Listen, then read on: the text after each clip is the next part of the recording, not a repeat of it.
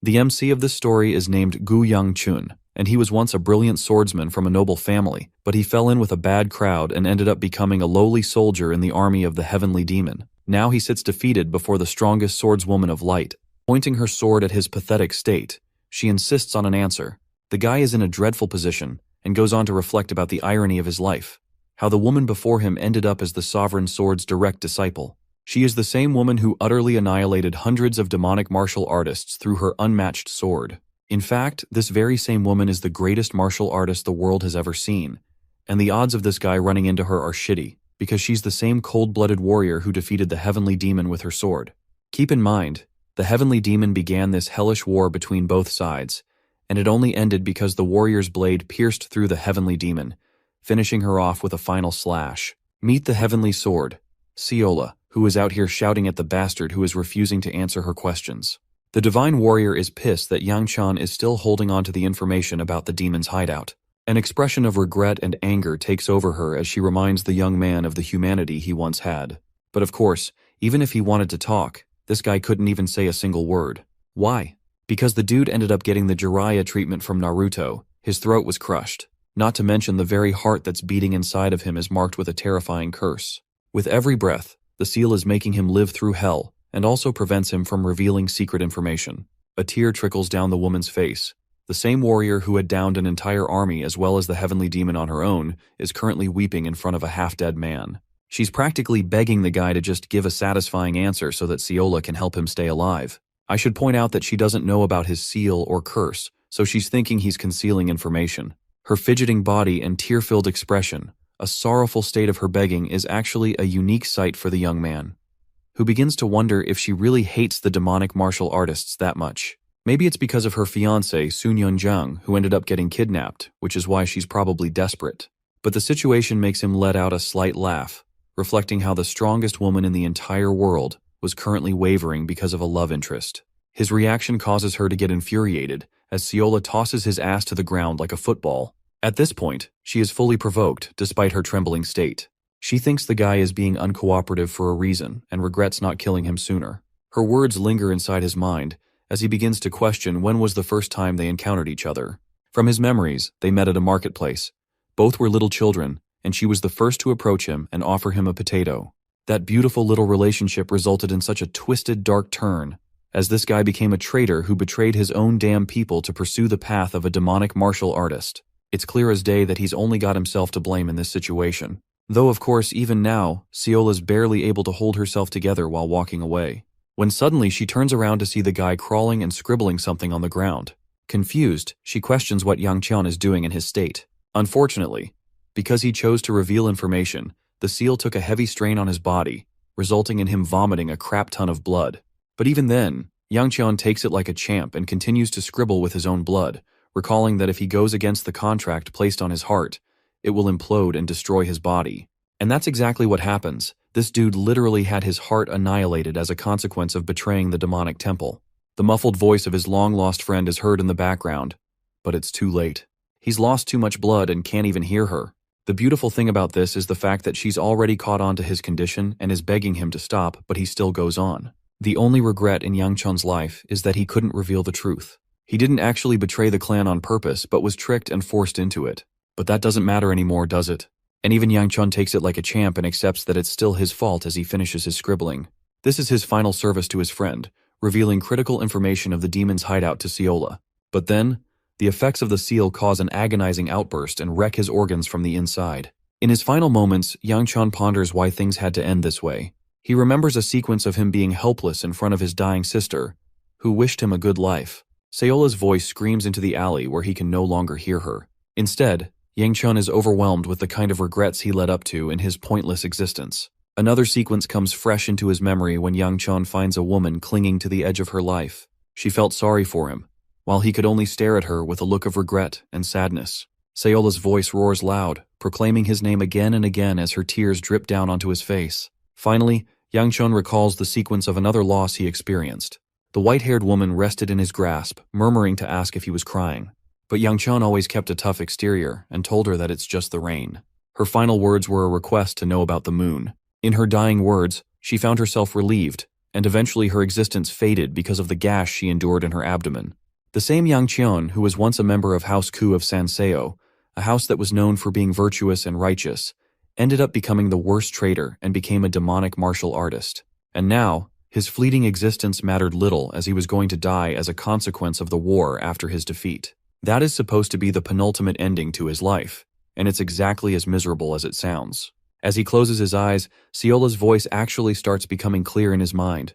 But there's a catch this time. It's the same little girl asking if he wants a potato. Yang Qian's eyes widened with shock as he appeared standing in the same marketplace on that fateful day, not knowing how he'd returned to the past. Our boy stands absolutely clueless, recalling how he gruesomely experienced his death after breaking the forbidden seal.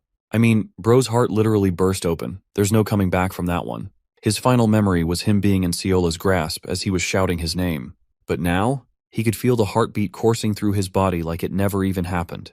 Not to mention his midget body, as he'd become much shorter and younger. It's as if he was daydreaming about the past, and Siola's past self stood there just staring at him in confusion. Yang Chun tries his best to recall the exact words he told her in his original life. Slapping the potato off of her hand, he shocked the girl as he stomped on it, showing a clear sign of his offense. Yang Chun didn't take pity on the girl's gesture and ridiculed her in front of everybody. Anyway, that happened in his original life. But this time, he doesn't hope to make the same regretful choice. Letting out a small laugh, he thinks it's time he made up and actually takes the potato from her grasp, even going as far as to thank the girl. Bro was trying to appear so Sigma in front of her, but the moment he took a bite out of the hot potato, he burned his damn mouth.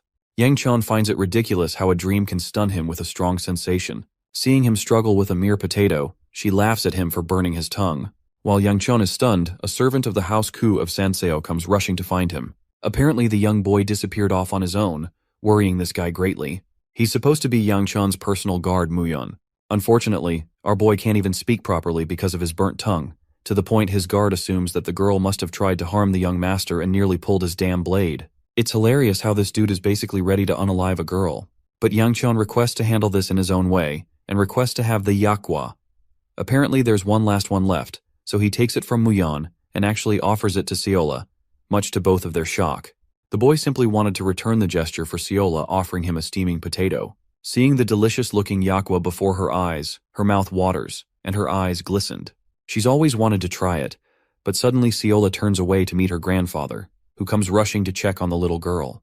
Wow, these kids really love being lost. Anyway, he scolds her for going off on her own, but Siola's okay since she got the potatoes in the end. Her grandpa is really kind and worried if she got hurt somewhere. But just seeing the guy in person puts Yang Chun in a daze. When the girl expresses that she gave a potato to the young boy, her grandpa showed a forceful reaction by pulling her back and actually showed great respect by bowing to the young master of the great house. But our boy tells him that it's nothing to worry about as the girl merely offered him a nice snack. Yang Chun shows proper respect and consideration by praising the food and even offers a yakwa in return. Initially, Siola's grandpa is contemplative, but the little girl jumps in joy and wants to grab it immediately. But the poor girl is absolutely devastated when her grandpa drags her the heck away, believing it would be dishonorable to accept such a delicious snack from the young master.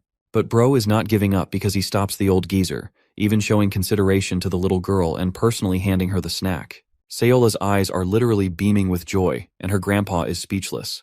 But from this interaction alone, Siola's ambiguously concludes that they've found what they were looking for. The two-part after that interaction while Yang Chun goes into a state of reminiscing, recalling that this old geezer was actually the head of the Murim alliance, so he's not a joke. He once sat at the top of the martial world as the strongest ever, and was single-handedly the most feared man from the demonic path, the original sovereign sword, Hyogenwi. But he can't put together why this man would be here at all. It's as if Yang Chun's life is flashing before his eyes. He spots the beautiful girl bidding him farewell with her kind eyes. The two parties turn the opposite direction to return home. Now that Yang Chun's life has already ended, he no longer has any regrets and thinks it's a good time for him to conclude this dream of his. But for some reason, the damn dream doesn't even end after he reaches his family estate. It's been far too long. At this point, Yang Chun is starting to wonder if this is some kind of final curse bestowed by the heavenly demon as a last resort. There's a lot he doesn't know about, until he suddenly hears a girl's voice, walking up to him and expressing her surprise to see her brother returning home. Meet the Scarlet Fire Sword Yeonsu Ku, Yang Chun's second older sister and the one person who hates him the most in the world. Basically, she's a bitch. Also, he reflects his surprise that his father's returning home today, while Yeonsu continues to tease him, talking him down for being a troublemaker who's going to pull another lame stunt again. But dude doesn't have time to give to an attention seeker and states that he's here because he should be. So she berates him for never showing up in the past. But instead of getting offended, Youngchun shows maturity by stating he will apologize to his father. Now that is the definition of character development. He actually wants to change his life even with the smallest moments. Anyway, that pisses Yeonsu off a shit ton as she roars his damn name and channels her beaming rage to step up to him.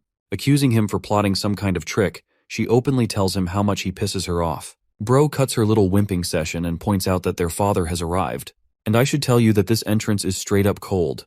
That's how you know Youngchun's papa means serious business. Their father, who basically looks like Musashi over here, is pretty surprised to see his son greeting him so forwardly. He turns his attention to Chief Steward, asking if his sword squads are all prepared. Turns out the first sword squad has already returned from battle while the fourth squad is prepared to leave whenever needed. So he signals to his chief to prepare the fourth squad and find him as soon as possible. Now let's talk about Youngchun's perspective, who finds himself completely paralyzed underneath his father's overwhelming gaze. The housemaster leaves a final regard for the boy, requesting to come find him after his meal. Youngchun is pretty damn shocked to hear that and asks Muyan for a digestive pill because of how intimidating that was. Skipping ahead to the time of his meal, Youngchun recalls the terrible taste of the food. It's the same as ever and he's genuinely terrified to see his father. The anxiety is so bad that he's hoping something will interrupt the meeting. The housemaster speaks over their meal, asking Yeonsu if she's progressed in her martial arts ability. She is very happy to confirm that she's reached the third ring only a few days ago, which is quite impressive compared to the other children her age. So he tells her to work even harder. Now Youngchun actually agrees with his father's words, internalizing how reaching the third ring is pretty damn impressive for a child. Yeonsu has always been the talented type, so a bit of hard work results in wonders. But most impressively, he's shocked to see the little girl smiling, when unusually she has a damn resting bitch face. Which is funny because as soon as he thinks of that, she looks at him with a murderous glare. When his father finally addresses his third child, Youngchun, Bro flinches from his spot. He heard the report from Muyan about the boy heading out to the market. The young boy confirms, causing his father to stand up and express his urgent leave. This surprises the boy because he was clearly expecting Musashi over here to actually say something. Well, Youngchun chalks it off to his father's earlier demand of meeting the boy in his office. But even that is postponed as one of the maids comes to inform him that their meeting is scheduled until tomorrow instead.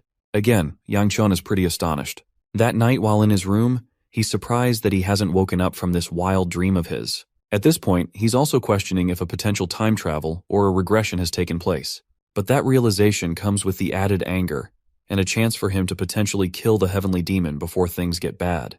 That thought is enticing at first, but Youngchun still believes he's having a dream, so there would be no point. Then there's the fact that he can't take on the same heavenly demon who was responsible for annihilating 3 sovereigns by herself. It reminds him of the day he surrendered before her just to live another day, and ended up having to endure living a life of becoming a demonic martial artist.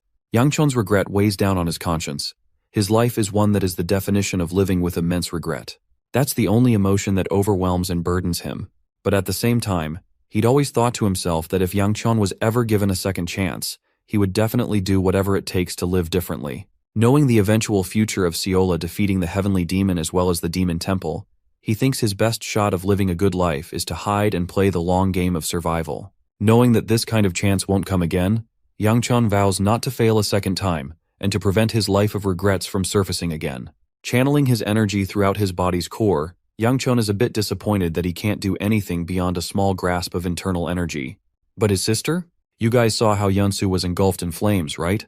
That's the difference between an ordinary person and a prodigy like her, who has achieved the third ring already. Still, even having this much internal energy is enough for the boy, believing that the generational cultivation technique of the house should be more than enough. The art of the 9-flame blaze wheel is his best shot of nurturing his body, and once he reaches the 4th ring, he'll also be able to showcase a bright flame of internal energy. And right after reaching the 7th ring like his father, his body will be thriving with this life-changing power. But as things stand right now, Bro is at the dead bottom of the 1st ring. That's why he wants to gather as much energy as quickly as possible to reach the 2nd ring. Add that to the fact that he can't even equip his powers of the demonic arts to help aid this journey. This time, he has to rely on himself and his family's martial arts. In a state of meditation, he concentrates all of his energy into his core. But that comes with an added drawback of siphoning his body, completely draining him at his current level. Youngchun can barely do anything with the skills he's got at the moment. Forcing his way isn't an option either, because it will result in something called chi deviation. However, the one good thing to have come out of this mess is that he's gained an understanding of the second ring, and he's edging really close to tapping into it. Yang Chan intends to keep at this level and hammer his way to make new breakthroughs, differently from his past life. At the same time, he has to be cautious and ensure that things don't go off track from the original timeline. Morning quickly comes around and the dude is still out of commission, unable to sleep because of his agonizing bodily pain. It's his fault for not taking his training seriously throughout his childhood. Preparing himself, he plans to visit his father later. But when he opens the door, he's surprised to find the same little girl from before greeting him hello. Let's take a little detour and explore what happened on one fateful day. A crack appeared in the skies as the people began to question if what they saw was a star or something else. Suddenly, a demonic eye popped out from the crumbled space and tore its way through. That was the day the demons invaded their realm. And these weren't just any demons. They were ruthless and wrecked the planet. The dimension where they spawned from is called the Gate of the Demonic Realm. Now, every single clan decided to counter the demons by creating a special force. These special forces or squads were known as the Sword Squads, and every known clan had one. But the Great Ku family actually has 5. The eldest sister of the siblings, Hebe Ku, is actually the head of the 5 commanding squads. And because he's widely known as the brat who constantly stirs trouble in his clan, he trained under her for 6 months in the original timeline. That was actually when he ran into Ciola, who adopted a blank, almost frowning expression at the time. They were supposed to meet 6 months later, but because of the way he treated the young girl, somehow she ended up at his doorstep the next day. Bro is done with the day already and goes back inside, but she pulls on his shirt, stopping him and hoping for them to get along well with each other. But before the poor girl could express her words properly, his grandpa swatted her hand off, calling his grandchild a brat for carelessly touching the young master without permission. Yang Qian doesn't know what to say as Ciola apologizes to him. He's still surprised by the purpose of their visit or why her grandpa is here. To his absolute shock, the man tells him that from now on, he will be serving Yang Qian according to the orders of the clan head. The fact that this guy introduced himself as Moon Wei and not Hyogun Wei is a bit startling to our boy. As for Ciola, she's also tasked to serve him alongside her grandpa, but things are progressing way too fast for him to understand what's going on. Letting out a sigh, he's certain that his father is responsible for doing something like this. He shares his gratitude, but ultimately thinks his life is fucked from the get-go already. Also, he doesn't really like being addressed formally, so he'd rather they call him by his name. But the old geezer doesn't listen to that either. Later that same day, the old man is dusting the place clean while Yang Qian sees him doing his task with content. He's got no clue what's up and turns his attention to Ciola. This little bold girl wants to impress him and carries a bundle of laundry all on her own. Even the other maids show her kindness and request her to share some of the burden, but Ciola vows to do it alone. Unfortunately, her bright confidence eats dust when she stumbles across a rock and tumbles down with a heavy crash. That faceplant has got to hurt with the way she fell. Even the laundry basket ended up on her head as she began to weep in disappointment. Seeing her in this state, Yang Chun thinks she's truly one of a kind for being bad at everything she does. His real talent lies in martial arts, so he doesn't get why she has such little control over her body. The current state of events is making his head hurt, while the sad Ciola walks up to him, still cutely wearing the basket on her head, promising to follow him wherever he goes. Or at least, that was the order she received from her grandpa. This actually means that the boy's personal and real servant is Ciola instead of the old geezer, but it's almost like the other maids pulled a scheme and trapped her with such a duty. Being the son of an incredible family, the boy doesn't know if it's nice to choose a servant of his own volition. Apart from her being Ciola herself, there's also the fact that her grandpa, the Sovereign Sword, is going to be monitoring him in close proximity. She tries to tidy up his robe, but even that is a depressing mess of wrinkles. Bro crushes her confidence by doing it on her own, and begins to wonder if the clan head even knows about the Sovereign Sword's identity. Knowing that he has to go and meet his dad, Yang Qian thinks he'll come to find his answers soon enough. While he's leaving, Ciola catches up to him, but he shuts her down, stating that she should finish up her work here. The remark makes her genuinely cry, and it's noticed by her grandpa too. Anyway, Yang Qian leaves, and shows a bit of his softness for Ciola when he promises to return with Yakwas if she does her duties well. That little comment alone makes her flutter with joy. The perspective shifts to Yang Qian, who stands before his father's office, getting anxious just standing outside. He's scared of what will happen and wonders if he should ask about Hyogun and Ciola instead. Bro's approach ends up in the gutter when the clan head pops from behind and scares the living crap out of him. He's told to go inside, and regrets immensely that he loudly swore in front of his own father. Yang Qian is seriously questioning how he didn't die of a heart attack at that moment. They begin the conversation by discussing his new servants. The boy is grateful to receive them, but he doesn't know the reason why. His father refuses to elaborate on the reason and believes his son will come to know eventually. This isn't good, because Yang Chon now understands that his father probably knows about the sovereign sword, but the purpose is kept ambiguous. Instead, the clan head recommends that the boy prepare for the 9-Dragon Council that's due tomorrow. Though Yang Chon complies, he has trouble remembering what the purpose of the council was. Suddenly, the little dude reaches an enlightenment, this time horrified to remember the council's name. Yang Chon thinks even death would be more acceptable at this point, while Muyon, his personal guard, questions if he truly doesn't want to participate in the council. Let's explore the concept of this unique council. It's supposed to honor the original sword squads who worked tirelessly hard to guard the demonic realm, risking their lives for the people of Sanseo. It's held twice a year to commemorate their efforts, and it's also a recruitment event to help bring in new members into the sword squads. And as he's the member of the main family itself, he has to attend the council. But bro just doesn't want to go, ordering Muyon to behead him immediately. But even the personal guard thinks his father will probably kill Yang Chon a second time if he refuses to go. Then there's the fact that the second elder is hosting the council this time, and he also promised to beat the shit out of Yang Chon if he refuses to participate in this council. The situation got so much worse than he expected. The second elder is a damn annoying geezer who has always treated him harshly ever since he was a child. Then again, the kid is a troublemaker, so it makes sense. Anyway, he entrusted the boy and had high expectations for him to act befitting of the great family household. In some ways, Yang Chon is grateful to the old man, but at the same time, he is afraid of him because of his unending training sessions and handing him a mountain of chores. But it's actually endearing because the second elder always looked after the boy even when the clan head ignored him. It's a miracle that he turned out the way he did in his original life, even after the training he endured from the second elder. Anyway, it's time for them to head out. They're supposed to leave when the carriage is ready, so the boy inquires Honghwa about the update. The maid explains that they're looking after Seola, which worries the young master who wonders if she ended up making more trouble. But apparently they were actually busy prepping her in a tidy and presentable outfit. Looking at her in this elegant attire, it even causes Yang Chon to find himself flustered against the girl's pure smile. She walks up to him like a beaming child and expresses how the other maids were praising her beauty. But that compliment is actually true because even Yang Chon finds himself weak against her cuteness. The girl musters up the courage to directly ask him if she looks beautiful. And yup, that alone is enough to make the little master embarrassed beyond hell. He's so flustered that he avoids her and completely switches topics. In the next scene, we get to see the carriage moving at tremendous speeds, giving Seola a joyful ride. It's actually her first time experiencing a carriage ride like this, so she's quite excited. As for Muyon, he tells the young master that the council is being held in the commercial district of Cheonil, known for being the most famous district in their territory. Since it's a long journey of 4 hours, it's going to take a while, so Yang Cheon thinks it might be a wise idea to take a nap. But the annoying and beaming child behind him is talking so loud that he just can't. Yang Chon shoves a yakwa snack in her mouth and tells her to shut up for a while. This actually shuts her up to the point he can drift off into sleep. But his sleep doesn't matter at all, because he wakes up a second later and realizes that 4 hours have already passed and that they've arrived.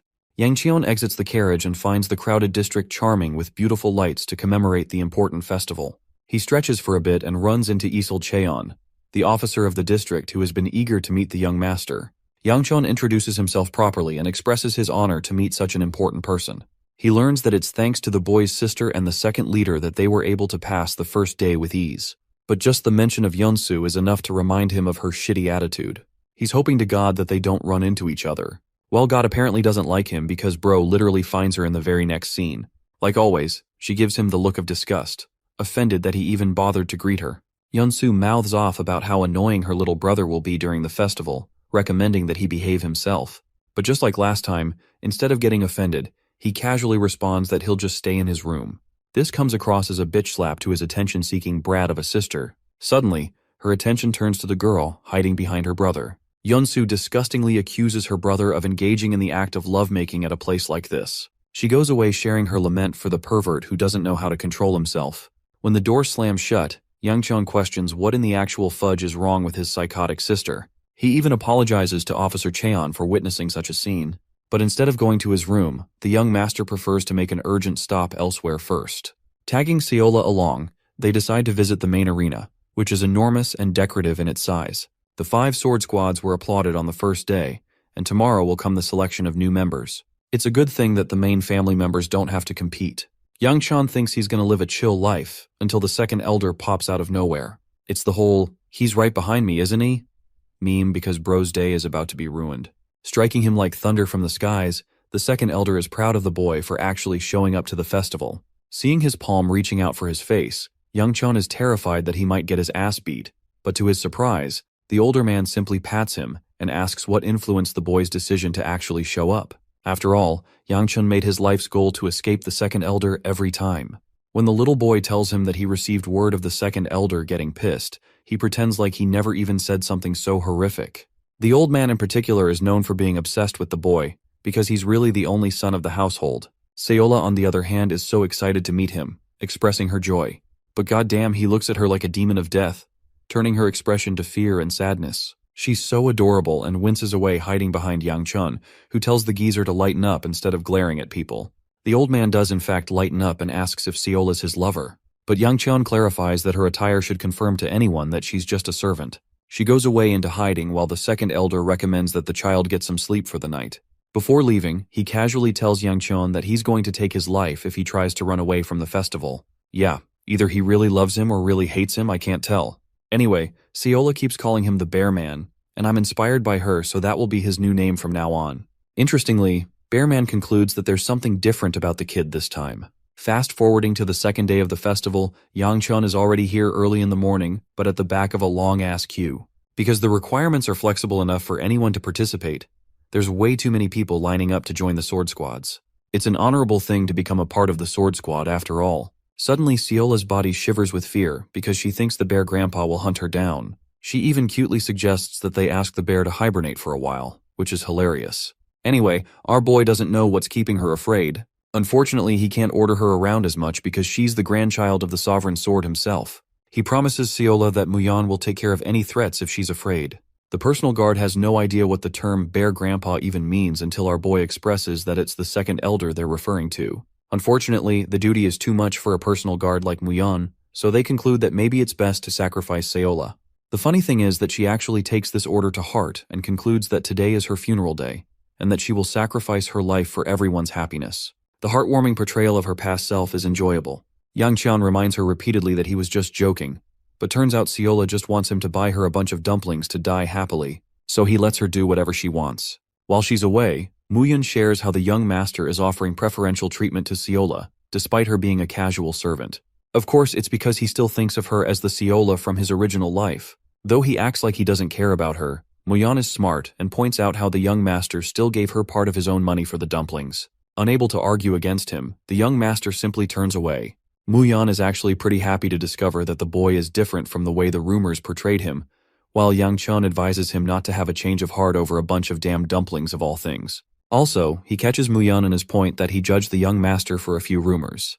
It's only been 2 weeks since he's been assigned as his personal guard. The only reason he said something like this is because Yang Chun freshly received him as his guard right as he regressed into his past life.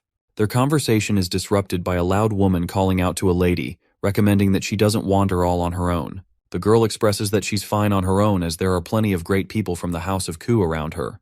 The voice of these girls sounds similar to Yang Cheon, putting him in a state of reflection. Yobi, the mysterious girl's servant, argues that it's troublesome if she runs into the young master of the Ku family. Then again, there were plenty of boys in their family, so she could be referring to anyone according to Yang Chun. Even the girl thinks it's impossible to meet him in a crowd like this. But even Yang Chun has a self-aware fourth wall-breaking moment, believing that this is some kind of foreshadowing. The girl turns back, only to become startled to find the astonished young master before her eyes. Muyun whispers in his ear, explaining that the situation is probably awkward based on their reaction, so he's wondering if he knows these people. But of course, seeing her face, Yang Chun simply couldn't forget the girl who had obsidian eyes with a ring on her finger with an ambiguous pattern. Though no one knows about the symbol on the ring, he knows that it belongs to the Habuk's House of Peng region. This very same woman is revealed to be his ex-fiancée. Let's talk about how the engagement happened between these two belonging to the Great Houses. They were mainly of a similar age, and the House of Peng suspected that the young boy would one day become the clan head. That's why they entrusted their daughter in an engagement with him. As obvious as it could get, this guy ended up causing a shit ton of problems, and because of his stagnating reputation as the troublemaker, the House of Peng became afraid, and the engagement eventually broke up because of his final words to her. Immediately, she questions why he's here, but Yang Chun cuts her off and asks the same. She tells him that it's because of some urgent business, and that she isn't required to explain her intentions in the Sanseo region because of his family. He treats her coldly, which pisses her off as she reminds him of their age difference of 1 year. So he decides to adopt immediate manners and refers to her properly. He turns his attention to Seola and expresses that they should leave with the dumplings. Meanwhile, this adorable little monster acquired a crap ton of dumplings and is happy to leave.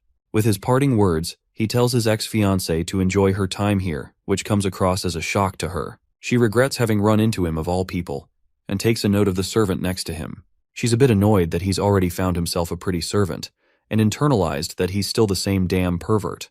Going back to his fateful words from the day their engagement broke off, Yang Chun called her nothing more than a spoiled daughter of a mistress, basically insulting her mother and causing her to get so enraged that she was about to beat the hell out of him. But Yang Chun apparently had balls of steel as he doubled down instead of retracting his statement. So bro ended up eating a Mike Tyson hook from a girl, which is well deserved. She was done with his attitude even after the strategic engagement because of her house. Yobi was there to stop the girl, but she swatted her hand away, stomping her foot next to his face, and was more than ready to kill Yang Chun's ass. Yeah, that was one hell of a day from her memory. Even now, she's trying to convince herself that he's the same, but this kid is actually helping his servant out with the dumplings.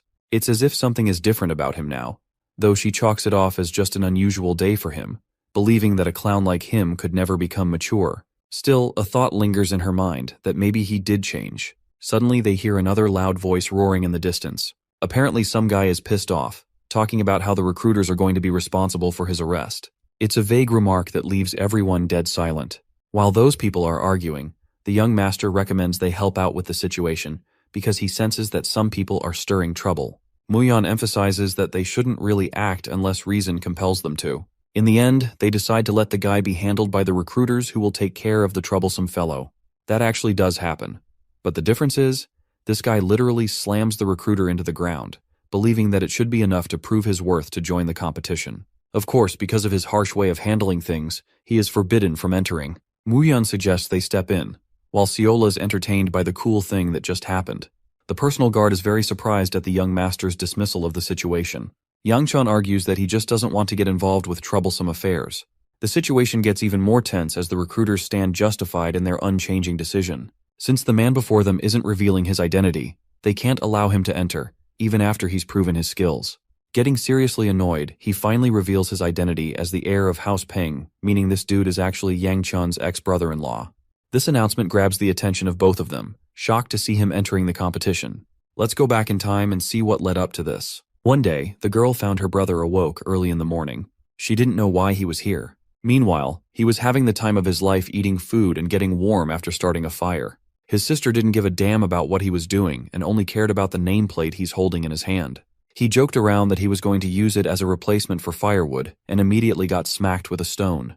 His sister was done with his shenanigans. She gives us a little fun fact about her brother. He actually graduated as the youngest heir of the house in the history of House Peng. The nameplate is special because he received it directly from his lord. While she keeps on trying to maintain the serious topic, her bro is still joking around about the firewood and receives a beating from his sister. She emphasizes the duties of the heir of the house, and her words sadden his expression. It's almost like he doesn't want to shoulder such a burden. His sister takes note of this and remarks how he's a prodigy who has earned the best achievements in his life, and yet, he still seems unhappy. Letting out a nervous laugh, he corrects her, stating his intentions of leaving the house for a while. Instead of pushing him around, she recommends that he enjoy himself on a walk then.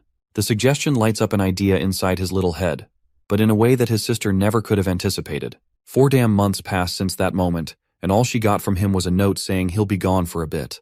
She was pissed and complained to Yobi, who actually reported that the Vagrant clan might have a clue on his location. She was dying to hear where her brother had gone, but the region of Sanseo never made sense to her. Well, until now, that is. She's just run into that same troublemaker who was rattling his mouth off to join the 9-dragon competition no matter what. Bro was beefing with the recruiters and explained that he didn't have time to spare. The commotion drew the attention of our boy and the guard. Both of them heard him yapping about the Black Knight Blade, which is a technique of House Peng. Our boy figured the situation would only get worse from here on out, so he sought to scatter away. But of course, Grandpa Bear had to rain down on his moment at the worst possible timing and grabbed the boy's face. He personally found the troublemaker impressive because of his connection to the Peng family and allowed the boy to join. It is only then Wu Jin Peng makes his official introduction, expressing his great honor to meet the second elder of the House of Ku. Grandpa over here laughs his face off, and because Wu Jin kissed his ass just now, he's even more prepared to let the boy join the competition now.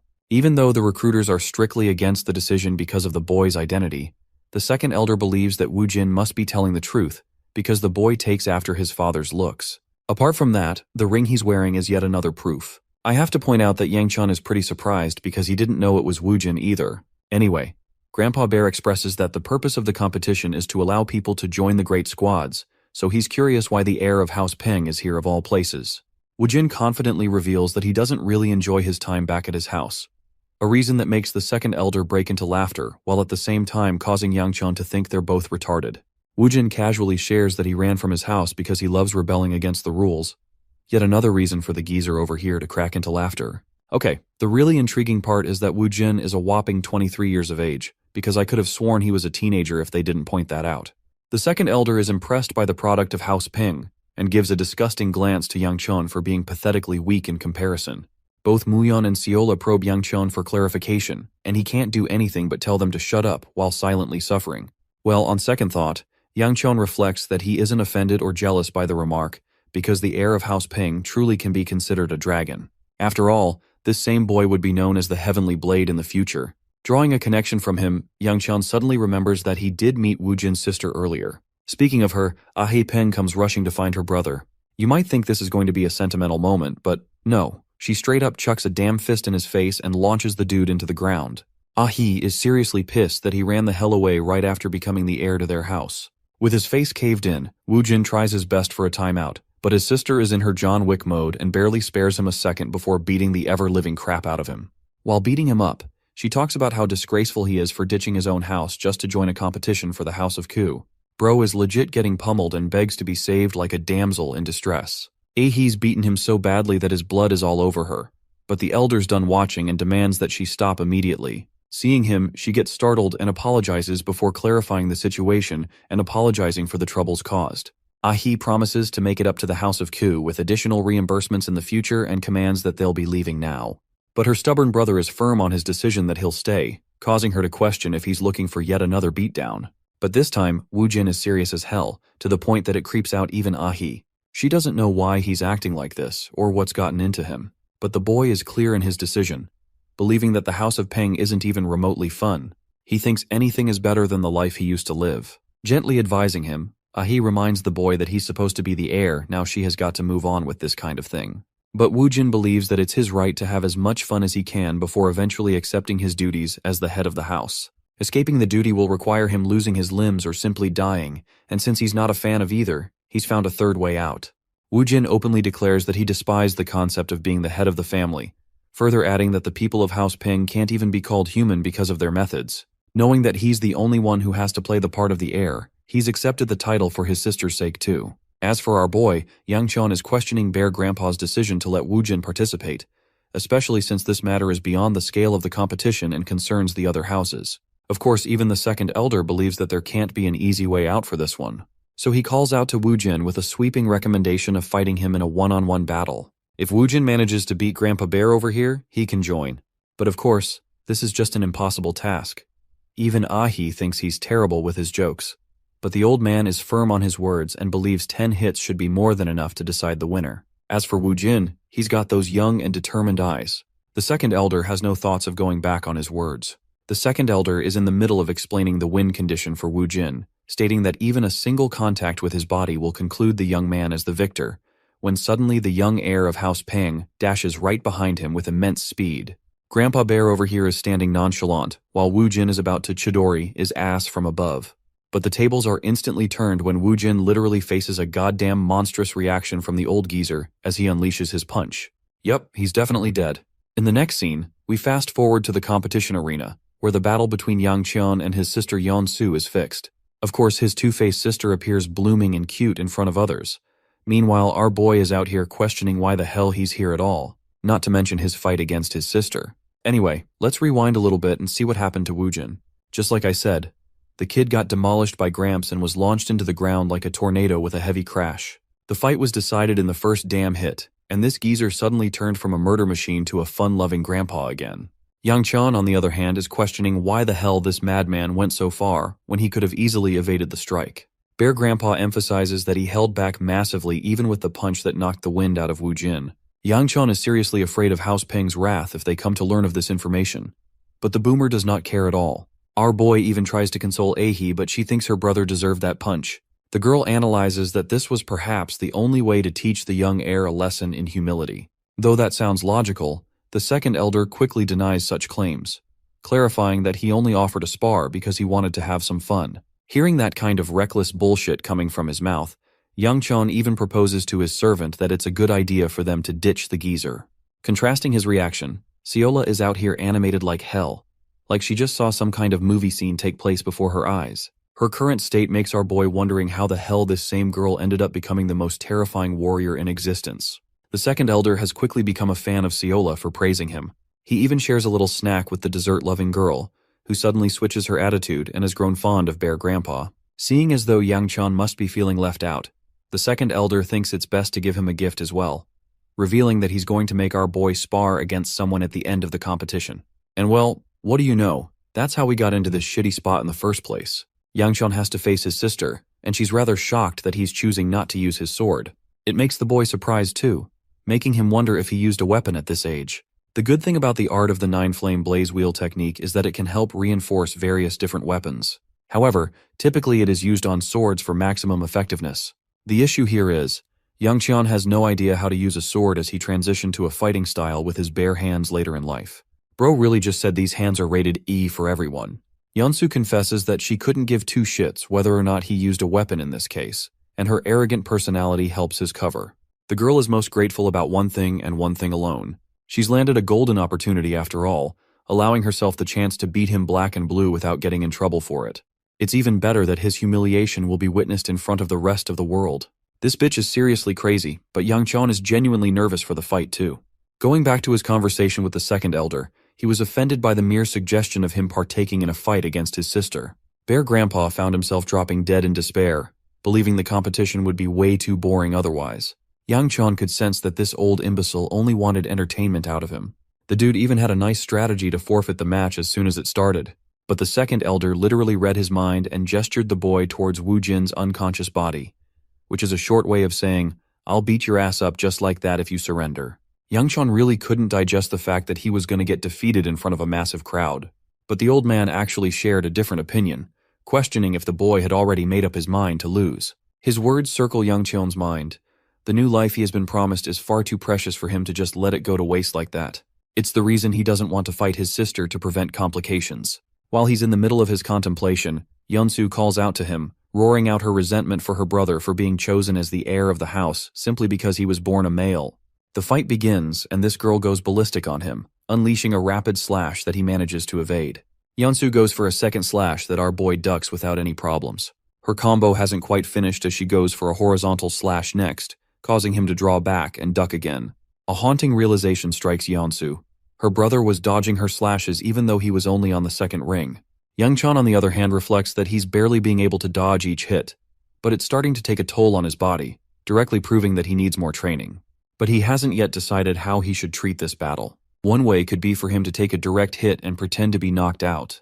At the same time, with the way she's attacking him, bro is not going to be pretending at all. He thinks he's genuinely going to be put out of commission. Before he can even chart a battle plan, his sister goes on the offensive again, grabbing his uniform to make sure he stays in place as she launches another sword slash. But he dodges that too and quickly undoes his top, causing Yeonsu to slice it down. The boy taunts his sister for having so much bloodlust against him that her attacks are predictable. He recommends they stop the battle, questioning how much she despised him. Even though they weren't even using real swords, she tore his shirt in half with such power. Yeonsu replies that she had to accept the horrid reality that she would never become the heir simply because of the system, even though she trained and gave her life to the cause. And yet, the boy who does nothing and lives like a heap of garbage is easily handed the position because he's a son. That's why she hates him so much and believes that their positions are unfair. Yeonsu takes it a step further by imbuing her weapon with internal energy, raising the stakes of the fight. With her current level, Yang Chun is astonished to discover that his sister has already evolved past the third ring. The onslaught of attacks continues as she does her absolute best to nail him down with at least one attack. She even calls him a coward and a useless clown who does nothing but dodge because that's all he can ever do. That he's talentless, and someone who isn't even determined. She thinks that if her brother is going to continue this lifestyle, then it may as well be fate to get rid of him. Interestingly, The boy quietly listens to her complaints, and in the next attack, we can even see a look of sadness on the girl's face. Yangchon stands fearless and does nothing, hearing Yeonsu's cruel words for his mother too. The conclusion is intriguing, as he actually manages to stop the attack by catching her wrist, returning a demonic glare as Yangchon questions what rubbish came out of his sister's mouth. Following a monologue of the girl, Jeonsu openly admits that she holds her big sister in high regards. She was given the title of the Searing Blade at the mere age of 15 and was exceptional by the age of 20. Because of her raw talent and effort alone, she eventually became the leader of the 5 swords of the House of Ku. A woman who was acknowledged by everyone with no equal, but even with everything at her disposal, she couldn't be granted the title of the head of the house. That was a privilege reserved for the little boy Yang Chon-ku, someone born from a mistress and the only known successor. Initially, Jeonsu really fancied her brother, and though they shared different mothers, Yang Chon's mom showed kindness to both. In a way, Jeonsu also loved her back, which is why she didn't feel threatened or disgusted by the boy at the time. That's when it happened. One day, the woman was nowhere to be found. All gone, abandoning the 2 children. The head of the clan, their father, strictly ordered everyone not to look for her. That's why it became a hopeless endeavor to even try. This was actually around the same period of time where the boy became crueler to everyone. He didn't form connections with anyone in the clan until the rumors of his mysterious acts with women began circling around. However, despite what led to this change in events, one fact remained supreme. Yang Chon would still be given the position of the head of the house. That's not his fault, it's the system of men inheriting titles. And it's not like Jeonsu could ever hope for that to change. She was nothing compared to the ever-blazing talent of her older sister, which sprouted a deep resentment inside the girl's heart. She began detesting him for being someone who couldn't even make use of his abilities. Let's go back to the present scene, where upon the mention of his mother, Yang Chon gives his sister a fearsome glare, instilling so much fear inside her that she retreats just to be safe. But that won't matter, because this man is now done playing around as he blitzes behind her, launching a punch right in her face. Witnessing the battle, Ah-hee is pretty impressed by Yang Chon's sister's talents despite sharing a similar age group.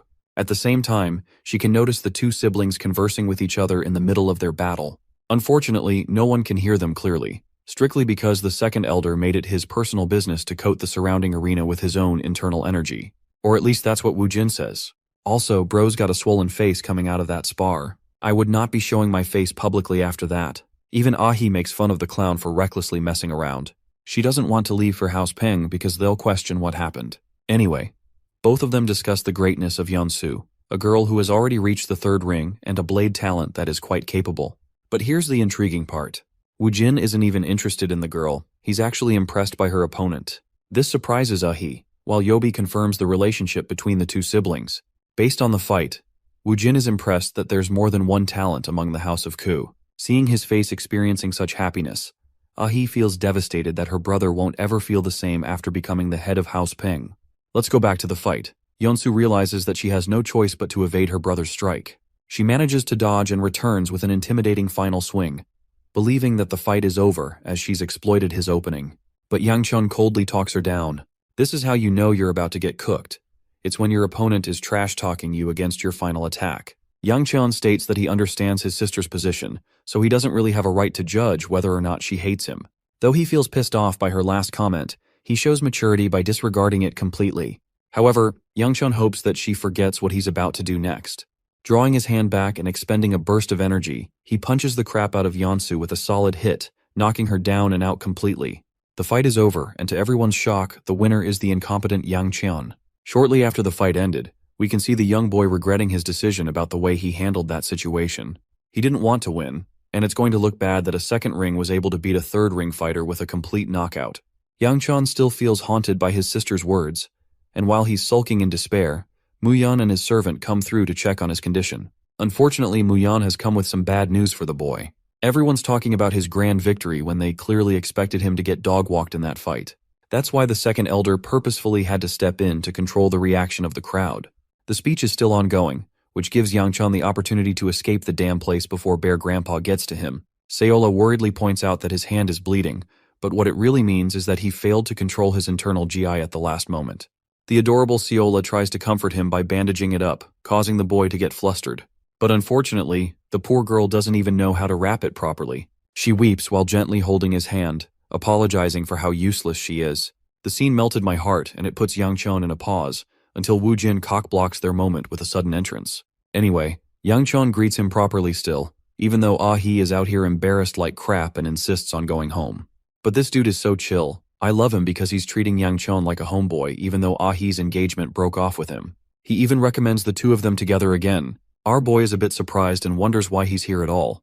Woojin expresses that he just wants to connect and network with talented people. He also holds his older sister Hibiku in high regard, but was unaware of a hidden talent like Yang Chon. The boy is actually surprised that Woojin knows about his sister. The heir of House Peng reveals that they actually share a pretty close relationship, but he doesn't know how she thinks of him, basically contradicting himself. Yang Chon simply laughs it off, ignoring the ridiculousness. He sees Woojin going away with Yobi, but strangely his ex-fiancée is still here. She wants to break her silence, apologizing for hurting him with the chair. She's about to conclude something which I suspect would have been about a reconciliation, but Yang Chun cuts her off and shocks her by his own apology. He knows that he overstepped a boundary by saying stupid words about her mother, and it's only fair how she reacted. They're both in the clear, with Ah-hee accepting the situation and leaving him with a reminder to check what her brother left him with. Yang Chon inspects his uniform and discovers a little slab, not knowing what it means. The night ends with the two of them sharing a farewell. With this, Yang Chon is starting to mend the mistakes of his past life, but still there's so much more for him to correct. On their way back, Iola is knocked out like a log. Our boy is still gloomy about his duel against his sister. In his previous life, he never got the opportunity to do that. And of all the times he can think of, Yang Chon thinks he shouldn't have been able to win that fight. From his understanding, the future began manipulating the moment Siola began working under him. A small act of kindness could have possibly shifted the tide of the story he was supposed to follow. Still, he doesn't get why this is happening, and that he should be careful about updating his plans. Suddenly, the boy senses something sharp, and immediately requests Muyan to check the demonic talisman. The personal guard is happy to inform his master that there's nothing to worry about, as the talisman is working just fine. But as Muyan is delivering that news, the talisman lights up, causing him to order an immediate stop. The fact that the talisman reacted strongly means that a demonic gate near them has just opened up. Muyan tells all his men to prioritize the safety of the young master. However, to his shock, the same young master is casually standing outside and stretching for the fight to come. Muyan scolds him, constantly reminding the boy of how dangerous this could get for him. Yang Chan tells him to concentrate on what's ahead of them. As if a crack in reality appeared itself, a green gate spirals open, releasing houndish beasts. The good thing about a green gate is that it's supposed to be the weakest level of the demons. Preparing his technique, Yang Chon goes on the offensive and annihilates the monsters without any sense of trouble. Now there is one thing to be noted about all demonic creatures. They possess a special stone inside their bodies, signifying their hearts. Think of these stones as a power core, and a weakness that can be exploited by simply pulling it out. One other demonic beast attempts to bite him from behind, but our boy is quick with his reflexes, and efficiently focuses on extracting the demonic stones. However, just having taken down two of them has inflicted a crazy amount of exhaustion on his internal energy, affecting his usage of the 9-flame blaze wheel technique. Still, it's not like he can stop just because he's tired, especially when 3 more of these ugly dogs were heading their way. But to his surprise, Muyan comes sweeping in to protect his young master, reacting with such unfathomable speed and unleashing a spree of slashes across the creatures' bodies. Virgil from Devil May Cry must have taught him his judgment cut end ability from the looks of it. Even Yang Chon is straight up speechless seeing his cool-ass servant knock it out of the park. Muyan turns to inquire about his condition, and he's glad that nothing serious happened. The fight's already finished, considering not a lot of the beasts came out from the other side. In a way, they got really lucky. But Muyan is seriously worried about our boy's decision to jump in so recklessly. It could have ended in a disaster. Yang Chon states that it's all fine in the end. Well, it's not exactly fine at all, as his hand begins to burn in a purple flame, giving him unimaginable amounts of pain. Even Muyan's got no idea what's happening to his young master. Yang Chan curses in frustration and fear, questioning why the hell the Heavenly Demon's martial art is activating all of a sudden. This technique of the Heavenly Demon is officially known as the Heavenly Absorption ability. Let's take a look at a cool flashback from the badass demon martial artist Yang Qian, who had single-handedly severed down an entire battalion of fighters. The broken warrior before him questioned why he was so merciless, and why he slaughtered them when he had no reason to. About to finish the guy off, Yang Chun questioned if those would be the man's last words. The man looked at the deceased elder's cut-off head and screamed in despair. A large shadow hovered over the skies, and from a scarlet gate emerged a gigantic dark dragon. The heavenly demon decided to descend from her dragon and walked up to the kneeling Yang Chun, stating that he could have put more effort into trying to amuse her. But having gained a slight sense of satisfaction, she decided to imbue him with a skill. And well, that leads us to the present, where much to the boy's shock, the same absorption technique is purified thanks to the effects of the 9-flame blaze wheel. The boy describes this unique process as a kind of a merging effect, something that never even happened in his past life. Anyway, Seola and Muyan are crazily worried for him as he finally gets back up, stating that he's fine. He thinks it's possible he might have sustained an unknown injury during the duel he had with his sister. Muyan wants to find an immediate doctor, but our boy insists that he's okay, especially considering the fact that he wants to hide his ability to consume demonic energy. Seola, on the other hand, is whining like a puppy, squishing his face and asking for confirmation as she finds his condition to be sad. Luckily, the other servant stops her cute meddling and pulls her away for Yangchun's sake. Once again, Muyan requests that they visit the doctor, but the young master believes it would be better if they just returned home and if he slept to cool off the exhaustion. While his men are gathering around and preparing again for the journey, the boy enters a contemplative state, noticing how he doesn't feel an ounce of demonic energy within him. This means that his family's generational technique must have done something. Interestingly, he also takes note that the color of the stone faded, which confirms the absorption of the demonic energy. Deciding not to dwell on the matter for too long, he crushes the stone within his grasp, believing that he should urgently work on his plans. The following morning, Seola's eye for sweet snacks is acting up again. But our boy actually ignores her pleading request and betrays her from her expectations. Yangchun reminds the girl that she was the one who keeps tagging along for no reason at all. Anyway, Muyan is pretty curious why they've come out here of all places, especially since the boy is still in the process of recovering from what happened, so it doesn't make sense why he's out in the marketplace when he should be resting. The considerate Muyan even offers to help him if he's looking for something. Though the young master appreciates his consideration, Yangchun concludes that he doesn't want any help right now. He notices a specific street and scans the alley, confusing Muyan a bit more. First, Yangchun requests the girl to retreat back home, and then tasks Muyan to follow him. He wants Seola to be the messenger to his house, stating that he'll be back by dinner. The young girl is worried that her grandpa will scold her, so Yangchun plays with her greed and offers to buy her 10 yakwa snacks for completing this task. Suddenly, the girl is beaming with confidence and adds a condition of dumplings on top.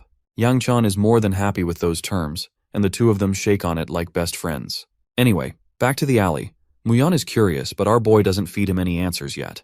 The personal guard is scanning his surroundings, believing that this place seems a bit dangerous to wander alone. But that's something even Yangchun knows about. It seems that he's found what he was looking for at last. At first he was worried he wouldn't be able to find it. Muyan is curious why the building is of interest to the young master, and even states that his senses are telling him that something is wrong with the building. Yangchun commends him for having sharp instincts and opens the door, receiving annoyance from a bunch of crooks who think that the young boy must have lost his way. They also notice that the boy's guard is armed with a weapon, which means this is a good sign for them to kill these two. These thugs put Muyan on edge as he prepares his weapon. One of them questions why the boy came here of all places. Yangchun confidently reveals that he's simply a customer, but his arrogant tone makes the thug pissed off. He actually threatens Yangchun to the point that Muyan is ready to strike all of the bastards down. But the young master believes it's not the right time, and reveals that all of them knew who he was the very moment he stepped a foot inside the alley. Yangchun intriguingly asks if they're afraid of the House of Ku's wrath, but he's not here for that. Instead of trying to slice each other down, the boy offers a negotiation with the branch manager. The thug is actually shocked by the boy's audacity, and reveals that Yangchun doesn't even have the most basic of manners. But the cunning young master fires back, reminding the thugs that it's not like they're the sweetest people either. This makes the thug snicker a laugh, and instead of going along with the boy's offer, he commands all of his men to slice the kid down. In 1 second, all of them attack him from every single direction. Muyan is done waiting around and demolishes the entire group, carefully making sure that none of them are killed in the confrontation. With this display of power, Yangchun stands fearless, aura farming while his guard takes care of everyone. The thug is shocked, and yet unsurprised that Yangchun brought such a powerhouse along. At the same time, it's not like he can comply with the young master's demands either. Suddenly, the thug receives a message from the main manager. Seems like they've already heard of the boy already. The messenger offers his words and discusses the situation. Meanwhile, our boy is forming his own thoughts, questioning what they're planning. At this point, he thinks it's a waste of time and requests Muyan to kill them all. But to his surprise, the thug reveals that their boss wishes to see him, so there's no point in fighting anymore. Though annoyed that they couldn't just do this from the beginning, Yangchun tells Muyan to stand down. They follow the thugs, and yet Muyan is still out of the loop and inquiries for information. The boy reveals a hint of his original plan concerning the Vagrant clan. Let's talk about the Vagrant clan itself. It's grouped as one of the 10 prestigious clans, simply because of their incredible information network and reconnaissance skills. However, because they follow the path of virtue, they strictly follow a code that keeps their reputation from harm. Now, since the clan won't be able to do what the boy wants them to, he decided to take the second option. Contrasting the Vagrant clan, there is the Hao clan, known for being malicious in all ways possible, which is why he's here. Descending to the lower floors, the boy finds Wunchu Do, the branch manager of the region. She apologizes for her men responding with force upon first encounter. It's really because they were shocked upon the boy's arrival. Anyway, Yang Chan doesn't care about that and demands to speak with her. The branch manager firstly inquires why someone of the boy's stature has come here of all places, especially to a clan following the malefic path. To that, the boy obviously responds that it's a request that can't be met from the Vagrant clan. The branch manager apologizes for her insistent questions, but it's just that the boy's connection to the House of Ku made them worried for a moment. Yang Chun understands their situation, but he's still waiting on a clear yes from their side. Wunchu Du expresses that their clan promises to do the job of any caliber as long as they're granted the payment. The boy is glad that they're complying and reveals that he's trying to look for someone, specifically a child over the age of 10. He hands over a sketch and details of the kid. Reviewing this document, the branch manager quickly takes a backstep and reveals that they genuinely can't take this request. Unfortunately, one person came before Yang Qian, and their request was basically to look for the child's guardian. This makes it a conflict of interest for both parties, which is hard for them to swallow.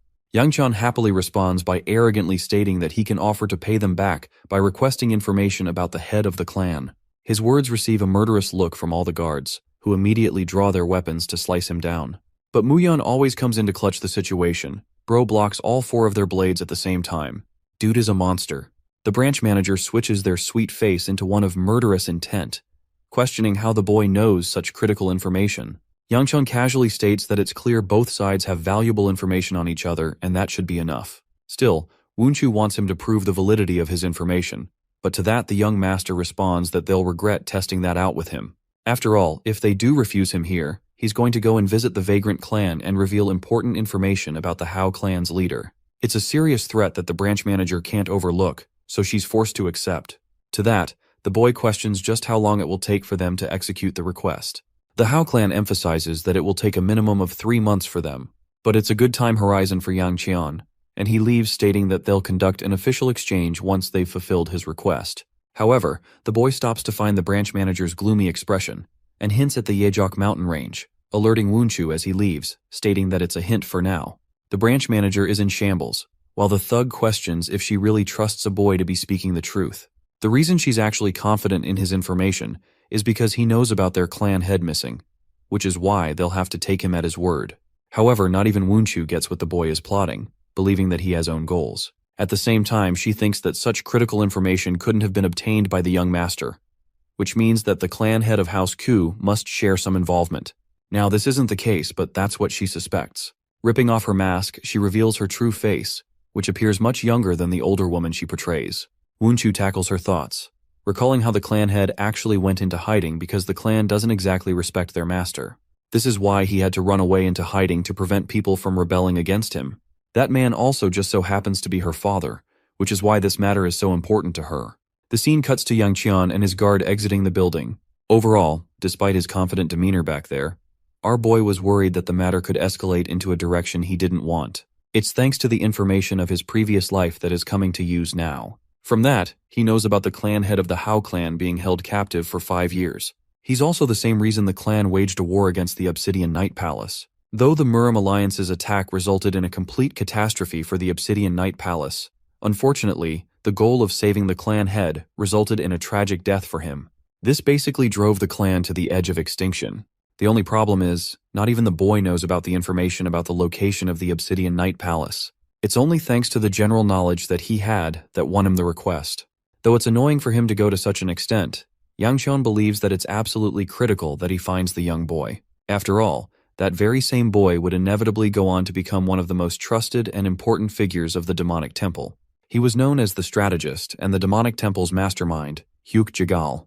That's why Yang Qian wants to eliminate him as soon as possible, recalling how the dude's strategies were so cunning that it became an issue for a powerful warrior like Seola many times. If he fails to subdue him here and now, things will get much worse for them all. Muyan cuts off his thoughts and questions what the boy is searching for, but he does add that the request should be fulfilled by summer, and he's also cautious of the young master's knowledge of the Hao clan. Well, Yang Chun confirms that he'll receive the information by summer, but something else comes up and bothers him. He sharply remembers that this is around the same time when House Yan's secret treasure mine was discovered. Unfathomable wealth rested inside that place, but none of it held a candle to the priceless spirit pills. Those pills allowed any person to reach a higher level of martial arts. And in the original timeline, it helped someone become so powerful that they were acknowledged by the heavenly demon. So now the kid has two issues to deal with: Jiggle and the spirit pills. And though he wants to attend to the matter of pills, it's going to be difficult to track down information. So our boy goes with a 1000 IQ strategy that you've probably heard of before. It's called giving up because this shit is too hard. After all, there's just too much going on and he'll have trouble locating the treasure. Let's cut the scene to Seola, who is surprised because a dude is hitting on her and requesting that she serve him instead. The second elder immediately finds Seola's grandpa, stating that he only came this far because of the little boy, and he's even more shocked to find the sovereign sword himself looking after the boy. They both share a laugh as the second elder reminds him to keep on working. This pisses him off as he casually shatters the broom, questioning why Elder Ryun came here at all.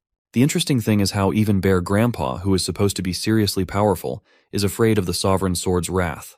The sovereign sword tells him to pick up the pieces of the broom, and while Elder Ryun is doing that, he inquires about the real motivation the second elder came here. At the same time, he's not surprised that Ryun came here, especially since he's piqued his interest. Just 3 months ago, the kid was incapable of mastering the horse stance of the family, and now, all of a sudden, he has the talent to defeat his superior sister. The fact that his blaze wheel technique has reached a point of stabilization only continues to point in the direction that the boy is a hidden gem that needs investing in. To that, the sovereign sword wisely questions if they can really call it talent.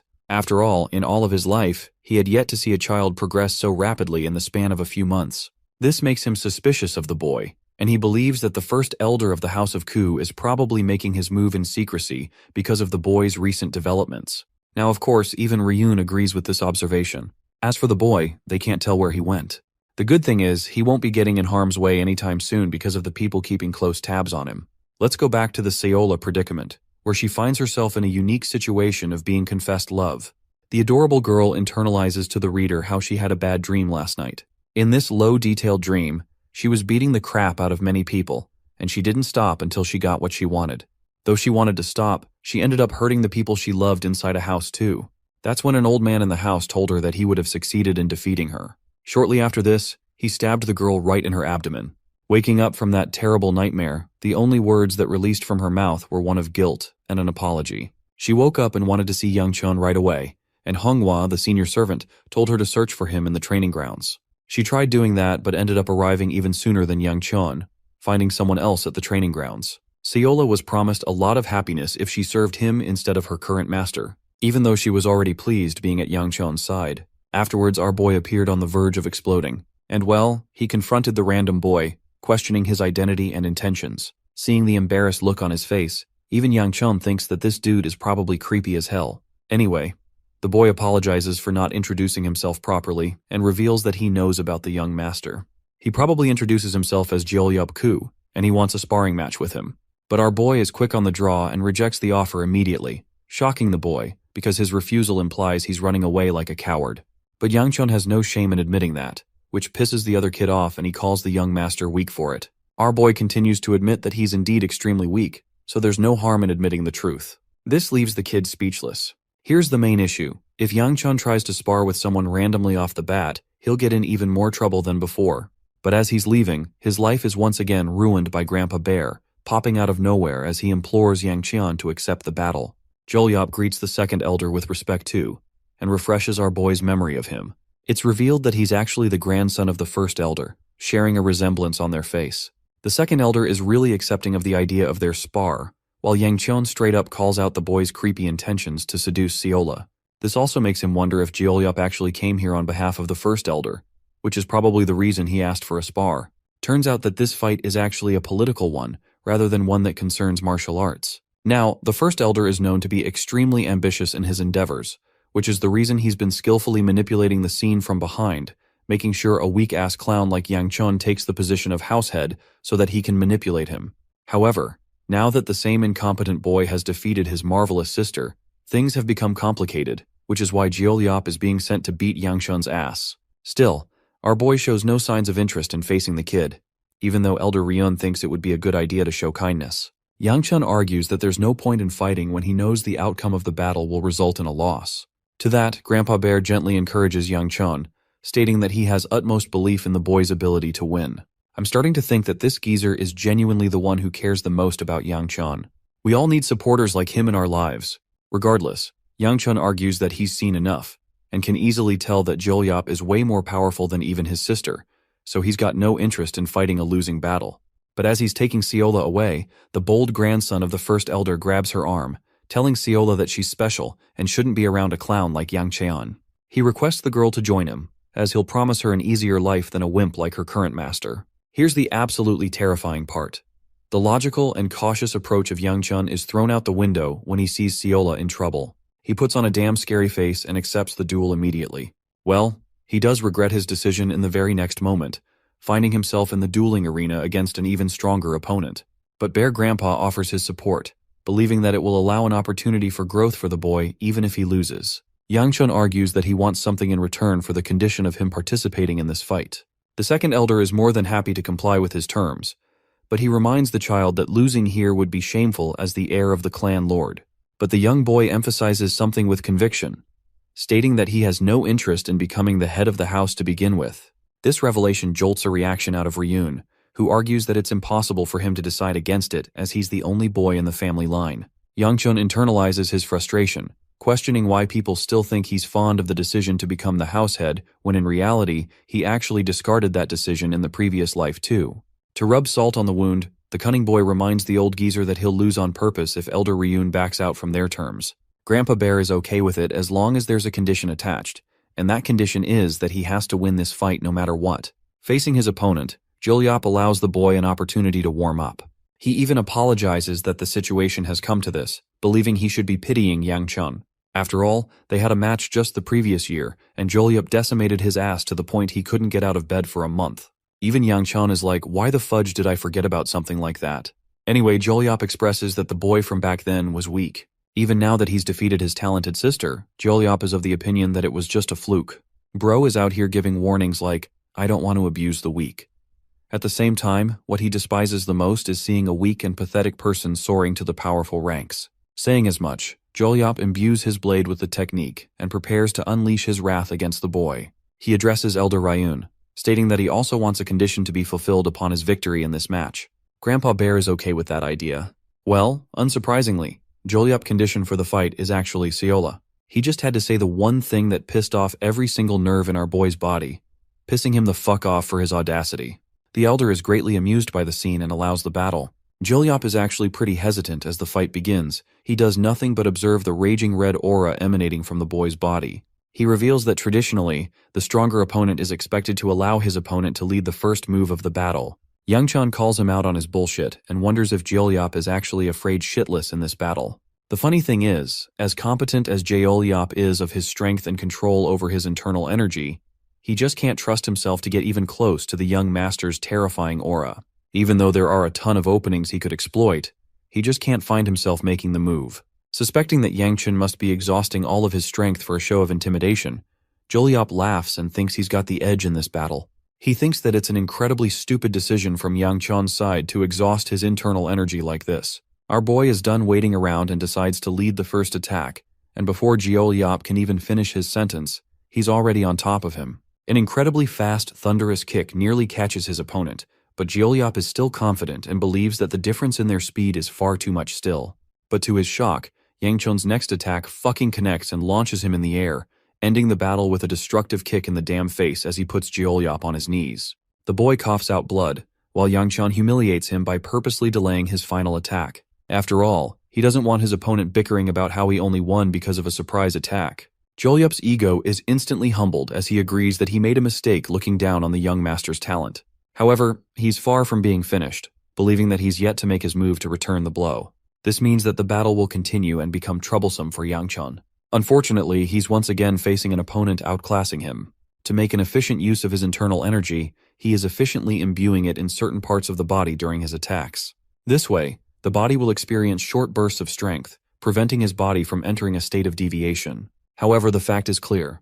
Yang Chun can't delay this battle any more than 7 minutes. He has to end the fight by then. As for Jolyop, The kid is channeling a powerful technique called the Scarlet Sword of the Nine Dragons. Yang Chun intends to keep a sharp eye on the blade as best he can. The minute the blade is unsheathed, Yang Chun grows extremely tense and barely has the opportunity to dodge the wide slash. His monstrously fast opponent goes for a follow-up, unleashing a variety of concentrated swings to catch Yang Chun off guard. The caliber of Jeolyop's technique shows that he's trained immensely well to refine his abilities. The natural flow of the technique may be a benefit, but it's also a drawback if the sword is interrupted in its flow. Accessing his internal energy, Yang Chun focuses on staying in one place, and just as Jeolyop is about to deal a deadly finishing blow on him, the boy unleashes an explosive attack from his body. Interrupting his moves, he basically extinguished the heat inside his body all at once, disrupting Jeolyop and giving our boy just the brief moment he needed to finish the battle. Yang Chun annihilates Jeolyop's abdomen with such a heavy fist that even I can feel it through the screen. The blazing punch knocks Jeolyop crashing into the nearest wall, leaving a damn crater behind it. It's all over, but Yang Chun is unfinished with his words, revealing that he doesn't actually care about the position of the head of the house, or the insults he receives from other people. But the one thing he can't tolerate is when shitty people like Jeolyop try to take something forcefully from others. That's the one part that pisses him off the most. He exerts a horrifying level of pressure, recalling that he can never forgive Jeolyop for daring to lay a finger on Seola. So much so that he wants to break the guy's arm as a punishment for next time. Bro is fucking brutal, and just as he's about to shatter Jeolyop's arm, Elder Ryun catches him and urges him from going any further. After the battle, the boy gets a scolding for going way too far in the battle. But Yang Chun thinks it's only responsible to assume that they'll get hurt in an actual battle. And since Jeolyop managed to return home on his own eventually, it means he's fine. However, what's worrisome for Ryun is the fact that the first elder may not take this situation lightly. Yang Chun confesses that he doesn't give a flying crap about becoming the house head anyway, so anything political doesn't matter to him. He even offers Seola the position of house head, and she's ready to accept the duty so long as she gets plenty of food to eat. Anyway, Elder Ryun is serious when he says that it's an important matter. As Yang Chun is casually speaking about how Seola is more powerful than him, he catches himself and realizes that he doesn't know the exact timeline of her mastering the blade. After all, the Sovereign Sword must have started training her at some point in her life as she was the best disciple. But from the looks of it, he's never even seen Seola around a blade, so it confuses him. There's also the fact that she's more dumb in this life than the previous, which makes him wonder what kind of person she actually was at this age. For some reason, not even Yang Chun can confidently recall the details, even though he should be able to remember something like this. The adorable girl asks if he's doing okay, only for Yang Chun to smack her in an effort to help her regain her senses. Anyway, the second elder chooses to forfeit the conversation of the househead for now, and requests the boy to take a rest. But Yang Chun is sharp, and casually stops the old geezer to remind him about their little promise. Elder Ryun is annoyed, but a deal is a deal, so he asks about the boy's request.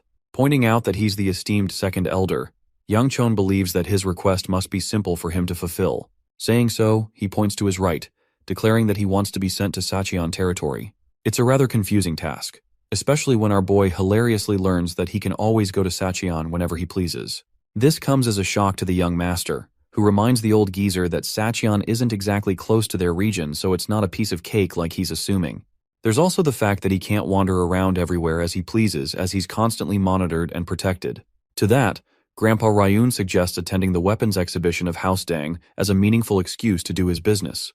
Reduced to a baffled face, the boy recalls how the weaponry exhibition is known to invite families each year to showcase the best weapons imaginable. Though it's not a requirement for the boy to attend the event, he can still use it as a proper excuse.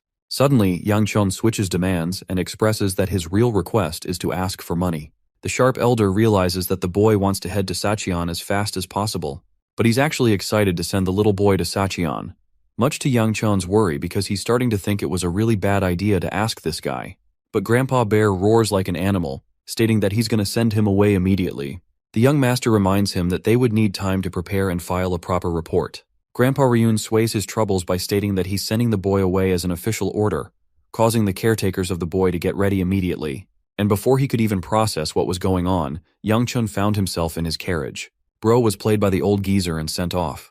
As for the Sword Sovereign, he tasks Ryun with some household chores, reasoning that the young must help the old. Ryun wants to let something off of his chest by having a word with the Sword Sovereign in silence. Apparently, there have been talks of the clan head looking for the divine physician for a particular reason. The second elder is put on edge and switches topics.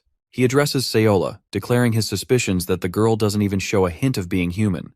It's as if she's something else entirely. But this inquiry gets the Sovereign Sword so pissed off that he tells Ryun to shut up as he draws multiple divine swords. Ryun continues to boldly state that if Seola may be a different form of life, recalling how he encountered the girl at the council first, but immediately noticed that she lacked a presence in her body. Elder Ryun emphasizes that the divine physician's medicine won't fix that, and that it's a pointless approach, especially when Seola doesn't even have an illness. But as he's running his mouth, the Sovereign Sword is forced to unleash dozens of golden swords, emanating a terrifying pressure as he declares Seola as a human. Unfortunately, Ryun is unconvinced and walks away, accepting the Sovereign Sword's intentions. Intriguingly, in his reflection, her grandfather believes that he's going to fix the missing parts of the girl by making her human. He's fine if it means sacrificing his very own life for the cause, just so that his granddaughter can become a healthy lady as she grows up. A few hours passed by when her grandfather realized she wasn't inside their quarters. By nighttime, they've already been traveling for a few days up until now. Sachon is a bit far away still, while Muyon is concerned over the young master's whereabouts. Turns out Yangchon escaped for a bit to be on his own. They think he's pretty much bored without Seola. The surprising part is, our boy is actually putting in the damn work by training to the point of exhaustion. Unfortunately, he's still pretty weak as only a few beginner-level punches were able to tire him out easily. Even though 10 whole days had passed on this journey, Yangchon found himself stuck against a wall. He couldn't discover a breakthrough. The one problem he discovered during his matchup against his last opponent, Jol Yap, is the unfortunate reality that he has an extremely low supply of internal energy. This means the first thing he's got to do is home and cultivate his internal energy to its limits. Deciding to activate the demonic art of heavenly absorption, the boy reflects that it siphons internal energy from other beings. But at the same time, with this amazing ability, it slowly corrupts the user from the inside as a side effect of such a power. But in this case, thanks to the blaze wheel technique, he didn't have to suffer any of the after effects of the technique. Now, he doesn't exactly have any demonic energy inside him, which means he can continuously increase his supply of internal energy as long as he kills more demons and obtains more power. Still, the fact is, it's the heavenly demon's martial arts, and that can still become a really big problem for him in this regressed timeline. He genuinely doesn't want to meet the same fate that he met in his original life. Suddenly, a loud scream distracts him and grabs his attention. The boy quickly rushes to find Muyon for a bunch of answers. The personal guard reveals that something is going on inside the carriage, causing our boy to inquire for more information on his own. Inside, we discover Seola popping out with a smile, innocently claiming that she somehow managed to find herself all the way here. Let's go back 10 days ago and see what happened. Seola wasn't allowed to go to the Sachon region because of her strict grandpa. The only reason he even allowed her to go to the Nine Dragons Council is because he could depend on other people to help her out in times of trouble. But that isn't the case for the Sachon region, which could bring about a number of issues for the girl. The grandpa insisted that they get the move on and work with laundry for now. However, Seola found herself depressed, recalling how Yangchon won't be returning for at least a month. She's terrible with her chores on top of that, and unfortunately there's nothing she excels at, so it's not like her going along would add to any benefits. But suddenly a voice calls out to her and startles the young girl. Searching around, she recalls hearing a proper voice from the box nearby. Desperately, the girl tries looking around for an answer, when suddenly, a hand pushes her over, making her trip and crash inside the rationing area. Seola actually didn't even want to go inside, but she was tricked by someone. Poor girl was scared and begging for help, but those same pair of astral hands seemed to hypnotize her into a state of sleepiness. Within a matter of moments, the same Seola flopped to the ground, fully knocked out as the voice apologized for its actions. And that's how the carriage began moving, with the voice's final words remarking that Seola's supposed to be the one to protect them. Anyway, the little girl's explanation basically does little to nothing because all three of them are just baffled by what she just said. Their reaction makes Seola wonder if she'd done something wrong, so she tries to hammer the point again and conclude her story. According to her story, she was tricked by a ghost to enter the carriage, and that's probably the one story no one will ever believe. Yangchon wanted the girl to go back, but there was no point anymore. They continued their travels during the night when suddenly, an owl hovered over close by. Seola kept taking notice of all the animals nearby and described eating them with delight. Even our boy is horrified that this girl is merciless when it comes to her appetite. His original idea was to send her back to the House of Ku, but unfortunately, they're running short on supplies already, and sending her back would have wasted them even more. Wiggling a worm in his face, Seola offers to trade it with a yakwa, but bro at this point is so pissed he tosses the snack away, this time regretting the decision of keeping her on the journey. Their carefree attitude comes to an end actually when Yangchon senses the arrival of something. He alerts Muyon, who further engages the rest of the guards to stop. Just when he thought that things were getting peaceful, he sensed 4 demons in the distance. But to his surprise, he could now only feel the presence of 3. And before he could even know it, only 1 was left. This final one tries to attack the carriage, and right as our boy is about to defeat the creature, a silver-haired girl wearing a purple robe unleashes her blade and severs the demonic beast in half. She quickly sheathes her sword afterwards, apologizing for being irresponsible with her prey and letting it near the carriage. Not even Yang Chun has any idea of the identity of the girl at first, until she turns to look at him, giving this guy a shock of a lifetime. Recalling gruesome memories of this very same woman severing multiple warriors to pieces, he sees that the hot baddie from his memories who coincidentally met him on his journey to Sacheon in his past life too. That same girl made the same request in this timeline too, asking to join them for the journey. The beautiful lady is known as Bia Namgung, or the Mad Woman as Yang Chun hauntingly remembers her. Let's go back to their horrifying first encounter in the previous life. This woman slaughtered all the warriors around in cold blood, while the demon martial artist Yang Chun questioned if she was really responsible for killing them all. Turns out they're both on the same side. Namgung wants to know about their master's orders, and learns that Yang Chun was sent here to retrieve her, or else she'd be going crazy murdering everybody. He scolded her greatly for being batshit crazy. The funny part is that being a cold-blooded murderer, this girl struggles with navigation and is so dyslexic that she can't figure left from right. Finding the idiot a waste of his time, he tells her to just follow him. Yang Chun found her a piece of work to deal with, while Namgung curiously asked about the strength of the sovereign sword. To that, he responded to her by a warning not to engage with any of the sovereigns, as they're supposed to be rivals of the heavenly demon and not them. But Namgung of all people was a curious person, and wanted to know how the blade of the sovereign sword compared to her own, or even their master's. As she went on to yap all day, our boy got pissed and threw an attack right towards her. But without even glancing in his general direction, she sliced the energy ball in half, questioning what the fuck was that about. She was ready to throw hands with him right there and then too. This girl is straight up aura farming. Yang Chun emphasizes that he shot the attack because she's still following the wrong direction, reminding the idiot to just keep up with him. As they were navigating along, she annoyed him by asking another question. But only this time, Yang Chun was serious about tearing her to pieces if she asked about information about the sovereigns again. To his surprise, the girl pointed to another pathway, suggesting that it might be a faster route. Yang Chun had no idea what this girl was yapping about, but before he could even react properly, she was already gone. Here's the hilarious conclusion. Bro reached his destination within the same day, while the crazy chick arrived 4 days late. She sucks at following orders. Anyway, back to the present. Namgung understands that they're headed to Sacheon and requests joining along. But of course, knowing their shitty history together, Yang Chun is like, nah, you're not allowed, bitch. After all, he just can't imagine reliving through that hectic routine again. Aside from that, she will bring him a shit ton of trouble if not for anything else. To keep matters simple, Yang Chun makes it a matter of trust, pointing out that he can't trust a stranger in the middle of the night. Realizing that she has to earn his trust, the girl unleashes a concentrated lightning technique. She's out here turning into Super Saiyan 2 with the kind of attack she's charging up. Muyan immediately senses danger from her usage of the ruler's sword technique. The technique results in a gigantic explosion of energy from her body, but before any harm was caused, Muyan had already stepped in to stop her. Bia simply wanted to prove her identity and gain trust with the display of her power. With this, Yang Chun has no way but to accept her connection to the Namgung family, so he makes up a second excuse, stating that he can't risk allowing a terrifying technique user join them along. And well, what ends up happening is that Bia actually follows their carriage all the way to the point they were supposed to take rest. Yang Chun has no idea why she's following them and still keeping a safe distance. Not to mention the fact that he even tried lying to her by stating that their destination wasn't Sacheon at all. For now, he doesn't want to confront her but focuses on ignoring. But it's already too late for that because Siola's already out there teaching the girl how to peel a frog properly. Our boy gets irritated and yanks her away, questioning what the hell she's doing all of a sudden, especially when he ordered her not to linger around aimlessly. Bia shoots an empty glare towards his direction, as if to ask, "What's your problem?" Our boy addresses her and asks what she's doing out in the middle of nowhere from her family. Turns out that Bia actually set off with her family, but embarrassingly, the idiot ended up getting lost from their path. It's exactly what Yang Chun suspected anyway, recalling how shitty she was with directions in her previous life too. The boy then questions why she's choosing to follow them even when he clarified that they won't be going to the Sacheon region. Bia is surprised and decides to ask again for their travel destination.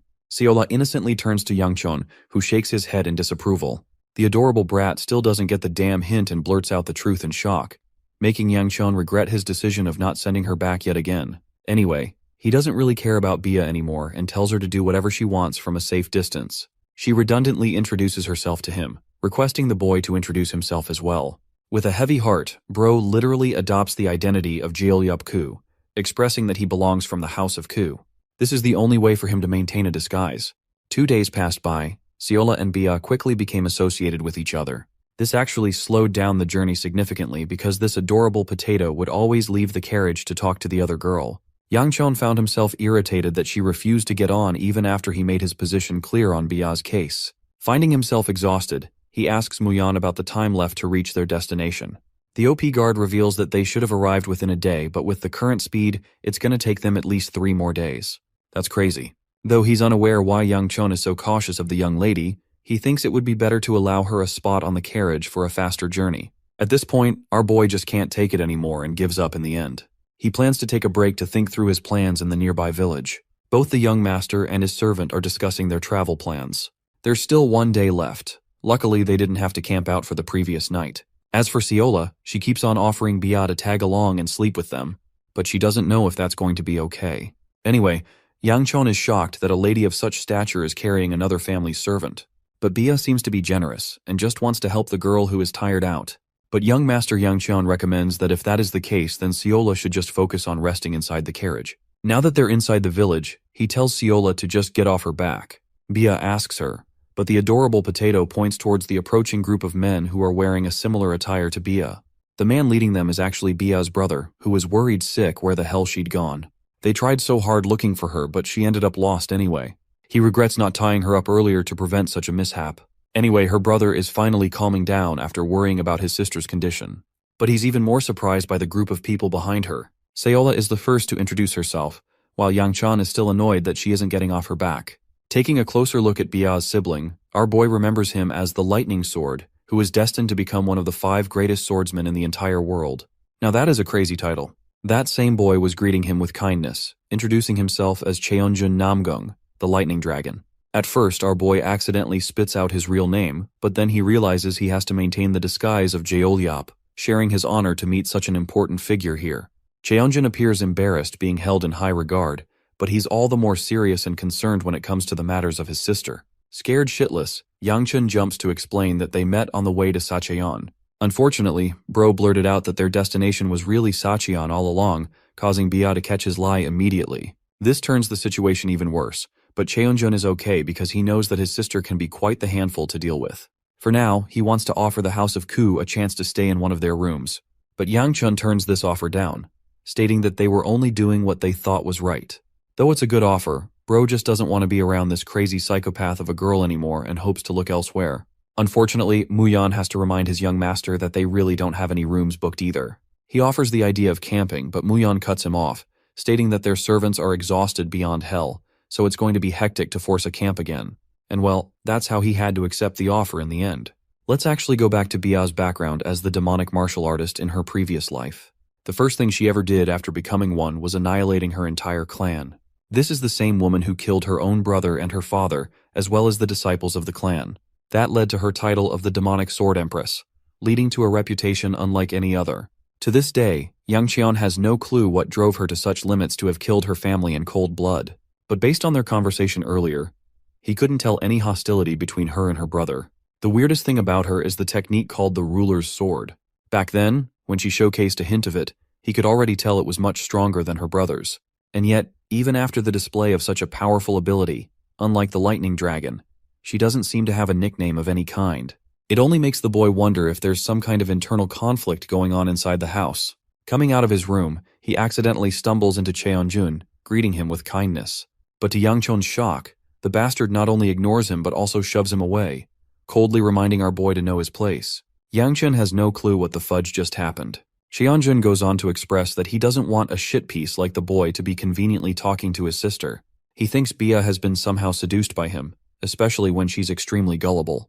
Therefore, this dude is prepared to slice Yangchun in half if he ever dares to speak to his sister again, not to mention the sight of the servant casually mounting on her back. But when Bia suddenly makes an appearance and comes into frame, Bro literally switches personalities and acts like the sweetest and most welcoming child in the world.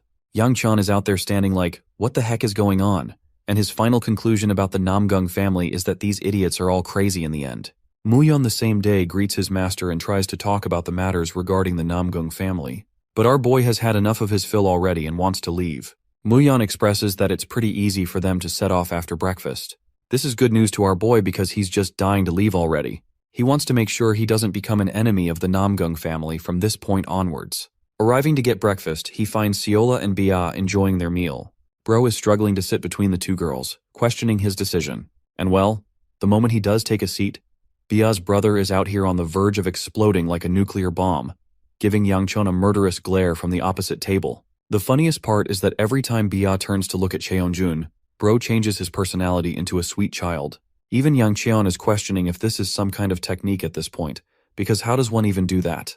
Though he perfectly understands why Cheonjun is behaving in this manner, the good thing is that they won't be running into each other again at the weaponry exhibition.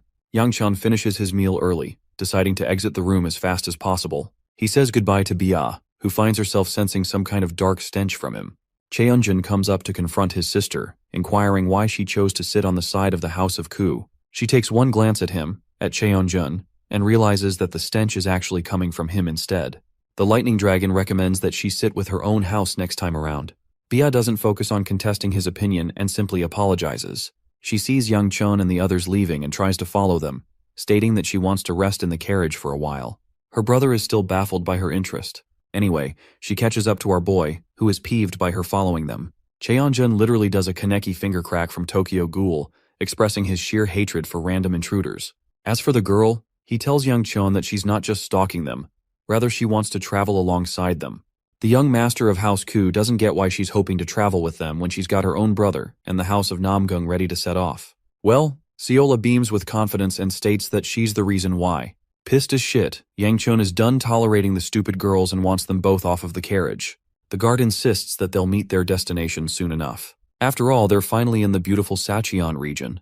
Let's discuss House Dang of Sacheon. Following the virtuous path, this family took shelter in the Sacheon for many centuries. If the Namgung family excelled with their blade, and the Ping family overwhelmed with their strength, there was also the Dang family, who were the best when it came to poisoning and the mastery of metals alike. This weaponry exhibition held by the Dang family is simply a result of their brilliant reputation. Yangchon, on the other hand, finds himself in a state of contemplation, recalling how he has 3 days to fulfill his task of finding the secret room. Knowing that it's in the Sacheon region, he could potentially start tracking it down, but for now, it's still too difficult. And the worst part? If he doesn't find it, he's going to have to consult the Vagrant clan to find it for him. Still won't change the fact that he's going to have to explore most of the city to get any meaningful outcome. Seola startles him all of a sudden as she admires the beautiful view from such a height, not to mention the incomparable wind. Giving him a sweet smile, she asks him to look at the fireflies dancing pretty under the moonlight. But to Yangchun, dude is unimpressed. Seola forces him away to help explore a lake nearby. A while later, they arrive standing under the graveyard of stars and the bright moon. The lake is huge, and unfortunately she got a beating for recklessly dragging him here. Even the young master is shocked about the sheer size of House Dang for having a forest to themselves. Calling his name, the silly Seola teases him with a game of peekaboo using a bunch of flowers. The girl is simply trying to make him happy, knowing that he's in a bad mood, so she's doing everything she can. But Yangchon concludes that there's nothing she can do to help him. The insistent servant wants him to let his problems off his chest because she's ready to hear him out. Bro decides to gamble on the opportunity and supposes a situation where someone hid a treasure in the giant city. He wants to hear how Seola would try to find such a treasure. Giving him a stern glare, the adorable Seola doesn't even help and simply thinks the person who hid the treasure was being rude. While they're chatting about, a certain someone comes along to question what the two of them are doing in a restricted area. Yangcheon realizes that it's true because they're basically in the House of Dang. The woman before him is actually responsible for stopping thousands upon thousands of demonic martial artists from raising the Sacheon region. Yes, this girl boss did all of that on her own. The poisonous queen, Soyol Dang, and the same woman who died by his hands in his previous life. Let's actually take a look at how that happened. At the edge of defeat, Soyol had nothing to pull. No more tricks left, while the demonic martial artist before her simply stepped forth, questioning if the poisonous queen was finished at last. Her eyes were no more, an injury she sustained from her battles, so she could barely question if he was a familiar person. Yangchon at the time remarked that her family abandoned her completely, and that she's the only one from House Dang who stayed behind to protect the Sacheon region. In the end, nothing changed, which makes him question why she went to such limits. To that, the poisonous queen asked why he was here all the same then. Provoked by her question, he hastened to grab her neck, declaring that he's here to end her life, of course. Resisting the urge to say harder daddy, the poisonous queen apologizes to the demonic martial artist, which only made Yang-chan even more shocked and confused. At this point, Soyeol concluded that she might have lost her mind, and right after losing both of her eyes, she could truly see everything even beyond normal sight. She thinks that she should have gone insane much sooner instead. Yang-chan told her to conclude her yapping session already. The poisonous queen's final words weren't something related to her, but a final wish for Yang-chan. But before she could finish her words, Bro snapped her neck, ending her life as he walked away. A look of sadness and conflict showed on his face as he observed his hand. Well, Soyeol was here rambling in his damn face again. But knowing her at her current age, her nickname is actually the Poisonous Phoenix. Soyeol is pretty insistent when suddenly Bia comes around to clarify the situation. The representative of the House of Dang is stunned to hear the news and pulls an attitude switch, greeting Yang-chan with delight and apologizing against a guest. Dude still maintains his identity of Jeolyup-ku, but that doesn't stop Soyeol from being annoyed why he is meddling around the lake of all places. After all, the Dang family doesn't prevent outsiders from casually stepping in. But when Yang-chan points out that Bia is also an outsider, it pisses the girl off because she knows he's staring straight facts. This also means that they're being told to leave, so our boy takes the hint and focuses on doing exactly that. He and Seola go away, causing Soyeol a bit of annoyance. She was glaring at him earlier because he wouldn't accept his mistakes of stepping foot here. The funniest part is that this girl actually admits that our boy is hot, but that still doesn't mean she's going to go easy on him. Her little confession just now makes her realize what she just said, and she jumps to clarify her point to Bia. The silver-haired girl is just confused as ever, because the only way she remembers seeing him is as a rude and grumbling person. Soyeol goes away talking about how kind people are more beautiful than handsome people, which is still pretty funny because she's dragging this for no reason. The following morning, Yang-chan steps out of his room. Knowing that the exhibition is in 1 day's time, he wants to train for a bit. But to his surprise, the moment he opens the door, he's greeted by Bia and Cheon-jun. Both made a surprising appearance. Well, turns out that the Dang family invited them for a meal, so that's why they're here. Bia wanted to tag Yang-chan along as well, which is why they're here. However, our boy acts like he's a shy soul, which is a polite way of declining. Internally, Bro is hoping to God that these clowns leave him alone. But Cheon-jun is insistent. Bro is pissed off too and grabs Yang-chan's arm. This is getting irritating for the young master who keeps refusing, and yet he's dragged along for no reason. Fully pissed, Yang-chan releases a hint of his aura, to the point Cheon-jun has no point but to pull away. But that's about it for his tough guy act. Yang-chan accepts the offer and realizes that there's no way out of this one. Just one last thing for Cheon-jun, he drags him away for a polite little chat, reminding the bastard that he's got a bitch face for glaring at him like that in front of his sister. This bone-chilling warning pisses Cheon-jun off, but he can't do anything but simply put on an act in front of his sister. Arriving to get breakfast, Yang-chan stares down at a variety of spicy food options. He's really having a hard time selecting what to eat when everything here is drenched in spices. The House of Dang insists that they eat to their heart's content, but Yang-chan is afraid and decides to go for the safest option, dumplings. As he's about to pick one and take it in his mouth, he notices the poisonous queen staring him down with a careful glare. She's been staring at him just like that in his past life as well, making him wonder what's the deal with her. He's a bit annoyed having to deal with the same pensive stare again. Anyway, the young master puts the dumpling in his mouth, immediately stunning himself with the sizzling spice. Dude is begging for a chance to spit it out without looking disrespectful. Even Soyeol appears to be having trouble with the level of spice. Bia offers him water to survive and actually offers him a piece of meat that isn't as spicy. Seeing her casually talking to him like this, the young master questions why she's doing this. Meanwhile, I just love how Cheon-jun is out here crushing his chopsticks out of sheer frustration. Finally, Soyeol comes around to sit right next to our boy, showcasing much of her shyness, much to his confusion. This man is about to end up with a harem at this point. Bro is collecting girls from every region. Yang-chan teases Soyeol for having a lot to say, but she's a flustered mess. Girl is so bold that she nearly asks him if he was into her looks, when suddenly Cheon-jun interrupts and asks for a training ground area. Unfortunately, the place is reserved for family members only. The place is well maintained, but Cheon-jun is interested in taking a visit, so they all think it's a good idea to go there collectively after the meal.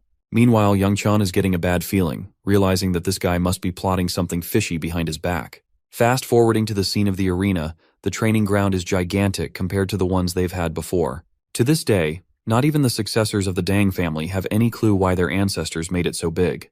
Cheon-jun laughs it off, and they all learn that Soyeol personally grew up training in these grounds when she was still interested in sparring. Hearing that much about her, Yang-chan is glad that he's not in Soyeol's brother's position because he wouldn't want to deal with her. The cute thing about the young poisonous queen is that she feels embarrassed after her brother blurted out that fact. Cheonjun believes that it's a good idea to digest food with a bit of training.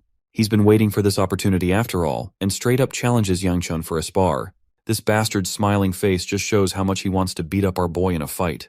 But of course, he's not stupid to comply so easily. Youngchun confesses that he's merely a third-rate martial artist, so there's no point in fighting. Soyeol roars ahead, stating that it would be terrifying if Cheonjun ended up hurting our boy's pretty face, especially considering the age difference between the two. I just love how she's down bad about him and not even pretending to hide it.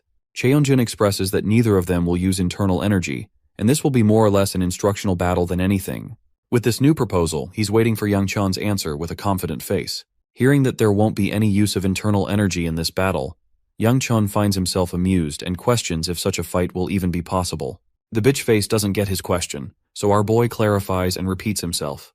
He's dying to know if Cheonjun is really in the position to instruct him at all. Seeing the tension rise between the two of them, Soyeol's brother sweeps in to tell Youngchun that he should respect Cheonjun for his age. Still, the bitch face is fine with accepting the challenge, convulsing his aura, curious to see just how good his opponent really is. Before Cheonjun is even able to allow him the courtesy of making the first move, Youngchun cuts the dude off and declares that he will go second. This makes Cheonjun seethe with his blood boiling as he rages on ahead for a first strike. Youngchun casually evades the slice. It's a heavy blow, but Cheonjun isn't stopping there.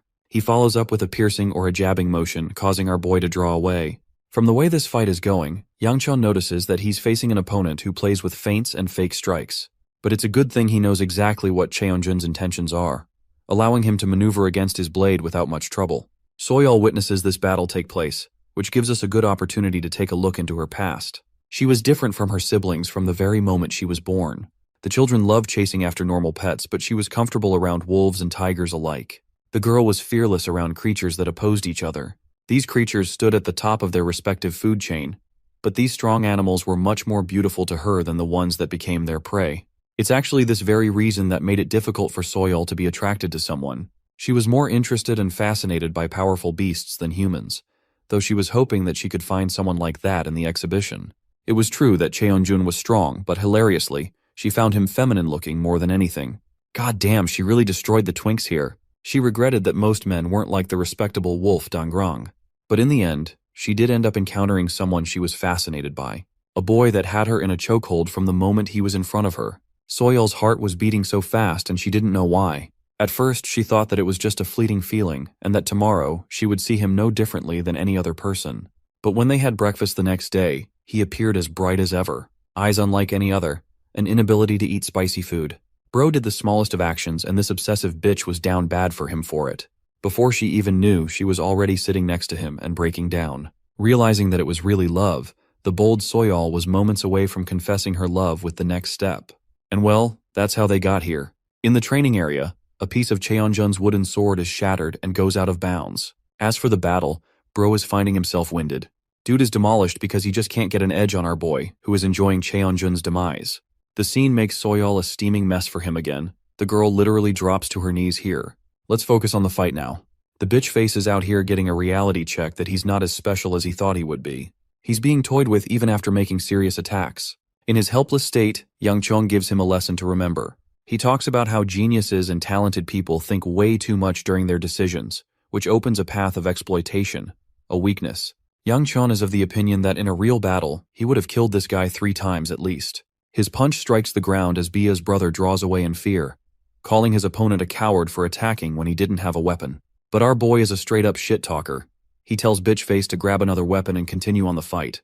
After all, this is supposed to be an instructional spar, so the senior fighter should be teaching him lots here. Cheonjun is seething with rage as he picks another blade as Youngchun continues to talk down on his opponent. But all of a sudden, Bitchface forgets about the rule of not using any internal energy and imbues his blade with its full might. Then he charges against Youngchun. The ironic thing is that he still misses. Youngchun, who wants to return the blow with double the payback, retaliates with a punch. But before he can do anything, Cheonjun pulls up with a slashing cage technique to entrap him. Regardless, our boy is literally him because he breaks the slashes and frees himself, proving his worth as a fighter and as an opponent even stronger than Cheonjun. Now that he doesn't have any reason to hold back anymore, Youngchun thinks it is time for him to unleash his might. So he goes for the all-powerful, anti-army, anti-world, anti-universe, ultra-mega super-powerful generational nutcracker technique. Bro cracks his egg so hard that even I felt it. Just look at Cheonjun's face, bro reaped his damn soul. The funniest part is how the author conveys how the eggs were literally cracked from that attack. Yangchun stands over him as the victor while he's trembling like a near-dead animal. Giving him a final look of arrogance, he laughs at his opponent's misery and wonders if he ended Cheonjun's bloodline here. Cheonjun's on the ground whining like a dog and cursing our boy out, causing Yangchun to taunt him for perhaps maintaining his family jewels intact for being able to still speak. Cheonjun calls him a cowardly martial artist and that he's going to report the matter to every single martial house he knows of, forcing them to act against Yangchun. All of a sudden, the young master of the House of Ku amusingly asks him how many men he's killed. Cheonjun tries to feign ignorance, but our boy knows the truth about his life. Cheonjun had killed at least around a dozen people here after all. Yangchun makes it his business to pin his arm in a position that makes him tremble in torture. At this point, Soyol's brother interrupts and urges to stop the fight. But Yangchun is right to call them out on their bullshit, as they all clearly saw this guy use the internal energy before, as well as the fact that he wanted to kill him in this battle. They can't even use the excuse that he was just a young person, because he was still older than our boy in the end. Soyol's brother emphasizes that Cheonjun belongs to the Namgung house, so going any further than this will only invite trouble to Yangchun's doorstep. The boy clarifies that he's holding back much of his power specifically because of that knowledge, but he's dying to know what would have been House Dang's reaction if the opposite happened and their positions were switched. While he's in the middle of thinking that over, our boy ruthlessly shatters the bastard's arm, leaving Cheonjun in a state of agony and pain. But it's only after he's done breaking the dude's arm that Yangchun realizes that he might have pushed it too far. After all, the second elder might react harshly to this, knowing that he reduced the lightning dragon to a shitty mess. On second thought, he thinks that Elder Ryun might actually praise him for the accomplishment, so it may not be as bad as he thinks. The best part is that he's got witnesses all around this time, and it's clear that Cheonjun is wrong in this case. Just as the boy is leaving, Bia grabs his sleeve and stops him. This time, she desires to know his name, his real name. Yangchun pulls away and reminds her that he's Jeolyup Ku, of course. But somehow Bia knows that he's lying to her face. The boy doesn't have any interest in telling her his name, questioning if she's asking so that she can report the matter to the higher-ups. A thought clings to his mind. He just destroyed her brother Black and Blue, and yet Bia wasn't even sad or angry. Drawing closer to his face, she requests to know his real name. Bro is getting rizzed up by every house, and he calls her out for addressing him so informally. Bia corrects herself with actual manners and honorifics attached, and requests to know his identity. Yangchun wants her to stop stalking him around in case he does, and she agrees to uphold that promise. Deciding for a moment, he ends up telling her his real name, fluttering the feelings inside her heart. Yeah, this dude is literally Mr. Steal Your Girl at this point. A while later, Yangchun comes to the realization that he can't attend the exhibition anymore, but he's still okay with that, since it will only give him time to look for the secret treasure room. But for now, he's got to rest after that tiresome battle. Also, he's not exactly having the most pleasant thoughts wondering how Muyon's reaction will be after hearing the news. In the next scene, Seola's all by herself looking at the view. Muyon rages inside to find the young master and asks if the girl has seen him somewhere. She states that he's nowhere around, but this guy is suspicious as heck and scans the entire room. Muyon expresses that Yangchun has yet to return from his breakfast with the House of Dang. While he's out here losing his mind and learning about the news of his victory against Cheonjun, Seola is busy scanning the city again. The scene drifts off to delve into the House Yeon of Gumcheon region. At a certain point in time, they were once known as the strongest and wealthiest house. They were responsible for the creation of powerful martial artists and ruled over many large companies. But in the end, their glorious reign came to a tragic end with a family massacre. No one knows who caused it. Based on the records of the family, it came to people's knowledge that their family treasure hid under a white maple tree. But that same dang tree has become a pain in the ass for our boy to find. Yangchun can't even find a maple tree, let alone its color being white. He's been searching all day and there's just no way of finding a tree like that. At this point, he thinks it must be a ridiculous rumor that caused misinformation. While he's resting, Yangchun finds himself exhausted. Not only did he barely eat breakfast because of the spiciness, he also had an exhausting battle. And the next thing he did was climb a mountain all day long. From out of nowhere, Seola catches up to him and offers him a yakwa, causing him to appreciate her in his own way. He's also pretty surprised that she packed a shit ton of food along for the journey. The funniest part is that Yangchun doesn't even realize until a minute later that she's not supposed to be here. They lay out dinner and discuss important matters. Yangchun learns that people are looking for him, so she naturally decides to do the same. The interesting part is how she knew he was headed for the mountain and managed to track him down. To that, she proudly declares it was just her gut feeling.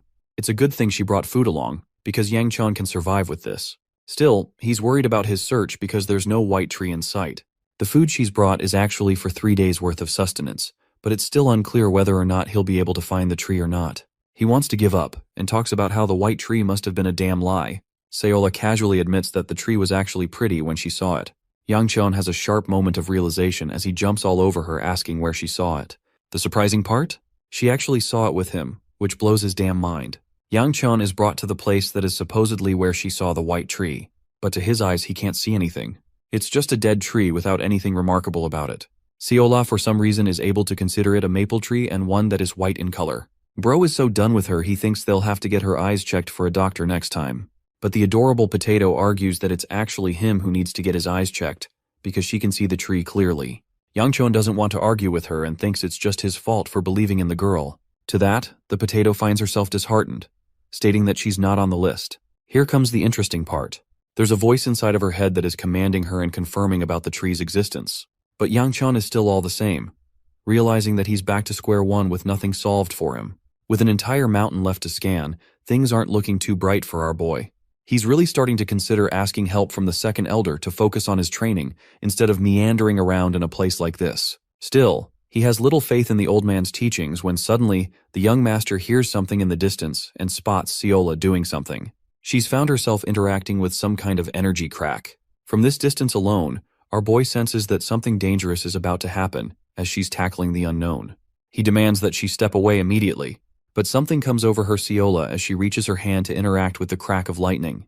Yang Chun dashes forth to stop her, but it's already too late as she ends up interacting with the blue spatial crack. After forming a connection, it sends ripples enough for Yang Chun to fall back. But when he opens his eyes again, he is utterly starstruck. The same dead tree with nothing remarkable about it was now glowing an impossible white color, shimmering in remarkable beauty. Seola turns to face him, confirming that she was right in the end. She gives him this cute smile as if proud of her accomplishment. Despite having the experience of his past life, Yang Chun has no idea how to explain what just happened before his eyes. A dead tree coming to life is unheard of, not to mention the fact that his girl just created a ripple through space. He wonders if she was interacting with some kind of special barrier that was meant to disguise the appearance of the tree. That still leaves the mystery of how Seola herself was able to figure that out. He asks her about it, questioning how the hell she made the tree pop up all of a sudden. But this naive and dense potato has no idea what happened. In fact, Seola doesn't even have the memory of interacting with the dimensional crack or barrier. Her reaction practically frustrates our boy because he thinks she's being ridiculously difficult for no reason. Yang Chun chooses to focus on what's important and decides to postpone the interrogation later. For now, he has to discover the treasure from the tree. From the looks of it, there's nothing special over the ground, meaning it must be around. Suddenly, a crater glowing a purple hue catches his attention, drawing him in as he looks down into the abyss. To his shock, there's an energy sphere or a gate indicating that it's the entrance to the special room. While our boy is hesitant, this girl is on another level of being fearless. She literally jumps off without even thinking about the consequences like it's an everyday thing for her. Seola tells her master to come join along before she dissolves into the entrance. Yang Chun is frustrated, but he trusts the process and takes the leap. I find it really funny to imagine that if they were wrong, both would be dead from the fall damage. Anyway, the sudden appearance of the glowing white tree catches the attention of a passerby. This random dude is rather impressed that the kids managed to bypass the barrier. Back to Yang Chun, who finds his footing and thanks the heavens that the fall damage didn't kill him. But Seola, on the other hand, appears a bit confused. Well, it's actually because before their eyes, they've got two pathways. It only begs the question which one of them leads to the treasure room. The adorable potato tries listening to her head and with conviction, believes they should follow the path next to them. With her recent development and strangeness, Yang Chun only gets more confused. Trusting in her gut, he takes the shot by following the advice. As for the random dude from earlier, he's also seen popping from the entrance and tailing them along the way. Seola's little hair antenna is out here giving her signals like a goddamn GPS, while our boy is starting to question if she was truly right this time, as apparently, there's no end to this pathway in sight.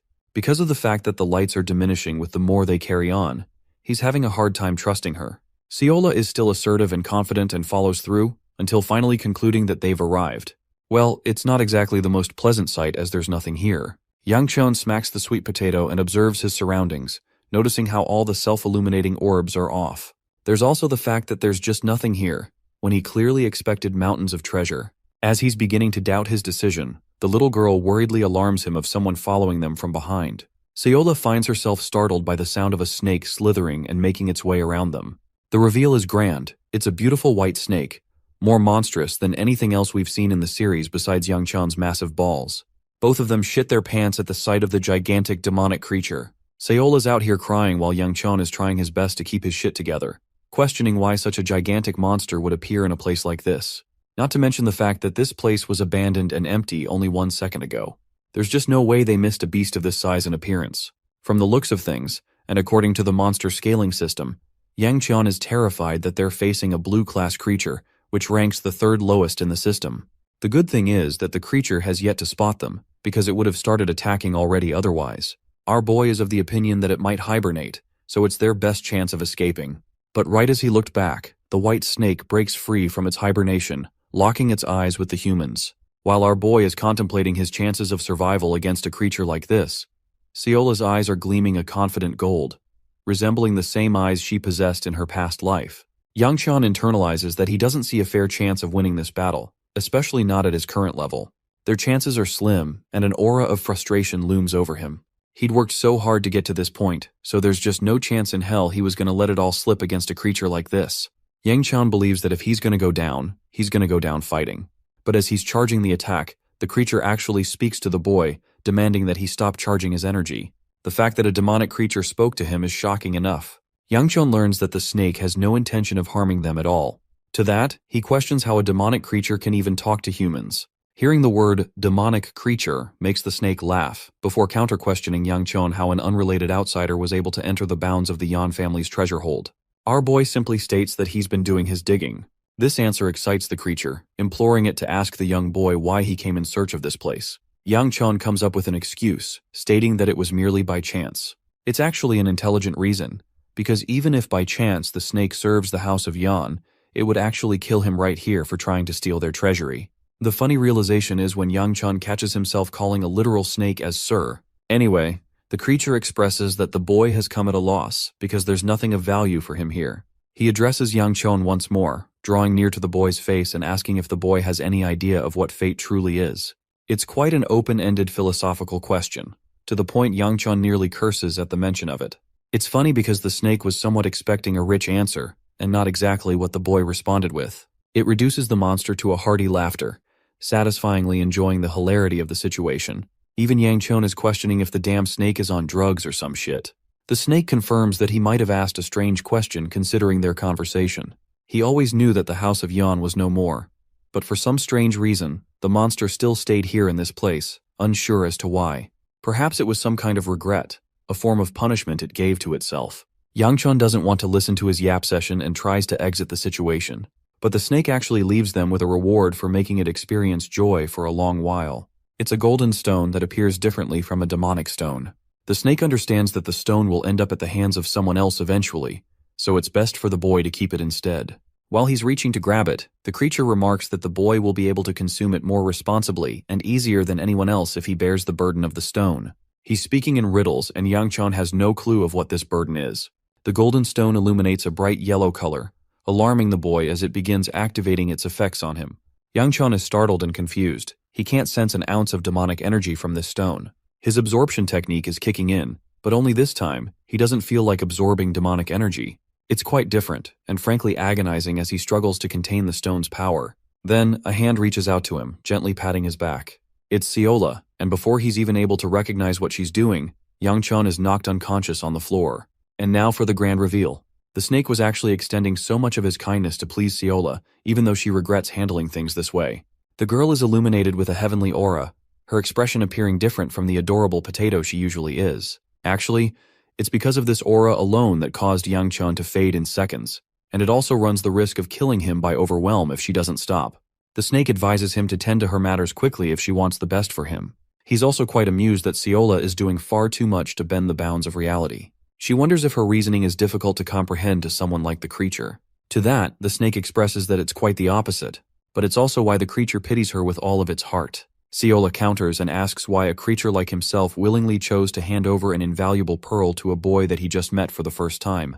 In response, the snake states that it was the will of his heart that led to the decision. In the end, he's waited far too long for the Yan family to come and retrieve it, But the reality is, they will never come.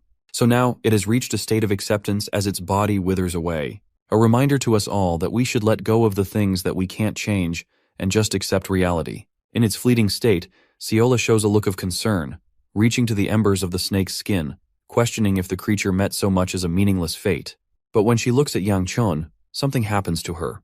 She thinks he's a stupid clown, who despite holding his second life as the most precious, still ended up stepping in for her.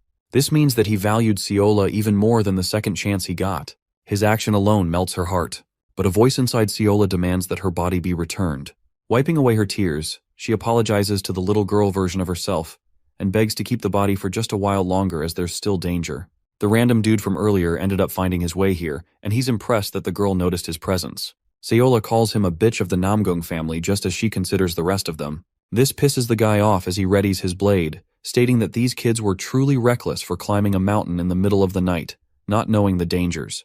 He's also disappointed that Cheonjun ended up losing to such a sorry state of the House of Ku when he can't even handle a mountain climb. Anyway, they came here for Yang Chun upon orders. Saying so, he puts a blade against Seola's neck, who fearlessly asks if this is upon the orders of the Namgung family, or just Cheonjun the bitch-face's bidding. Turns out that it's the latter. Having confirmed this, Seola gently taps the blade, and before the dude is even able to finish his damn sentence, his arm fucking hits the floor. This girl is a literal monster. He roars in pain, and all she does is order him to be quiet. She then invokes the same heavenly blades that her grandfather also used, her hair turning into a golden color, resembling the same in her previous life. Seola wants to end this fight without waking up her precious Yang Chun. Earlier that same night, the scene cuts to Cheonjun. Let's just say bro is not having a good time as he smacks a fist down in frustration. I do have to admit that he's ripped, but that doesn't change the fact that he took an embarrassing L in front of the ladies. Dude is literally such a sore loser that he still thinks that Yang Chun must have used some kind of trick to get one up on him. There's just no way otherwise that a fool like him was able to get the better of him. Or at least that's what this arrogant prick thinks. He can't swallow getting his ass beat so hard that even punching shit in frustration causes him sheer amount of agony, especially the arm that was broken. Finally pissed off, Cheonjun decided to demand his personal guard for a task. Walmart Gojo asked him if they have been successful in any way of exploiting an opening.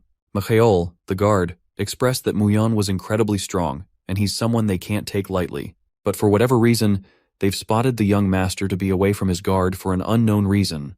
This means they've got an opportunity to strike the boy down while he's without any defenses. Cheonjun let out a sinister grin, entrusting Macheol with the duty of killing the kid and returning with satisfying news.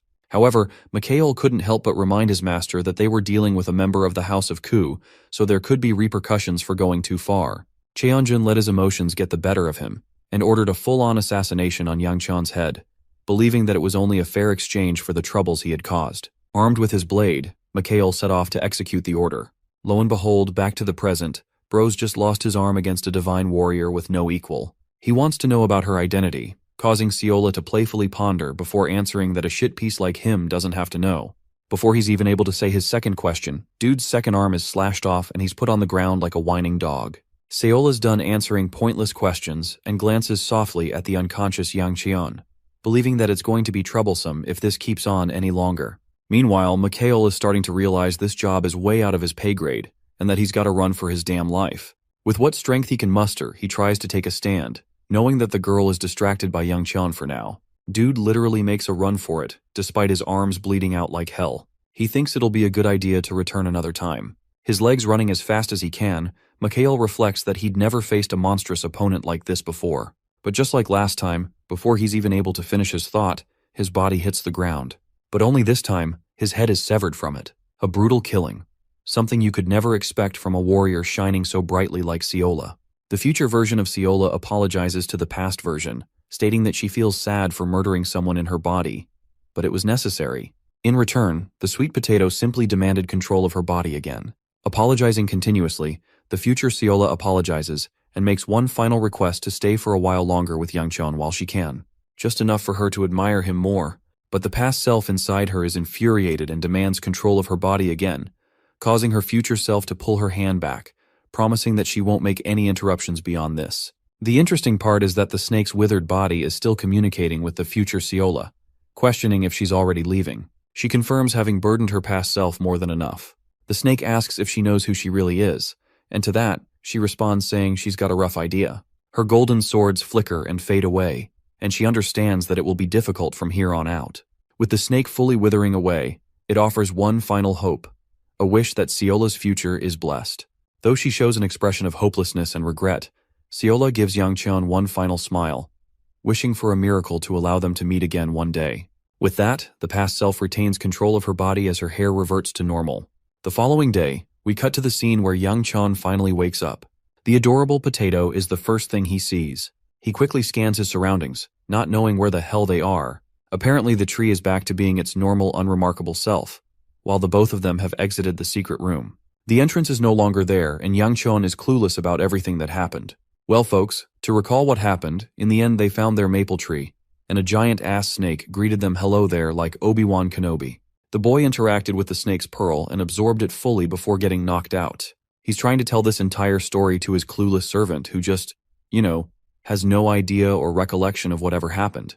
Yangcheon tries his best to explain and is starting to think that she's actually gaslighting his ass because there's just no way she missed all of that. Seola gets irritated and mouths off the ridiculousness of the whole situation.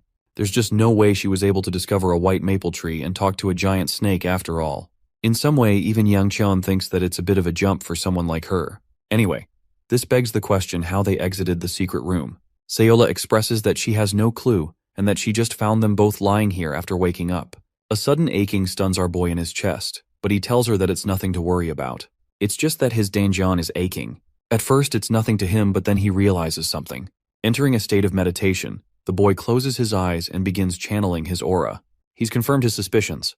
Ever since he absorbed the invaluable strange pearl, he's experienced an increase of internal energy coursing through his body. It's more than enough to catapult him all the way up to the 4th ring. The very fact that his body experienced a change means that he wasn't just hallucinating those events. They really did happen, and it makes him wonder if the snake shifted them up here and tampered with Seola's memory alongside it. Well, he doesn't care anymore and recommends that they leave to find Muyeon, as things will only get worse if they stay here for long. The boy thinks of an idea, deciding to try something. He lowers his body, extending his arms back, and tells Seola to hop onto his back. The idea is that it's going to be way faster if he carries her all the way down instead of walking slowly. The cute servant finds herself embarrassed because she ate a lot and feels like a burden to carry. But this only frustrates him even more, so he forces her to just get on.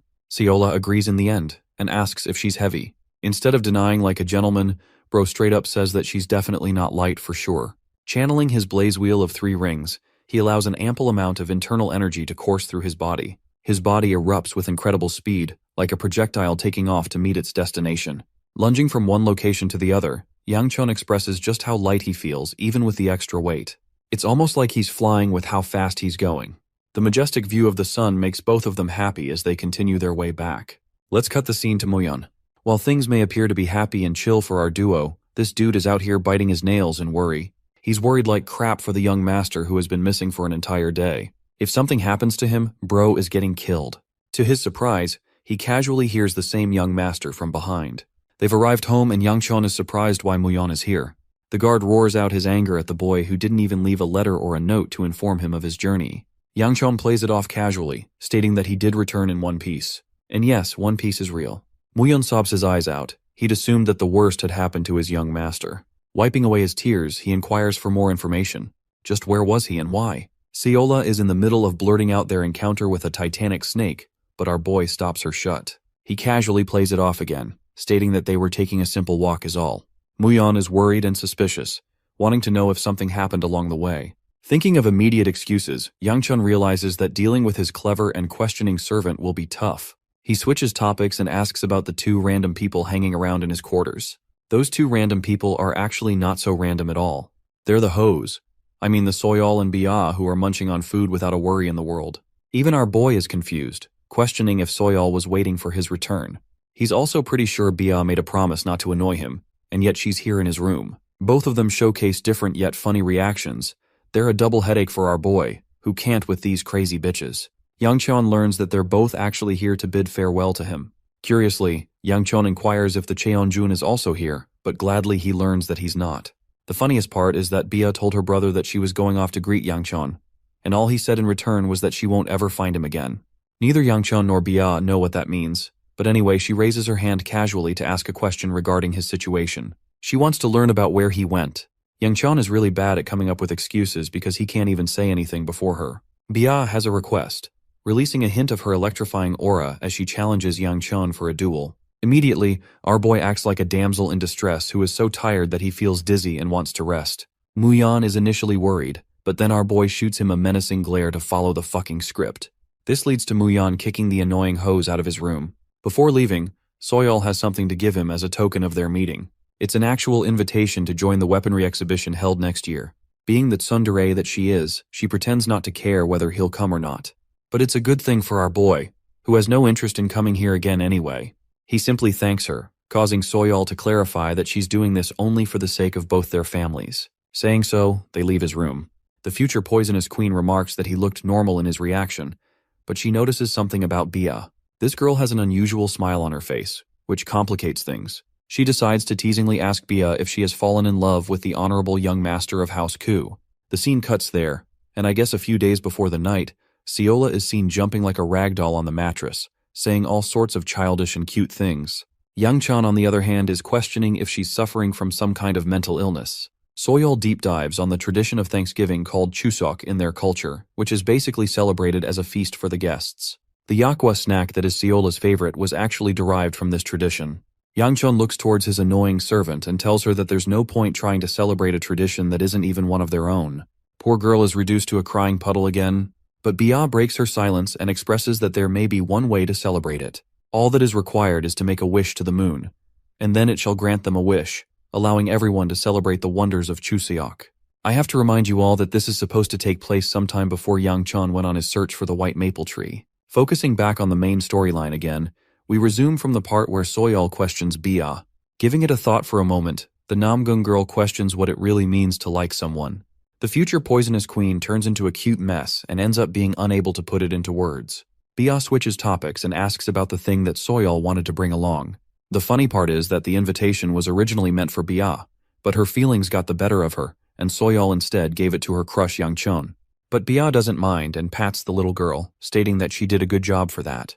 They both share a very sweet relationship and continue on. Suddenly, Bia experiences a shadowy allure as her vision staggers for a bit. She strengthens her resolve and expresses that she and Yangqian will run into each other someday again. That night, the scene cuts to the Namgung family, where the clan lord learns of the things that went down in Sacheon. He remembers tasking his son to only look after his sister, and because of his reckless decisions, they lost a trusted guard. The clan head calls his son a damn fool, but not even Cheonjun has any idea of what the hell could have killed Mikhail. In his mind, there's just no way that his trusted servant was done like that, especially when he was considered one of the best martial artists around. And yet, that same reliable guy is missing all of a sudden. His father addresses Cheonjun, unleashing a ferocious crackle of lightning with every step, forcing his son's entire body to shudder in fear. You see, there's a reason why he, as the clan head, is disappointed in his son. It's not because of the boy's failure or that he tried murdering his opponent in that match. The only thing that bothers the ruthless Namgung clan head is why his son failed to cover his tracks and couldn't finish the job. For now, he doesn't want to punish Cheonjun for the mistakes he made, but he will be facing extreme training for an extended period of time. Cheonjun musters up the resolve and agrees to his father's orders. We can see him appearing breathless just in his presence. The clan head emphasizes that Cheonjun should forget his encounter with the son of the Ku family for now. This comes as a shock to the boy, who was clearly looking forward to his father's approval. In return, the clan head simply shoots a menacing glare back at his son, forcing him to avert his eyes in disappointment. He tells his son that it's only after he will take on the mantle of the clan head that he will understand why he means this advice seriously. For now, there will be no conflicts with the House of Ku. Cheonjun agrees, and to his utter despair, his father leaves a note that it's possible they'll end up sharing families with each other. Oh man, if I was Cheonjun here, I would just jump off a cliff after hearing that. Back at the House of Ku, our boy shares the exact same reaction actually. Yangchun is fucking shocked by what the second elder said. His new engagement date is already set up. The boy offers his complaints, stating that he literally just got back from a dangerous trip to Sachon and he's now dealing with an engagement. Not to mention his previous broken engagement from the House of Peng. Elder Ryun knows about that incident, and yet he still wants to send the same dude to yet another relationship. I have to say he's kind of the ultimate wingman here, because he doesn't want Yangchun to remain single and believes it's best to get engaged. Seola finds herself worried that he's getting in a relationship with another girl, but our boy promises her that nothing of the sort is going on. The funniest part? She doesn't even know what a damn engagement is. She thinks it's a food item. Anyway, Muyan consults the young master and confirms that the whole engagement stuff is actually real. He'd been on reporting duty in Sacheon and heard people talking about it casually. The funny thing? Everyone knew about it except for the dude who was supposed to be part of the engagement. Anyway, Yangchun is genuinely surprised that someone took up on the offer of settling a marriage with him, given how badly his previous engagement ended. Curious enough to ask, he demands to know what kind of stupid house ridiculously signed their daughter up with him. Grandpa Ryan laughs it off, and right as he's in the middle of saying Namgung, Yangchun finishes the sentence for him. Yeah, bro is finished. He has no idea why the Namgung family would ever even consider the possibility of tangling him. Not to mention the fact that their family has already accepted the engagement proposal from the House of Ku. The boy adds 2 and 2 together, realizing that there's only one girl from the Namgung house. Elder Ryan confirms that they've already met each other at the exhibition too. Yangchun's face draws a dead silence. Finally it clicks. His fiancée is going to be the beautiful Bia. Well, it goes without saying that our boy is pissed that he's got to put up with a crazy bitch. Elder Ryun reminds him not to say such words against his fiancée. Unfortunately, the boy can't even control this situation as his family ultimately already decided. If he has complaints, he's going to have to deal with the head of the Ku family. To top it off, there's an even more urgent matter that needs to be taken care of. While Yang Qian is wondering what could be more problematic, the old geezer gives him a smile as he reveals that his sister has returned. The revelation cracks our boy's confidence. And no, they're not talking about Yeonsu here, but the majestic older sister and the leader of the 5 squads. Exploring the words of the sovereign fighter of destruction, he once stated that the golden era was upon their world. The birth of geniuses from every family began sprouting as if they were stars from the sky. There were many geniuses among each family, and the boy's elder sister just so happened to be born in that era. For Yangchun, he was unfortunately always compared to his older sister, and even remarked as the unlucky child who was born in the wrong era. Even though he possessed talent, he didn't hold a candle to his sister. The searing sword, Hebe Ku, is the pride of the Ku family, a woman of boundless talent and strength that cannot be compared. It's actually one of the reasons the boy grew up despising his older sister. Just hearing of her arrival, Yangchun's survival instincts kick in, and he's immediately trying to look for a place to hide. Any place far from this hellhole would do well, unless Grandpa Ryun comes in to stop him, of course. He isn't letting this kid hide anywhere, not even this once, believing that it's a time of reunion with his sister. Yangchun is begging for the old fart to just pretend to ignore his existence for a while, but Ryun catches on that the boy is being dramatic over his sister's return. In reality, Yangchun is afraid of what his sister will do to him during her stay, so he's gonna make it his business to hide for a couple of months at least. Elder Ryun grabs his head and questions if the boy hit his head or got poisoned in Sacheon because he's acting like a little prick. As they're discussing about Hebe's return, the boy hears an explosion from the training grounds, and it's enough of a sign to him that his dear old sister is coming over to him. That flaming monster is excited to meet him after all.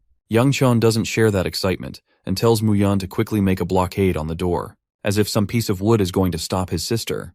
The funniest thing is how they ended up using a damn broom to block the gates as the most reliable form of defense.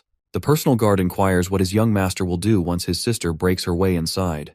From the other side, Hebe laughs, almost annoyed that her little brother blocked the door when she was so excited to see him. Even Muyon is shocked when a mere touch of her hand forms cracks on the gate. When she has a good sight on her brother, she destroys the door and sends Muyon flying. Striding towards him, Hebe is pulsing with a crimson aura as she questions why her brother is being such an annoyance. Yangchun probably thinks he's about to see God after this, but she simply waves him hello and recommends that the boy greet older people when he sees them. She's also surprised that he's standing still without doing anything. The question confuses Yangchun, who inquires if he's supposed to be doing something else. Quickly recalling his mistake, the boy kneels in front of her, respecting her rank. Hebe doesn't demean him or anything and simply pats his head. She's glad to meet the second elder as well after a while. Grandpa Ryun tells her that he's amazed to see that she's still maintaining her reputation as the leader of the sword squads. Hebe isn't the egotistical type and humbly offers praise to her hard-working squad members. While our boy is hoping for a plan to run from this place, Hebe addresses her little brother and wants to know if he knows about the 2 mistakes he made.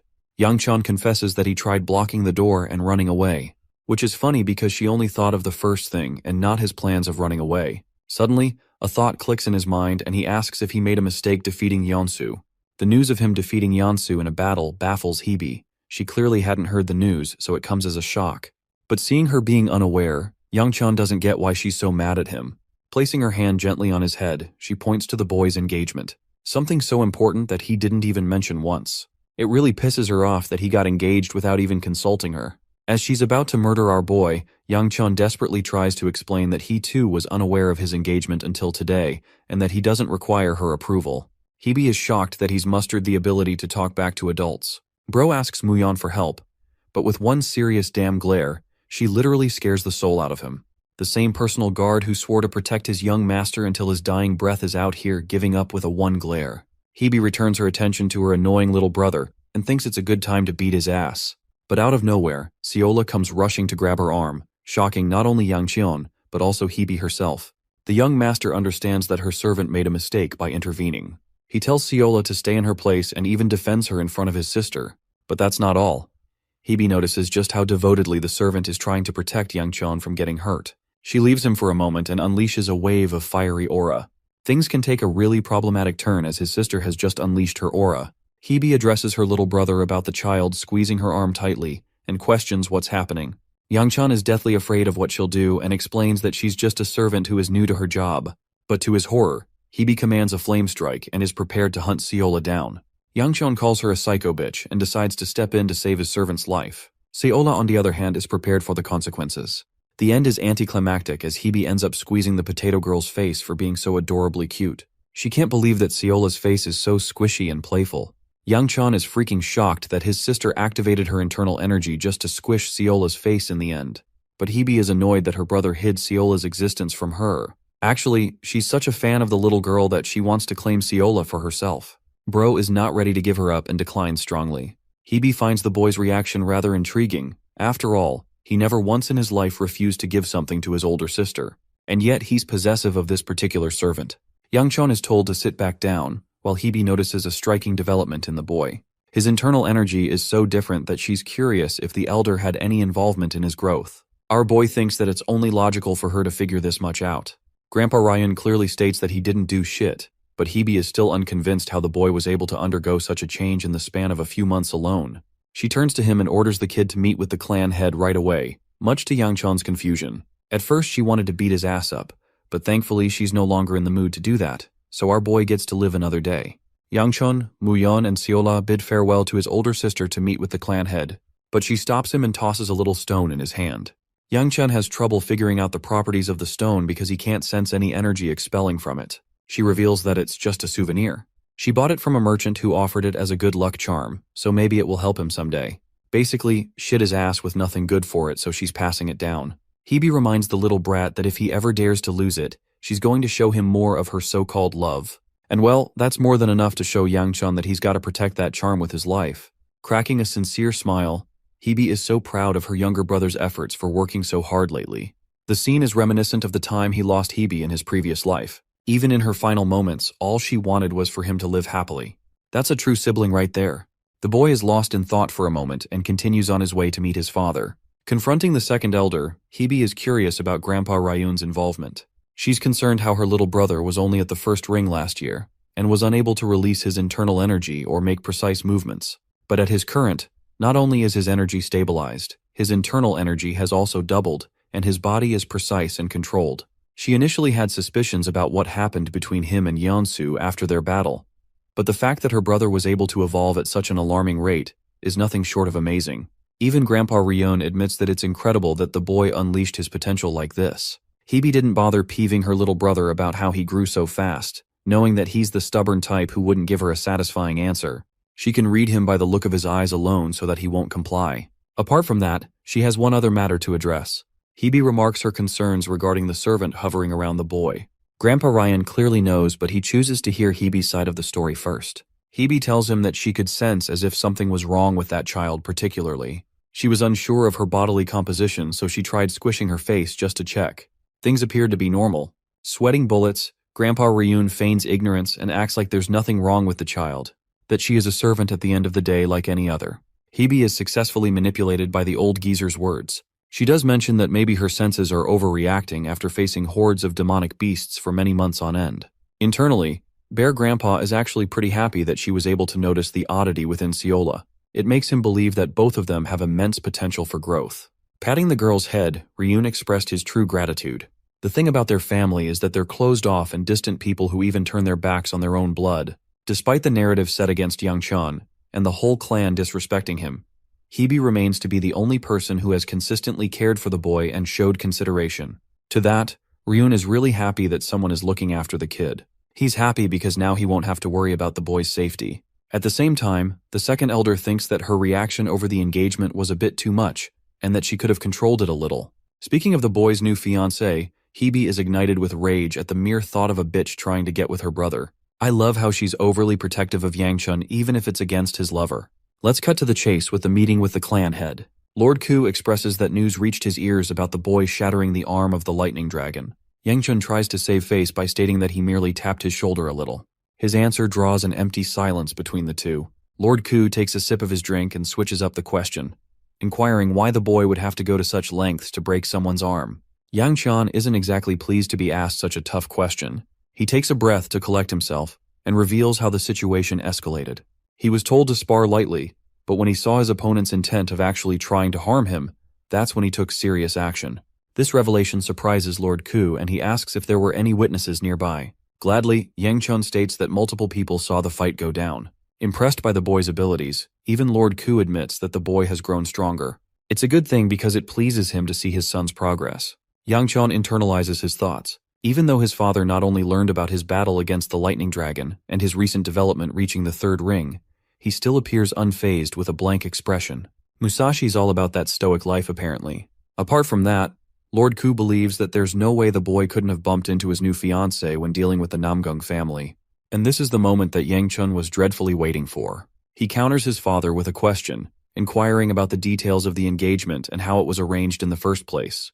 Lord Ku expresses that it was actually decided by the elders, but it's not exactly the worst proposal for the kid in this case. Even though Yangchun thinks it's a terrible outcome for him, his father already knows about the mishap that occurred with House Peng, and he's hoping that the boy won't spoil another engagement this time. It's a long way of saying, you won't be getting another chance if you fuck this up, basically. Yangchun is in a tough situation because of his track record of handling the previous engagement. Lord Ku takes out a letter and alludes to the fact that summer is reaching its midpoint. And that means the Hua festival is going to take place at Mount Hua soon. By the way, it's the same mountain where Yangchun slaughtered the entire clan in his previous life. The boy inquired about his role in the festival. His father hands him the letter to read. Yangchun gives it a thought and questions why he's being tasked with such a thing. Lord Ku cuts him off and orders the boy to bring a special someone back to the house. He's going to personally make sure that Yangchun is escorted within 10 days. The boy isn't pleased to hear this, and even rejects the idea because he just came back after a tiring trip from Sachon. His father happily allows him the liberty to refuse the task, which the boy tries to do immediately, until he hears that his father will reward him with a great sage pill if he succeeds in this mission. While this conversation is happening, Muyan and Seola are getting bored sitting outside the office, hoping for Yangchun's return. They suspect that he'll take at least 2 hours in the meeting.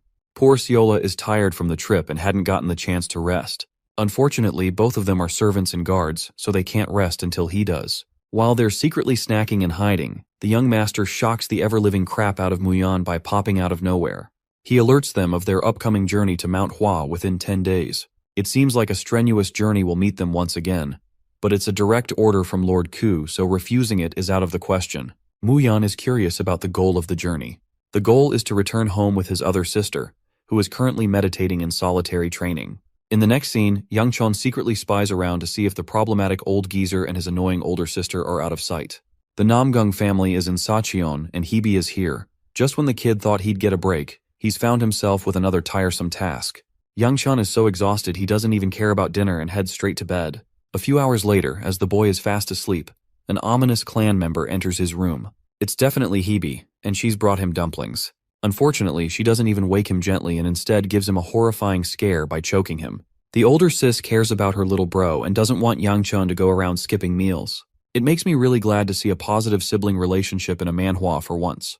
Drunk as hell, she shoves the dumpling in his mouth, until he's got no choice but to bounce the heck away from his bed, questioning what the hell she's doing in his room. Yangchun reminds her that it's his personal quarters, so she isn't allowed to go and come in as she pleases. But Hebe channels her inner communist energy and goes, "If it's your room, then it's also my room." She's drunk as shit already and ready for more. Yangchun's sister was worried why he didn't show up at the dinner, so this is her way of checking in. Apart from the fact that she's really annoyed how Yangchun ended up marrying a Namgung bitch. The jealous older sister is annoyed that he's always giving strong reactions to the mention of his fiancé's name, but our boy doesn't want to argue with a drunk Hebe, who won't even listen to his words. Bro just wants her to take her booze away to someplace else. Hebe thinks the boy should be celebrating an opportunity to spend some time with his sister and recommends they share a room. Young-chan is not about that life and he's like, nah, fuck this shit, I'm out. Hebe thinks he's being overly rude for no reason, but Young-chan believes it's an appropriate reaction dealing with her ass. Getting even more drunk as the night goes deeper, Hebe enjoys her booze. Staring at the view of the stars outside, his sister addresses her little brother and recommends they have a little fun. And no, it's not about to be a Sweet Home Alabama moment. She's talking about having a match. Yang-chun acts like he didn't just hear the ridiculous words that came out of her mouth. He tells her that she must have entered a new level of being drunk to say something so stupid, and he recommends her to return to her room. Possessing an air of seriousness in her tone, Hebe questions if he's truly certain of his words. A confused Yang-chun asks what she means, so Hebe points to his little chest, stating that she has no idea how the boy trained or what he did to get to this level. But it's clear that a good amount of the energy that has entered his body isn't being absorbed. This is actually problematic because it could lead to issues. Yang-chun reflects that it's true that the pearl he received from the snake hasn't been fully dissolved into his body. It's mainly because his body is far too immature to contain an energy that great and make a part of himself. Hebe is of the opinion that they need to do something about the situation immediately. It's why she suggested the idea of sparring with him, but that's not the only reason why. Looking at him with a smile, she expresses that she's just in the mood to beat his ass is why she recommended it. Yang-chan is starting to think that neither one of his siblings is a sane person with the way they treat him. Hebe finds herself stretching in the training ground in the next scene. She hasn't fought her little brother in a long while and actually finds herself surprised to see him adapt to a swordless fighting style. Yang-chan declares that he no longer relies on a weapon, which impresses her and surprises her, especially since he was using a blade up to this point. Pointing her wooden blade at him, she thinks that maybe her little brother has become so arrogant that he thinks he no longer needs a weapon, even allowing him the chance to make the first strike. Yang-chun's eyes widen and he tries to remind her that this fight is supposed to be for the purpose of helping him release some of the energy. Hebe lets out a sigh and understands that she doesn't have to kill him in the battle. After all, she's a monster who slaughters demons on a daily basis. But as she's in the middle of talking to him, Bro pulls a quick one on her and surprises Hebe with a high-speed lunge. His first punch actually freaking connects with her abdomen, grazing her side and putting her off balance. The boy quickly hastens to unleash a second strike, which also freaking connects, launching his older sister crashing into the wall. The boy's internal energy is more controlled than ever, but he's especially worried about what's coming his way after he's finished off his attacks. From the distance, his sister laughs. It's not just any laugh, she's laughing like a villain. Hebe's impressed by her brother's accomplishments and surrounds herself with rampant flames. Looking at her current level, Yang-chun finds it hard to believe that she's only at the 5 rings level. It's as if she's surpassed that and entered the bounds of 6 rings already. And even after using his most powerful strike right from the beginning, it seems to have done 0 damage against Hebe, who is happily smiling in his way. Bro knows he's about to get destroyed to the ground, so he suggests the idea of ending the battle here. But his sister isn't finished just yet. Her fun only just started. Stomping her feet into the ground, with every step she releases a column of destructive flames. Girl is walking through a nuclear reactor with how much energy she's expelling. Yang-chun can't even open his eyes against her wave of internal energy. And before he even knows it, Hebe is already in his face, monstrously attacking him with a heavy blow that sends him dragged to the opposite wall. It's a miracle that he was able to block that blow in time, because if he hadn't, the consequences would have put him in the hospital for a while. From the distance, he sees her wooden sword and dodges it. His maniacal sister comes roaring with her flames, making Yang-chun worried for his life in a battle against the crazy bitch. Expending some of her energy into her feet, she swings a destructive attack from his side. But it doesn't end there. She forces Yang-chun heavily on the defensive with back-to-back heavy attacks using martial arts alone. I know Hebe is supposed to be really strong, but credit where credit is due, our boy is holding his ground pretty solidly well. Unfortunately, Hebe ends up grabbing her blade from the wall and stops her fiery slash at the last second against his neck. This fight is over. She grabs his hair and recommends the child to tighten his mouth shut for the next attack, or else he's going to end up with a broken jaw. Now that is a scary threat. Well, the end is tragic because Yang-chun is brought to the edge of tears, awaiting his demise as his screams reach the starry sky. In the next scene, we cut to the Namgung family. Bia has left the family with a note for the clan head. She wants to meet her fiancé, so the girl ends up running the fudge away from the house for a while. The news pisses off Lord Namgung, who demands her immediate return. A farmer is observing the quality of his crops and finds himself despairing. The season has been tough for the agricultural business. As he's thinking of that, he sees a lady clad in purple robes jumping over him. The mere sight of the girl seduces him, making him think that an angel has descended from the heavens itself. Bia says hello and asks for directions for the Shangxi region, especially since she's terrible with navigation. She learns that it's in the east, so she quickly leaps away. Before leaving, the girl seemed to have dropped a silver ingot, which is precious enough to feed any family for months on end. The farmer is grateful for the beautiful angel's kindness, but he's really not sure why the girl ended up heading west instead of east. Yep, she's one of those people who can't survive without a GPS. Where she's currently headed is Mount Hua in the west, which brings us to the second elder, who speaks with the Sword Sovereign regarding the Divine Doctor's stay at Mount Hua. The Sword Sovereign explains that the doctor is known to move around a lot, never staying in one place, but he's rather surprised to find the Divine Physician is staying in Mount Hua of all places. Elder Ryun doesn't get why there's an urgent need to find the guy anyway, but he recommends it's a good idea to send Yang Chun for a confirmation call first. After all, the Sovereign Sword has been doing so much to hide his identity that if he reveals himself now, it would be a problem. He agrees with Ryun's approach, but with a little twist. So when the time of their departure came, the Sword Sovereign told Yang Chun that he's going to be accompanying them on this journey. And well, bro is just speechless, just as much as his baffled second elder. The fact that their main coachman is suddenly gone for a vacation, and that the Sword Sovereign himself has taken his spot, means there's more than what meets the eye. Especially for Yang Chun, who knew for a reason that both Seola and her grandpa weren't supposed to be on this trip among the list of people. So something must have happened in the span of a single night, altering their trip plans. The boy can't help but figure that something else is going on behind the scenes that he just can't figure out for now. The second elder catches him and questions why the boy has such a confusing look on his face. Yang Chun merely states it's nothing, but his trusty old geezer expresses that it would be best if he didn't try to beat up more kids. At first, Yang Chun thinks he'd never do that, but from all his travel journeys so far, he realizes that he's amassed a reputation for at least beating one boy into the ground upon every visit. He decides not to do something like that this time. Well, hopefully not. Entrusting the kid with something special, the second elder hands the boy a small bag. The first thing the guy notices about it is its sweet scent, finding himself becoming powerful by just keeping the object in his hand. Yang Chun assumes that it must be valuable, but the second elder tells him that it's not as special as he thinks. It's just a rock called the Blossom Stone, something that was once considered one of the 4 treasures of the Mount Hua clan. A sudden realization comes over the boy as he stares deadpan into the old geezer's eyes. It's definitely more valuable than he thought, but Bear Grandpa doesn't think much of it, and entrusts the object with the boy. Yang Chun has no idea why he's being given something so important. Turns out the old geezer doesn't really care much about the Blossom Stone as he won it over a petty bet, so to him it's next to nothing. Still, Yang Chun thinks it's reckless to casually hand over an object like this so out in the open. But the second elder strongly believes that he made the right call, entrusting it to someone reliable. Yang Qian fails to comprehend the message until he glances over to Seola's grandpa, who is basically the definition of getting the best bodyguard there is. Yang Chun understands that Ryun must at least have some kind of idea about the Sovereign Sword's identity, which is why he's so carefree about this trip. Mu Yan informs the young master about their finished preparations. The boy unfortunately doesn't have a good enough excuse to refuse an important gift, and ultimately decides to keep it. Inside the carriage, he bids farewell to the old geezer, who plans to inform Hebe of his departure. Yang Chun is curious where his sister disappeared off to, and learns that she's actually whining at the fact that her little brother is going away. She sounds like a sweetheart for her brother's sake in a clan full of maniacs. As he's departing, Yang Chun wishes the second elder to bid farewell to his sister on his behalf.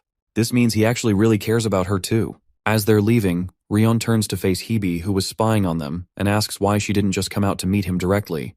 The conflicted sister is seen hiding and crying her eyeballs out. She didn't want to show her pathetic self in front of him. Ryun reminds her that the boy is no longer an infant and can be trusted with these travels. But Hebe, being Hebe, thinks of him as a precious little puppy who needs constant care and attention at all times. The carriage is steadily moving when the young master decides to ask Muyan a question. He wants to know about the travel time for reaching Mount Hua. Unfortunately, it's a question that the boy has repeatedly asked for a while now, signaling his impatience. It doesn't make it any better that they're going to have to take a long while to get to the location compared to all the recent journeys they've taken. On the way, Seola's grandpa teases the young master for feeling uncomfortable already. The boy says that he's doing just fine, but internally, Yang Chun thinks that the most worrisome part is regarding the Sword Sovereign's personal involvement. He simply can't act normal in the presence of the strongest sword user in the world. Meanwhile, the same Sword Sovereign's carefree granddaughter is out here munching on snacks as her only purpose of existence. Seola acts like a villain plotting a scheme who requires immediate food to act normal. Things get much worse for Seola when the other servant drops the bombshell regarding the little girl stealing all his honey cookies. Instead of getting mad at her, Yang Chun simply takes one for himself and stares at the boring view, already wanting to go back home. The scene cuts to the house of Ku, where Hebe inquires the identity of the girl of Namgung. Bia somehow managed to end up at our boy's place, despite looking like a complete mess. Just hearing Bia's name is enough to trigger every nerve inside Hebe's body, but to her shock, Bia is actually pretty damn hot. Much prettier than she thought. Hebe complains why she looks like a total loser and a mess when she was supposed to meet her fiancé. Bia replies that she made a few wrong turns and, well, shit happened in between. So then the searing sword questions why she took the trouble of traveling long distances just to arrive here. To that, Bia reveals that she is here to meet her fiancé. Hebe reminds the girl with a teasing statement, telling her that nothing is official for now. Not to mention the fact that Yang Qian isn't even here. What Bia didn't know is the fact that she was speaking to her fiancé's older sister. Hebe proudly introduces herself as the brat's caretaker. She looks so proud of herself that Bia adjusts her hair and properly shows her respect by sitting politely. She then inquires about where her fiancé went, but Hebe is again proud to reveal that he's way far off traveling to Manhwa, which means they won't be meeting anytime soon. But the mere mention of Manhwa makes the girl happy. Instead of wasting another word with Hebe, she dashes away into the skies with speed. The act confuses Yang Chun's older sister, making her wonder if she's disheartened enough to go home. She's also pissed that Bia didn't even stop to say goodbye, which is disrespectful. That aside, the scene transitions to Yang Chun's group. They're resting after a long day, but Seola's grandpa is up and away, maintaining the fire. He senses the boy's energy from nearby. The perspective zooms into Yang Chun, who appears to be confident in his ability to conquer the fourth ring very soon. However, he's finding it difficult to circulate his energy in his body. The control of his energy is the opposite of what he intends to do with it. That's why he desires to break free from his current level. Compared to his sister, who was explosively wasting away her internal energy without any problem, he can't even channel normal energy that well. This comes down to a difference in talent between the two. Still, Yang Chun refuses to whine like a bitch all day and decides to double down on his training process. The first act of training is to breathe in and then concentrate on his energy. Moments after, energy begins channeling all over him, expelling aura. Well, apart from that, the scent of the blossom stone distracts him. Unfortunately, he can't even toss it away as a valuable item from the old geezer. The scent of the stone appears to be much more potent now than before, and it hinders his concentration because of that. Faced with multiple hurdles in his training, the boy concludes that he should end his training cycle for the night. It is then he spots a sudden wave of blossom petals erupting out of nowhere. They're not supposed to be here in the middle of summer after all. Suddenly, a strong voice declares him an outsider rather than a child of Mount Hua. The spiritual pink figure appears to have an ambiguous form and disappears right after the startled Yang Qian looks around. He knows that he wasn't tripping just now. It's clear that he heard a voice. The same voice then questions how a boy like him is able to devour so much energy, even when he isn't from the mountain. This time, Yang Qian is certain as hell that he heard an old man's voice. Continuing with its words, the voice taunts him for devouring so much energy, to the point that he's bound to get sick. Yang Qian still has no idea what's being discussed or said, until the blossom stone in his grasp begins overreacting with a wave of energy. The boy finds himself appearing dizzy with the absorption of energy, and soon after, he faints. The unconscious boy is brought back to life by muffled voices of his servant and guard. He awakens in a sudden panic, immediately getting up and questioning what the hell happened to him. Seola hugs him tightly while the personal guard expresses that it's actually the sovereign sword who discovered the unconscious boy in the woods and returned with him. Seola's grandpa acts like it's no big deal as he's only doing his duty as a servant. However, he seems to be in a pensive state, to the point Yang Chun is alarmed by it. Muyan is curious to know if something bad happened or took over the young master last night. To that, Yang Chun tries recalling his training session and remembers witnessing the stone's bright shimmering light. However, now that it's in his hand, nothing appears to be changed regarding the stone. But upon unraveling the stone, he discovers an unexpected change. The crystal no longer has a scent and it looks glossy. The absorption technique ended up absorbing the stone's power and resulted in him losing consciousness. He did have high expectations for the treasure of Mount Hua, but not to this level. The fact that his body has absorbed it presents another situation to him. Sensing his internal energy, the boy is extremely happy to conclude that he's actually stepped into the domain of the fourth ring level. Later that day in their travels, Yang Chun is seen resting inside the carriage, collecting his thoughts. He still has no idea how the development from 3 rings to 4 rings happened overnight. Both Muyan and the Sword Sovereign seem to be keeping an eye on the boy, so he's getting uncomfortable. Seola, on the other hand, is busy sniffing him out. Yang Chun is shocked that he has a scent even though he switched out clothes and even bathed. But only this time, Seola surprises him by saying that he smells like a flower. The boy tries to blame their surroundings, believing it must be from the window or something. However, Ciola is unconvinced. She is firm on her opinion that the smell is a part of him. The fact that Ciola's been able to recognize this change means that his internal energy did in fact increase for the good. At the third ring even, he could at most expel heat from his body. But from this point onwards, he thinks it should be no big deal for him to shoot out fire attacks without any hurdles. Bro is hoping to become just as much of a monster as Hebe became in their last battle. Either he's a fan or he's still terrified from the experience. Anyway, it's a long shot from using it, but Yangchun is confident that later down the line, he'll find a victim to experiment his new strength on. Both Ciola and Yangchun find themselves distracted for a moment before the carriage takes a sudden bump. They crash with a heavy thud as the other servant inquires if the young master is doing okay. The boy immediately gets up to ask Muyan what happened. But for some reason, he's non-responsive and dead serious, staring something down. Yang Qian looks out of the carriage and discovers an unknown man in a white robe. The man respectfully apologizes, and based on his blossom emblem alone, Yang Qian figures out that this guy must be from the Manhwa sect. The guy introduces himself as Yang Feng, a disciple of the third generation with a bunch of questions to ask. To top it off, he's the same dude who ended up getting severed at the hands of Yang Qian in their previous encounter. The boy faces guilt for the actions he committed in the past, knowing that he slaughtered someone so ruthlessly from the Mount Hua sect. Muyan, on the other hand, finds it an offensive gesture for the Mount Hua sect to send one of their best martial artists to stop their carriage. Yang apologizes once more, emphasizing that his goal wasn't to stop the carriage but a means of verification from them. He desires to know if one of their disciples is actually hiding in the carriage. Yangchun is desperately hoping that he isn't this mysterious disciple all of a sudden. The Blossom Sword Dragon strides ahead, stating that he sensed a peculiar aura and that's why he wanted to check for himself. But Muyan is seriously on guard and warns the guy that if he takes another step, they'll have to take action. Yang fearlessly turns to face Yangchun, before excitedly asking the boy why he is covered in the aura of the mountain. The question immediately makes Yangchun shit his pants. Bro knows he's fucked without answers. Strangely enough, a voice agrees with his opinion. This voice is the same old man, the spiritual being that was haunting him last night. The old geezer is shocked that Yangchun can see his miniature self. Rubbing his eyes, Yangchun is having a hard time questioning if what he's seeing is really the truth. But apparently the floating elder before him is in fact real and talking to him. Seeing him distracted, Yang asks for the boy's attention. Yangchun is out here confused as hell if he's on drugs or if this is a result of overtraining of some kind. The little elder is offended and reminds the boy that this is very much real. Yang is concerned about the boy's condition, while the young master inquires if he can see the floating figure next to him. The insect-sized old man.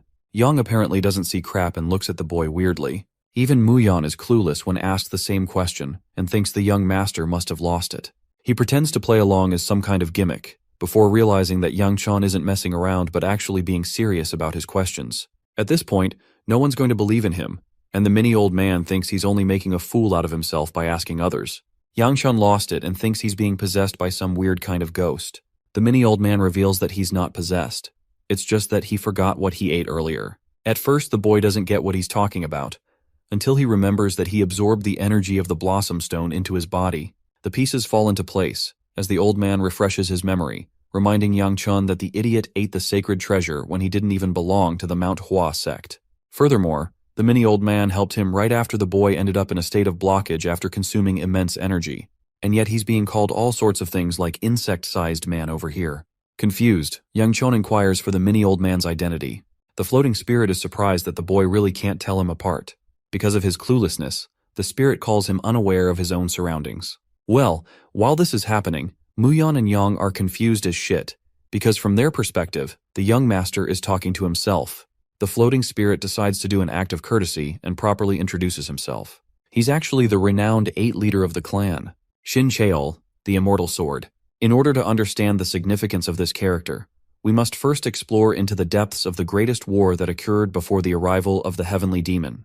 The Great Demon Blood War was safely fended off by 5 notable figures, expert martial artists whose names were etched into history even long after the war ended. Shin Cheol just so happens to be the greatest ancestor of the Mount Hua sect, sharing no equal in his reputation. And that same guy is now just a tiny old man that no one else can see except Yangchun. The funny thing is, Yangchun can't even stay quiet in his thoughts because the old man hears everything he thinks about. Now that the kid has come to learn of his awe-inspiring reputation, Shin Cheol is hoping that he'll be respected now. But Yangchun being Yangchun proves to be the opposite and is still stuck up. He questions why the old man was stuck inside the stone. Unfortunately, the little guy doesn't even know that about himself. It's more like he was expecting Yang Qian to be the one to fill in those gaps for him. So they're both at a loss with the way things are going. The most curious question for Xin Sheol is why an outsider from the Manhwa sect was able to absorb the powers of the Blossom Stone when it shouldn't even be possible. Faced with a question like that, the boy goes speechless. His reaction is a good enough sign to the old man that Yang Qian knows something he doesn't. The best thing the boy can do is simply avert his eyes. Instead of hammering him with more questions, the tiny ghost confesses that young kids at Yang Qian's age are known to hide things, and he respects that as his senior, so he won't be annoying him anymore. Because of this, Yang Qian is indebted to him for being patient and understanding with him. At the same time, Xin warns him to pay attention to the important thing that's about to arrive in front of him. His warning proves to be correct as multiple figures pop out of the forest to confront the carriage. From their uniform, it's easy to guess that they're also disciples of the same clan. Yang emphasizes that they've got nothing to worry about as these people aren't a threat to them. However, Muyan's done playing around and knees the guy down, pinning a blade against his neck as he's cautious of the men. Muyan strongly believes that this is actually an ambush rather than a greeting. Put in a position like that, the disciples of the Mount Hua sect are on guard. Even Yang Qian believes that maybe his guard is pushing it too far, but Muyan argues otherwise. He can sense their sheer hostility from the second they appeared on the battlefield. Yang begs them to stop and listen to him for a second. He has no idea why the members of his clan are so furious, but he also thinks that it should be possible to resolve the issues if he can just communicate with them properly. Muyan is alarmed and asks to confirm if they're truly warriors from the same clan. But just seeing the symbol on their clothing, it's enough to verify that Yang isn't lying, and he sincerely requests that they let this issue be handled by him. Yang Qian is convinced and tells his guard to stand down, so he frees Yang from his grasp, who promises to settle the matter properly with a little talk. They can see the guy quickly going up to his men and discussing things. But before he can say another word, Bro gets dismantled by warriors of his own clan, much to Yang Qian and Muyan's confusion. The warriors step forward to apologize and properly introduce themselves. They also think that it's Yang's stupid interference that caused them to believe that this was some kind of ambush attempt. The young master is fine with everything that happened and returns the apology. At the same time, he's dying to know why the warriors are out here so far from the mountain. To that, the warrior apologizes, stating that their mission is confidential. Well, until Yang blurts out crucial information about their clan member suddenly going missing all of a sudden. The strange thing about this incident is that, under the command of the Blossom Sword Squad of the Mount Hua sect, it doesn't really make sense that so many of them are missing all of a sudden. Anyway, that's one reason they were actually patrolling the area, and Yang stupidly ditched them all after sensing energy from the carriage, and ran ahead. Yang Qian realizes that it must have been because of his familiar energy that drew them all the way here, while Xin tells the boy that there's no longer any threat to worry about as he's already blocked off the excess energy. This means they will no longer be able to gauge the energy coming from him anymore. When Yang points to Yang Qian stating that they can sense one of their own energies from him, the warriors end up confirming that they can sense a hint of their power within him. This shocks the boy greatly because earlier, Xin just told him he blocked it off. The immortal sword advises the boy to just whip out his special rock and settle the matter, so that's what he does. Shocking both Yang and the warrior, Yang Qian reveals what appears to be the sacred treasure of the mountain. The same treasure that their sect leader ended up losing over a betting game against the second elder. Yang finally has his answers now. The reason he felt the energy coming from him was because of the blossom stone wielded by the boy.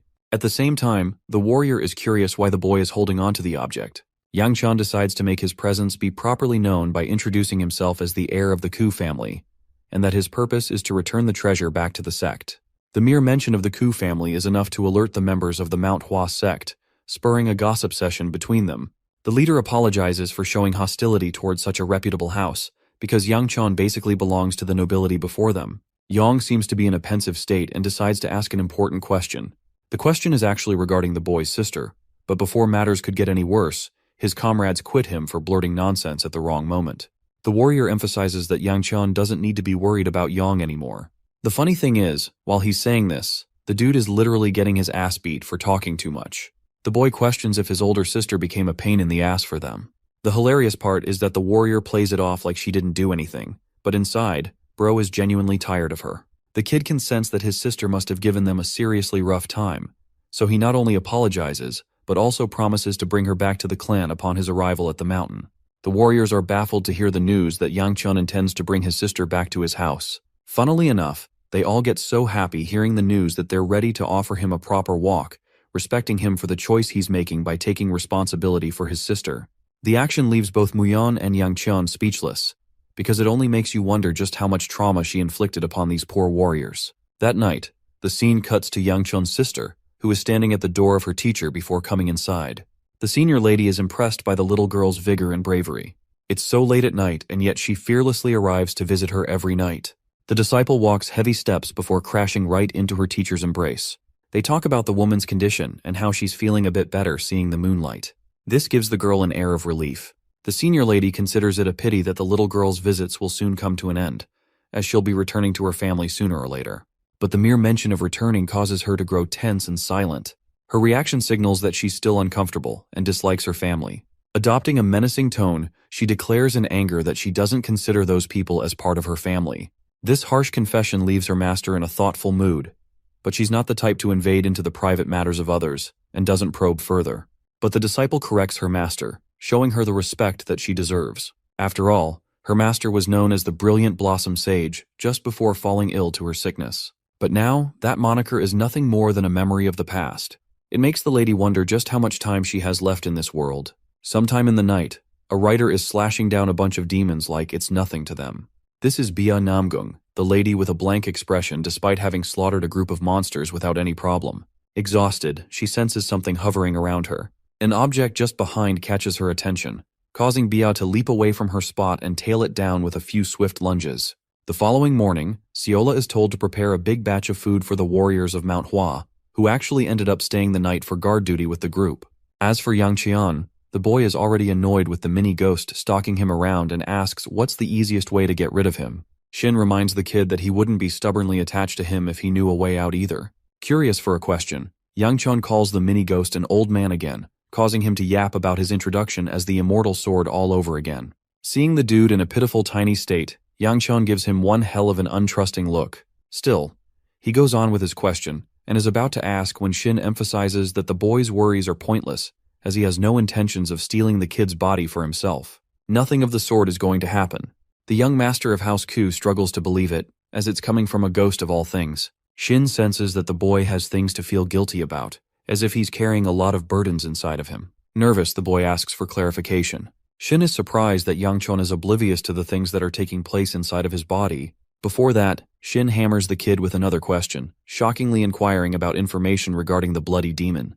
The mere mention of that causes the kid to be dubious of the immortal sword's true identity. Yangchun fully expresses his doubts. He's now certain of the fact that this guy isn't who he claims to be. After all, the immortal sword himself was responsible for taking down the bloody demon. So how can it be that this dude doesn't even remember the demon's fate that he slayed with his own hands? The tiny ghost surprisingly admits the same. For some strange reason, Shin doesn't seem to remember the conclusion of his fight against that demon. This leads Yangchun to make a concerning expression. The conversation isn't going anywhere, so he goes back to asking about the strange thing inside his body. But from here on out, the mini-ghost is giving him an attitude for not trusting in his identity, so he's going to be uncooperative as well. But he ends up complying anyway, as Shin funnily reveals that not even he understands what's going inside Yangchun's body. Way to conclude that discussion. The old man claims that he finds it interesting that the boy can't sense what's going on, especially when there's a violent energy inside of him. For now, Shin is doing his best to contain the energy, but it's definitely nothing to scoff at. Yangchun wasn't sure that it was going to be that serious, so the mini-ghost offered him a chance to test it out. But before the boy has a chance to decline, the immortal sword releases his hold, which releases the exorbitant amount of dark energy inside of Yangchun. The energy is so vile and pulsating that it surrounds the boy and attempts to swallow his entire being, before Shin quickly contains it again, believing the demonstration served its purpose well. The kid is scared shitless and can't believe what he just experienced. The immortal sword emphasizes that it's the very reason he's been containing it for the boy. Why that thing is inside of Yangchun is something not even he knows. Though the kid has a ton of questions, Shin thinks the conversation shouldn't be pursued any further for today. Even though Yangchun gives him a stubborn attitude, Shin points to the sky and states that there's something he's got to deal with. Our boy checks his surroundings and there's nothing special around. But right when he's unaware, a purple beam descends from the skies and lands right next to the boy, frightening the hell out of him.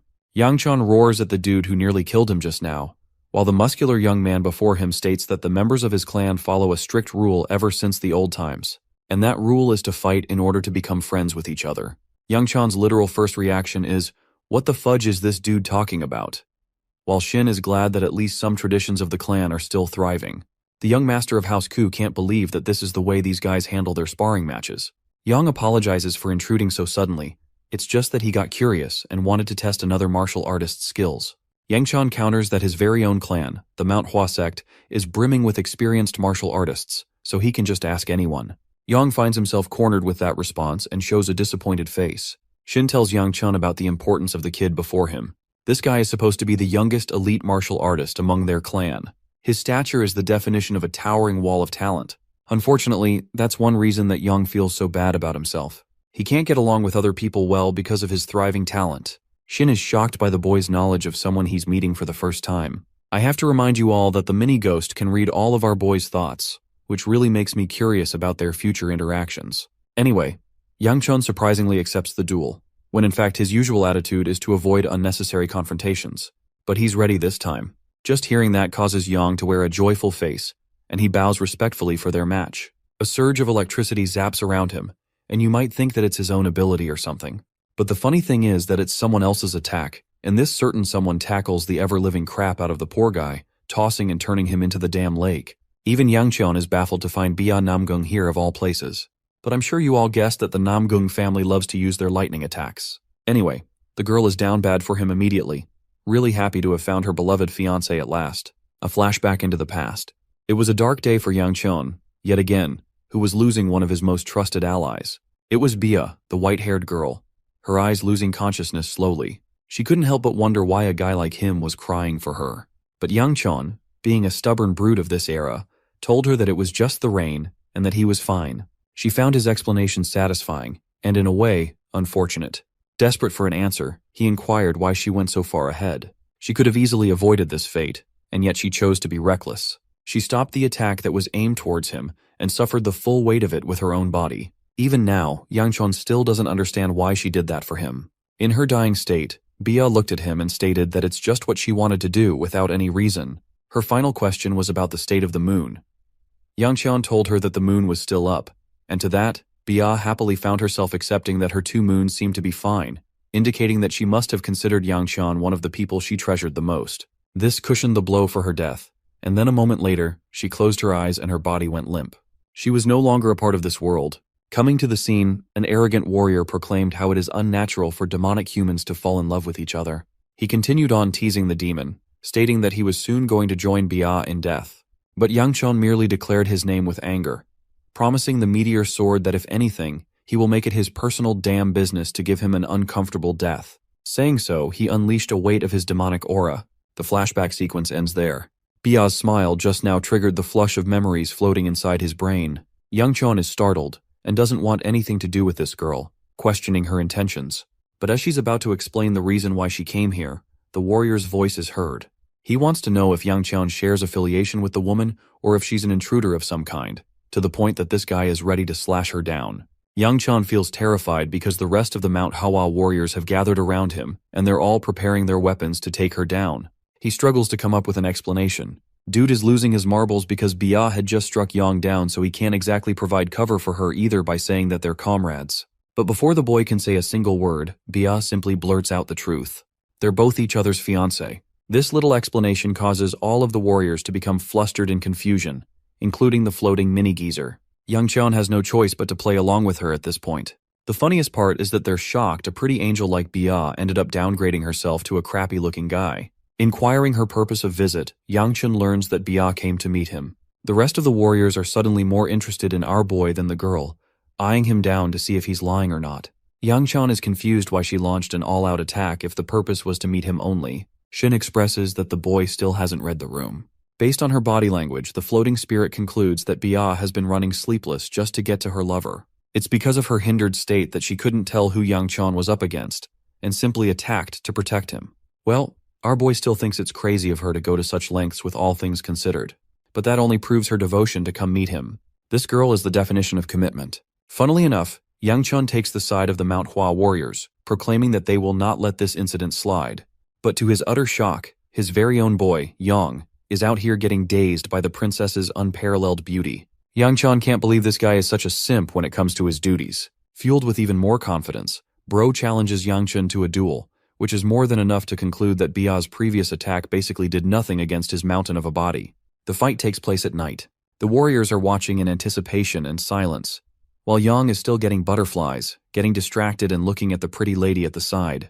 Yang Chan, on the other hand, is a bit worried about the guy's serious case of infatuation, which makes the floating old geezer tease him for being jealous.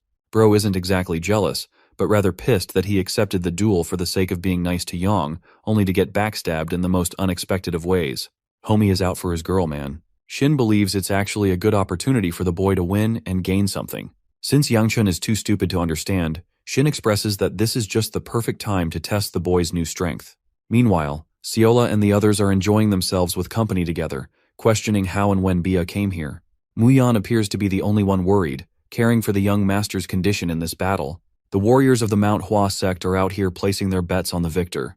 But ultimately, they all think the real winner of this battle is already decided, and it's going to be Yang, thanks to his godlike talent.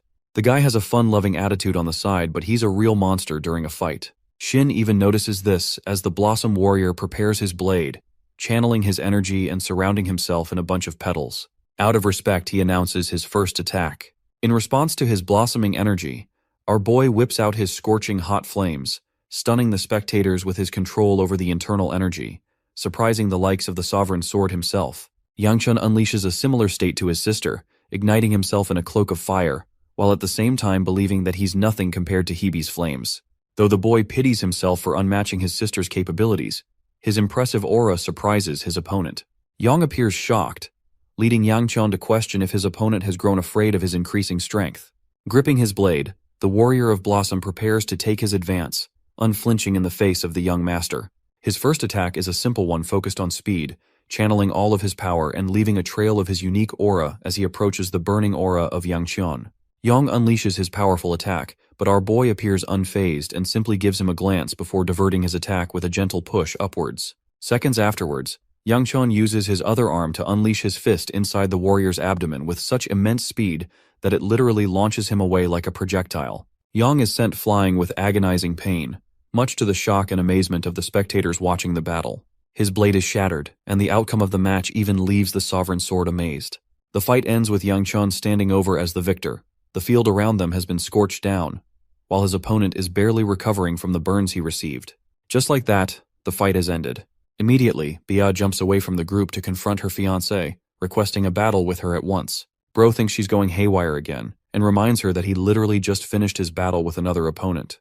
Poor Bia has no better counter-argument and cutely stares him down. She's a bit upset, and the floating spirit recognizes that immediately. Yangchun realizes that if he continues to delay her any further, she's just going to become an issue for him down the road. So while he still has the opportunity, he schedules their battle next time when they get the chance. Hearing his approval of the fight, his fiancée is really happy as she clasps his hands, giving him a sweet smile as she's satisfied with his answer. The scene cuts to later in the night, where Yangchun is literally unleashing his explosive flaming aura while meditating. Even Shin is in awe of the boy's capabilities at the 4th ring level, having accessed his central core. Yangchun acts like it's not a big deal and shouldn't be celebrated. But Shin argues that the boy has an unfathomable amount of talent brimming inside of him for his age. At the same time, if he tries to go beyond the level of the central core, he might end up overdoing it and cause the core to overreact inside him. Curious to know more about his core, Yangchun learns that the core responds directly to one's internal energy, which means the more energy that is expelled, the more pressure on the core it will build. This also means that the kid can't use anything reckless beyond unleashing flames from his body, because the sheer load of using such an advanced technique will disrupt his core. That isn't pleasant news to Yangchun, who was expecting to continue onwards with his upward trajectory. But for now, he's met his plateau and needs to be patient with it. Interrupting Yangchun's training, Yang is surprised to find his opponent distraught even after his victory against him. The boy inquires what he's here for, and to that, Yang bows and shows him a gesture of respect, thanking him for an opportunity to learn more from his defeat. Yang knows that the fight had a set purpose behind it, and that Yangchun was attempting to teach something. Shin is actually really happy with the way Yang is handling his defeat, because it shows that he's capable of maintaining a positive attitude towards growth even after suffering a loss. But the same isn't true for Yangchun, who is out here beating himself down for having to risk his entire life for some training. Yangchun clarifies to Yang that he didn't have any purpose behind the training session, but he's still happy for him to have gained some insight from their battle. Yang, on the other hand, had his expectations reset just now. Back at the Mount Hua sect, he was constantly reminded that he was the sharpest talent they had for his age. But seeing Yangchun fight has changed his perspective on the other parts of the world. It makes him wonder just how much effort the young master of House Ku expended to get to such heights. Funnily enough, Yangchun finds himself seriously pissed off in this conversation, and even cusses the dude in his thoughts. Shin constantly reminds him to just be a good ear for now and listen. Anyway, Yang is really thankful for the experience and leaves Yangchun baffled with his behavior. The fact that Thai is the same pitiful guy who he severed piece by piece in his reign doesn't make things any better. It really pisses him off in a way. Anyway, the scene cuts to Seola, who is out here describing the battle like it was an epic movie scene to her grandpa. Apart from her silly yapping, she also informs her grandpa of some trouble they've got to deal with. At first you're probably thinking it's some big issue, but then you remember it's this adorable potato, and she's just annoyed that the young master found himself in an engagement. Instead of celebration, she finds it a really angry occasion. Her grandpa is confused by her reaction until Seola states that she has no idea what getting engaged to someone even means. The potato erupts with cuteness, stating that she's the only one who has rights to do whatever she wants with the young master, so I guess it's also a bit of jealousy there. The Sword Sovereign decides to ruin her innocence by finally explaining to the little girl what getting engaged truly means. And it shocks her to her senses. Shortly after his fight with Yang, a bunch of issues have erupted for our boy. The first of which is Seola's depressed reaction. She appears down and out, even though she's usually the most excited when it comes to food. It's to the point even her grandpa is worried for her. The potato shakes her head in resignation, while Yangchun questions why she isn't eating her food properly. He also scolds her for the constant treats she's eating, and that they may be ruining her appetite. Apart from her, Bia is choosing a bite to eat when suddenly Seola steals it from her bowl, munching it on her own. The Namgung girl tries a second time, and yet again, Seola strikes back like some kind of machine. Yangchun questions what the hell is wrong with her, but before he can do so, her strict grandpa roars at her for having terrible table manners. Poor Seola feels unwell, and breaks down stating that they're all stupid. She then rushes away on her own, leaving her grandpa and going off on her own. Our boy still has no idea what's going on and asks if Bia shares any involvement. But his fiancée apparently did nothing wrong. Ever since his fight with Yang, his servant has been acting strange, and it's clear that she's upset over something he has no idea about. To make matters even worse, the very next day, Yangchun woke up from a bad sleep. They've been setting up camp for a while, so it's getting tiring. It's as if he's been sleeping outdoors all his life. Drinking water from the river nearby, dude runs into the muscular Chad with 69 abs and a body straight out of the Baki universe. Yang recommends that they train together for the day, while the young master is a bit frustrated to see a shirtless dude walking around casually in the morning. Shin defends the shirtless kid by stating that the body is the pride of a martial artist, and the student of Manhwa clan only becomes better and grows stronger the more they develop. Long story short, they're training these guys for the next Mr. Olympia. As for Yang's offer, our boy refuses it straight up by saying that he's got something else to worry about. Intrigued by what this important task is, Yang questions if today is going to be special. Yangchun takes a moment to ponder the importance of today, and the scene transitions to him continuing his travel inside the carriage. At long last, they've finally arrived at the main base of the Mount Hua clan. The place is so damn high up that Yangchun is complaining about it in the next scene. The dude is pissed that some maniac thought it would be a good idea to build the base on top of a mountain. At the same time, it's a nice change that the warriors of this clan are understanding compared to the rest of the families. The warriors of the sect even suggest that Yangchun stay in the carriage for the night and that they can climb up the stairs when morning comes. However, the young master believes that it's important for him to go up immediately, considering he has the treasured Blossom Stone. To that, Yang suggests he reconsider his plans. Yangchun decides to stay in the carriage for the night, leaving the disciples of the Mount Hua sect to carry on with their report for the night. They want Yang to stay put with the young master and to make sure he reaches safely tomorrow. But our boy actually suggests that Yang also leave with the rest, since he's been busy accompanying them for a while. Hearing that, the talented young man lets out an exhaustive sigh, as if he doesn't like the idea. Well, that's how Yang ended up staying the night with the rest of them. Based on his reaction earlier, Yangchun concludes that this guy probably doesn't get along with his superiors either. Apart from that, Seola finally goes back to normal and impresses the young master with some special prepared dumplings for the night. Yangchun is seriously happy to find at least one good thing about the day, and he can finally experience it. Surprisingly, his servant even offers him some water too. She's being overly nice all of a sudden, which makes him question what the heck brought this change. All she does in return is laugh, because she's happy enough just to be of help to him. Yangchun struggles to piece together the clues to the puzzle. Just a few days ago, this girl was upset like hell, and now she's fine. To make her happy, he pats her head as a gesture of doing a good job. It makes her really happy. He foils the moment by reminding her of how she's normally the opposite of what she is now. As for Bia, The chick comes out of nowhere and offers to feed our boy a dumpling. Yang Qian judges the battlefield between these women and calculates what would be the correct answer here. Meanwhile, Seola's got those eyes of a demon, staring down at her enemy of a dumpling. Girl literally chomps down on Baya's dumpling, munching it in her mouth for her master's sake while giving Baya a sharp glare. Despite being taken off guard, Yang Qian's fiancé doesn't react harshly and instead only smiles at her.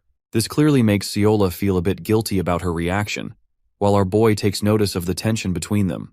Well, for now, he's just infuriated that he can't even eat his food in peace. Far away from Yang Qian and his carriage, we get to see the shadow organization that is responsible for the missing Mount Hua sect disciples. The leader of the organization is annoyed that his underlings couldn't cover their tracks and left a bunch of trails for the Mount Hua sect to notice. He curses their chances of getting anything more out of the situation than what they've achieved so far. The underling promises to send the report to the main palace, and he's reminded that if he's late to deliver the report, he's going to lose some of his limbs as punishment. The spy also reports the news of the divine physician's spotting in the Shangxi region. It's big news to the brooding leader, who further learns that the divine physician appeared to have stayed in the Anhui region first, but now they're in Shangxi. More of their men are trying to figure out his exact coordinates. The leader gets up from his seat, addressing the servant by his name, Beichong. He raises his blade against the underling's neck, reminding him of the order to never use their men for the job. Quivering before his blade, Beichong stresses on the order that was given from the palace head himself. That's the only thing that calms the leader down, though he's confused about their intentions with the divine physician. Apparently, the goal is to imprison the divine physician in their underground area, which strikes boring to the guy.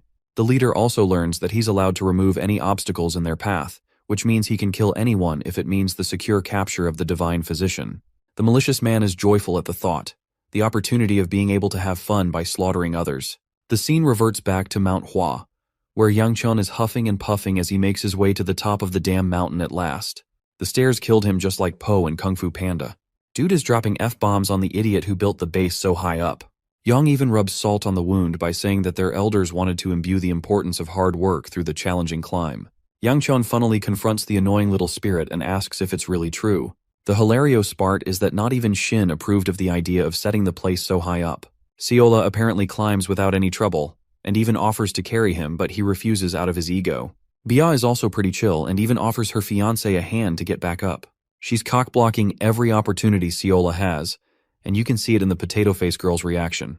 Yang Qian gets up and she actually respectfully bows down to him for some strange reason. Shin calls the guy a clown for not even knowing the obvious of what just happened. Apparently the moment is really special to Bia, who clasps her hands tightly, having felt the touch of her fiancé. Seola, on the other hand, is out here like an angry kitten, ready to lash out. Yang Qian realizes that she's actually bowing to receive the same treatment from him that his servant received. She wants him to pat his head. Bro is just about to do that when suddenly, Seola intrudes and starts patting her head instead. She doesn't want Yang Qian to do it after all.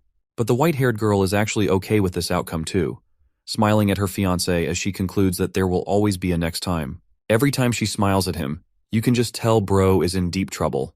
Yang Qian distracts himself by checking on the others. Seola's grandpa and Muyon appear to be doing just fine, but the other servant is out here breathless and dying while climbing up.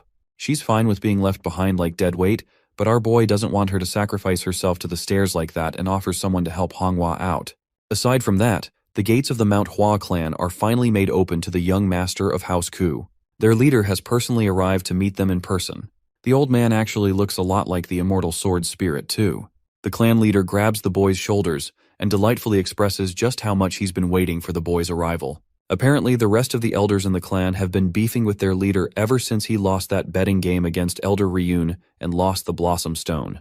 Meanwhile, our boy's doing his absolute best to introduce himself, but this old geezer just won't stop shaking him. Lord Hua reveals that Ryun actually sent a letter just before the kid's arrival, stating the boy's purpose of returning the stone and retrieving his sister. Yang Qian is really happy because now he doesn't have to waste time explaining shit around. He confirms that those two things are exactly the reason he's here. Well, apart from that, Lord Hua mentions that apparently Ryun forgot to mention one critical thing. It's the energy that he can sense from Yang Qian's body. The mere mention of it puts our boy on high alert, because this could mean anything. Aside from that, he also wasn't expecting to see the arrival of the Sovereign Sword, who is acting like an ordinary figure. Still, Lord Hua doesn't confront the boy strongly, and believes that it's best for them to rest after coming here. He tasks one of the guards to personally take care of their stay here. And that's how they made their way inside, to a place filled with dozens of blossom trees, Faced in this unique situation, Yangchon consults Shin for some guidance, expecting to receive something good from him. But the floating old spirit simply laughs and thinks that this much is a normal reaction when the kid ends up absorbing the energy of the stone. The leader of the Blossom clan apologizes for an immediate meeting shortly after rest. The issue is that he finds it a pressing matter for the boy to have absorbed the energy of the Blossom Stone and appears to be walking around without care. Yangchon is actually fine with their concerns and complies with him during the meeting. The leader then recalls the testimony of the events given to him, asking if Yangchon's body really accidentally absorbed the stone's power. The boy makes a contemplative face at first, and internalizes the best course of action by consulting Shin. The floating spirit expresses that he should keep it simple and stick to his current statement. It's actually pretty difficult for the clan leader to digest the fact that the boy was able to absorb the stone's power, and also maintain multiple different energies of different aura inside of him. It's troublesome, but he doesn't bother the boy anymore and decides to help him meet his sister first. Yangchon is tasked to follow his lead, and he's curious where they're headed. But to that, the old man merely laughs, ominously reminding the boy that he's not getting free treatment after he's absorbed such an important stone. The kid simply agrees with the approach, without showing any signs of fear, surprising the clan head. Yangchon states that he isn't afraid because he's gotten used to dealing with the troublesome second eldest of his family. The mere mention of Ryun pisses the sect leader off even more, as if it is offensive for the two of them to be compared. Jokes aside, the leader states that it's time to meet the boy's sister. Fast-forwarding ahead to a serene location of the temple, we come to find that the great lady from earlier is having a checkup on her condition. The results are unfortunate and frightening. Her blood flow is all over the place, and her energy is also inefficiently being handled by her body. It's the definition of rotting as time goes by, and even after enduring so much pain, the lady appears strong in front of her disciple. She acts like it's not hurting her that much, but the healer knows that she's lying to remain confident in front of her disciple. The healer learns that it's been 4 years since she got this illness. As for the specifics of how she got it, just recalling the scene makes her stop dead in her speech. Yangchon's sister finds herself concerned for her master, showcasing a face of frustration and regret. Her coughing gets even worse, causing her disciple to sweep in for her sake. Without explaining another word, she thanks the physician for his attention. The healer has guessed that it's actually some kind of seal that is causing such an illness, and yet he couldn't even detect it while checking her flow of energy. Fun fact, this guy isn't just an ordinary healer but the divine physician himself. However, he doesn't like being called by that name and prefers Elder Tay instead. Curious enough to ask, the lady wants to know how long she has left to remain in this world. The girl shows genuine sadness just thinking about the sorry state of her master. Elder Tay explains that she won't get past another winter at most. Instead of fearing the announcement, the girl's master simply accepts her fate, even though we can see her quivering body. The woman is reminded of her past as an able-bodied majestic warrior of the Manhwa sect, and now she's stuck like this. Elder Tay intends to do his best to treat her and requests the kids to exit the room. Although the girl shows hesitation, her master reminds her to follow orders. Her coughing is also seen getting intense as she's coughing blood on her napkin. Frustrated, the little girl has to accept the order. Aside from that, our boy is continuously getting annoyed, being tortured by stares back to back ever since he came to the annoying base. The clan leader pisses him off even further by reminding him of the same principle of achieving something good with hard work. While he's complaining to the spirit of the immortal sword inside his head, Yangchon sees his sister stepping outside of the temple with a sobbing expression. Her nose is red because of her crying, and she's startled to a halt to find her brother of all people here. Even Yangchon appears surprised, while his sister demands to know why he's here. Anyway, her sudden stop caused the person behind her to bump into her head, causing a clash that hurt both of them. Yangchon takes notice of this kid with distinct white-colored streaks in his black hair. Even though seeing him should be a normal reaction, for some reason, it gets our boy's blood boiling to the point he literally goes ballistic and unleashes the full extent of his aura. Let's go back into the past and explore what exactly caused this reaction from our beloved protagonist. Opening the gates of the temple, Yangchon faced the man known as the strategist of the heavenly demon. He congratulated the demon martial artist for his return, and sensed that something was a problem, as Yangchon appeared unusually angered. With his every step, this man was literally dropping the demonic humans around him like it's nothing. That's what you call actual aura farming. The strategist was curious what could have possibly ignited such flames of rage inside Yangchon's heart, and immediately pointed to the death of Bia Namgung, believing that it was the reason for such a harsh reaction. By this point, our boy's energy was releasing to such unfathomable levels that his presence made it difficult for the strategist to stand. Taunting Yangchon even more, he reminded him that this all took place thanks to the will of their leader, the heavenly demon, so there's nothing he could do about it. Being incredibly angry, Yangchon got up in his face, infusing his hand with demonic energy as he began initiating his strike. Using the right words, the clever strategies reminded the martial artist that the leader of the demons was above him in rank, which means he can't disobey her orders. That statement stopped Yangchon's attack. You can tell just how badly he wanted to kill the bastard right in front of him. And yet, he released his attack to the side because that's all he could do in the face of this scumbag. Turning his back in his face, the guy prepared to leave when the strategist emphasized that they'd already taken care of the Heavenly Sovereign, and the Aura Sovereign would be next in line soon. Finally, the third and last Sovereign, Ciola's grandpa, lost his arm in the battle against the Heavenly Demon. With all three Sovereigns taken down, the strategist believed strongly that the Heavenly Demon would no longer operate in the same manner and leave the responsibility to someone else. And in his eyes, Yangchon would be that person, the one who would be bestowed upon the special responsibility of managing the demons in her place. Just recalling that damn sequence is enough for our boy to get so enraged that he quickly grabs the seemingly unknown boy, choking the sheer life out of him without a hint of emotion. The demonic power within him is brewing, while his sister quivers seeing her brother go maniacal in such a state. Yangchon appears to have lost his damn mind, causing the calm and collected clan leader to intervene. Lord Hua places a hand over the boy's eyes and reminds the child that what he's about to do is going to hurt like hell. The scene is cut from there, while the divine physician and his patient could only hear the scream of a boy coming from outside. Lord Hua is glad that the doctor's already here, since he's bought another patient. And that patient is the young master's unconscious body. Elder Tay is peeved every time people call him by his special name. His reputation exceeds him. People remember him as the guy who can cure any illness. Same guy actually ends up treating Yangchon. As for the lady opposing him, she's known as the Blossom Sword Queen, and her disciple is Ryong Hua Ku, who is also the half-sister of our boy. Finally, the disciple and grandson of the divine physician is actually Jaegul Hyuk, who, by the way, is supposed to be the strategist of the demon empire in the future. The burden is actually placed on the young master, who has regained consciousness, but lots of questions await him, starting with the fact that he nearly choked Jaegul to death. The only reaction in this situation is that he's fucked, which he literally internalizes in his monologue. The boy reflects that it's been a long time since he's encountered this guy again, but unfortunately, that can't pass as an excuse here.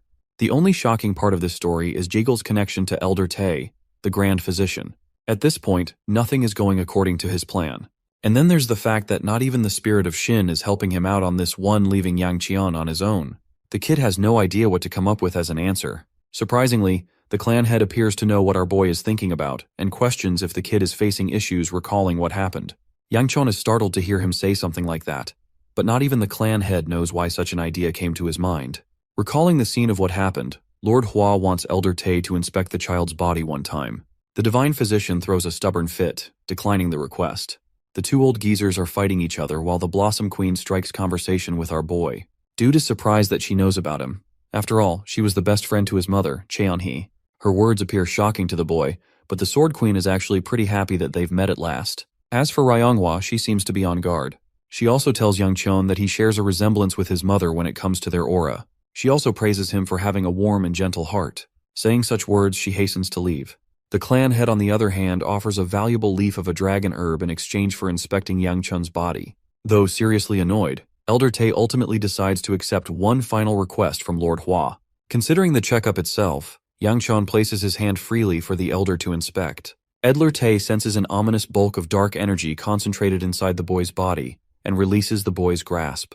Lord Hua is immediately curious about the issues residing in the boy's body. Elder Tay starts off by dropping a bombshell. It's not just one issue, but multiple. The conclusion? Yangchon is an embodiment of a corpse. This conclusion even terrifies the boy, who has no idea what that means. The divine physician reveals that there are multiple different kinds of energies inside the boy's body. It should be impossible for the kid to even be walking after that. It's true, after consuming the demon stone, the blossom stone, and finally the white stone from the snake, Yangchon really has consumed different kinds of energies, although he believed it wouldn't be an issue since they would merge into the same. All this time, he was under the assumption that he had things under control, but now, just like Shin warned him, something inside his body is tampering with the energies. All of a sudden, the mini-ghost pops out of the blue just to disagree with the child, stating that he's wrong in his opinion. The kid is startled and questions where the hell this guy has been when he needed him the most. The tiny ghost innocently claims that he actually ended up losing connection with our boy as soon as he entered his chaotic state.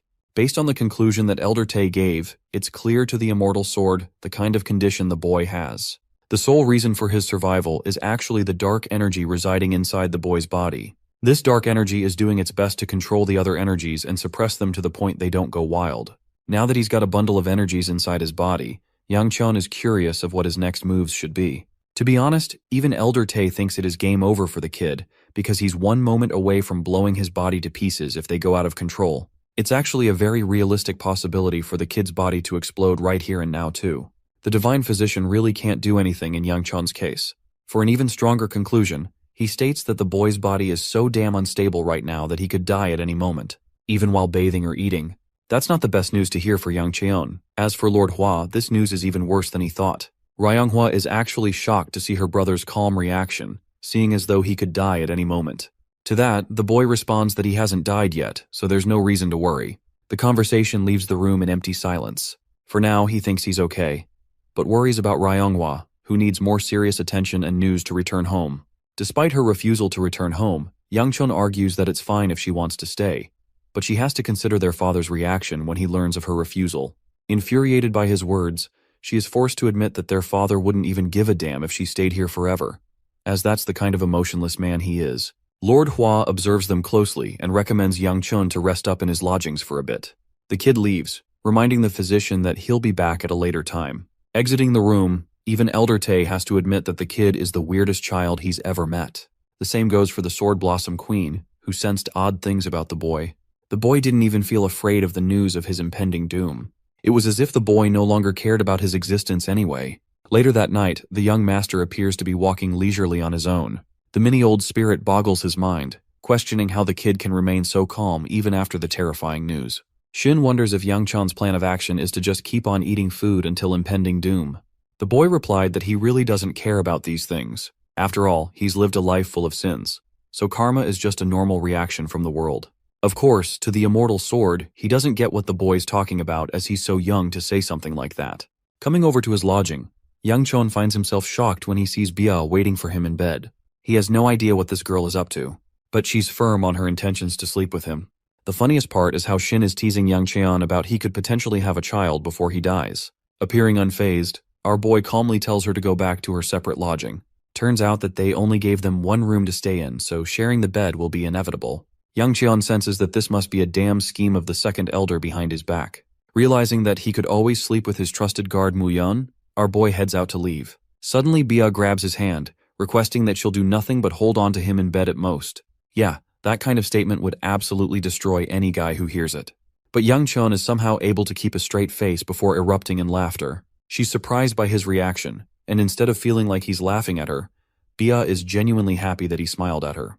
Yang Chun is about to leave again when she clasps his hand, stopping him and gently putting it on her face, cutely requesting them to sleep together. I've never seen a ship being developed like this, and for some reason it's suspicious that it's going this well. So many MCs would fold here, but our boy is no simp.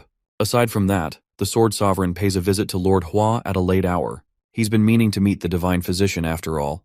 At the same time, some people known as Shaolin and Wudong are searching for the Sword Sovereign too. Lord Hua suspects that the cunning Sword Sovereign has already discovered the location of the physician. This fact is actually confirmed by Siola's grandpa, who knows that he's being defended underneath an energy barrier. And yet, he was polite enough not to force his way inside, respecting the Mount Hua sect. The Sword Sovereign requests a personal meeting with Elder Tae, but to that, Lord Hua emphasizes that there's another patient being treated, not to mention that what he's hoping to get from this meeting won't end up in his favor. As the rustling blossom trees dance with the wind, Lord Hua offers a second way to his troubles by means of a favor. The kid wakes up the next day, appearing still sleepless from his terrible sleep at night. And yes, he did end up sleeping on the same bed as her, though I imagine the dude was so cautious and on guard that he couldn't sleep a wink. That's exactly what happened, while Shin is shocked that nothing happened between the two of these lovebirds. The young master tells him to shut up because he's already going through hell in his sleepless state. That doesn't change the fact that he still ended up sleeping with the girl anyway. Well, Yang Chun only complied because after his rejection last night, the girl was overloading her body with internal energy, meaning she would have beat his ass right there and started a fight.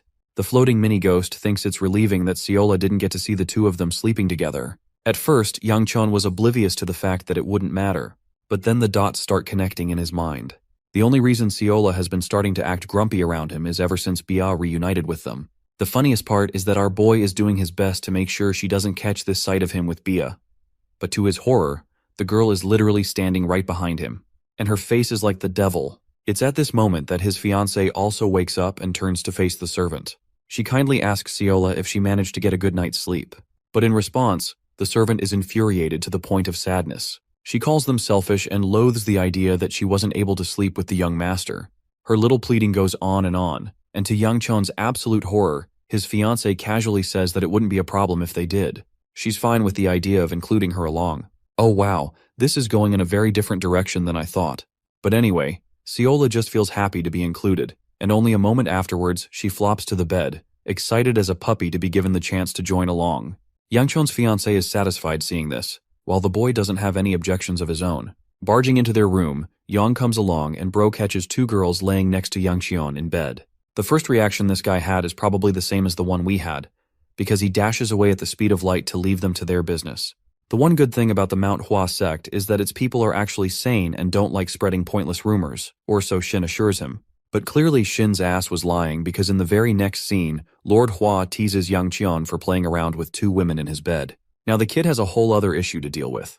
He doesn't see any interest in the meeting and turns to leave, when suddenly the clan leader stops the kid and asks if he remembers going to the small establishment yesterday. Of course, how could Yang Cheon forget meeting the Sword Queen and the Divine Physician of all people? Lord Hua brews him a drink and reveals a scroll, requesting the kid to deliver it to Elder Tae personally.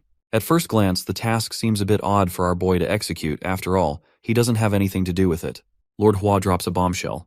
It's actually because the rest of the clan has no idea that their beloved Sword Queen is battling an illness, which is why it's necessary for any messages to be delivered in secrecy. Lord Hua has no intention of spreading word of this information, and if he does happen to tackle Elder Tae again, unfortunately they'll have another clash. He also can't request the information to be delivered via his personal disciples, as it's supposed to be a secret. That's why Yang Cheon, the kid who is currently indebted to him, is the only fitting person for the job of delivering the message. Kid is already regretting his stay every time this old geezer creeps up behind him. Lord Hua sends the boy on his way. In the next scene, we find Ryongwa doing her business walking around the marketplace until she reaches the store.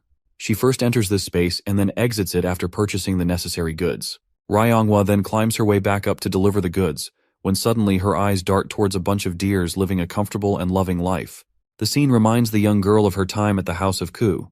Before her father, she saw how ruthlessly the young Yang Chun and his mother were treated brutally. Just seeing that horrific scene is enough to remind her not to return. After saying that, the girl camouflages using a technique of the clan, surprising the secret spies of the shadow organization nearby. They can't believe she disappeared, and start to question if she caught on to them. One of them goes up to inspect what happened, and realizes that there's actually an energy barrier placed by the leader of the sect. This powerful barrier prevents any single one of them from intruding inside. But at the same time, it's also given confirmation to these assholes that the Divine Physician is in fact being guarded nearby. For now, they intend to form a retreat, believing that their regional leader will be best pleased to handle the rest for them. Climbing up the mountain of stairs, the girl discovers our boy wasted right in front of her. Dude is not having a good time huffing and puffing the crap out of himself, while Ryonghwa is displeased at the mere sight of him. The boy questions what she's staring at him for, and to that, she inquires what he's doing out here. Yangchun emphasizes that he isn't out here enjoying a walk, but rather he's got a small mission to deliver something. Ryonghwa bolts upwards and tells him to keep up the pace. Of course, he's doing his best. Yangchun's half-sister still hasn't forgotten the cold words of Elder Tae, who concluded that the boy's condition is so fickle that he could die at any moment. Meanwhile, our little protagonist is shocked how people are used to climbing the stairs. Ryonghwa tells him to hand over the object he's supposed to deliver, promising to deliver it on his behalf. The offer is unexpected, but being the teasing spirit that he is, Yangchun points out that she must be worried about his condition. This annoys the girl and repels her kindness. She insults him for being a slowpoke. Yangchun states that it's fine, he can just move faster in that regard. As he's going up, the girl worriedly asks about her brother's condition. Yangchun changes topics and requests information on the grandson of the Divine Physician. He wants to know if Jaegul has been up to something suspicious as of late. To that, Ryonghwa surprisingly admits that she hasn't seen anything like that. Hearing that, he faces back up and continues his climb. The floating little spirit notices the girl's disappointed reaction. He points out that Ryonghwa isn't even a bad child, so there's no point in the two siblings arguing with each other. But then again, not even Yang Xion understands why they fight needlessly. For some reason, Shin seems to be bothered and asks if it's troublesome for the young master. Yang Chon states that his biggest concern is his messed up body. The floating spirit emphasizes the importance of family members, reminding the kid that she's still important. The boy was surprised at first because he thought the conversation was circling around Jaegal, the grandson of the physician. As for his sister, dude just doesn't give a fudge about her apparently. Which isn't a good thing either because it makes Shin wonder if these two are actually siblings to begin with. The scene cuts to Elder Tae reading the message delivered by Yang Cheon. Having read it fully, the physician funnily calls out the reality of the situation. Lord Hua had just sent a goddamn half-dead child to deliver a crappy message to him. From Elder Tae's harsh reaction of the clan head, Yang Cheon wonders what the hell happened between the two geezers to trigger so much hate. Anyway, Elder Tae understands that it must have been difficult for the kid to have come this far. He asks about the boy's condition. Yang Cheon states that he's not really having any major issues at the moment. The news is good to Elder Tae, until he raises a serious question. Is the little young master truly unafraid of death? The question finds the boy speechless for a moment, making him enter a contemplative state. Elder Tae realizes that he isn't going to get an answer from the kid, and apologizes for intruding. The boy is told to leave, and so he gets up to exit the room. As he's leaving, the considerate Ryonghwa worriedly asks again if her brother is really feeling okay. Well, unfortunately, Yang Cheon quickly moves along and doesn't answer her question, leaving her a bit annoyed by his uncaring reaction. Back to Lord Hua, the boy reports having successfully delivered the message, and expresses how Elder Tae was cursing the crap out of him afterwards. Lord Hua isn't surprised, and secretly asks about the Sword Queen's condition as a side note. The boy whispers back, stating that he only saw her sleeping, so he was unable to tell if things were going well for her or not.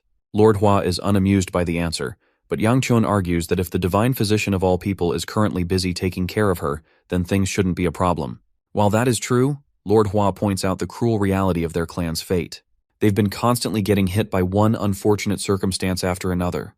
The mention of these misfortunes inspires interest in the young boy, as Yang Cheon desires to know more about them. Shin reminds the idiot about the missing disciples of the clan. Then there's the fact that the Sword Sovereign is here, and well, Jaegal's presence is also a misfortune without question. Though these situations would be fine on their own, they all happened back to back, which makes them difficult to deal with. The scene cuts to the Shadow Organization, where the underling finally reports the discovery of the Divine Physician's location, causing his leader to become psychotically excited for his hunt. The disgusting scumbag is ecstatic at the revelation of his location, even though his subordinates haven't exactly pinpointed the doctor's coordinates. This fact underwhelms his satisfaction. Beichong tells him that they've come to discover the enormous energy barrier set up by the clan, indicating that the doctor is nearby. However, this fact frustrates the leader immensely. He doesn't like assumptions, because they've yet to confirm for real whether the doctor is there or not. He questions what Beichong is truly confident about. Slamming his blade right next to his servant, he roars at him for having the sheer audacity to lie to him with meaningless information. The towering and despairing figure of the guy is enough to give Beichong nightmares for life, and he agrees with his boss's opinion that he did in fact being useless information. Beichong apologizes and fully takes the blame for his mistakes. Suddenly, he feels a powerful swing descending across his left shoulder. The man screams in agony as his boss has just sliced his arm off, unimpressed that his goons are unable to find a simple old man. Beichong weeps in pain while apologizing. His boss, on the other hand, thinks that he did a kindness by not killing the underling. After all, he's the smartest servant there is. Despite the pain, the guy thanks his boss for the mercy he's been shown. The scumbag goes back to sit on his chair, letting out an exhausted sigh. At this point, the regional leader is convinced that his underlings won't return with useful information, no matter how many times they're sent out for their mission. Hearing the mention of an energy barrier has him intrigued, however. Beichong's body quivers with the pain of his severed limb, while his boss comes to a conclusion. He's bored and declares his intentions of personally making a visit after 3 days' time. Beichong's strict orders until then are to return with the divine physician within that time period. And if he doesn't, everyone standing in his way will be slaughtered. The crazy bastard thinks it's the perfect plan, and his underling can't do anything but agree with his boss despite his ridiculous demands. Well, in the next scene, we return to our boy Yang Cheon, who is unimpressed by how his day went. The dude basically did nothing except deliver a letter today, and just carrying out that small errand was enough to conclude the day. Shin believes it's time for the kid to return home. Even the young master agrees, believing that his sister shares no intention of returning home, so he needs to make preparations to head home immediately. Suddenly, a voice calls out for him. It's the joyful Seola, who attempts to hug him, but our boy sidesteps and leaves her hanging. He wonders what she's doing all the way out here when this isn't supposed to be her room. The potato reminds him of what they settled upon. Seola was going to be sharing beds with him for the night after all. Yang Cheon never recalls making that promise, but both Shin and Seola do. The boy tries to use her grandpa against her, but Seola isn't worried because the old geezer has been to himself lately. Curious to know where he is, Yang Chon learns that the Sword Sovereign is apparently missing and hasn't told anyone. This is enough of a reason for Yang Chon to extend his stay for a bit. Even though Shin doesn't get what's so special about her grandpa, the floating spirit concludes that their world definitely has changed quite a bit. Anyway, when our boy returns to his room, he sees Bia already waiting for him in bed. Yeah, tonight's gonna be difficult. Sayola quickly climbs inside the bed, as both of the girls demand they sleep together. Bro's definitely got his harem going for him. Yang Chon attempts to activate I Ain't No Simp Jutsu and dashes out, but the lightning-fast Bia chases after him and catches him. Some time passes and we get to see the adorable potato out cold, while the elegant Bia looks like a princess even while asleep. Yang Chon is stuck in the middle, having a really hard time being able to sleep, especially when the cute potato Sayola smacks his face in her sleep. It's morning again, and unfortunately, or should I say fortunately, our boy is hugged down from both sides. He can't even move and begs the floating little spirit to save his life because he can't move a single arm. The funny thing is, even the old geezer calls him a lucky bastard to have such a situation to himself. Unfortunately, the only reason he can't get up is because Sayola is squeezing the crap out of his arm. Once again, Shin calls him a lucky dude because guys would kill for something like this. Well, the issue is, if someone ends up finding Yang Chun sleeping with the two of them like this, it's going to cause trouble. And well, that's exactly what happens when Ryonghwa enters the room at the worst possible timing. Her face tells you everything that you need to know when she spots her brother in bed with two beauties. It looks really bad for him, causing Ryonghwa to give him a disgusting glare before slamming the door shut. Yang Chon is starting to realize that the clan members really have no etiquette of knocking before entering. Anyway, he tries to get the two of them to wake up quickly. Yang Chon tells his servant to get up quickly because there's a bug on her face. Immediately, she wakes up startled and jumping from her bed. That's one target down. Now, to assassinate the second target, he deploys advanced tactics and uses a strong finger flick to knock her face. Bia has no idea why he's hitting him, while Siola's out here going commando over a bug on the bed.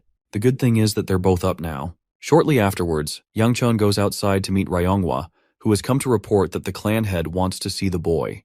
This is a surprising notice to him. Ryonghwa laughs at his misfortune. Also, she had no idea there was a special scene going inside his room, or else she would have delayed the message. Ryonghwa also tells him that she's here for the Hua ritual of the clan, and since she's a disciple of the sect, it's only natural for her to attend. With her message delivered, Ryonghwa is about to leave, and calls both Bia and Sayola a bunch of ugly girls before going. After all, pretty girls wouldn't want to hang around her disgusting brother. Or well, that is until she lays her eyes on both Bia and Sayola. Both of them look not only adorable but also downright gorgeous. Yang Chon inquires what they're up to. While they're curious about Ryonghwa, the kid doesn't even introduce her to them. The mere sight of them causes Ryonghwa to get frustrated, and she quickly leaves in a grumpy attitude. It makes our boy wonder what her problem is. Bia can tell that something is wrong though, based on her reaction seeing her go. Time for us to enter another flashback sequence of a young Ryonghwa searching around for her brother while weeping in the house of Ku. She was really afraid that he'd disappeared somewhere. Hearing a rustling noise in the bushes, the little girl tried to explore further on, until she found Yang Chon scarily pouncing from the spot and scaring the crap out of her. It was so scary that it made the girl cry. Later that day, Yang Chon had a talk with her, apologizing for having made her cry like that. But she was still upset with him, which made him wonder what would make her happy again. That's when Ryonghwa made her special request, desiring her brother to scold Yeonsu, her older sister, for good. After all, Yeonsu was really mean to both of them and treated them like crap. Yang Chon had fondness for Ryonghwa, telling his sister that these things happen when they're all a part of a family together. At the time, it made her really happy to hear him say that. Back to the present moment, the girl finds herself exhausted by the end of her training, frustrated to push past her limits as she continues flinging her sword into the air. After yet another strenuous training session, Ryonghwa is overwhelmed with frustration. She launches her sword at the tree, an anger cultivating deep inside her. Finding her in a state like this, Bia comes around to advise the young girl that even if she's exhausted, one must never let go of their weapon. The elegant lady of Namgung retrieved her blade for her and offered it back. Faced against her, Ryonghwa quickly realizes that this is the same girl she saw back with her disgusting brother. She thanks her for her kindness and reaches for her sword, before adopting a stricter tone and rudely stating that she doesn't require anyone's help. She then gets up, maintaining her grumpy attitude, and asks what the lady is doing out here. Bia expresses that she figured Ryonghwa to be close to Yang Cheon, so she got curious and followed her around.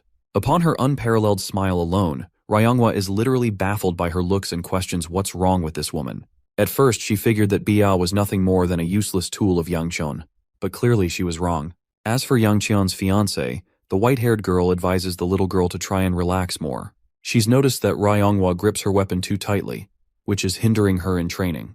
Based on this advice, it's clear that Bia is also a swordmaster from her words, even though Ryonghwa strictly judges her off her looks and states that someone like her probably never even held a blade in her entire life. She thinks it's snobbish to try and teach others when a person is inexperienced themselves. Instead of getting angry at her or rushing to correct her, Bia politely requests for them to have a light spar. Shortly afterwards, the two are facing each other for their fight, but Ryonghwa is stunned that her opponent hasn't even bothered to unsheath her blade yet. Bia is so immensely confident in her ability that she thinks it won't hinder her at all.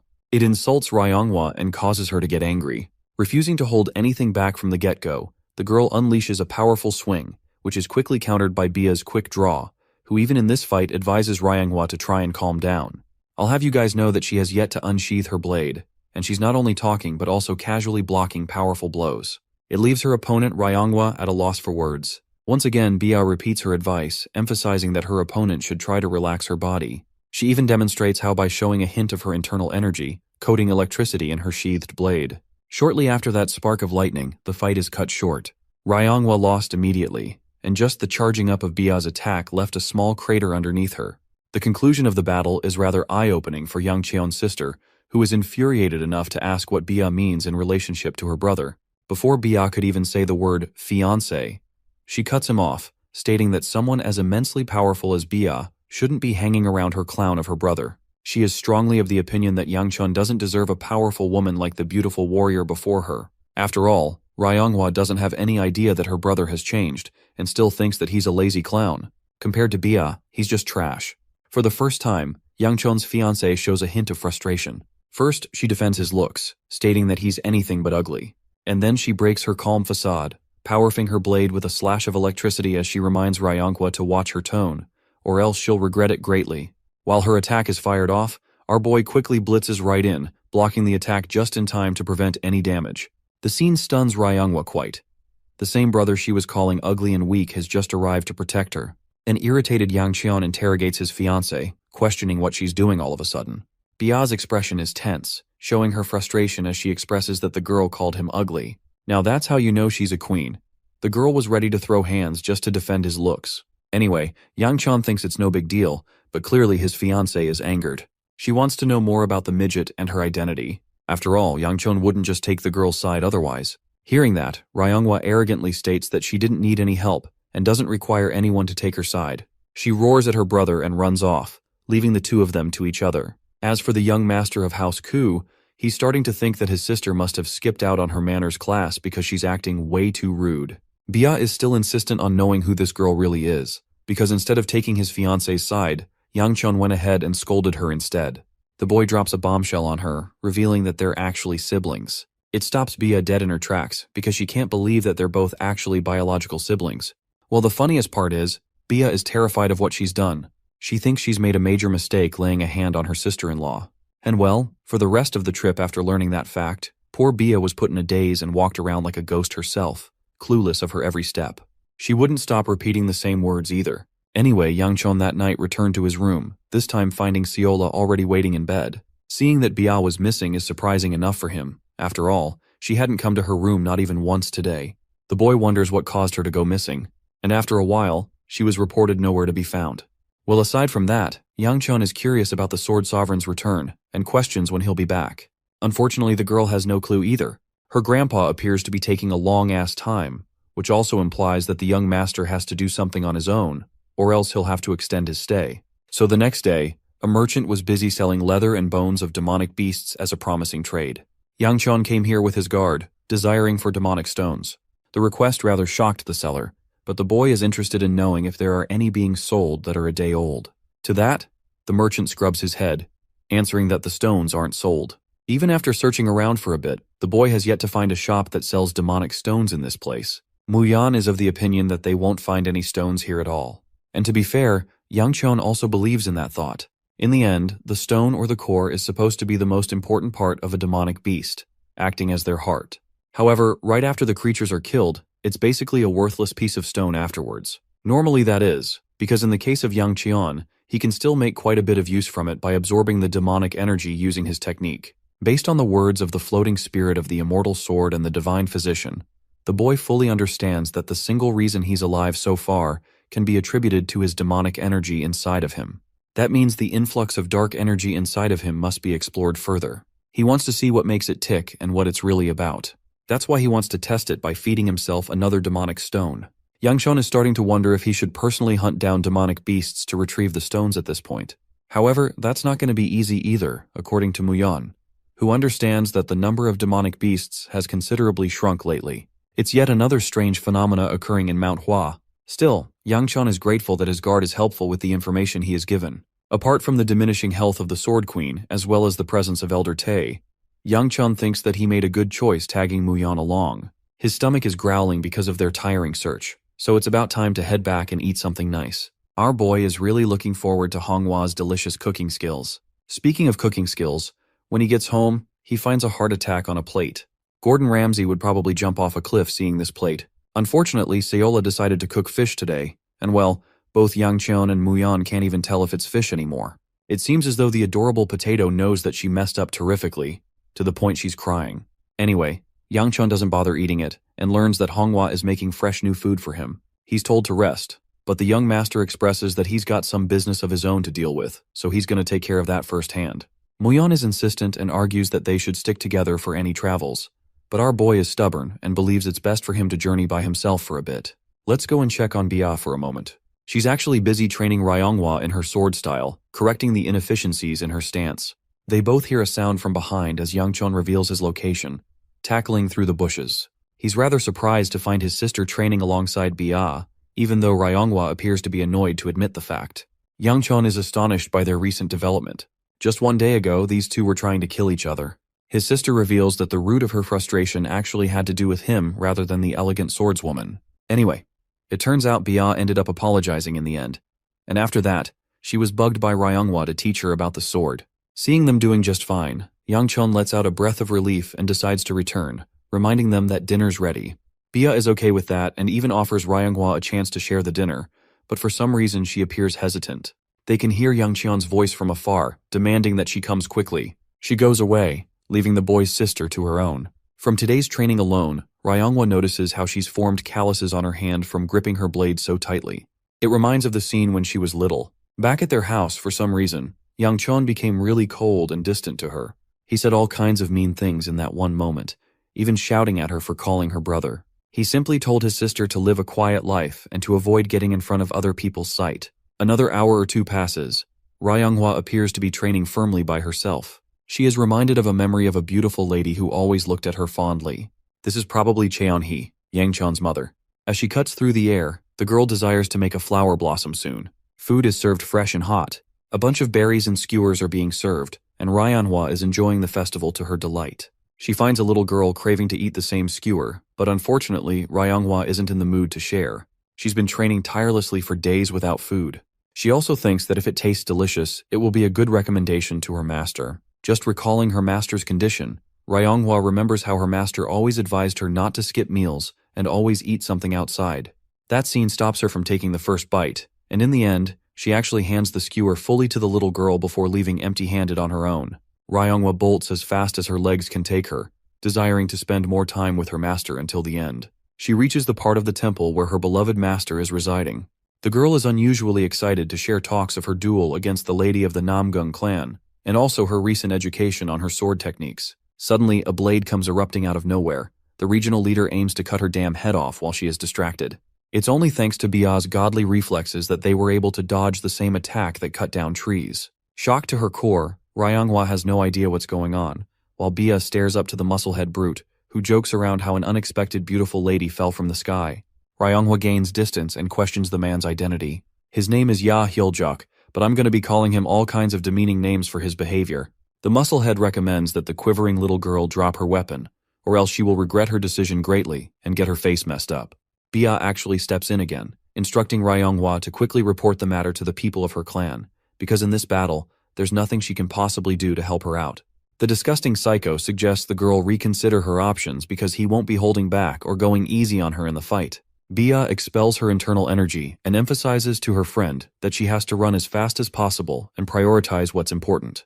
The serious scene transitions into a lighthearted one where Suila is surprised to see Yang Chon up so early. Apparently, he wants to go and take care of some business on his own, and doesn't want his servant tagging along. After all, our boy's plan is to head out to find the divine physician. Since Siola is unhappy with his decision, he promises to bring home some chicken skewers to make it up to her. Before leaving, he reminds her not to make any reckless trouble. His loving servant cheerfully wishes him to be careful, rooting for the young master's support. Yang Chon goes on ahead, reflecting how his daily training is exhausting him more than he can take. Shin calls him a stupid whiny brat for doing just a bunch of training, and has no idea why he feels ungrateful when he's a literal chick magnet around here. He also funnily calls Yang Chon a mantis because of his weirdly shaped eyes. The kid coldly reminds the floating little spirit that he's not in any position or size to demean anyone else's looks right now. He even teases the old geezer for acting like he's super handsome. Shin funnily remarks that people liked decorating their walls with his paintings for a reason. But to that, Yang Chon teasingly replies that maybe it's a way for them to remember that even the ugly folks can accomplish good things. While they're hounding each other down, Ryonghwa comes rushing to inform her brother. She's in an unusual state of panic, and practically breaks down before him. She's crying her eyes out, worried for Bia's sake. At first, Yang Chon didn't take the matter seriously. But the moment he hears that his fiancée is in danger, a demon wakes inside of this man. Let's go back to the scene of the fight. Our elegant queen is swiftly dodging her opponent's heavy attacks. The regional leader is pissed off that he's having to waste so much time on an irrelevant girl when he's got the goal of finding the divine physician. Deciding to break loose more of his power, this guy hammers down even heavier slashes, overwhelming Bia to quite a troublesome extent. The heavy clash of swords matching each other and bouncing back continues. The Lightning Queen ducks one of his strikes and continues her evasive maneuvers by leaping to the air. Her nimble movement actually impresses this degenerate bastard, and he's out here gooning to her in the middle of the fight. Bia descends like a thunderous dragon. Crackles of electricity overwhelm her opponent's body, paralyzing him into one position. Just from the looks of her attack, Ya Hyoljok understands that she's about to use the signature move of the Namgung family. However, despite its usage in this fight, he finds Bia's execution of the technique rather predictable and slow, to the point he is able to dodge her forward lunge successfully. However, as dumb as he looks, the regional leader understands that her first attack is definitely just a misdirection. The actual attack is the one that comes as a follow-up. Swinging her blade backwards, Bia quickly turns and attempts to overpower her opponent. The attack is blocked by the musclehead, but the sheer force of the thunderous technique is enough to destroy everything behind him. Thrilled to find such a powerful opponent from the Namgung clan, he inquires more about her identity. The fact that he noticed a member of House Ku as well as Namgung both residing at the top of the mountain means that there's something more to the eye. Anyway, despite having injured her opponent a bit, Bia is extremely exhausted as even her best technique couldn't land a final blow on him. The psychopath praises her for the performance and realizes that her only flaw here is that she lacks experience killing someone in a real fight. That reason alone is why she is destined to lose this battle. Fast forwarding to the aftermath of the battle, it turns out that Bia loses badly, leaving the regional leader quite impressed. He intentionally avoided going for any severe blows and only knocked her out. His goal is to keep her for himself after he's done dealing with the divine physician. Even the Lightning Queen admits that she can't do anything in this situation, having expired all of her energy. And if she is kidnapped, nothing and no one will save her. The worst part? She feels immense regret that she won't be able to meet her fiancé anymore. Her world will be all alone again. A world with the same stench she's had to deal with since forever. To avoid that fate, she attempts to move her body as best she can. But then she hears Yang Chon's voice, who comforts her and advises that it's best to rest for now. He understands that Bia isn't going to run even if he tries telling her to, so for now, he wants her to hide for a bit. As for the bastard out there still making a mess, Yang Chon is filled with seething rage as he launches himself with his full might, aiming to destroy the guy. Reverting back to his previous life, Bia met the end of her fate in an effort to save Yang Chon's life. In every conceivable reality, she could have prioritized saving herself and moved out of the way. And yet she stood guard and deflected the attack with her own body. It was back then that the cold and ruthless demon realized something important. Yang Chon realized that he had led a life of sin and sin alone, so much so that nothing and no one waited for him happily on the other side. He had led such a treacherous existence that there was no redemption waiting. But in an ironic twist of fate, he is now given a second chance. A chance that he described as a hopeful new beginning for the things he lost and the mistakes he made, a desire to fix everything. But in that moment, when he found Bia Namgung completely knocked out like that, in a state that reminded him of his past life, it really changed his perspective on things. This life that he was given, it could end up the same as last time. Maybe it isn't some kind of reward, but more of a punishment to live the same horrors of loss that he experienced in his past life. A repeated cycle of death and suffering. It made him wonder if the heavenly demon wanted to punish him forever, pulling him towards hell. Yang Chon couldn't afford to live a life like that again, not this time. So it ignites an inextinguishable flame inside of his body, expelling immense amounts of internal energy. He vows to prevent the dark future from happening again. Meanwhile, the regional leader is busy attempting to crack the energy barrier placed by the Manhwa clan. Just when he found some result, his eyes widened in fear and shock as a boy lunged at him like a torpedo, full of energy as he smashed his abdomen with punches so strong that it resulted in an explosion. The attack incinerated the life around them, staggering Yang Chon's opponent, who can't believe that there's yet another one of the House of Ku members here. At first he wanted to pay the kid a visit personally, but his master decided otherwise. Based on Yang Chon's murderous state, even the regional leader senses that the kid has a bloodlust coming off of him. His current state resembles that of Lord Ku, his father, the flame demon. However, despite everything, it didn't change the fact that the kid was still a rookie before him. Yang Chon unleashed a barrage of attacks, back-to-back pounding his opponent down. Even the psychopath calls our boy crazy for his chaotic strikes and attempts to retaliate with a swing of his blade. But Yang Chon got flexible movement to the point he evades a clean horizontal swing, impressing the regional leader in this battle. He even finds amusement playing around with Yang Chon every time they exchange blows. Despite our boy's enraged state, he is pushed back, which makes the musclehead psycho wonder if the kid is losing heart. To quickly shut him up, our boy goes on the offensive again and beats the crap out of the guy, shoving him back and making him eat his own words. The fight gets more serious with every passing moment. In a surprising twist, the villain is the one acting sane. Meanwhile, the floating spirit of Shin urges that the boy quell his anger because he's only creating more openings for himself. Yang Chun quickly realizes this when he recklessly lunges forth, disregarding his bodily limitations. The kid's energy core suddenly cracks, diffusing his attack as the boy falls from the skies. Just when his opponent is about to finish the kid off, a voice from inside Yang Chun's head tells him to devour everything. Suddenly, he regains his powers and grabs Ya Hyoljak's sword, catching the blade and shocking him even more. The regional leader is stupefied that a monstrous kid like this even exists, because none of his men from the Dark Palace pose even a threat to the current state of Yang Cheon. Speaking of which, our boy delivers a clean hook to the gut, releasing a column of explosive energy from his opponent's body. I kid you not, bro is literally using attacks right out of Dragon Ball Z here. Anyway, that punch really did a number on the musclehead, forcing him to cough blood, but that's not enough to calm down the bloodlust of the enraged Yang Cheon. The fight is over, and when Bia comes around, all she sees is an incinerated field and her fiancé senselessly punching the man's face to a bloody pulp. The sounds of churning blood is heard, while the helpless Bia begs him to stop. Suddenly, the dark and shadowy stench from before emanates off of his body. It's the first time she sensed something so vile. Even though Yang Cheon has already murdered the guy in cold blood, his psychopathic tendencies aren't satisfied as he keeps pummeling the man's face into the ground.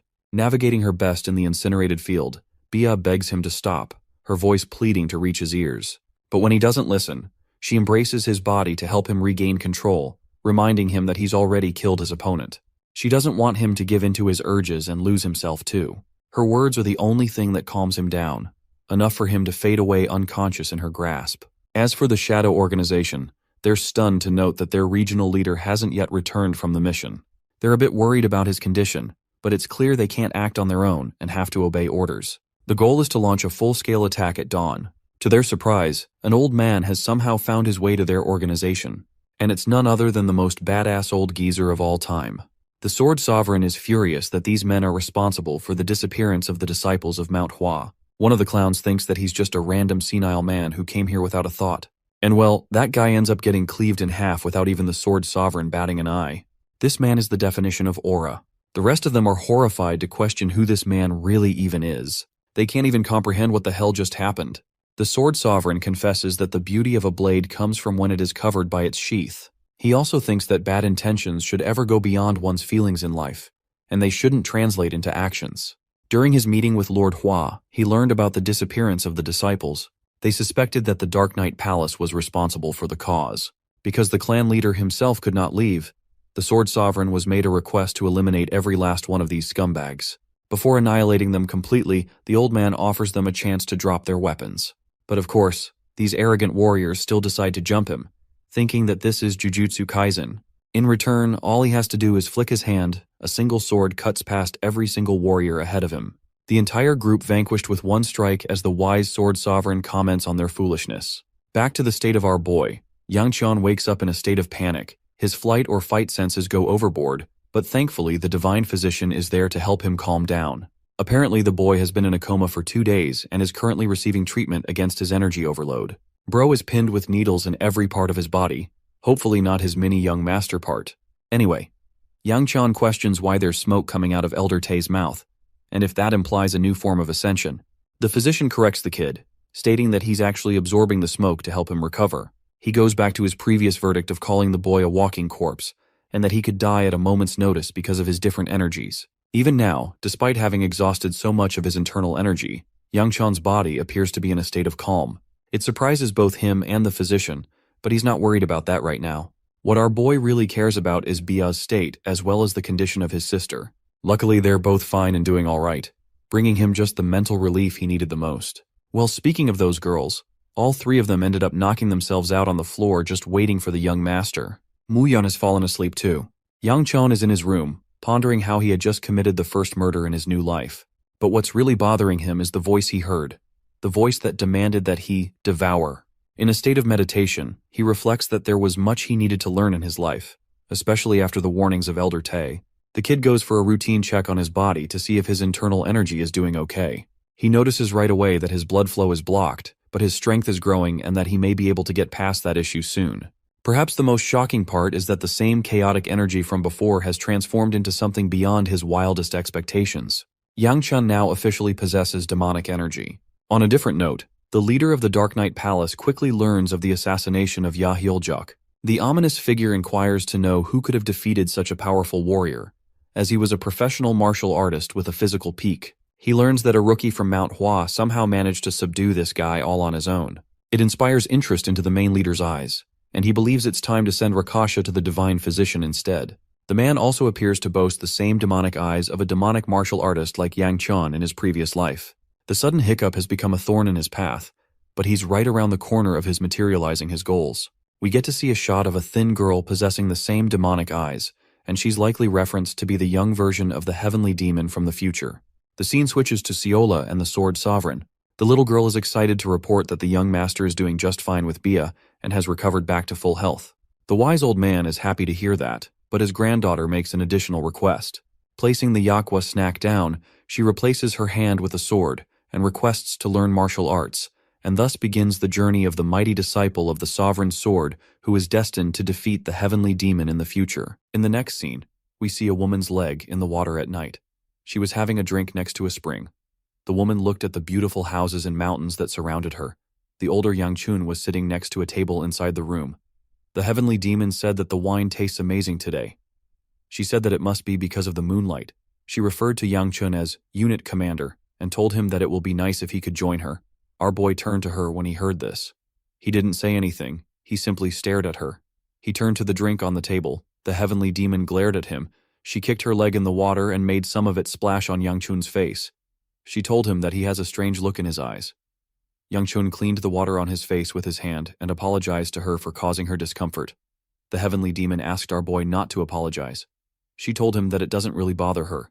She picked up the bottle of wine next to her and poured it into her cup. With a smile on her face, she told Yang Chun that he sometimes reminisces about someone while observing her. Yang Chun said that this is not true. The heavenly demon told him that she knows that he is reminiscing about the girl he holds dearly in his heart.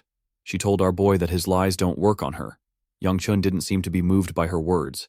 He apologized to her. The heavenly demon smiled and told our boy that someone will be bitter if she finds out about this.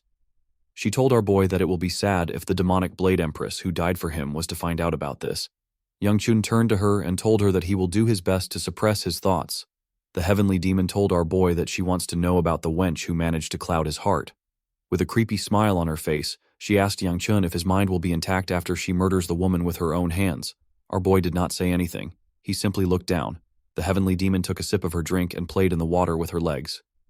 The scene shifts and we are taken back to the present. We see Yang Chun climbing the stairs of the Mount Hua sect, while breathing heavily. Our boy called the disciples of the Mount Hua sect crazy bastards. He did not know why they liked their stairs so much. After struggling to get to the top, our boy went straight to the sect leader's office. The old man asked Yang Chun if the divine physician has allowed him to move around. Our boy told him that he is fine. He said that he is not badly hurt. The sect leader apologized to our boy for getting him mixed up in such a dangerous incident. Yang Chun assured him that he is fine. He asked the man if it isn't already time for the Manhwa ceremony. He told him that he is aware of how important it is to their sect. The sect leader informed him that it was supposed to have begun already. He said that they decided to delay it. Our boy asked him for the reason why they did this. The old man told him that the issue will be resolved soon. Yang Chun was surprised to hear this. He could not believe that one of the Mount Hua's most important festivals was delayed. He wondered if this was related to the disappearance of the sect's disciples. The sect leader stood up and told Yang Chun that he doesn't know the best way to apologize to him. He asked our boy to rest well. He told him that he will visit soon. Yang Chun asked him not to do this since he is busy. He told him that he will come to see him when he gets the chance to. Our boy was actually hoping to return home since he had already delivered the plum blossom stone. The sect leader recalled that someone wanted to meet our boy. He asked him to go outside. Yang Chun wondered about who wanted to see him. He wondered if it was Bia, Siola, or Fung. He didn't feel like spending an afternoon with a guy. Yang Chun stepped outside to see the beautiful plum blossom trees and the shining sun. He raised his hand and stretched it out in the air. He liked the air that was at the top of the mountain. He noticed that no one was waiting for him outside. The moment he thought of this, he sensed someone watching him from a door. He quickly turned around to see the person, but the person hid behind the door. Someone pushed the person out. The person turns out to be his sister. Yang Chun did not understand what was happening. He asked his sister about what she is doing there. Ryonghua turned to Bia and asked her if she really needs to do it. Bia told her that she has to. Yang Chun asked his sister about why she is mumbling. The girl said that it is nothing. She walked up to her brother and asked him to listen well. She quietly asked him if he is all right. Yang Chun could not hear what she said. He asked her to come again. Ryonghua asked her brother if his body has healed up. Yang Chun asked his sister about why she is whispering. He told her that he has healed up and is walking around. Ryonghua said something to him again.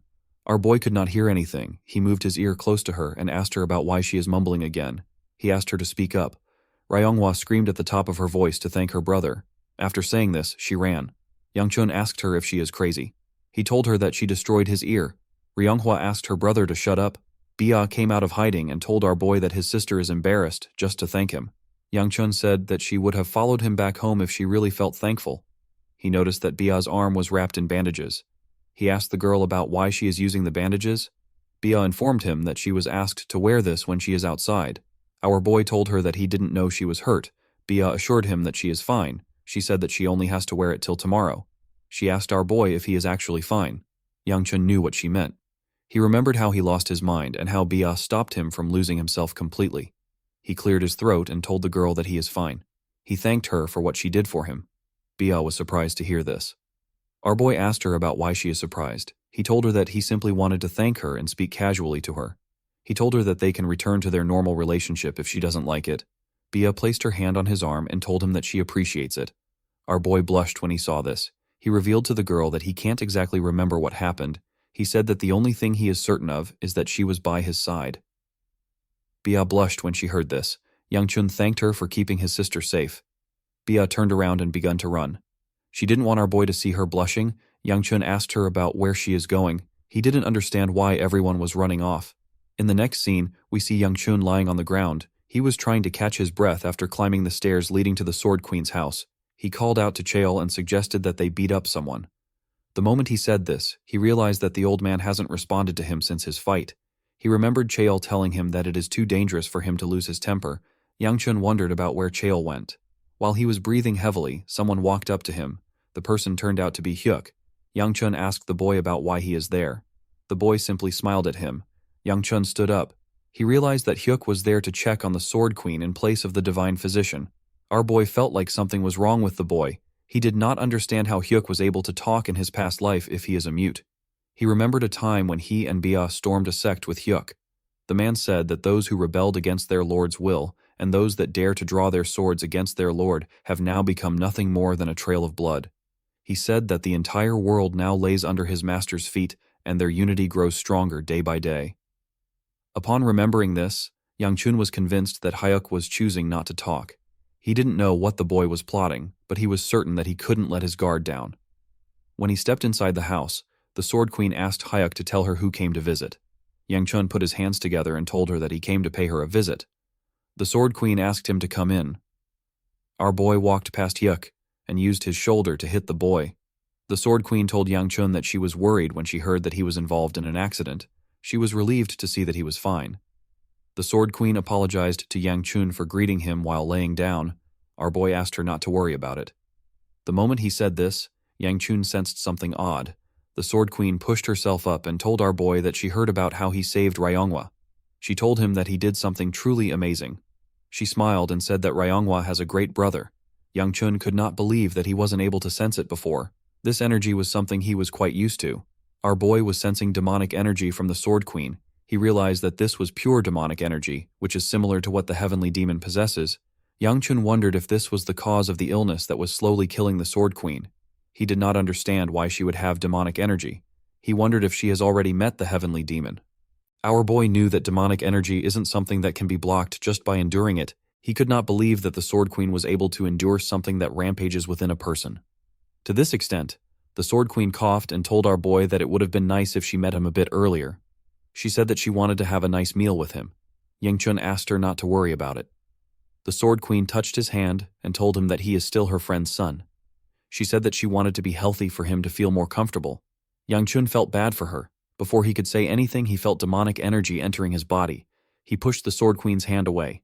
The woman was surprised to see this. Our boy realized that this was the demon well absorption art. He did not expect that the technique could also absorb other people's demonic energy. While he was looking at his hand, he heard someone ask Hyuk to close the doors. He said that the wind is coming in. When Yang Chun turned around, he saw the divine physician. The old man asked him about what he is doing there. The scene shifts and we see Ryongwa training. She carefully moved her sword and concentrated on each swing. While swinging her sword, she remembered Hyeojuk asking her about where a pretty girl like her came from. She remembered the creepy smile on his face when he asked her to drop her useless stick. Ryongwa told herself that her sword is useless. She asked herself about what she can do with it. She remembered thinking about how she wanted to return to her sect in order to inform everyone about Hyeojuk. She remembered Bia telling her that she is not helpful right now. Bia ran past her and asked her to run. Ryongwa could not believe that she escaped after abandoning a martial artist's pride, responsibility, and even benevolence. While breathing heavily, Ryongwa told herself that she is pathetic. She let go of her sword, she fell to her knees and said that she isn't the type of martial artist her master spoke about. Someone walked up to her and asked her if she was training. The person asked her if she isn't overdoing it. When Ryongwa raised her head up, she saw Fung. The boy offered her a bottle of water and asked her to drink it while training. He told her that she can have it all. Ryongwa recalled that Fung is the youngest Blossom Sword's inspector. She believed that Fung won't have ran away the way she did if he was in the same situation as her. Fung did not know why the girl was staring at him. Ryongwa remembered when the divine physician was treating her brother. The elder informed her that the situation would have been terrible if her older brother didn't intervene. He advised her to thank Yang Chun when he wakes up. The divine physician asked her if she doesn't find the situation to be incredible. Ryongwa asked him about what he means. Elder Tae told her that her older brother defeated a demonic human that Bia couldn't even handle. He asked her if she knows how Yang Chun did it, and the technique that he used to do it. The divine physician was aware that our boy had a complicated energy, but he did not expect him to use it like this. Ryonghwa could not believe that her brother, who she thought was weak and selfish, was able to do this. Upon remembering this, Ryonghwa realized that everyone is walking the path of a martial artist. While she is still clinging onto her master like a spoiled child, the girl asked herself about the kind of plum blossom she will create if all she knows how to do is to run. She raised her hand and picked up her sword. Fung asked her if she is going to continue training. He told her that he will leave the bottle there. He asked her to give it to him later. Ryonghwa asked him to forget about it. She walked past him and asked him to leave her alone. Fung did not expect this. He turned around to see the girl running. While running, the girl apologized to Fung for ignoring him. She remembered her master telling her not to rush. The Sword Queen told her that whichever martial path she walks is fine, whether it is filled with sadness, pain, envy, or jealousy. She told Ryonghwa that they will smile together when she shows her a bud of flowers blooming at the end of the sword she has chosen. Later in the night, we see Ryonghwa walking towards her master's door. She believed that the Sword Queen hasn't eaten even though it is already late. Before she could open the door, Ryonghwa heard the divine physician ask Yang Chun not to make him laugh. Our boy assured him that he is serious. Ryonghwa quickly recognized her brother's voice. She remembered how she screamed at him. She wondered why she did something so stupid. She did not know what to do. The divine physician asked Yang Chun to tell him what he knows about medicine for him to talk. Yang Chun told him that this is not about medicine. The divine physician asked him to tell him how they cure an illness if they don't use medicine. He asked Yang Chun if he understands what he is saying. Our boy told him that he does. He said that he can cure the Sword Queen with his technique. Ryonghwa was shocked to hear this. She barged inside and asked her brother if he is serious. Yangchun was surprised to see her. The girl asked him if he can really cure her master. Our boy told her that it is not confirmed yet. Ryonghwa asked her brother to tell her what he is going to do. She said that even the divine physician has given up. Yangchun revealed to his sister that he will try to treat the Sword Queen's illness if the divine physician gives him the permission. The Sword Queen moved to the edge of her bed and told our boy that she wants to know what he will be doing. Yangchun told her that he will be using his family's secret technique. He explained to them that the technique uses heat to expel impure energy. He revealed to the divine physician that he can feel an impure energy eating away at the Sword Queen's life. The old man was shocked to hear this. Yangchun said that he felt the energy when their hands touched. He told them that he felt his goo flame wheel art pushing the energy away. The Sword Queen coughed and said that she does not remember the Goo family's secret art having such an effect. The Sword Queen was correct. This attribute had nothing to do with the Goo flame wheel art. It was actually something that could only be done with the demon well absorption art. However, our boy could not say this. He had to tell her that it is an attribute of the Goo flame wheel art in order to gain her trust. Yangchun knew that he had to do this because the Sword Queen will soon be unable to handle the demonic energy, and she will die. Even if she survives, she will turn her back on the world and disappear without a trace. This was what she did in our boy's previous life. Yangchun was not actually sure if he should be changing the future by saving her. While he was thinking, his sister grabbed his clothes. She asked him if he can really save her master. With tears in her eyes, Ryonghwa begged her brother to save her master. Yangchun was not fooled by the tears in her eyes. He knew that his sister only does this when she needs something. However, her tears helped him make his choice. He turned to the divine doctor and asked him to give him permission to treat her. Elder Tay said that he might actually be able to use the Goo family's secret art to drive out the energy. He reminded Yangchun that the technique was not created to save people. He asked our boy if he will take responsibility if the Sword Queen dies there. Yangchun asked the divine physician if they should just watch her as she dies. He said that they need to try everything. The divine physician stood up and screamed at the top of his voice. He asked Yangchun not to talk carelessly. He told him that what he intends to do is a gamble with the patient's life at stake. The Sword Queen told him that they should allow Yangchun try. The divine physician turned to her when he heard this. The woman said that she can't stand herself withering away like this. She reminded the elder that he has already tried everything he can. She said that she actually felt different when Yangchun touched her. She coughed and said that this is enough for her to try walking down this path. She turned to Yangchun and told him that it is not his fault if things go wrong. She explained to him that she doesn't have a lot of time left and she wants to try believing in him. Seeing that the Sword Queen was ready to try our boy's method, the divine physician decided to support her. He told Yangchun that he is going to interfere immediately if anything happens. The Sword Queen sat in a lotus position, and Yangchun sat behind her. Our boy recalled that he took thousands of lives with his hands in his past life. He found it ironic that he was going to use this hands to save someone's lives. He realized that this new feeling of pressure is the responsibility that the divine physician was talking about. Yangchun knew that he still had to do his best because if he doesn't do anything, he won't be able to protect anyone. Ryonghwa and the divine physician focused their attention on our boy. He placed his hand on the Sword Queen's back. The moment he did this, he felt a large amount of demonic energy. His Goo flame wheel art got activated. Yangchun's consciousness got dragged into another world. He saw several veins filled with demonic energy. Our boy was shocked to see it. He could not believe that the Sword Queen had such an insane amount of demonic energy. He could not believe that she was able to survive until now. While he was looking at the demonic energy, he saw the Sword Queen's consciousness manifest in the world. A mysterious entity appeared above her. It touched her head and arm. It looked like it was holding her down. Yangchun carefully walked up to her. He realized that the situation was quite bad.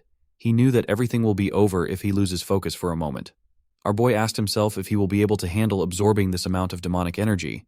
He looked at the entities that the demonic energy created and told himself that enduring this is his karma. He placed his hands on the ground and began to absorb the demonic energy. He called the entities parasitic bastards. As he absorbed the demonic energy into his body, he activated the Goo flame wheel art and used it to burn the energy. The demonic energy was quite much, but Yangchun didn't back down. He used his fire to burn the veins of demonic energy.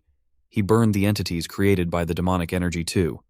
The monsters screamed as they slowly left the Sword Queen. The moment this happened, the Sword Queen opened her eyes. She unsheathed the sword in her hand. Yangchun was sent back to the real world. His body was still covered in his energy. His body quickly returned to normal. Youngchun heard his sister call out to him as he slowly fell to the ground. Before closing his eyes, he saw a blurry image of a woman sitting in front of him. When Youngchun closed his eyes, a mysterious entity told him that it was a bit different this time. The being said that it was tasty. In the next scene, we see someone training at the edge of a cliff. Someone was asking the person to raise her sword higher. The person who was training was Seola. The girl was being trained by her older self. The older Seola told her younger self that she has improved a lot. Our girl told her older self that it is all thanks to her. After her grandfather got angry about her talking about martial arts, Seola became upset. While she was crying, someone asked her to calm herself. Seola was surprised to hear the person's voice. She quickly looked around and asked if anyone is next to her. The older Seola stretched out her hand and told our girl that she will teach her how to use a sword. With a smile on her face, Seola told her older self that she was scared to learn from her because she once took over her body. She told the woman that she now likes her more than her grandfather. The moment she said this, someone called out to her. The person turns out to be Hyogon. The Sword Supreme reminded the girl that he asked her not to lay her hands on a sword. Seola became nervous when she saw her grandfather. She quickly put the wooden sword behind her and tried to find an excuse for Hyogon. The Sword Supreme was not interested in hearing what she had to say. The scene shifts and we see Youngchun open his eyes. Our boy was drooling, he had 2 needles on his head. He looked like an insect with an antennae. Youngchun found himself in a room. Our boy quickly raised his head up. He called out to the Sword Queen and the Divine Physician. Before he could call out to anyone else, our boy felt a large amount of pain in his body. He grit his teeth when he felt this pain. He knew that only one thing could cause this revolting pain. Seeing that the demonic energy in his body is running wild, our boy became certain that he absorbed the Sword Queen's demonic energy. Youngchun stood up from the bed with the needles on his head. He wondered if the Sword Queen is doing better. He walked out of the room to check on the woman. The moment our boy got outside, he saw something odd. He saw his little sister staring at a plum blossom tree. Before Youngchun could call out to her, he saw the amazing thing his sister was looking at. Youngchun could not believe his eyes. He saw a woman swinging her sword in the air. The woman released plum blossoms from her sword as she swung it in the air. Ryonghwa was extremely happy to see what her master was doing. She could not believe that her master was moving like this. The Sword Queen landed on a tree branch. She used the branch to push herself up to the sky at a crazy speed. Youngchun watched the Sword Queen as she flew. He wondered if this was skeletal overhaul. He quickly realized that the Sword Queen had merely returned to her original state. The Sword Queen raised her sword when she got close to the sky. She made 2 strikes in the air with her energy. Her attack tore the sky apart. It left 2 huge strikes that cut across each other in the sky. When the Sword Queen returned to the ground, she saw that Youngchun had woken up. She told him that there is something she wanted to say to him before her master could say anything. Ryonghwa ran to her and gave her a hug. She hugged her master tightly. The Sword Queen pat her head and thanked Youngchun for saving her. She told him that she wouldn't have survived without his help. Our boy didn't know what to say. He wasn't very good with these kinds of situations. Before he could say anything, someone took out the needles on his head and told him that he did well. The person turned out to be the Divine Physician. The elder told Youngchun that he actually took out the energy that was clouding her system. The Divine Physician was intrigued, with a scary look on his face. He asked Youngchun to allow him test his cultivation method. Our boy was scared to see the look on his face. He didn't want the elder to know his secret. The Divine Physician ran after Youngchun. He asked him to let him test his cultivation method. Our boy begged the old man to stay away from him. The Sword Queen smiled when she saw the elder chasing Youngchun. She seemed to be happy to be able to experience this moment. In the next scene, we see Youngchun eating noodles with Seola and Bia with a scary look on her face. Bia asked our boy to tell her where he was last night. Youngchun choked on his food when he heard this. While he was choking, Bia asked him about where he slept last night. Youngchun drank some water to push his food down. He did not understand why he felt like he got caught cheating. Our boy realized that he is actually going to be getting married to her. He told Bia that he was simply training all night. He said that he fell asleep on the spot because he was tired. Bia did not believe him. She asked him if he is telling the truth. Youngchun asked her if he has a reason to lie. Our boy wondered why he was being interrogated in the first place. Bia placed her chopsticks on the table and told Youngchun that he should have informed her that he wasn't going to come back last night. She told him that she was worried because he never returned. She stood up and asked him to let her know ahead of time in the future. Youngchun asked her about where she is going mid-meal. The girl said that she is going to train. Our boy watched her as she left the room. He did not expect things to be so intense. He noticed that Seola was quiet. He asked her about why she is quiet. Our girl began to cry. Her mouth was filled with food. Youngchun found this gross. He asked her about what she is doing. She said that it is her grandpa. While struggling to speak, Small particles of food flew out of her mouth and got on Yang Chun. Our boy was annoyed to see this. He used his hand to cover his face. With tears in her eyes, Seola said that her grandpa told her that she can't do something. She said that he is so scary. Yang Chun closed her mouth out of anger and asked her to stop spouting nonsense. He asked her to swallow her food first. Seola did as he asked. Yang Chun could not believe that he had to deal with this when his hands are full. He was bothered by the fact that he had demonic energy churning inside him. He also hasn't seen Cheol in a while. Yang Chun wondered if the voice he heard had something to do with the old man's disappearance.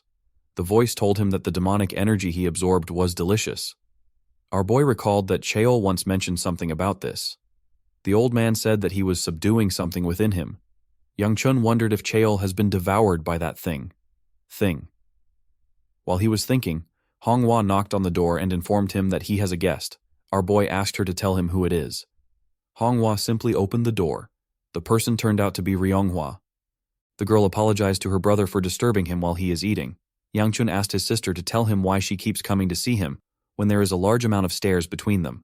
Ryonghua asked him to shut up. She told him that she simply felt like seeing him. She revealed to Yang Chun that her master's internal energy is returning to normal. With a flushed face, Ryonghua thanked her brother for healing her master. She told him that she keeps getting indebted to him.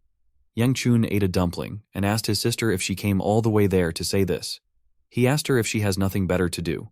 Ryonghua was annoyed to hear this. She asked her master if she can see how mean her brother is. Yang Chun was surprised to hear her call out to the Sword Queen. The Sword Queen asked Ryonghua to stop complaining.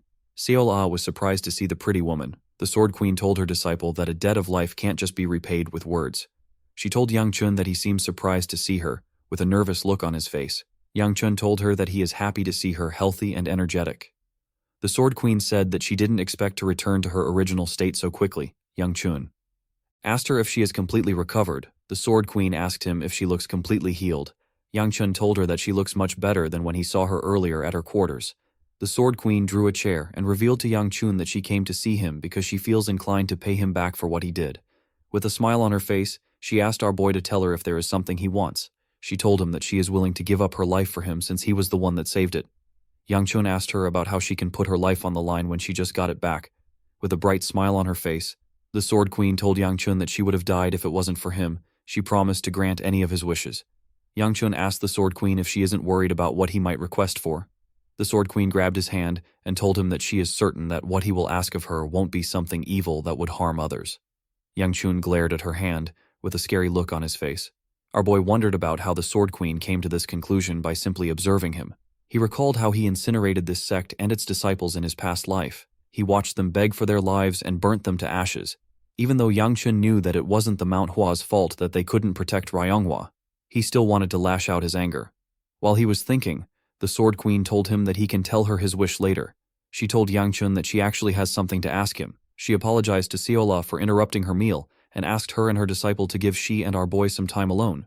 Ryonghua asked her master if she also has to leave as well. The Sword Queen told her disciple that she wants to talk privately with our boy. She asked the girl to give them some space.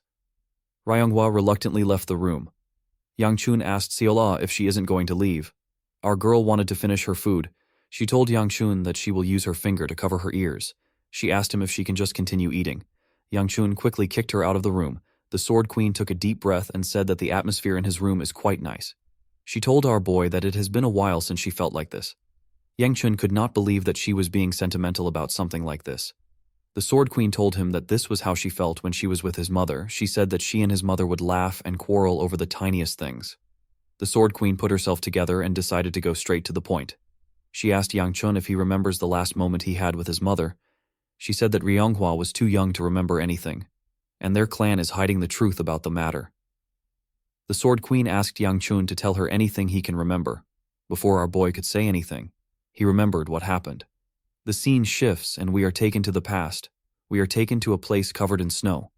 We see Yang Chun and his father looking at a woman from behind. The woman in the beautiful silk clothes said that she is ready. Our boy grit his teeth out of anger. He asked his father to tell him why he is showing him this. He asked him to tell him what he hopes to gain by going this far. The clan head said that he wants nothing. He asked his son to simply stay alive. Yang Chun's mother asked him to take care of his sister. Her hair slowly began to change. Her husband told her that he will open something now that she is ready. The moment he said this, a crack appeared in the air. The crack widened and revealed a huge portal. The woman's hair turned platinum blonde and everywhere became red as tears flowed down from our boy's eyes. His mother called out to him. With tears in her eyes, she told her son that she is sorry. This struck a nerve in Yangchun. He quickly ran towards his mother. He stretched out his hand and asked her not to go. His mother gently smiled at him. The crack closed and the atmosphere returned to normal. Our boy's mother was no longer with him. Yangchun called out to her repeatedly. His father watched him as he cried. He told Yangchun that he needs to make sure that this is the last time he ever weeps in this life. He told him that he won't be able to cry from now on, even if he wants to. Yangchun asked his father to tell him something, with a terrifying look on his face. Our boy asked his father to tell him where he sent his mother to. The clan head turned around and asked his son to follow him. He told him that he wants to show him something. The clan head opened a door and asked his son to take a good look. He revealed to him that this is the reason for the Gu clan's existence. This reason was so shocking that Yangchun could only stare. He couldn't say anything. His father told him that this is his legacy and burden and what he will pass on to him. Upon remembering this time, Yangchun told the Sword Queen that he can't answer her question. The Sword Queen asked him if his mother is somewhere in the world. Our boy said that he also can't answer this question. He explained to her that he will always give her the same answer. No matter what she asked him about, the Sword Queen stood up and told him that she understands. She said that she won't ask him anything else. She apologized to Yangchun and pat him on his head. She told him that she is aware that he is in a tough position too. She revealed to him that she heard that a pretty girl was helping Ryonghua train. She asked him if Seola is that girl. Our boy laughed when he heard the woman call Seola pretty. The Sword Queen asked him to tell her who it is if it isn't Seola.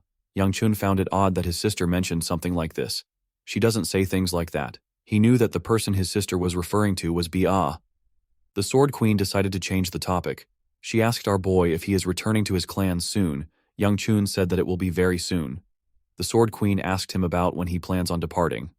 Our boy revealed to her that Ryonghua said that she doesn't want to return home. The Sword Queen smiled when she heard this. She called out to her disciple. Ryonghua quickly responded to her master. The Sword Queen stepped out of the room and asked her disciple if she doesn't want to go home. The girl told her master that she was just worried about her. The Sword Queen told her that she still needs to visit her home. Ryonghua didn't know what to say. The Sword Queen told her that she has a solution for her since she is nervous. With a smile on her face, the Sword Queen told her disciple that she will accompany her to the clan. Ryonghua was very happy to hear this. Yangchun could not believe what he was hearing. Ryonghua asked her master if she is really coming with her. The Sword Queen told her that she has some business with the Gu clan. She said that she also hasn't heard Yangchun's request yet. Yangchun asked the Sword Queen if it isn't her duty to protect the sect. The Sword Queen found this question to be funny. She told our boy that she is the one who has been protected by the sect. Yangchun told her that his sister said that she doesn't want to return home, with a crazy look in her eyes. Ryonghua told her master that she will follow her anywhere. Our boy asked her about why she easily changed her mind. Ryonghua asked him not to worry about this. She reminded him that he wants her to go home. She told him that this is good for him while they were talking. Seola called out to Bia, who just returned from training. Immediately the Sword Queen saw her. She knew that Bia was the one her disciple was referring to. She asked the girl if she is the one who saved Ryonghua. The Sword Queen grabbed her hand and told her that she is really grateful. She said that Ryonghua told her many things about her. She told Bia that Ryonghua said that a beautiful girl helped her out. Bia began to blush when she heard this. She didn't know what to say. The Sword Queen told the girl that she is as pretty as she heard. Yangchun wondered why Bia was shy. He wondered if it was because she was being complimented. Immediately he thought of this. The Sword Queen told Bia that she heard that she is Yangchun's fiancé. Our boy was shocked to see that she mentioned this. The Sword Queen told Bia that she and Yangchun have kind hearts. She assured her that the two of them will get along. Bia smiled when she heard this. While they were talking, Seola noticed something. When she looked up, she saw her older self. She referred to her as sis.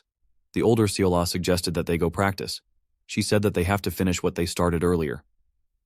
Seola smiled when she heard this. She stood up and ran with a smile on her face. Yangchun asked her about where she is going, but she did not respond to him. Ryonghua called out to her master. She informed her that the Mount Hua festival will take place soon. She asked her master to leave with them after the festival. The Sword Queen asked Yangchun if this is okay with him. Ryonghua was happy to see that her master liked her idea. Yangchun told the Sword Queen that he cannot do anything if his sister wants to return to the clan. He told her that he will depart with her. The Sword Queen clapped her hands and said that they can schedule the time they are leaving. Immediately she said this. She noticed something about her disciple. She moved close to her to check something. Ryonghua asked her master if something is wrong. The Sword Queen told her disciple that she just realized something. After seeing her in the sun, she told the girl that she has gotten a little fat. Ryonghua was embarrassed when she heard this. Yang Chun laughed out loud when he heard what she said. The Sword Queen told her disciple that she must have been too busy taking care of her. She apologized to the girl.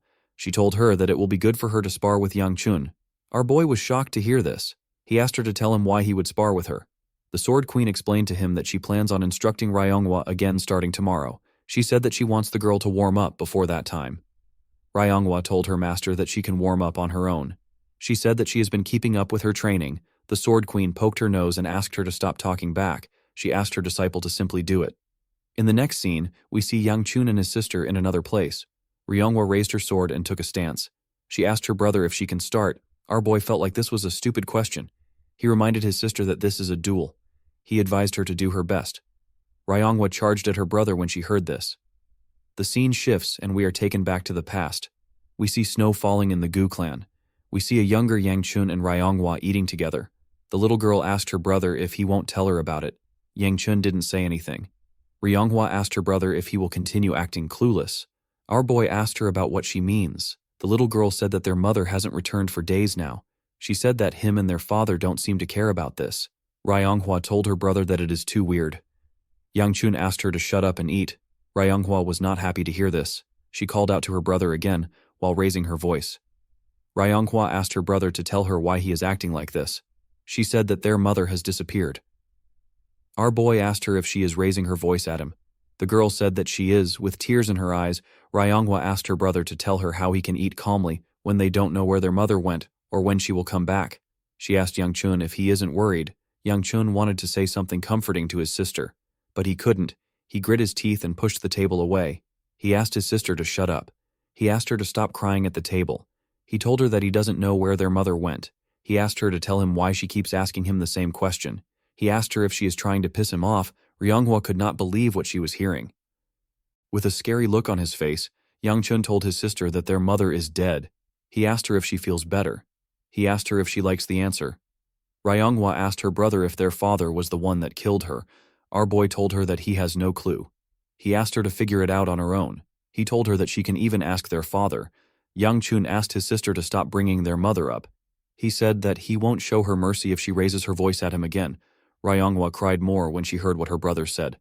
This was the reason why the girl came to hate her brother. She believed that if she stayed at the Mount Hua, she would forget her mother, brother, and their damned clan. Ryonghua remembered watching her master use her martial arts. To her, the Sword Queen is family, but she still also missed her original family. She carefully looked at her brother. In the next scene, we see Ryonghua breathing heavily on the ground. As expected, she lost to Yang Chun.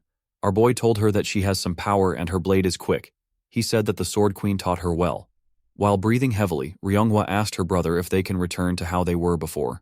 Yang Chun did not expect to hear this. He moved forward and asked his sister to tell him what she is talking about. He said that it is too late for that. Ryonghua sat up when she heard this. She gently smiled. She found it funny that her brother didn't say no. Beneath the majestic Huashan waterfall, where the roaring cascade echoed like the thunderous growl of a dragon god defying heaven and earth, a lone figure stood tall amidst the raging torrent. It was Mu Yan, the loyal guardian of Yang Chun. Each slash of his sword was razor sharp, cleaving the air and shattering falling droplets into bursts of white foam, dazzling like fireworks against the misty curtain. The force behind his swordplay stirred the water below, sending violent waves crashing outward. Mu Yan did not pause. His hand gripped the hilt tightly, veins bulging and muscles taut. Sweat mingled with the water running down his resolute face, yet his eyes were clouded with troubled thoughts.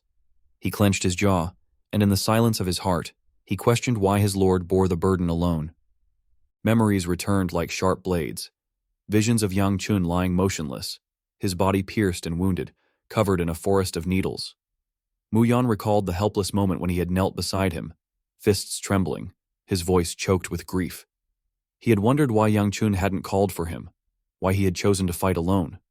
Mu Yan had known his master had surpassed him, reaching a realm that no longer required his protection. But that truth hadn't erased Mu Yan's duty.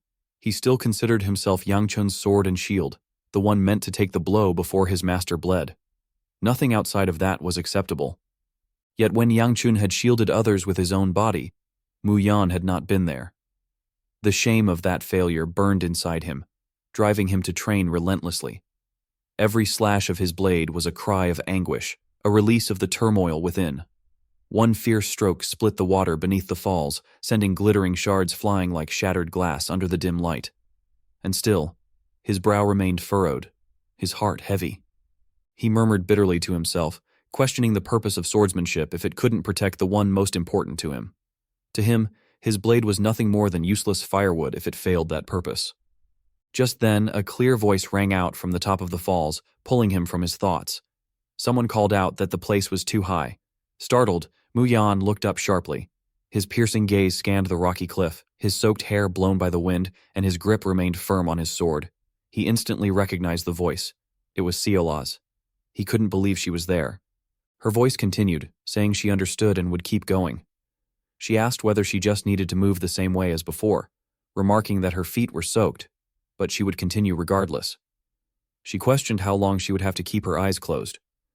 Across the shimmering surface, Seol-ah moved lightly, as if walking on invisible lotus petals. Her figure, delicate like mist, glided with ethereal grace. In front of her stood a blonde-haired maiden with a noble air, who gently explained that once Seol-ah's footwork was fully integrated with her body, there would be no need to close her eyes anymore. Seol-ah muttered nervously that falling would mean certain death, but she persevered nonetheless. The blonde girl nodded approvingly and told her to proceed to the third form. With a brilliant golden arc, Seol-ah struck out, her sword shaping the image of a spinning lotus petal. She exclaimed in delight, asking if she had done it correctly. The blonde girl confirmed that she had, and instructed her to move on to the fourth form. Down by the waterfall, Mu Yan watched in astonishment as Seol-ah demonstrated her sword technique. He was stunned, wondering when she had learned the blade arts. She was no longer the sweet-toothed servant girl he had once known. He murmured to himself that practicing swordsmanship on a cliff like that was far too dangerous. If Yang Chun were to find out, he would surely be shocked. Meanwhile, atop the waterfall, Seol-ah fluidly transitioned from the first to the fourth form, her sword energy swirling like a coiling dragon, radiating with brilliance. The blonde girl nodded in approval once again and announced that it was time for the fifth form. Taking a deep breath, Seol-ah spun midair and delivered a powerful downward slash, shattering stones and rippling the water's surface. She beamed with joy at the praise, exclaiming how much she loved being complimented. At the foot of the waterfall, Mu Yan stood motionless. The roaring waters surged like a wrathful dragon, a sight that stirred awe and reverence. It became clear he could no longer underestimate her. Could it be that she had been secretly training with the sword all this time? He tried to reassure himself, reminding himself to stay focused. Silently, he told himself that belittling others would not help him improve, and that he should concentrate on the path ahead to fulfill his duties as a guardian. Suddenly, a soft voice rose behind him, saying that it was enough. Startled, Mu Yan turned sharply and saw Seol-ah standing behind him. He wondered when she had arrived. She pointed at his chest, her eyes unwavering, and asked if he truly understood what he needed to do. Mu Yan stared at her in confusion, unsure of her meaning. At that moment, a golden light burst from her fingertip and pierced into his body. A strange energy surged through him like lightning tearing through his meridians. He gritted his teeth as pain twisted his face. Seol-ah, however, simply smiled gently, telling him that cultivation was not always about restrictions, that sometimes breaking the rules was the first step towards soaring freely. Both of them were soon engulfed in golden energy. Spiritual force churned wildly, the wind howled, and trees bent under the pressure. Everything vanished into the light.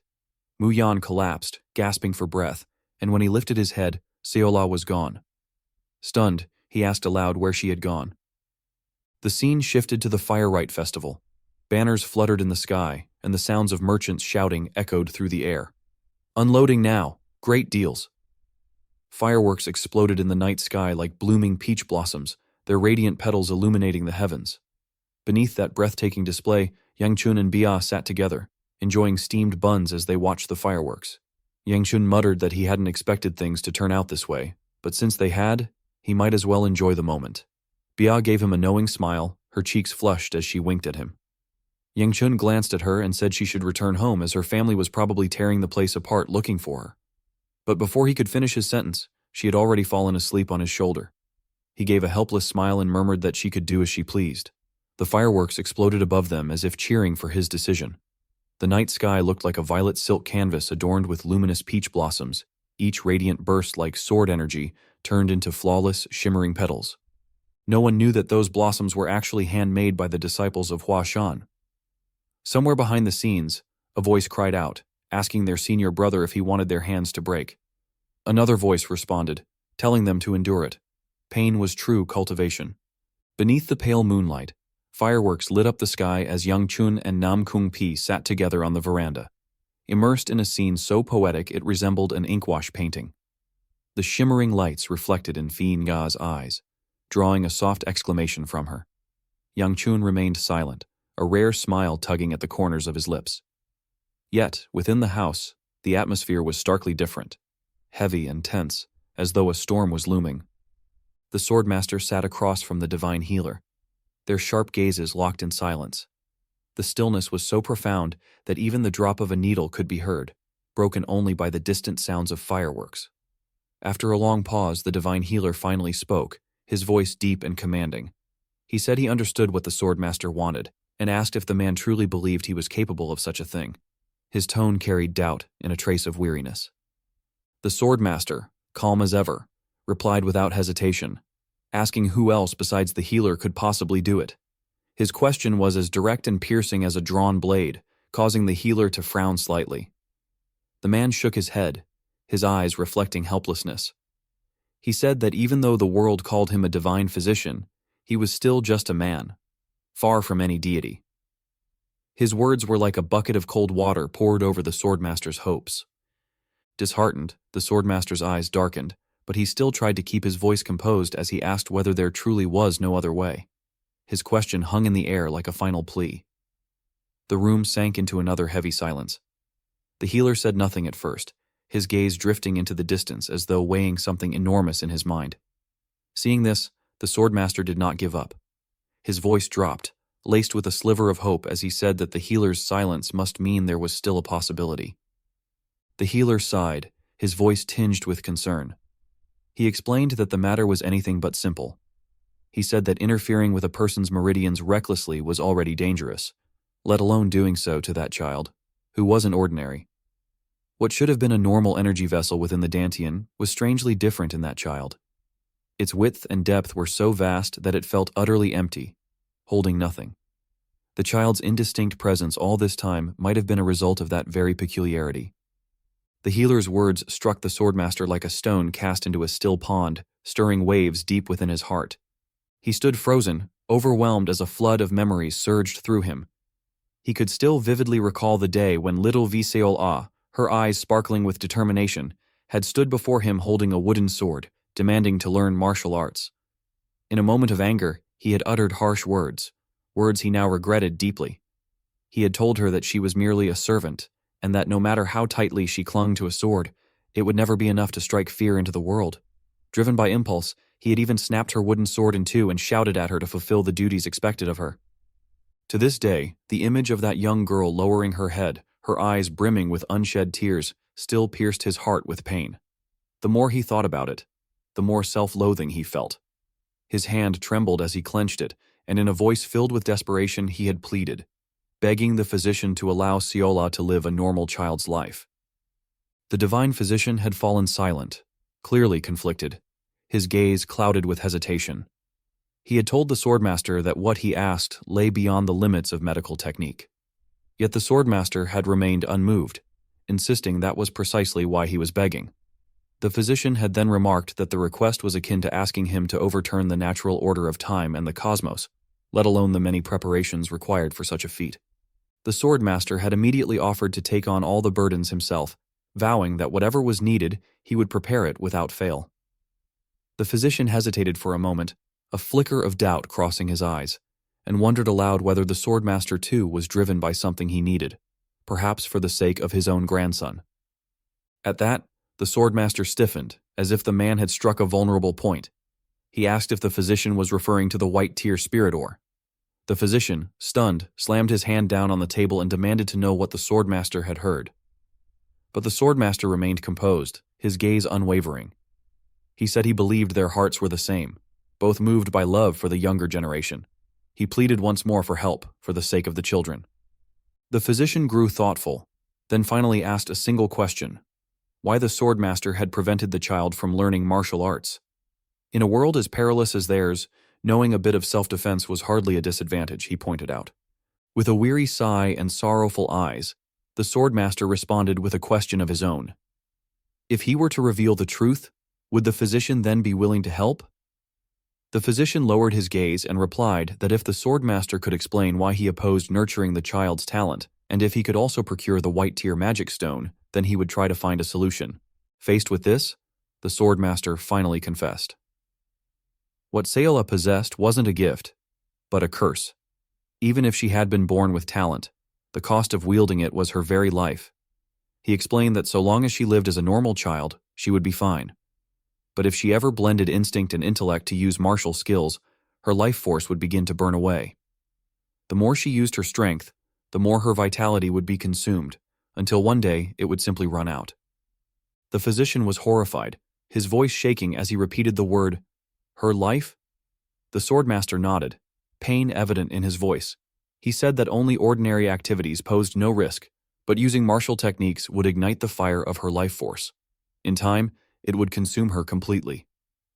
Staggered by the revelation, the physician muttered in disbelief, likening it to the demonic bloodlines of the heretical sects. It finally made sense why the swordmaster had forbidden her from learning martial arts. The physician then asked if the swordmaster had visited the Tailing Manor, where the leader of the martial world currently resided. When the swordmaster shook his head, the physician advised him to go. That place, he explained, held something called the Sealing Stone, perhaps the only thing capable of suppressing the child's energy core. But if it worked, she would never be able to learn martial arts again. He warned that what the swordmaster was doing was akin to breaking her wings to eliminate all risk. However, one day the child would grow up. She would come to understand what had happened, and perhaps resent him for the rest of her life for cutting down her potential before it had a chance to blossom. The swordmaster pondered this, his eyes filled with a sorrowful resolve. If that was all it took to keep Seola alive, then he considered it a price well worth paying. Meanwhile, outside, under a sky glittering with fireworks, Youngchun and Namgung Fi were strolling through the lively streets. Youngchun chewed on a candied hawthorn skewer, looking bored and distracted, while Namgung Fi suddenly brightened and dashed off like the wind, leaving him alone amid the bustling crowd. Drawn by a nearby merchant's cry, Youngchun turned his head and saw a display of glittering, butterfly-shaped hairpins, so beautiful they took his breath away. He stood there in silence, his gaze locked on them as if under a spell. At that very moment, Seola was returning home under the pale moonlight. She looked tired, nibbling on a half-eaten pastry in her hand. Her carefree gait and contented chewing suggested that, for her, sweets were enough to dispel any lingering worries. Suddenly, a sharp voice called out from behind her. She flinched, nearly choking on her food, and turned to see Youngchun's icy gaze fixed on her. Flustered, she stammered as she addressed him, barely managing to say, "Young master." She stammered, sweat beading on her forehead, her hands trembling as she held a pastry. Youngchun approached, his voice laced with both reproach and a touch of anger. He demanded to know where she had been all day, saying that he had planned to invite her to the festival, but the moment he turned around, she had vanished without a trace, only to reappear late into the night. Seola lowered her head and mumbled an apology. While she was still flustered, Youngchun unexpectedly held out a delicate butterfly-shaped hairpin, its intricate design shimmering under the moonlight. Seola, surprised, asked what it was. Youngchun, trying to maintain a cold demeanor despite his awkwardness, replied that it was nothing significant, just a small reward for her hard work. Seola's eyes lit up, her heart pounding wildly in her chest. Blushing, Youngchun told her to take it, claiming that his hand was getting tired. She asked again, almost in disbelief, whether he truly meant to give it to her. In response, Youngchun pulled his hand back ever so slightly, teasing her and pretending to reconsider, saying that if she didn't want it, then perhaps she shouldn't take it at all. Alarmed, Seola quickly waved her hands and insisted that she would accept it. Seeing her reaction, he smiled faintly and gently clipped the hairpin into her hair. Beneath the moonlight and the falling cherry blossoms, the moment felt like something out of a dream. Afterward, Youngchun asked if it suited her, still trying to keep his tone cool. He added that if she didn't like it, she could throw it away. After all, it hadn't cost much. Seol-ah's cheeks turned red as her eyes shimmered. Without a word, she rose slightly on her toes and placed a soft kiss on his cheek. Yang Chun froze, his face flushing bright red, while Seol-ah beamed with joy. The butterfly clip sparkled as if fluttering its wings, and the entire atmosphere seemed tinged with a rosy hue, her smile sending someone's heart into chaotic flutters. As the first rays of dawn pierced through the morning sky the next day, the scene gently shifted to Bia. She stretched her arms with a lazy yawn, her eyes still heavy from lingering sleep, murmuring to herself how sleepy she felt. Behind her, Seol-ah radiated excitement, her voice ringing out with cheerful enthusiasm as she urged everyone to hurry and go see the grand tournament. When she noticed Yang Chun walking slowly behind them with a relaxed pace, she called out to him in a playful tone, urging him to move faster. Yang Chun, observing the girl's boundless energy, had a fleeting thought pass through his mind. It was truly remarkable how she had completely recovered after just one night. Suddenly, Seol-ah furrowed her brows in concern and asked him whether he was feeling unwell, pointing out that his face was turning red. Startled by her comment, Yang Chun tensed slightly and stammered in response. Images of the previous night's encounter briefly flashed through his mind. But he quickly composed himself, silently nodding as he reminded himself that he was no longer a child and shouldn't let such things trouble him. He told himself to just let it go. The scene then shifted smoothly to the martial contest grounds of the Manhwa, where the crowd buzzed with lively conversation. Someone asked if the famed sword dragon would be participating this time. Another responded thoughtfully, noting that the person in question hadn't appeared the previous year and wasn't yet known by that title back then, but was certain to show up this year. As they continued, a memory seemed to surface. Someone wondered aloud who had won the championship last year. At that moment, a newcomer who had just arrived overheard the end of the conversation and confidently chimed in, declaring that it must have been the guardian saint. The first speaker nodded in agreement, affirming it was indeed the saint. Curious, someone asked who exactly that was. Just then, Yongfeng stepped forward with a warm smile and introduced himself as one of the 3 top disciples of the Mount Hua. His words drew a surprised reaction from one of the others, who asked in disbelief whether he was the so-called genius sword dragon. Yongfeng humbly scratched his head and replied that the praise was excessive. Coincidentally, Yang Chun happened to be passing by at that very moment. Upon spotting Yongfeng, he silently questioned what he was doing there. Wondering why the man wasn't busy preparing for the flower offering ceremony, Yongfeng noticed them too and raised a hand in a friendly wave. When he addressed Yang Chun as the heir of the Gu clan, Yang Chun paused his steps. Yongfeng quickly approached and asked if Yang Chun was also on his way to watch the flower offering ceremony. Yang Chun confirmed that he was, but questioned whether Yongfeng should even be there, suggesting he must be swamped with preparations. In response, Yongfeng smiled gently and explained that things were nearly ready, so it was fine. Behind them, several disciples of the Mount Hua were seen busily hauling equipment.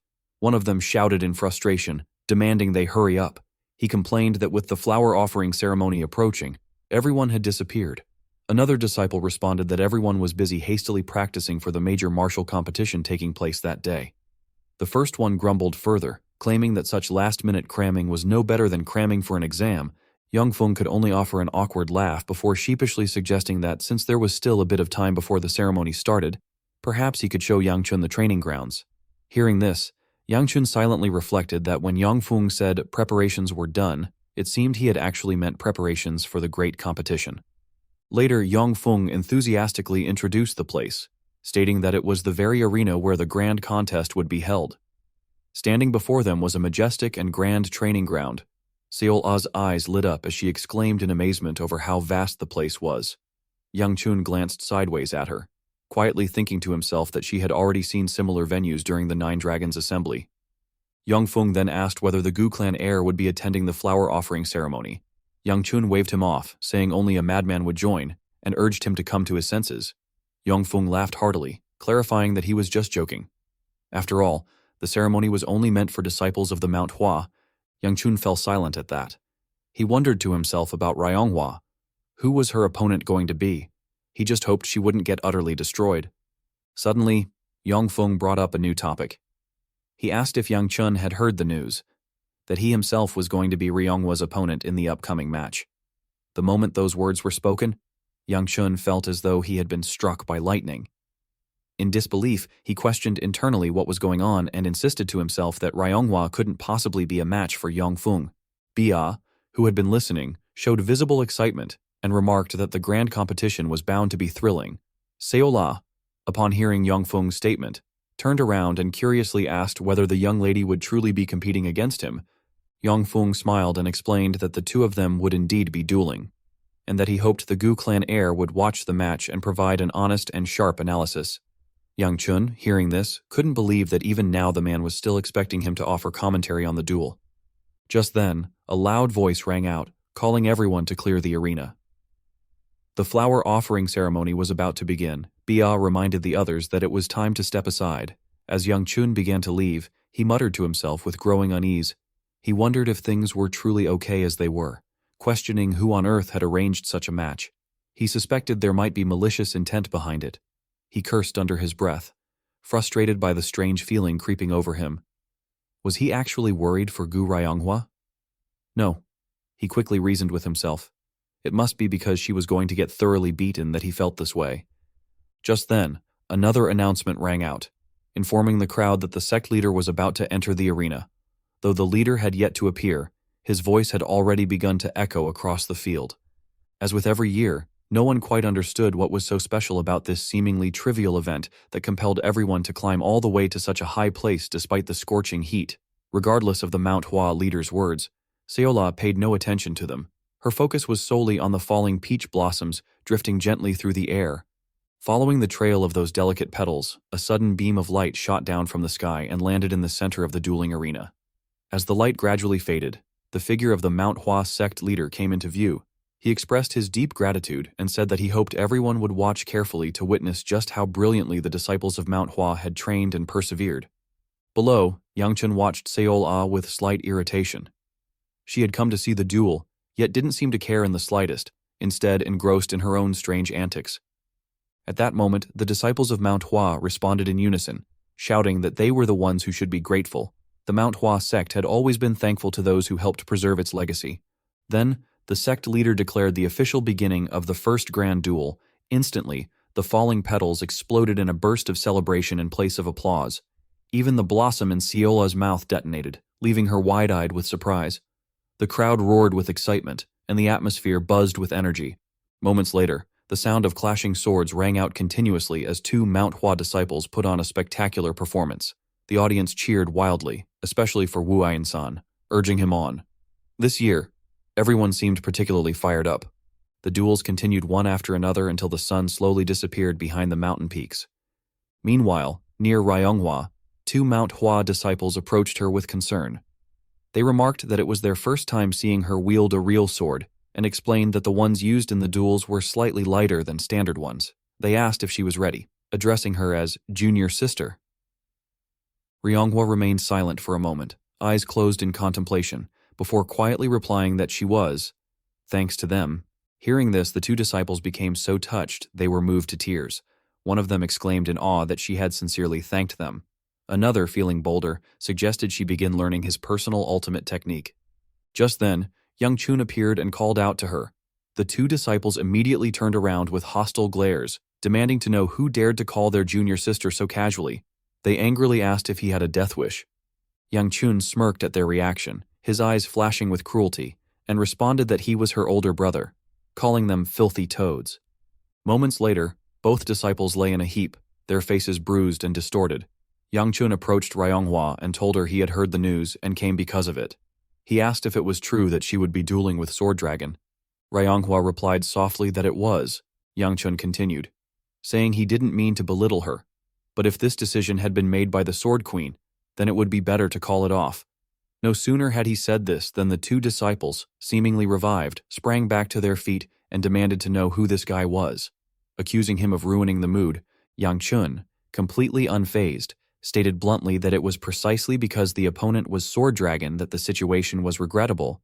To him, the outcome was already painfully obvious. Just then, Tuyatoa spoke up, catching Yang Chun off guard. She told him that she had already decided and thanked him for worrying enough to come. She admitted she hadn't expected it but urged him to listen.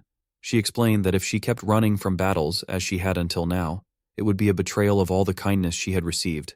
From their master, from her senior brothers, from Bia, and from Yang Chun himself, she had already been given more than she could ever repay. And so, from that day on, she vowed to repay those debts with action. She said that winning or losing this time didn't matter, because for the first time, it was a battle she would not run away from. Night fell, but the atmosphere at the Tehoa Pavilion remained vibrant. At the Silver Victory section, loud voices cheered in admiration and disappointment. Someone shouted in awe at the impressive display, while others expressed regret. Then came the announcement of the next match, an exceptionally rare duel.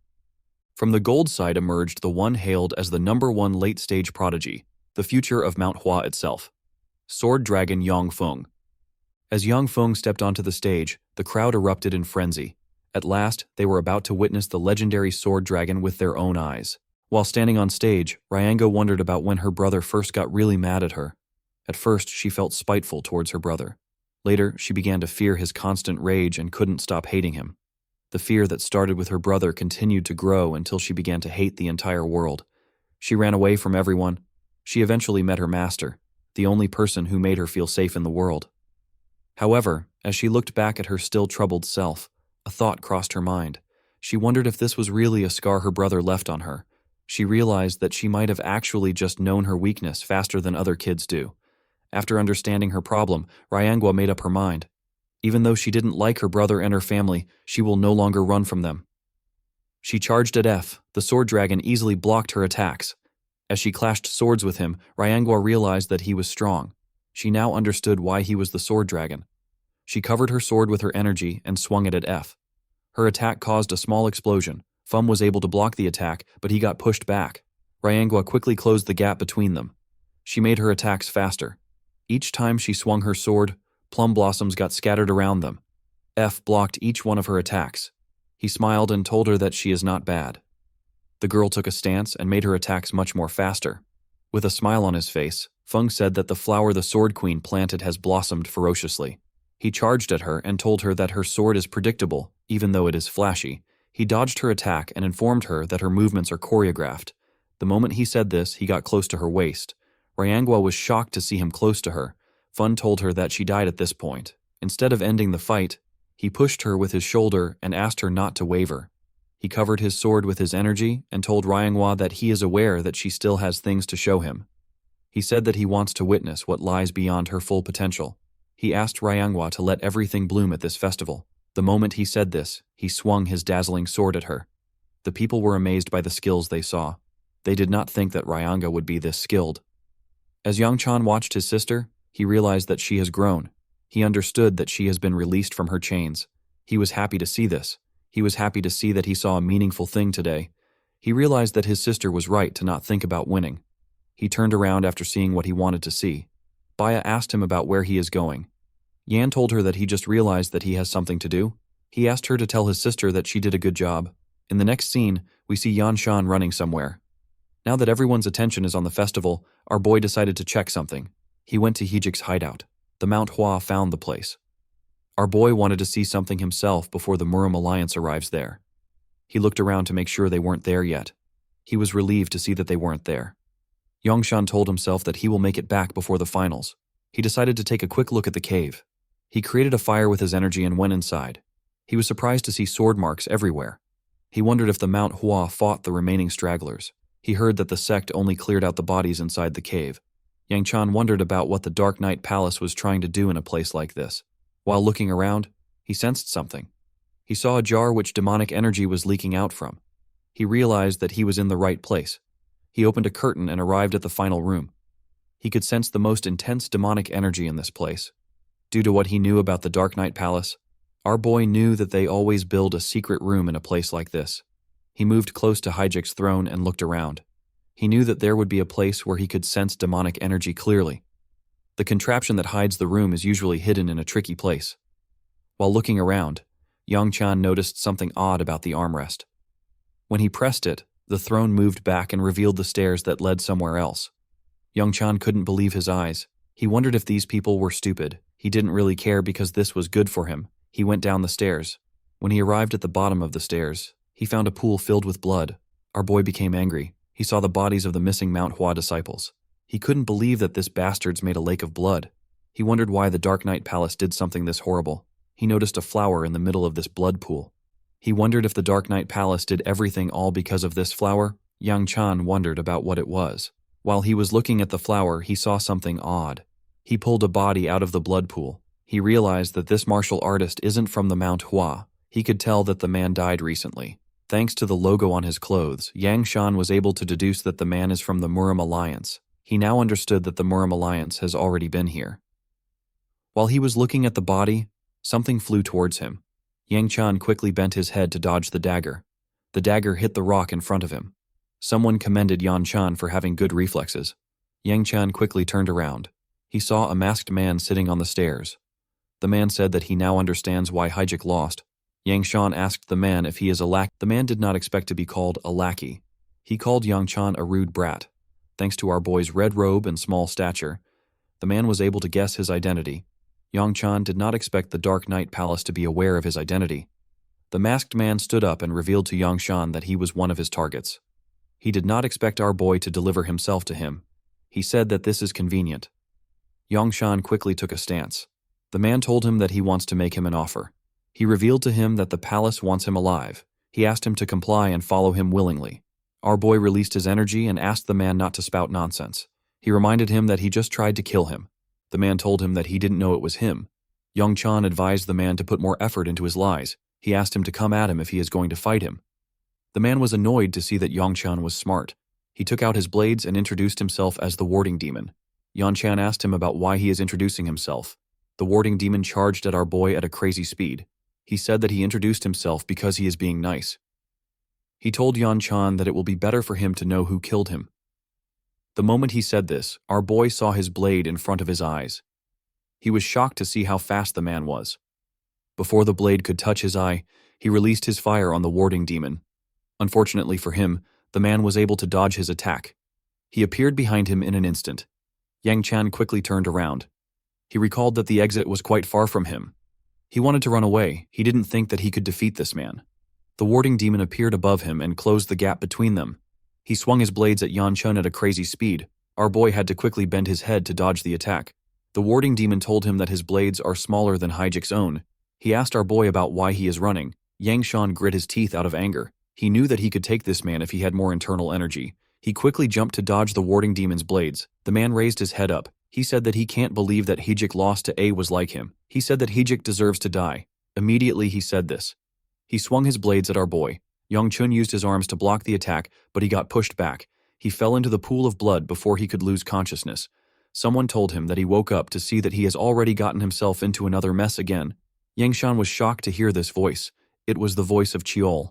Our boy used his hand to pick up a sword from one of the corpses of the Mount Hua disciples. Chiol said that he hopes the heavens takes note of how hard he worked even after his death. He asked Yan Chan to get up. He said that they need to try again. While Yang Chun was talking to Chiol, the warding demon looked around for him. He asked our boy to come out. He said that he needs to finish this in order to go home. He told Yan that his skills are quite incredible. He didn't expect him to be able to block the attack. He said that he doesn't like to drag out an assassination for this long. The moment he said this, the warding demon noticed some bubbles forming in the blood pool. He believed that Yang Chun was there. He said that he will end things in a single strike. Before he could swing his sword, a powerful attack was fired at him. The warding demon was able to block the attack with his blade. The impact of the attack blew away the blood around him. The warding demon was shocked to see this. Yang Chan landed on the ground and struck a pose with a sword behind him. The blood that got blown away poured back down with a different tone in his voice. Our boy reminded the man that he told him that he needs to know who he is dying to. The warding demon was shocked to see Yan Chan holding a sword. He couldn't believe that our boy was able to use a sword. He didn't understand why he wasn't given this information. He was told that Yan Chan uses his fist. He asked our boy about how he was able to use the attack he just used. With a serious look on his face, our boy told the man that he is Shinshi. The moment he said this, he swung his sword at the warding demon. The attack tore his mask apart and revealed his face. The warding demon wasn't even able to react to the attack. Chiol turned around and called the man a child. It turns out that Chiol has taken over Yanwan's body. The warding demon was enraged by Chal's attack. He charged at him out of anger. Chiol easily blocked his attacks. The warding demon called him a bastard. He told him that he will tear his limbs apart and feed him to the animals. Chal wasn't even moved by his words. The warding demon jumped and gathered his energy in the air. He began to spin really fast. His body and his blades were moving at a crazy speed. Chal quickly took a stance. He said that a head full of anger clouds the heart, and this is reflected in one's blade. He pushed his leg forward and changed his stance. He asked Yan Chan to take a good look. He said that a true master can shake the heavens without using as much chi as him. He raised the sword and blocked the man's attack with a technique known as Plum Blossom First Sword. The moment their blades touched, Chiol's sword released a massive plum blossom energy. The warding demon was shocked to see this. Yongchun couldn't believe his eyes.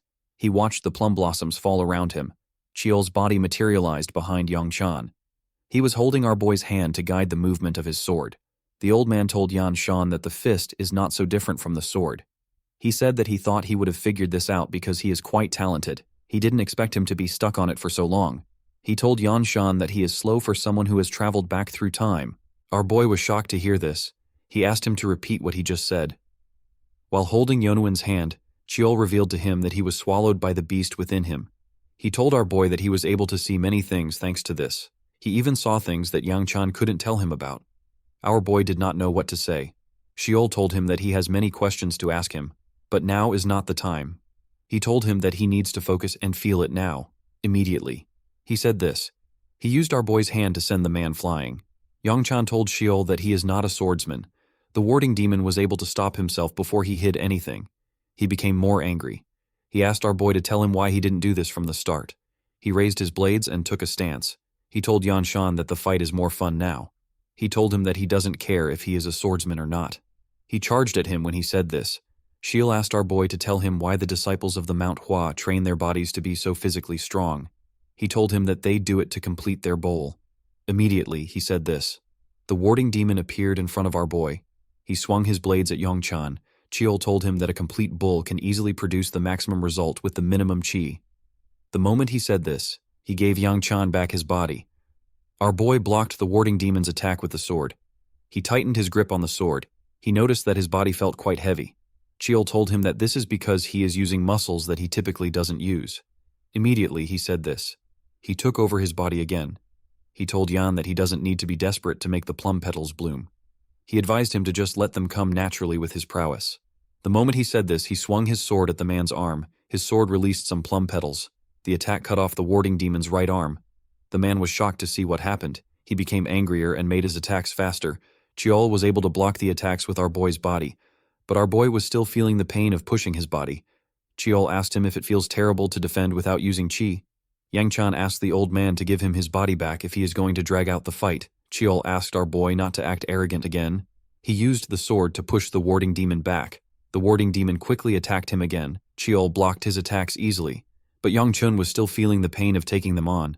Chiol told our boy that he knows he acted big in his previous life. He told him that he was nothing without his ki. He said that the common issue with demonic martial arts users is that they lack fundamentals. Our boy told him that he understands. He asked Chiol to focus on the man for now. Chiol appeared behind him and asked him if he will train his body from now on. Yang Chan said that he will. Chiol asked him if he will act big just because he has some chi. Our boy assured him that he will never overly rely on his chi again. Chiol smiled and said that this is good. He told Yonshan that the warding demon lost too much blood already because of his rampage. He assured our boy that he can defeat the tired man now. He asked him if he wants him to finish off the man. Yang Chan was not interested in this offer. He reminded himself that he cannot use too much ki. He let go of the sword and took a stance. He asked Chiol to take a good look. He said that he doesn't know how much he saw in his past life, but he never ignored the fundamentals. Even when he didn't use demonic martial arts, Chiol asked him to show him what he can do. The warding demon raised his head up and screamed. He called Yan Chan a brat. He told him that he will kill him. Immediately, he said this. He swung his blade at Yan Chan. Our boy dodged the attack by bending his head. The warding demon wasn't done with him. He made his attacks faster. Our boy was able to dodge them. But he got pushed back. As the man swung his blade, he got closer to our boy. Yan clenched his fist. Chiol reminded him that a foe who has lost his temper can be defeated with less power than before. Yang Chan told himself that he can produce the maximum result with minimum ki.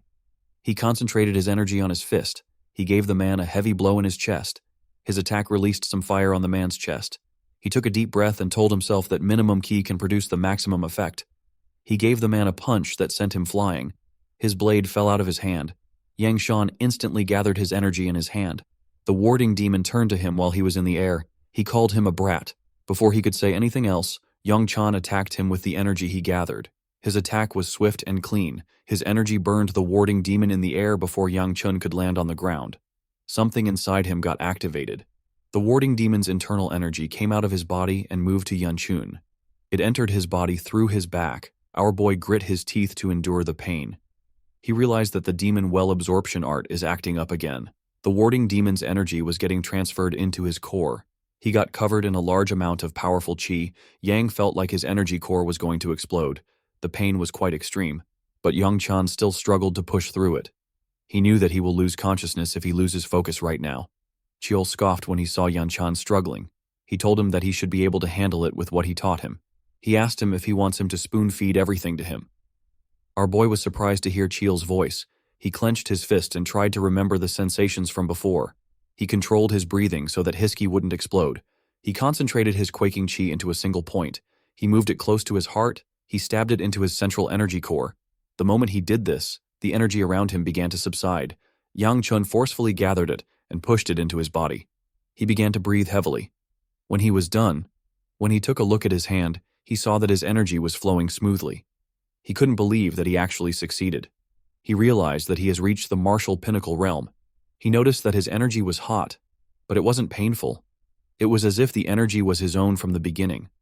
This was a moment of growth for Yang Chan.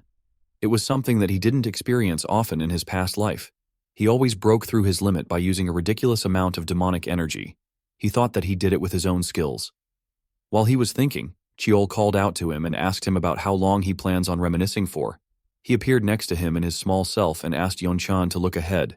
He asked him if he is going to do something about the flower on the rock.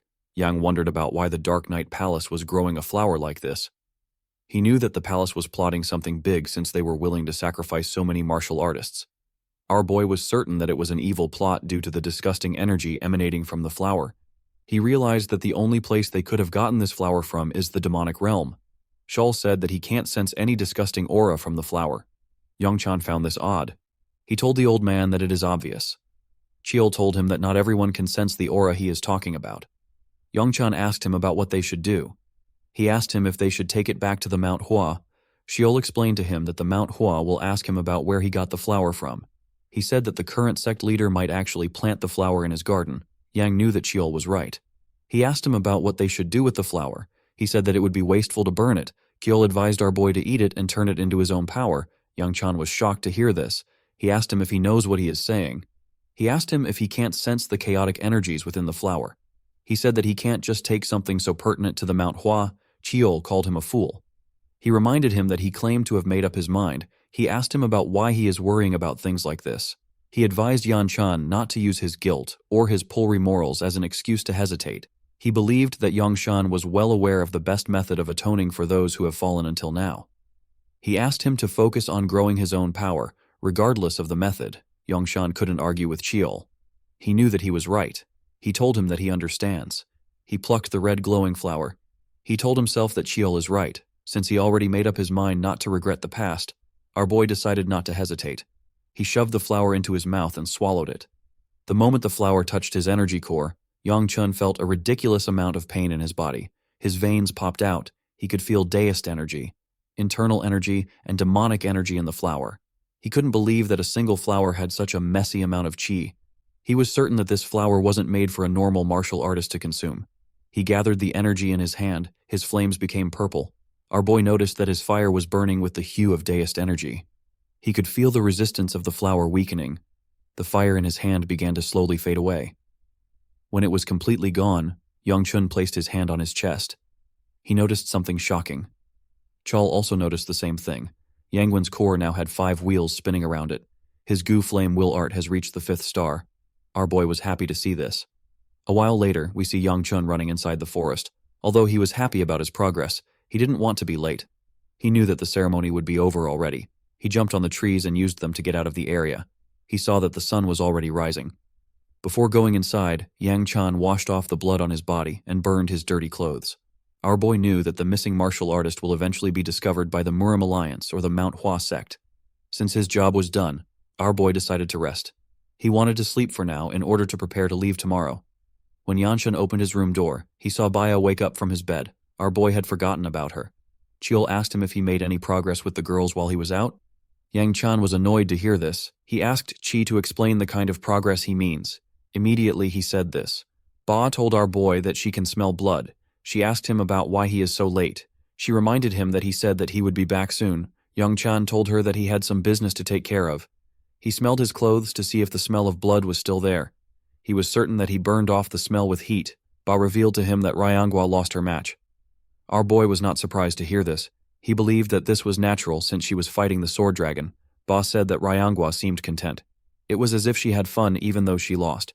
She said that she has never seen Ryangwa so happy. Yangshan didn't really care. He was focused on his body. Baya moved close to him and gave him a hug. Our boy did not expect this. He reminded her that she just said that he smells of blood. He asked her if she isn't going to ask about where he was. Baya gently sniffed Yangchan. She told him that she won't ask for now.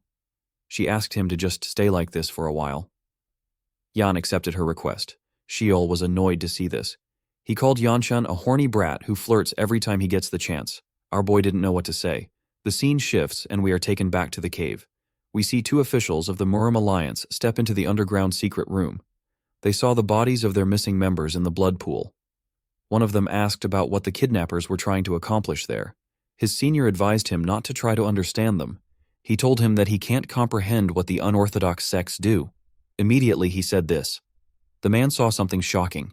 He ordered his junior to head back and report the situation on his own.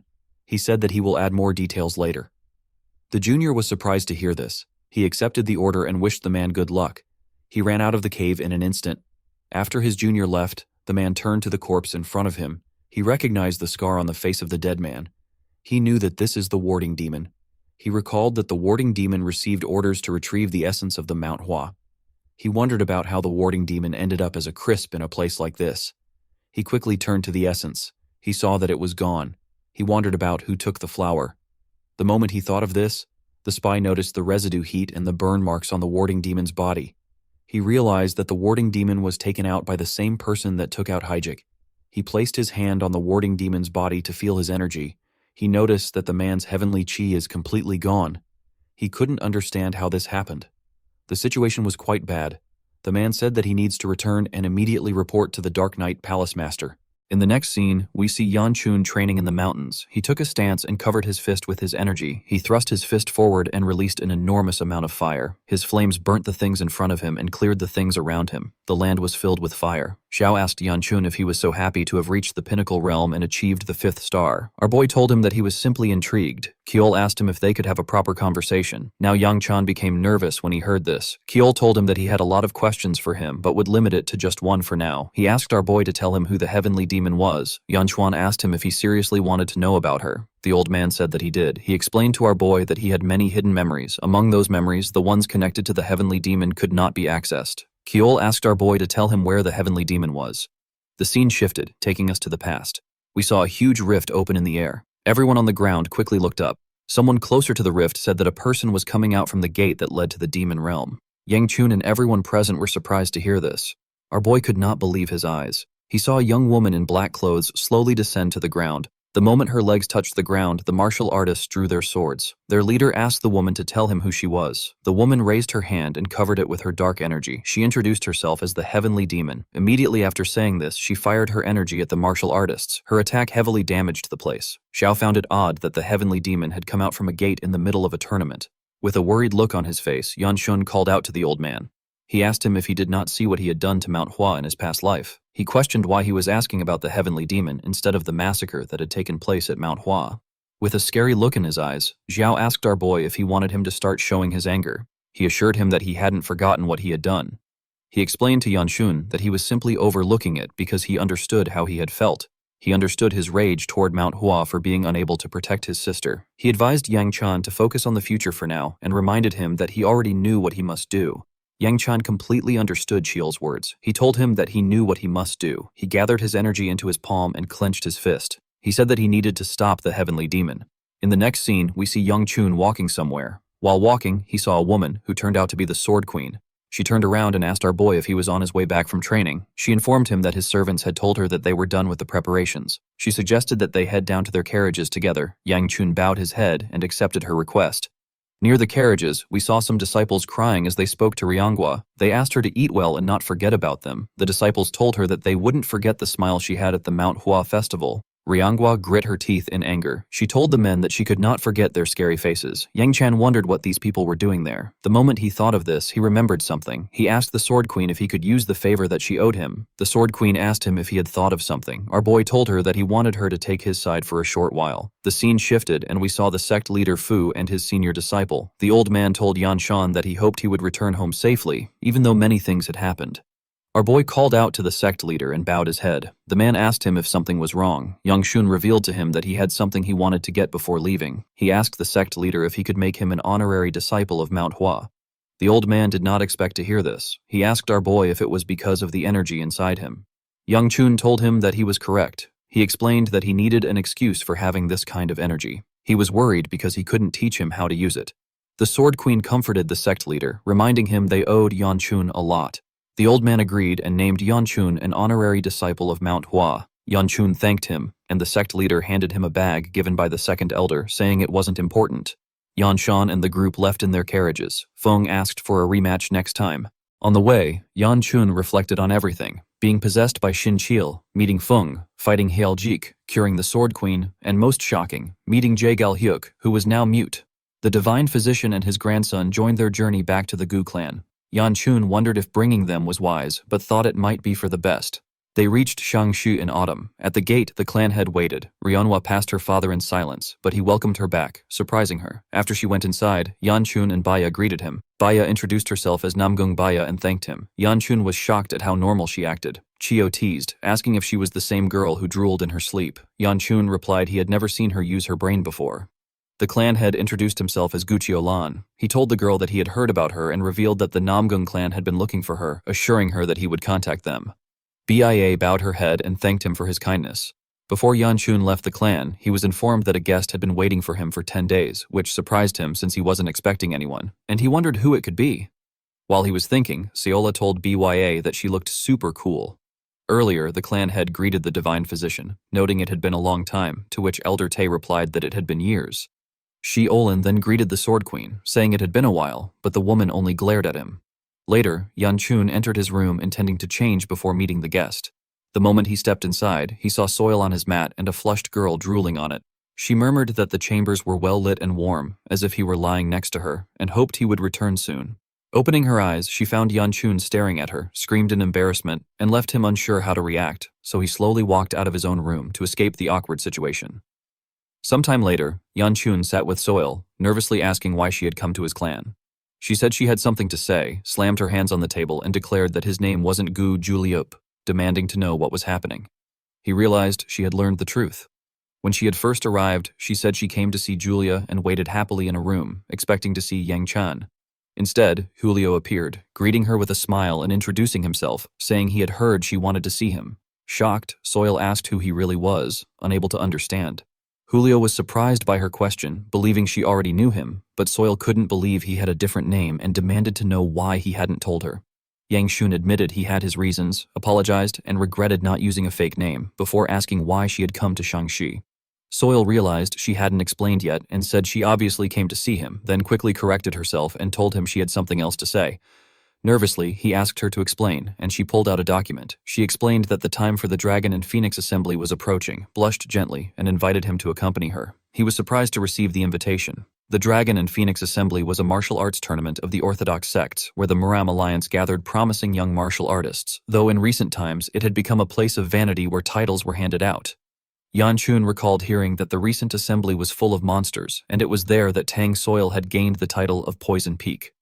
The girl hoped he would accept her invitation. In his past life, Yang Chan was too embarrassed to join the event, so he avoided going until he became the proper heir of his clan. He told Soyo that he was not certain if he would participate and that he could not give her an answer right now. The girl was sad to hear this. Yang Chan then asked her if she had anything else she wanted to tell him. Soyo told him that there was nothing else. He could not believe that she came all the way from Sichuan just to tell him this, and he did not understand why she would do so. At that moment, Kiol appeared and asked him if he really did not understand. The old man hated how clueless Yan Chun was. He revealed that Soyo came to see him because she liked him. Yang Chan was shocked to hear this. Kiol complained that he could not understand why so many girls were falling for a boy that looked like a mantis. Yang Chan could not believe what he was hearing and wondered why she liked him. In both his current life and his previous one, he had never truly gotten involved with the girl. He recalled the times he encountered her and realized that she always blushed around him. He now understood that Soyo had an unrequited love for him. Young Chun decided to confront her about it and called out to the girl. She quickly answered him, and he told her that he was curious about something. Sheo asked him what he was doing and quickly realized that he wanted an answer from her. He asked him to stop, called him a clueless idiot, and begged him not to continue. Despite that, Yanshan asked the girl if she liked him. Immediately after he asked the question, Baya opened the door and stepped into the room. Both of them quickly turned to her. Baya apologized and asked if they were still talking. Young Chan confirmed that they were and asked her to leave. Soyo apologized to him and asked if he could give them some time together. Our boy was surprised to hear this and asked her what she meant. Kyol called him an idiot again and told him that he could only survive the situation by shutting his mouth and leaving. Soyo seemed rather hostile to her friend. Realizing the situation, Yang Shun decided to leave. Smiling, he told Baya that he was done talking to Soyo. He stood up and told Soyo that he would let her know about the offer. She thanked him, and Yang Chun quickly ran out, as the mood was too intense for him. Baya then moved closer to her friend. Soyo told her that she wanted to talk to her. When Baya sat down, Soyo revealed that she had heard about her engagement to Yanshan and asked if she had a part in deciding this. Baya told her that she did not, and said that she felt it was actually a good thing. Soyo glared at her, clenched her fist, and said she would ask her the same question she had asked before, whether she loved Yanshan. Baya replied that she was not sure. She admitted that she did not know what love was, but she wanted Yanshan to stay by her side. Smiling brightly, she said that this was the only thing she was certain about. Soyo was surprised to see the bright smile on her friend's face and did not like what she was hearing. She felt betrayed and could not understand why Baya and Yanshan had to get engaged. She wished she had asked earlier for an engagement with the Gu clan. While Soyo was lost in thought, Baya apologized. Soyo was surprised and asked why she was apologizing. Baya reminded her that she liked Yanchun before. Soyo told her that she should be the one apologizing, saying that she should not get involved in matters decided by their clans. Baya then noticed the document on the table and asked her friend about it. Soyo revealed that it was an invitation to the Dragon and Phoenix Assembly and that she had asked Yanchun to go with her. She said that our boy might refuse. Baya told her that it was fine. She said that she was going too. She gently smiled and told her friend that she would go. If Yanchun went, she told her that it would be fine. Baya's skin shined brightly as she smiled. A bright light was emanating from her body. Soyo was blinded by this light. She didn't understand what happened between her friend and the boy. She couldn't believe that someone like Bia, who had always hated going to these events, had decided to go willingly. The girl wondered if this was the power of love. She felt like she had completely lost. She picked up her cup and slowly drank her tea. Bia told her friend that she had something to share with her. She revealed to Soyo that she might be carrying Yan Chuan's child. The girl spat out her tea when she heard this and coughed out loud. Bia asked her if she was all right. Soyo pulled herself together and asked her friend to repeat what she just said. Bia gently blushed when she heard this. Outside the room, Yanchun was walking somewhere. He suddenly stopped and turned around. Chio asked him if something was wrong. The boy said that it was nothing. He told the old man that he just had an ominous feeling. For some reason, he hoped the girls weren't talking about anything weird. Soyo asked her friend if she was really carrying Yanchuan's child. Baya gently touched her stomach. She said that they had slept together in the Mount Hua sect and held each other's hands. She told her friend that the child might have been conceived at that time. Soyo couldn't believe what she was hearing. She hadn't expected them to get this far in their relationship. The moment she thought of this, she realized something. She asked Baya to tell her what happened after they held hands. Bia asked her what she meant. Soyo asked her if they didn't do anything else. The girl realized that her friend was oblivious when it came to matters like this. She drew out her chair and told Bia that she was going to share something with her for her own sake. She told her that babies were not made that way. Bia was shocked to hear this. She asked Soyo to tell her how they were made. Her friend asked her to listen closely. She pointed at the oblivious girl and began to explain how babies were made. Bia could not believe what she was hearing. She was completely lost. A while later, Baya stepped out of the chambers. Yanchun was standing outside. He asked the girl what had taken her so long. He noticed that she looked tired. He asked her what happened. He stretched out his hand and asked if she was all right. Baya's face instantly became red when she saw his hand. She turned around and began to run. Yanchun asked her to wait and to tell him where she was going. He didn't understand what was happening. He wondered if he had done something to her. The scene shifted, taking us to the clan head's office. The Sword Queen stepped inside. Xiaolan asked her to sit since he wanted to ask her some questions. The woman asked him not to worry about it. She said that she would leave immediately. She was done.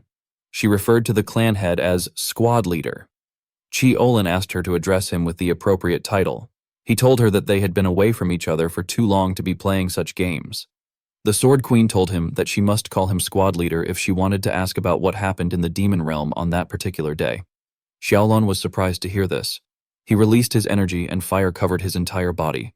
He asked the Sword Queen if she had forgotten their promise. The woman asked him if there was a problem and reminded him that she only promised not to question him about Chunhei, but this did not apply to the demon realm. With a scary look on his face, the clan head asked the woman if she believed such tactics would work on him. The Sword Queen assured him that she was not playing around. She brought up the mature dragon squad that was created by the Murim alliance to prevent the dangers of the demon realm from reaching civilians. She said she would never joke about this issue, especially when it involved the children who once followed him as their squad leader. The Sword Queen begged Xiaolon to tell her what he saw in the demon realm that day. She asked him to explain what caused the members of his squad, who entered the demon realm, to kill each other, leaving the survivors trembling in fear and ending their own lives. Xiaolon removed his energy when he heard this question. He asked her if she would believe that he saw the same thing she had seen. The Sword Queen vividly remembered what she saw, a huge twisted tree with glowing purple leaves. When she went to the demon realm to search for Chunhei, she remembered how chaotic energy entered her body just from looking at the tree. The tree's aura and bindings did not even allow her to speak of its existence. The woman did not expect Xiaolon to have also seen the same thing. The clan head told her he would no longer speak on the topic because she had experienced the same danger as him. He revealed that everyone who saw that thing went mad. He explained that they all entered the demon realm under the orders of the Sword Supreme, who was the alliance leader at that time. The Sword Queen was the only one who did not go because she was sick then. Xiaolon told the Sword Queen that they were simply following the Sword Supreme's orders. He reminded her that Haiyan claimed the end of the demon realm would save the world. The Sword Queen gritted her teeth when she heard this, saying it was all a lie. She reminded Xiaolon of what they heard from the Sword Supreme when he disbanded the mature dragon squad and stepped down as alliance leader. Hagon had told them that he thought he would find a way to revive his daughter in the demon realm. The Sword Queen was shocked to hear this, but Xiaolon did not seem surprised. She revealed to him that she spoke to Hagon again while they were traveling. The Sword Supreme knelt down and begged her, admitting that he did it all for his own personal interest. The Sword Queen could not believe that the great Sword Supreme had knelt before her. She told Xiaolon it was a sorry sight. She had wanted Haiyan to be unapologetic so that she could direct her anger at him. The woman told the clan head that their squad members had not lost their lives for the greater good, but for the Sword Supreme's greed and lies. Xiaolon assured her that he was aware Haigon's actions could not be understood or forgiven. The Sword Queen was surprised to hear this and asked him why. He told her it was because it had to be done. He asked her to leave for the day, saying he had no more answers for her.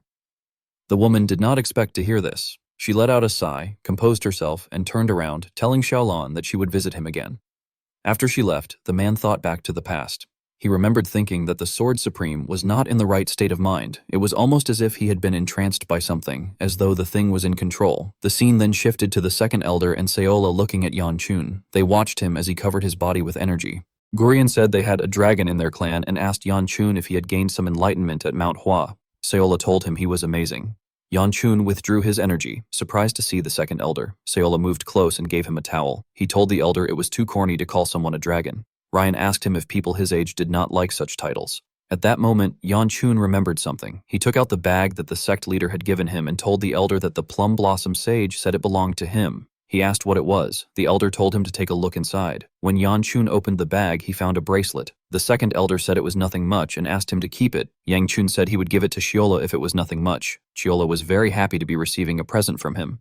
But before he could give her the bracelet, the elder punched him on the head, literally burying his head in the ground. He scolded him, saying he could not just give away a present in front of the person who gave it to him. Xiola was shocked to see what the elder did. She moved close and told Yangchun she did not want it anymore. When Yangchun pulled his head out of the ground, the second elder remembered something. He told him that people from the Namgung clan were in their clan. Yangchun was surprised and could not believe they had arrived so quickly. The second elder revealed they were waiting for his fiancée to arrive in a place not far from the clan. He also could not believe that people from the Tang clan and the Namgung clan were both present. Yangchun quickly stood up and ran. He could not believe that Bai Ah was finally going home. He told himself it was normal for her to return home. He remembered her smile, how she stopped him from losing his mind, how she risked her life to stop him, and how she gently rested on his shoulder. Yangchun wondered why he felt so anxious when Bai Ah was returning home. He opened the door to her room when he arrived at her doorstep and saw something shocking. A man in blue clothes slapped the girl. Bai Ah could not say anything as the man glared at her. Yangchun lost his cool and released his energy in anger. Yangchun's memory drifted back to his previous life. At someone's grave, he was slowly pouring wine over the sword planted before him. He paused for a moment, his thoughts turning chaotic. His dark, abyss-like eyes gazed forward as he dropped down onto the ground, staring at the grave as though it were that of a close confidant. Images of Bia's final moments appeared vividly in his mind. Back then, as he had looked at her, he had told her that she resembled the moon. She had turned around in confusion, asking what he meant. He had quickly denied it, telling her to forget it, claiming it had just slipped out. Yet afterward, he had spoken inwardly to himself, admitting that although it had been a careless remark, she often gazed at the moon in deep thought. Even at the moment of her last breath, she had stared at the moon, and he had wondered whether it had truly been up there in her sight. He had questioned what she had really been thinking while looking at it that day. What amazed him was that even within such a rotten life, she had still fallen into contemplation. That was why he could not understand it even more. If she died, she would no longer be able to swing the sword she loved, nor gaze at the moon either. Once death came, everything ended there, he had thought, addressing her in his memory. Kim Bu. And yet, despite knowing this, she had chosen death. Lowering his face in frustration, Young Chun had cursed inwardly, blaming that damned girl. He had recalled her saying she had done it simply because she had wanted to, dismissing it as nonsense. He had then reflected that thinking about it any further was pointless, for he would probably never know the true answer for the rest of his life.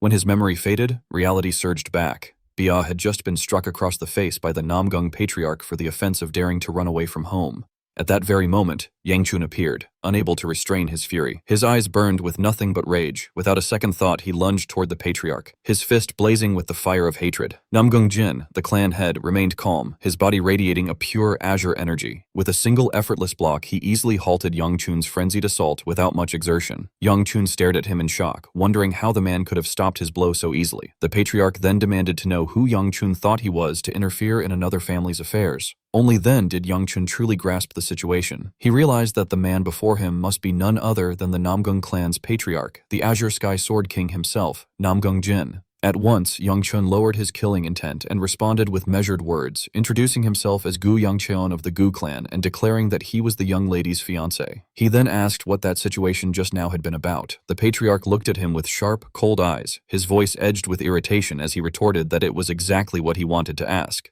He said that as a father disciplining his own child, he wondered whether Yang Chun thought it was right to interfere with the patriarch's actions. Yang Chun, calm and steady, bowed his head slightly and replied that he could not simply stand by and watch another man strike his fiancée. From his perspective, it had looked as though the patriarch were harming his guest. Those words only inflamed Namgung Jin's anger further. Calling Yang Chun an insolent brat, his entire body erupted with violent energy, shaking the surroundings with its intensity. Bia desperately tried to calm him, pleading for restraint, but her words had no effect. The patriarch's voice thundered as he told Yang Chun that although he seemed to have talent, he lacked humility, and that he was just like his father. Yet instead of cowering, Yang Chun met his words with defiance. He declared that at least he was not like the patriarch's own son, who had flaunted himself without either talent or humility. Then, with biting irony, he added that the man was no longer a son, but had become his second daughter instead. Every word Yang Chun uttered only fueled the man's fury, making him wish he could tear apart the young brat standing before him. Overcome with rage, the man shouted an insult, calling Yang Chun a little brat. Suddenly, a gentle hand rested on Yang Chun's shoulder from behind, and a calm voice remarked that it seemed his son had caused trouble. Slowly turning his head, Yang Chun saw that it was the clan head who had appeared. Clan head Namgung, noticing clan head Gu's presence, was visibly surprised and stammered his name in shock. Clan head Gu, however, spoke with composure, saying that Yang Chun was still merely a childish boy, that he would discipline him later, and that Namgung should be generous this time. He then scolded Yang Chun directly, telling him to hurry and apologize. Yang Chun quickly bowed to show sincerity and muttered an apology to clan head Namgung. With that, clan head Gu led his son away, saying they were sorry for the disturbance and would now take their leave. From behind, clan head Namgung called after them, insisting that such an incident could not simply be brushed off with an apology. Yet the only response he received was the cold gaze of clan head Gu. Realizing the hidden meaning in that silent look, Namgung chose not to press the matter further. The doors slammed shut, leaving only Namgung and his son standing in silence. Before departing, clan head Gu remarked that they would meet again at tomorrow's gathering. The room sank into oppressive quiet. The face of clan head Namgung darkened as he begrudgingly declared that the punishment would end there. He ordered Bia to have his wounds treated by the attendants immediately. Bia lowered his head and replied softly with obedience. The scene shifted outside, where clan head Gu and Yang Chun were walking under the stillness of the moonlit night. Yang Chun's mind was clouded with self-reproach, cursing himself for losing his temper and failing to hold back. Breaking the silence, clan head Gu suddenly addressed him, calling him third, and asked if he had not heard him. Startled, Young Chun flinched and stammered a frightened response, thinking inwardly that he was surely doomed, perhaps even about to be killed. Contrary to his fears, however, clan head Gu only offered words of praise, telling him that he had done well. Stunned, Young Chun froze, unable to comprehend, and asked what he meant. The clan head clarified that his words meant exactly what he had said. Young Chun had done well, for he had acted to protect his people, and there was nothing wrong with that. Young Chun watched the clan head's back in confusion, questioning in his thoughts why his father was acting so uncharacteristically. He reflected that his father never praised him for anything other than martial achievements, and yet now he had even acknowledged him as one of his people. Memories from childhood surged forth. The times when Young Chun and his younger sister had tried desperately to express their affection toward their parents, his mother's warm smile, and the affectionate pat on the head that he could never forget. He thought to himself that, had his parents still been alive, the family would have been a happy one, filled with laughter, tender gestures, and sweet words forever engraved in his memory. Standing silently for a moment, Young Chun collected his troubled thoughts and finally spoke, addressing his father as clan head. Turning calmly, clan head Gu told him to speak. Young Chun then brought up the matter of the Taishan pill, reminding him of the promised reward for bringing back the youngest. Clan head Gu replied that he had just been about to mention it, but Young Chun shook his head and said he no longer needed the pill. Instead, he requested to be shown the underground at least once. Upon hearing those words, the clan head widened his eyes in astonishment and remarked that ever since that day, Young Chun had always avoided even going near it, demanding to know what had gotten into him. Young Chun, stammering, replied that as someone of the Gu clan, it was something he would eventually have to understand, and that he could not keep putting it off any longer. The clan head, after a moment of contemplation, conceded and told him that once the betrothal talks were concluded the following day, he would take him to the underground. Young Chun, confused, asked what he meant by betrothal talks. The clan head explained that Young Chun would be meeting clan head Namgung to set the schedule for his engagement, and ordered him to appear at the designated place the next day without being late. Young Chun clasped his hands respectfully and answered in agreement. A while later, when Young Chun returned to his quarters, he spoke with Elder Shin, complaining that it was such a mess to deal with right after his return, and demanding to know why the elder had merely stood by silently during that situation. Elder Shin retorted by asking since when Young Chun had ever listened whenever he was told something. Young Chun countered that despite saying so, the elder had seemed to be watching with great interest. Elder Shin admitted that from a spectator's point of view, the entire scene had indeed been extremely entertaining, before shifting the topic to ask what Young Chun intended to do about the martial arts tournament the Tang girl had mentioned, pointing out that he could have refused back then if he truly wished. Young Chun clarified that the elder was referring to the Yongbong gathering. He explained that he had no real reason to decline, and that Henan, where it was held, was not too far. Besides, he thought to himself that there was someone he would eventually have to face there. Elder Shin mused aloud about Henan and wondered whether the Shaolin temple still stood there. Young Chun confirmed that Shaolin was, of course, still thriving. Elder Shin then asked if Young Chun could stop by the temple while he was there, since there was something he wished to confirm. Young Chun asked if all that was required was for him to drop by, and after a moment of thought, the elder confirmed it. Young Chun acknowledged the request, stating that he would stop by while he was at it. The next morning, at the meeting place the clan head had mentioned beforehand, Young Chun arrived alone. As he stood there, he thought to himself that he had rushed over in fear of being late, only to realize that no one else was present. From a distance, Bia's voice rose gently as she remarked that he was already there. Young Chun casually pointed at her and asked why she had only just arrived, adding that in situations like this, they should have been the ones to appear first. Bia softly tucked her hair behind her ear and smiled. The person who appeared before Young Chun at that moment was not the Bia he was accustomed to seeing, but a refined and elegant young lady of striking beauty. Her white hair was neatly tied up, her lips carried a soft rosy hue, and her affectionate gaze could have felled the heart of any man. Young Chun stood frozen, his body stiffening as though he were nothing more than a boy who had only just discovered what true beauty meant. After a while, at the dining table, both clan heads had already arrived and taken their seats. Clan head Gu was the first to speak, inquiring whether the other had rested well the previous night, adding that if such a matter had truly occurred, then peace of mind would surely have been impossible. Young Chun, sitting beside them, felt surprised at the question, but said nothing. Clan head Namgung calmly replied with a trace of displeasure, expressing his thanks for Gu's concern, but insisting that it was not something Gu needed to worry about and asking him not to mind it any further. Gu countered that it was impossible for him to do so, since that heavenly demon was certainly connected to him. Upon hearing this, Namgung's expression darkened with irritation. He gripped his cup tightly in anger and remarked that the previous day he had also felt Gu remained exactly the same as in the past. Slowly raising his teacup, he went on to state that in terms of realm, he still believed himself a step above. Young Chun was left speechless, wondering silently what exactly Namgung meant by those words. Gu eventually shifted the subject, saying that he wished to discuss the children's marriage. The atmosphere grew so suffocating that Young Chun wished only to flee. Contrary to expectations of bloodshed, however, the meeting unfolded more smoothly than anticipated. Perhaps it was because, despite their enmity, both sides still observed the boundaries of courtesy. Young Chun cast a glance at Bia, who was eating, and thought to himself that in truth they were only sitting here as placeholders, wondering how she could eat in such a stifling setting. Perceiving his gaze, Bia looked up at him, their eyes met, heavy with unspoken words, before she suddenly turned away, her cheeks flushed with embarrassment. Young Chun questioned in his heart why she had only now begun to feel shy, yet dismissed the thought, telling himself that at least matters seemed to be progressing smoothly. It was then proposed that the wedding should be held once the child reached adulthood and was able to inherit the position of young clan head. Clan head Namgung objected at once, pointing out that adulthood was still several years away and that the matter would be delayed for too long. Before he could finish, however, Gu interrupted to ask whether he bore any dissatisfaction. Namgung quickly denied it, saying that it was not what he meant. Young Chun, seated beside them, noticed once again, as he had the day before, that Namgung never truly managed to oppose his father's words. What appeared to be a discussion was, in reality, nothing more than one-sided commands. Gu then asked when the betrothal ceremony should be scheduled, suggesting that if there was no particular preference, the coming spring would be suitable.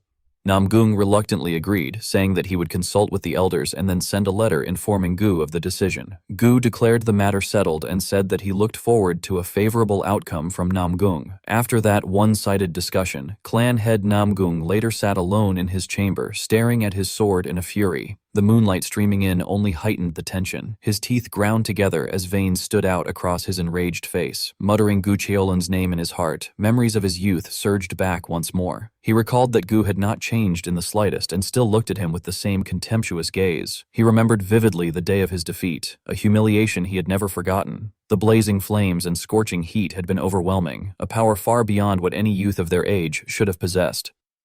From that day onward, he had burned away his own youth in an attempt to surpass Gu, convinced that sheer effort would make it possible.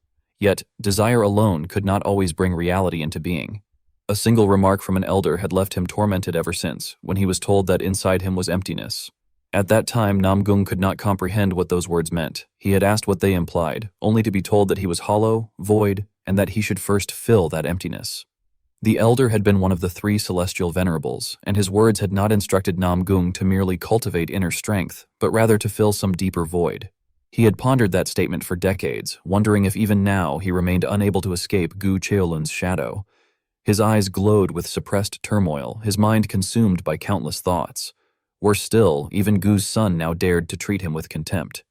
Fixing his gaze on the sword before him, he resolved inwardly that if Gu did not know how to discipline his own offspring, then he himself would have to teach the insolent boy a lesson. The scene then shifted elsewhere, where Suola was secretly practicing sword techniques with intense focus. The words of her past self as the sword saint echoed as guidance within her mind, instructing her to move in harmony with the whisper of the blade. Closing her eyes, she gradually felt the flow around her. In an instant, she swung the sword decisively through the air.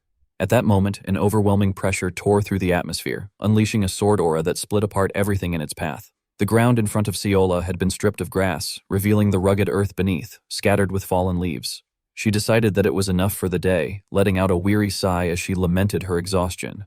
Her spirit companion appeared beside her, speaking with gentle concern that she had already trained diligently and that her progress was clearly visible. Suola asked in return if that was truly the case, and her spirit confirmed that compared to the beginning, her improvement was remarkable.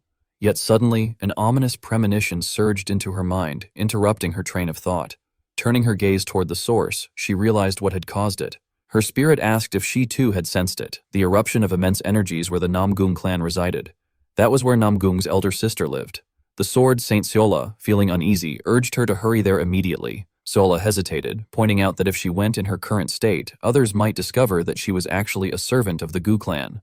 But then she smiled with determination, saying that she already had a way to deal with it. At that very moment, on a deserted road, the Namgung clan head was striding forward with burning fury, intent on venting his anger. Suddenly, he was stopped. Someone called out for him to halt. In front of him stood Suola, wearing a hat that concealed her face, with moonlight spilling across the path.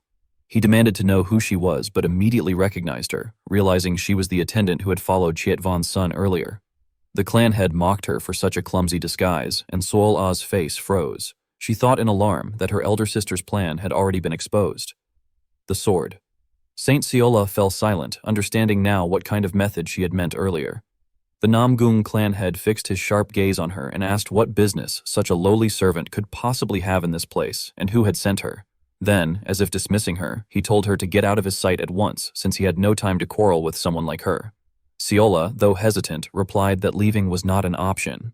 His eyes widened in disbelief at her words, asking if he had heard correctly. She pointed to the terrifying killing intent radiating so clearly from his body and asked where exactly he intended to go.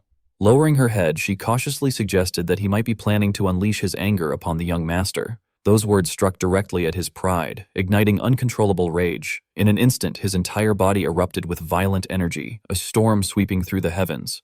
Panic rose within Seola, and she hastily asked her elder sister what she should do now. Her spirit urged her to draw her sword immediately. The clan head roared in fury, declaring that even the descendants of the Gu clan dared to speak so insolently. He raged that all of them were the same, arrogant and disrespectful, nothing but eyesores who offended him simply by existing. Clutching his sword tightly, lightning surged around him like torrents crashing down from a waterfall, devouring everything in their path. When he drew his blade, a vicious arc of sword energy, sharp enough to chill the bone, slashed towards Seola, wrapped in a storm of thunderous force that howled like a starving beast. The sword. Saint Seola urged her to act according to what she had practiced, and Seola answered with resolve. Drawing her sword, she sliced the ferocious strike into 4 separate fragments with effortless precision. The cut was light and graceful, yet refined and deadly. The Namgung clan head froze in astonishment at what he had just witnessed. His overwhelming sword strike had been shattered into countless fragments of energy that exploded harmlessly behind Seola. His body stiffened as chaotic thoughts swirled through his mind. He wondered in disbelief if she had truly managed to block his attack. Narrowing his eyes warily, anxiety crept through every fiber of his being. He demanded to know who she really was, but Seola gave no answer. She simply remained silent, her gaze fixed intently on her opponent with unwavering concentration. A figure walked through a dark, torchlit dungeon and stopped before a prison cell where an old man was being held captive. The visitor asked the old man if he had called for him. The old man looked up from the floor, examined the visitor's appearance, and remarked whether the man had grown fond of the clan he was imitating. The visitor touched his face and replied that after hiding for so long, it had simply become a habit. Growing impatient, he pressed the old man to explain why he had been summoned. The old man handed him a letter and told him that he needed to make a trip to the Black Knight Palace. The visitor was shocked and questioned the destination. The old man explained that the first elder had received a request and that the letter had to be delivered. The visitor complained about the troublesome errand, but the old man simply told him that he would leave it to him. With that, the visitor left the dungeon.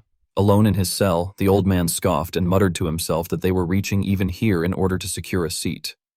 Elsewhere, a man named Guang Jun, blinded by greed, smirked and declared that he liked it. In a forest under the full moon, a fierce battle raged. Namong Jene clashed with the veiled Seola, their blades radiating with powerful energy. He struggled against her assault, shocked by its sheer force, and wondered what was going on. Though he noticed that her movements were riddled with openings, he still found himself being pushed back. The energy between them erupted, and Seola cried out in pain as the blast sent her flying backward, her veil tearing away in the force. Namong Jane wasted no time, unleashing another powerful slash that sped toward the airborne Seola. Her eyes widened in shock as the energy was about to strike. The two fighters collided in a brilliant explosion of power, the clash sending shockwaves rippling through the forest. Namong Jane was left impressed with his opponent's skill. He observed that Seola was reacting and blocking at the exact moment. Seola lay on the ground, clutching her arm from the last exchange. Namong Jin wondered aloud whether the Ghoul clan now taught swordsmanship to its servants. He was shocked that his attack had been blocked. Suddenly, a low hum filled the air as both his and Seola's swords began to vibrate. He recognized the sound instantly as sword resonance. Staring in disbelief, he questioned how a mere servant could accomplish a feat so difficult even for sword masters. He could not believe it. To him, the thought that the Azure Sky Sword King might be troubled by a mere servant was absurd. With that, he unleashed a massive wave of energy that engulfed the area in a storm of blue light. In the face of this immense power, Seola underwent a transformation, her dark hair turning into a brilliant golden yellow. Namong Genie glared at the newly transformed sword Saint Seola, challenging her and asking if she could block the same move as before. He released another powerful wave of energy, but his attack was met with an equally powerful force. Sword Saint Seola stood firm, deflecting the slash. The two warriors charged at one another, their blades meeting in a brilliant flash of light. The energy from their clash erupted in a massive pillar that tore through the forest, devastating the landscape. When the dust settled, Namong Jin stood alone, looking around and wondering where his opponent had vanished.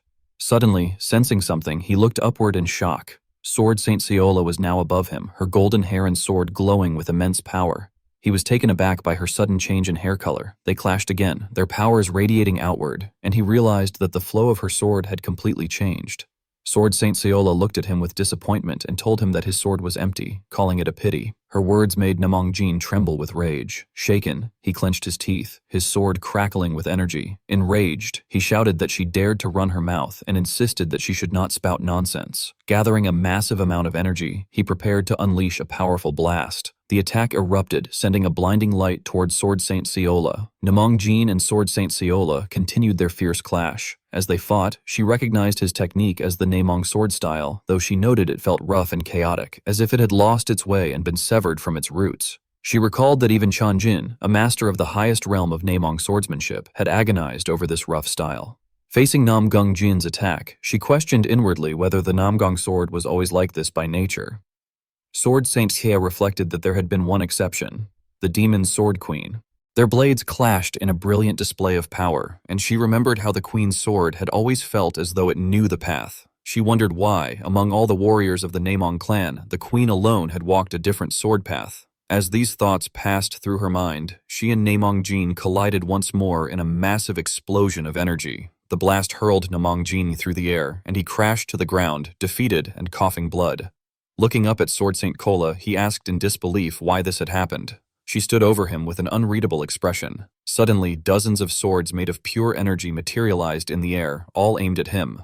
Powerless, Namong Jin repeated his question, demanding to know why. In frustration, he screamed again, asking why his sword could not reach her. Desperately, he channeled all of his strength into his blade, and a massive pillar of blue energy erupted from the ground, consuming the battlefield in a blinding explosion. When the light faded, the land around them was utterly destroyed, and Sword Saint Kola had disappeared. Sword Saint Seal, however, thought to herself that this would not do. She admitted inwardly that she did not wish to crush his fighting spirit, but she could see no other path forward. From the ground, a radiant white wing of energy burst forth as a colossal ethereal blue figure began to manifest from the light. Within it floated Sword Saint Kola, her golden aura clashing against the figure's blue energy. The two powers merged into an overwhelming force until a massive blade of pure energy took shape in the sky. Sword Saint Kola, glowing with a golden aura, directed the attack. The giant blade descended upon Namgung Jin, who could only stare upward in shock as the devastating technique, a mirror of his own clan's power, crashed down. When the devastation settled, the two stood upon the ruined battlefield, their swords locked. Namong Jin collapsed to the ground, defeated and stunned. He recognized the technique she had unleashed as one belonging to his own Namong clan, and he demanded to know how she could possibly wield it. Sword Saint Kola remained standing over him, her golden hair shining beneath the pale light of the moon. Seola stood tall under the moonlight, her sharp gaze fixed directly on the head of the Namgung clan. She demanded to know who he really was and how he could possibly wield the Namgung sword technique. The Sword Saint narrowed his eyes in thought, finding it curious that despite witnessing a servant displaying the martial arts of such a renowned family, the clan head only asked how it was possible. It became clear that his curiosity as a martial artist outweighed his killing intent. The clan head, kneeling on the ground, implored Seola to explain how she could use the sword art of the Namgung family. Yet almost immediately, he admitted that the origins no longer mattered and pleaded instead to be taught the technique, saying he needed it to reach a higher realm. Looking down at him, Seola told him that it was enough, urging him to stand. She was surprised at the depth of his desperation. She explained that she was merely a servant of the Gu clan, and that what she knew had only been picked up in fragments from others, making it difficult to explain in detail. Upon hearing this, the clan head was stunned and asked from whom she had learned it. Sola smiled, relieved that she could finally shift the responsibility elsewhere, and suggested that if she were to say it was her young master, would he believe it? The clan head immediately cried out that it was absurd, insisting that the son of Chulwoon could not possibly have such a thing. He remarked that he had only heard rumors of them obtaining the lost Namgung technique by chance. Seola told him that whether he believed it or not was his choice, and that she cared little about it. What mattered was that he kept everything that had happened that night a secret. She added that if he truly wished her young master to teach him, then he should first learn to calm his anger. With those words, she quickly departed, leaving the clan head lost in thought. He wondered to himself whether Gu Young-chun, that child, could truly help him. Meanwhile, the sword saint pressed on beneath the moonlight and the gentle wind. It was then that Seol-ah's voice surfaced again, apologizing to her elder sister and saying she would return the body to her immediately. She questioned whether what had just transpired was really acceptable, worrying that if the clan head attempted to harm the young master again, it might cause further trouble. She told her sister not to be concerned about it, though admitted she had only ended up forcing more burdens onto her. She then whispered an apology to Gu Young-chun. Time slipped by and morning came. Young-chun slowly awoke, his arm aching with a sharp numbness. He wondered what had happened, then turned his head to see Bi-ah fast asleep beside him, using his arm as a pillow throughout the night. Annoyed, he sat up quickly and pushed her away, questioning why she had chosen to sleep there when his father was present as well. He wondered if she truly wanted another scolding. At that moment, his eyes caught sight of a letter resting on the window. He reached for it, puzzled, and wondered to himself what it could be. He opened the letter and read it carefully. Inside were a few words written in Seol-ah's curved handwriting, saying that she had already taught the Namgung clan leader a lesson and that he should rest assured. Even after reading it, Mien still could not understand what on earth was going on. He wondered aloud to himself what the message was about. He then stared for a long time at the drawing at the end of the letter, but remained unable to determine who the sender was or who could have left it there. From outside the room, a familiar voice suddenly rang out, asking if he was inside.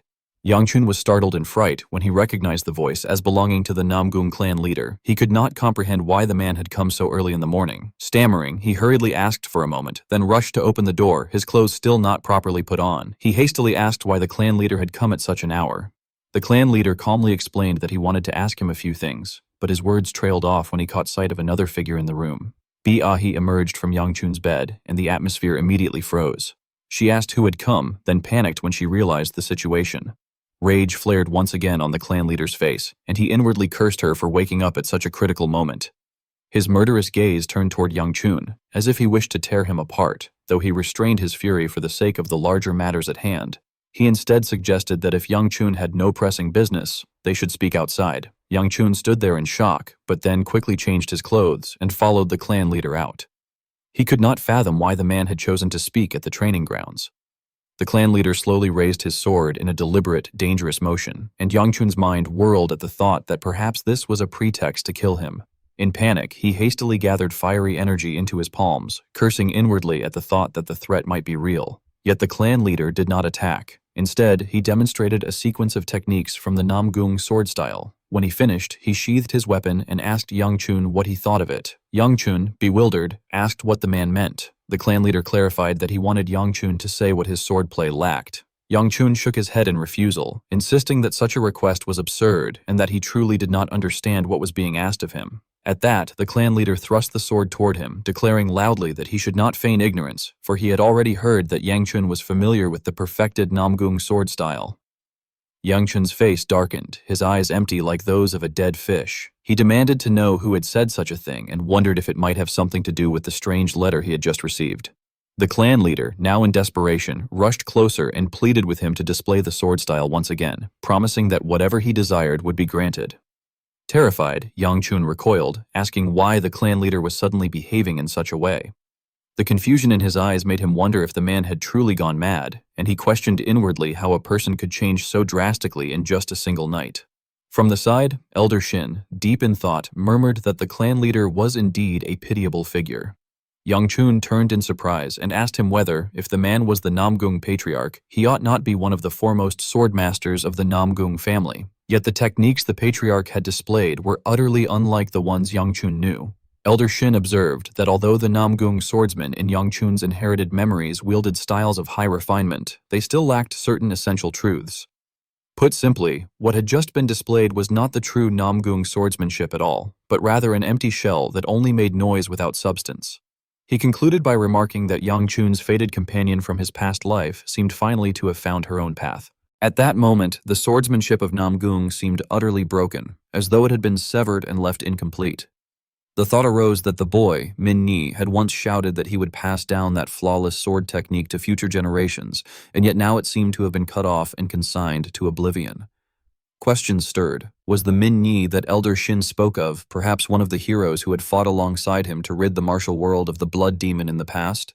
That name surfaced. Namgung Min, the Thunderous Heaven Sword. Faced with the situation, the thought followed. What should be done now? The truth was clear. There was not a single stroke of swordsmanship that could be claimed as one's own. Elder Shin reflected that if even the fundamentals were unknown, then it meant that nothing at all was understood. Yet in his eyes, this was not entirely bad. As a true swordsman, to see another so desperate was indeed pitiful, and so he resolved to lend a hand. With that, Elder Shin began to take control of the young man's body. Yang Chun reacted with alarm, wondering what the elder intended to do. Elder Shin seized the sword of the Namgung clan head and began to explain that the Namgung sword style had always been meant to resemble the waves of the sea. Since it drew upon thunderous energy, its essence lay in swift movements like lightning. But the most important aspect of all was to create a continuous flow like the unending surge of waves. This, he stressed, was of utmost importance. It needed to be precise even if slow, and upright even if not dazzling.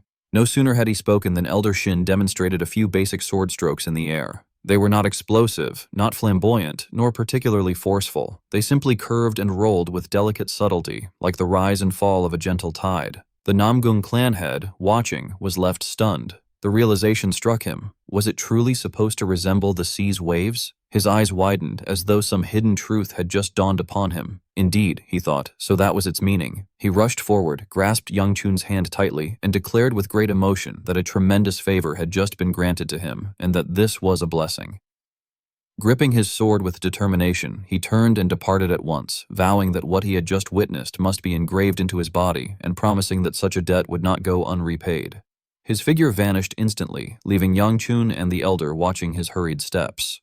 Elder Shin remarked that the clan head appeared to have attained enlightenment, and that this was fortunate. Yang Chun then turned toward Elder Shin and asked about the Namgung sword style that had just been displayed. Elder Shin admitted that what he had shown was merely a crude imitation of something he had seen long ago. Yang Chun wondered aloud who could have spread such baseless rumors to the clan head, that he himself could wield the Namgung sword technique. Elder Shin confessed he did not know. At the very least, Yang Chun acknowledged, the clan head was no longer hostile toward him, which in itself was a good thing. Suddenly, Yang Chun remembered something more pressing that required his immediate attention. He dashed off toward the secret passage beneath the Yang household. When he arrived, the family head was already there. The man turned to him and observed that he had come late. Yang Chun quickly performed a respectful bow and explained that his tardiness was due to having matters that needed to be addressed. He apologized sincerely. His father accepted the apology without reproach and asked whether the steward had guided him here, then urged that they descend together. Yang Chun's expression grew tense as both men proceeded down a long staircase leading deep underground. After a considerable passage of time, they finally reached the lowest level. The father announced that they had arrived at the place his son had wished to see. Before Yang Chun stretched a row of prison cells that seemed endless, the flickering firelight only heightening the dreadful atmosphere. The thought arose, from where should they begin? In the next scene, we see some demons with glowing red eyes yell that someone has come. The monsters were behind bars. They were all excited to see who it was. One of the monsters told another monster known as Dakibi that there is a small human accompanying the man. The Dakibi asked Yang Chun to let it outside. It screamed that it was going to kill everyone. Chiol became nervous. He asked Yang Chun about what was happening. Our boy reminded his father that he told him that this is the reason that the Gu clan exists. It is the karma of the patriarch which Yang Chun would eventually inherit. Yang Chun asked his father to explain what he meant. Chiolun walked past the cells and revealed to his son that these monsters are beings from the other world.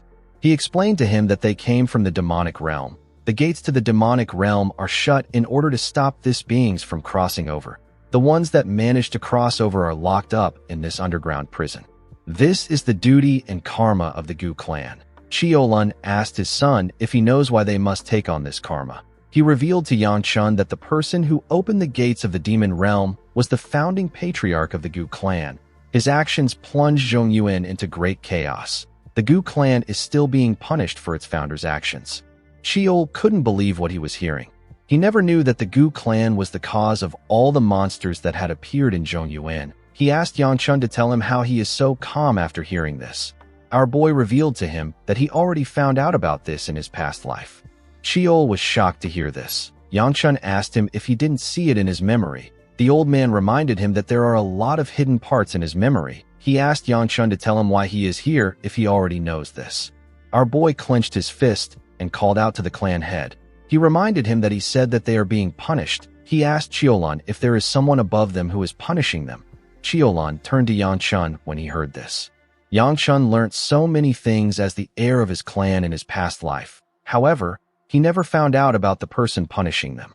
Chiolan called out his son's full name and told him that he can't answer this question right now. He told him that he will tell him about it once he becomes the young clan head. Yangchun nervously agreed to his father's offer. The other world beings laughed at Yangchun for getting rejected. Our boy already knew that his father would give him this answer. He didn't completely hate it because his father didn't deny that there was someone punishing them.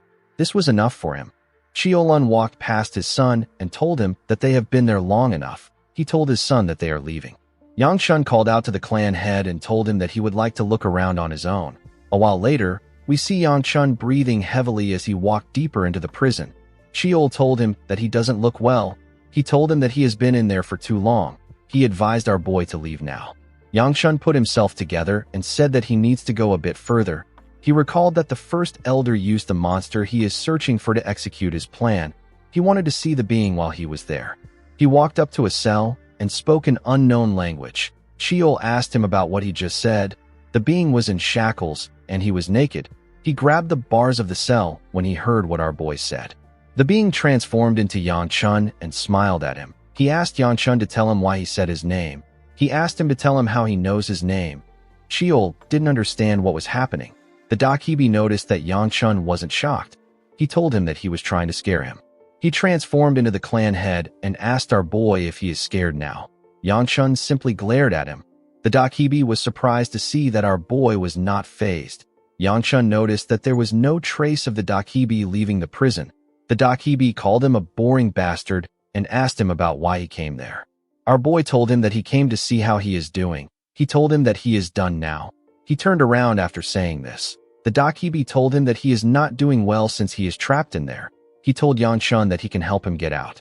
Our boy turned to him and glared at him with a scary look on his face. He advised him to give up if he is trying to pull anything right now.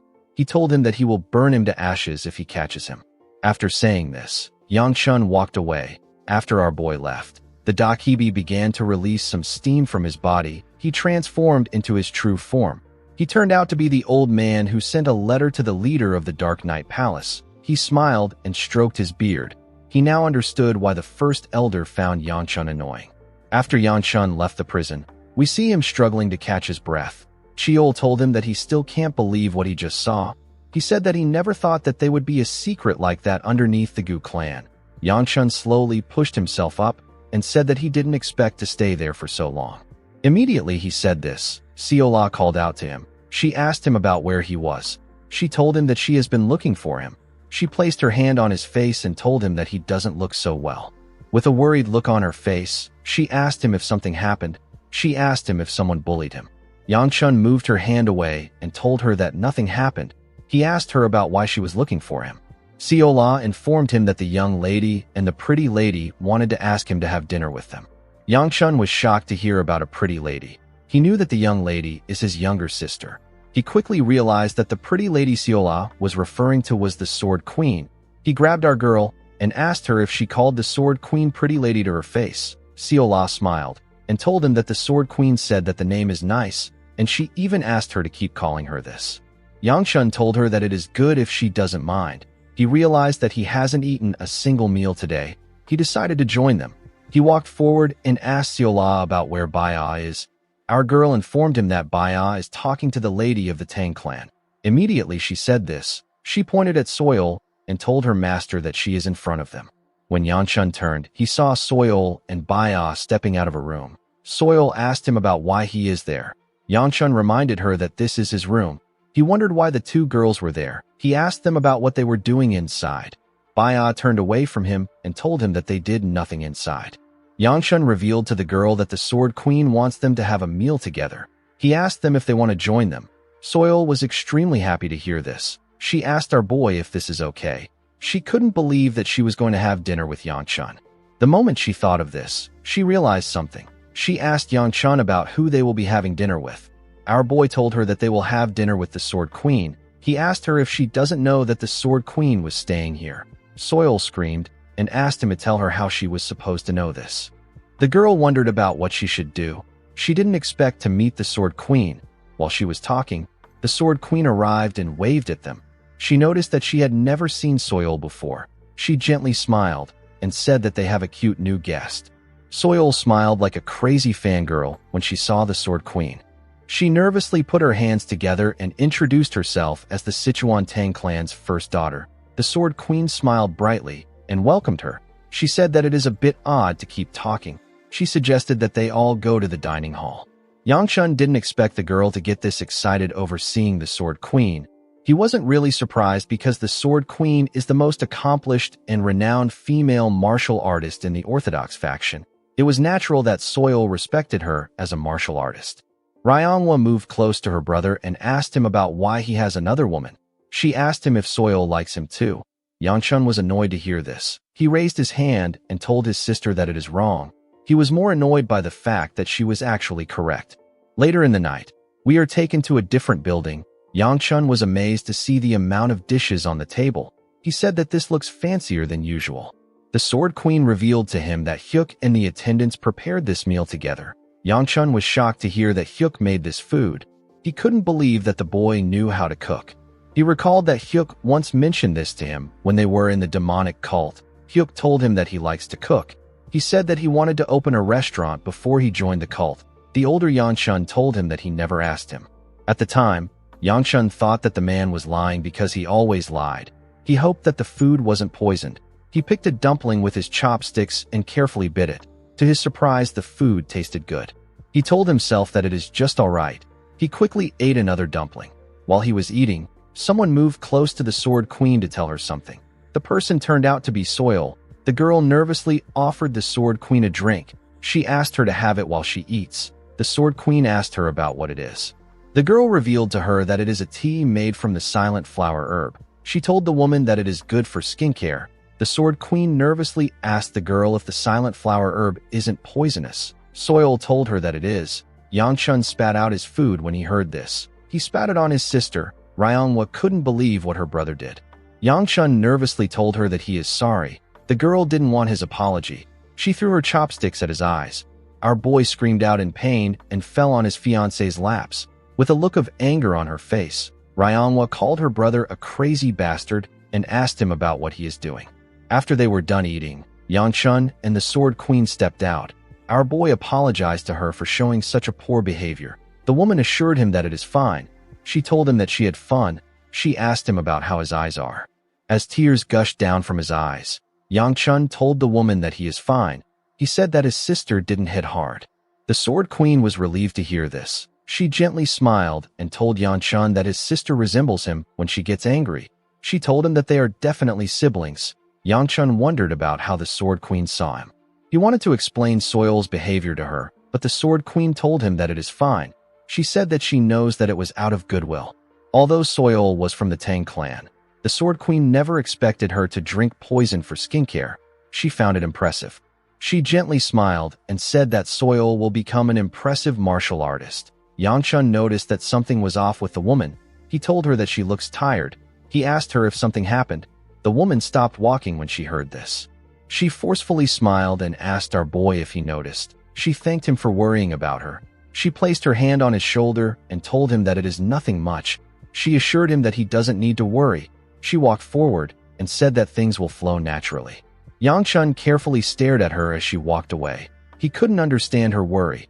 While he was looking at her, Soil called out to him. With a smile on her face, she thanked Yangchun for inviting her to today's meal. She told him that it was nice to eat with him.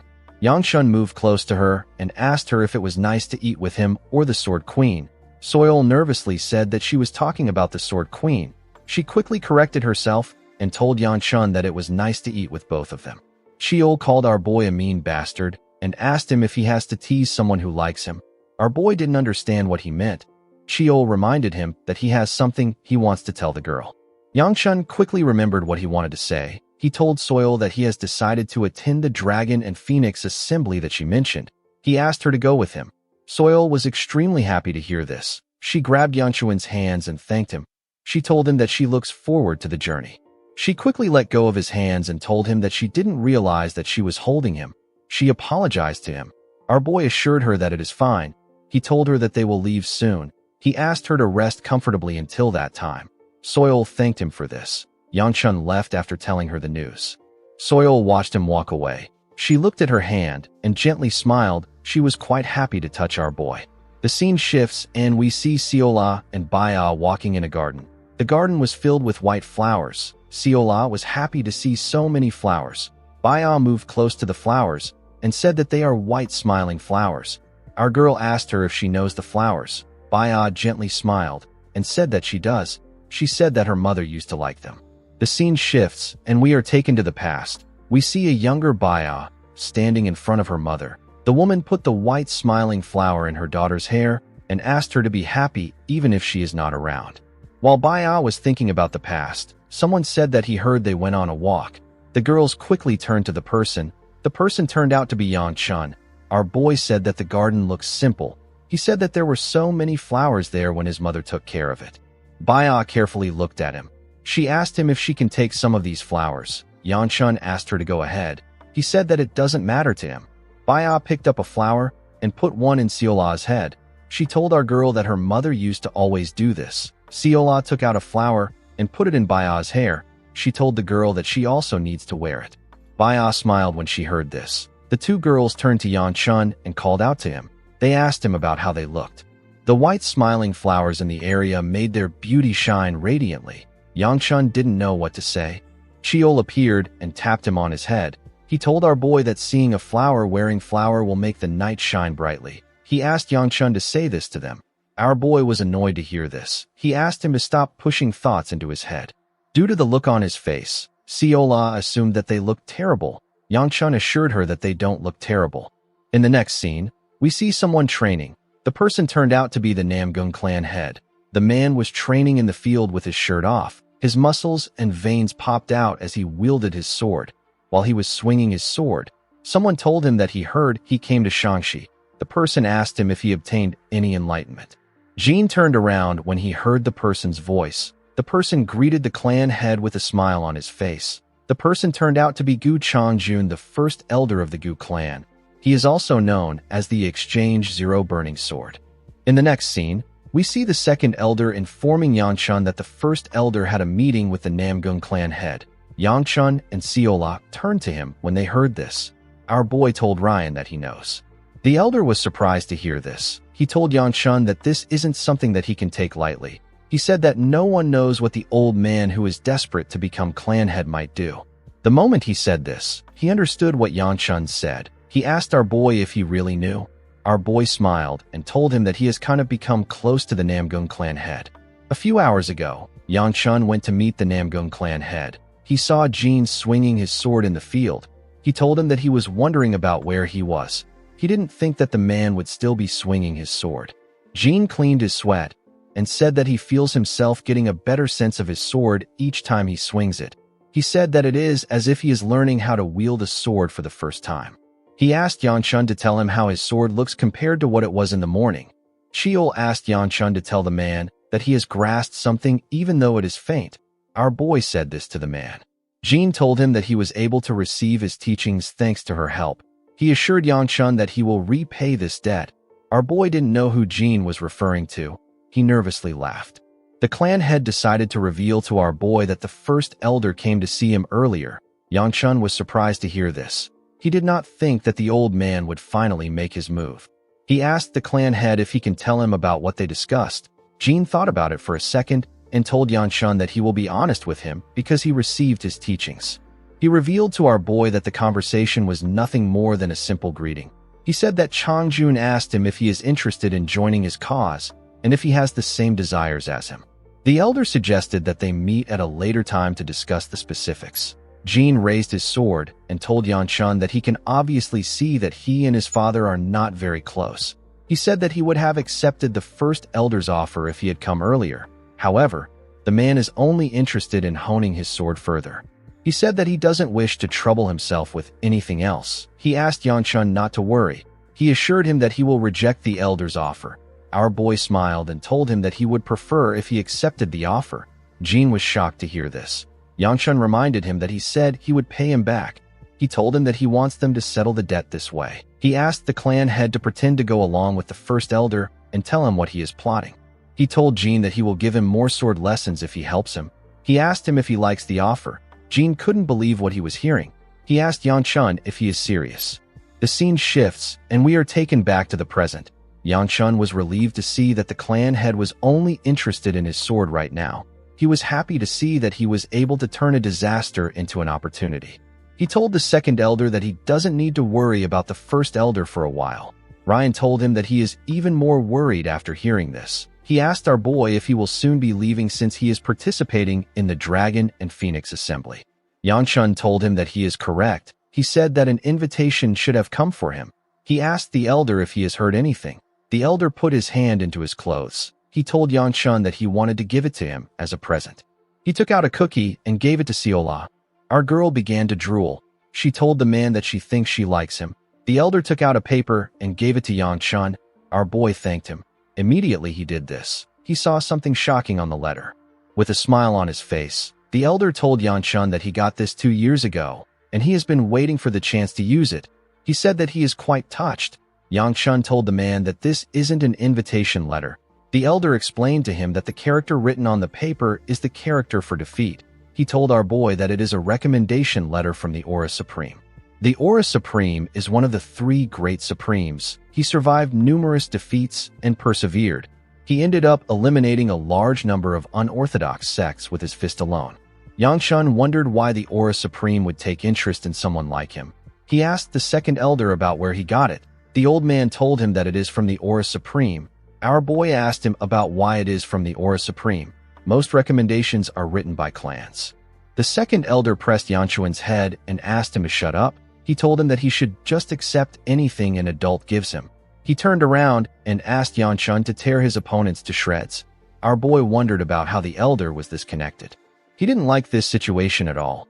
Worrying about the first elder was already enough for him. He knew that things would be bad if people at the assembly found out about this. Siola moved close to him and told him that he looks tired. Yang Chun told her that he is actually very tired. He said that he is going for a walk. He turned to Siola and asked her if she wants to join him. Our girl was very happy to hear his offer. She quickly accepted it. They walked in the town. Siola ran freely in the town. It had been a while since she last came there. Yang Chun advised her to slow down. He did not expect her to be so excited. Our girl quickly went to a stall and greeted the owners. The woman there told her that it has been so long. The man told her that she has gotten prettier. Siola smiled and thanked him. Yang Chun recalled that our girl said that she used to like walking around here. The moment he thought of this, he wondered about what she meant when she said this. While he was thinking, Siola bought 2 candy sticks from the store owners. She took one to Yan Chun and told him that it is her treat. Our boy was surprised to hear this. He asked Siola if she has money. Our girl revealed to him that she gets paid as a servant. Our boy couldn't believe that this was the same girl that begged for all those treats. Due to how she spoke with the merchants, Yan Chun realized that our girl has changed. He believed that she will soon become her past self. Immediately he thought of this. Siola referred to him as Gu Clan Heir. Our boy was shocked to hear this. He asked her about what she just called him. Siola called him the Gu Clan Heir again. She told him that this is what everyone calls him. She smiled and said that she wanted to try calling him this, but it might not suit her. She told Yan Chun that it seemed cool when other people said it. The moment he heard this, Yan Chun remembered something. This thing happened long before the heavenly demon appeared. The scene shifts, and we are taken to the past. We see an older Yan Chun sitting at the edge of a cliff in another world. Our boy had not yet joined the demonic cult at this point. Someone came to meet him. The person referred to him as Gu Clan Heir.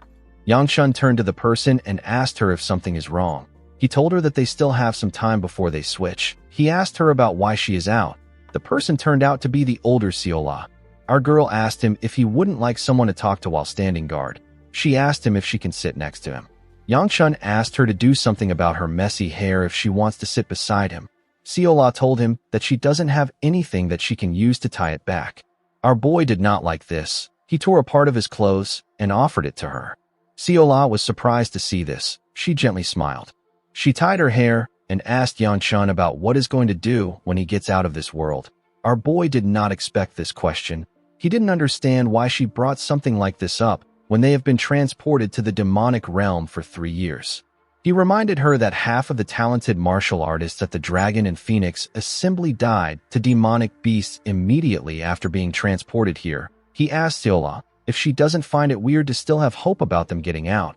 He said that he should have never participated in the stupid event. He got pushed into it because he is the heir of his clan. Seola asked him if he has some dreams that he wants to achieve. She told him that she wants to hear about them. Yangchun dismissively waved his hands and said that he has never thought about it. Seola seemed a bit disappointed. Our boy turned to her and asked her about what she wants to do when she gets out of there. Seola smiled and said that she wants to tour the world. She said that she wants to go to a place where many people live in. She wanted to explore their own world. The scene shifts and we are taken back to the present. We see Seola staring at Yangchun. She wondered about what he was thinking about. She asked him if he is angry because she addressed him as Gu Clan heir. She told him that she won't do it again. Yangchun dragged her cheek and asked her not to do it again. Seola told him that he is so mean. Our boy watched her run forward. He wished she could stay this innocent forever. 7 weeks passed, and it was finally time to head to Hunan. The second elder left to the battlefront because there was a problem with the 5th Sword Squad. Since Wibby is the squad leader of this group, something must be really wrong for her to call the elder.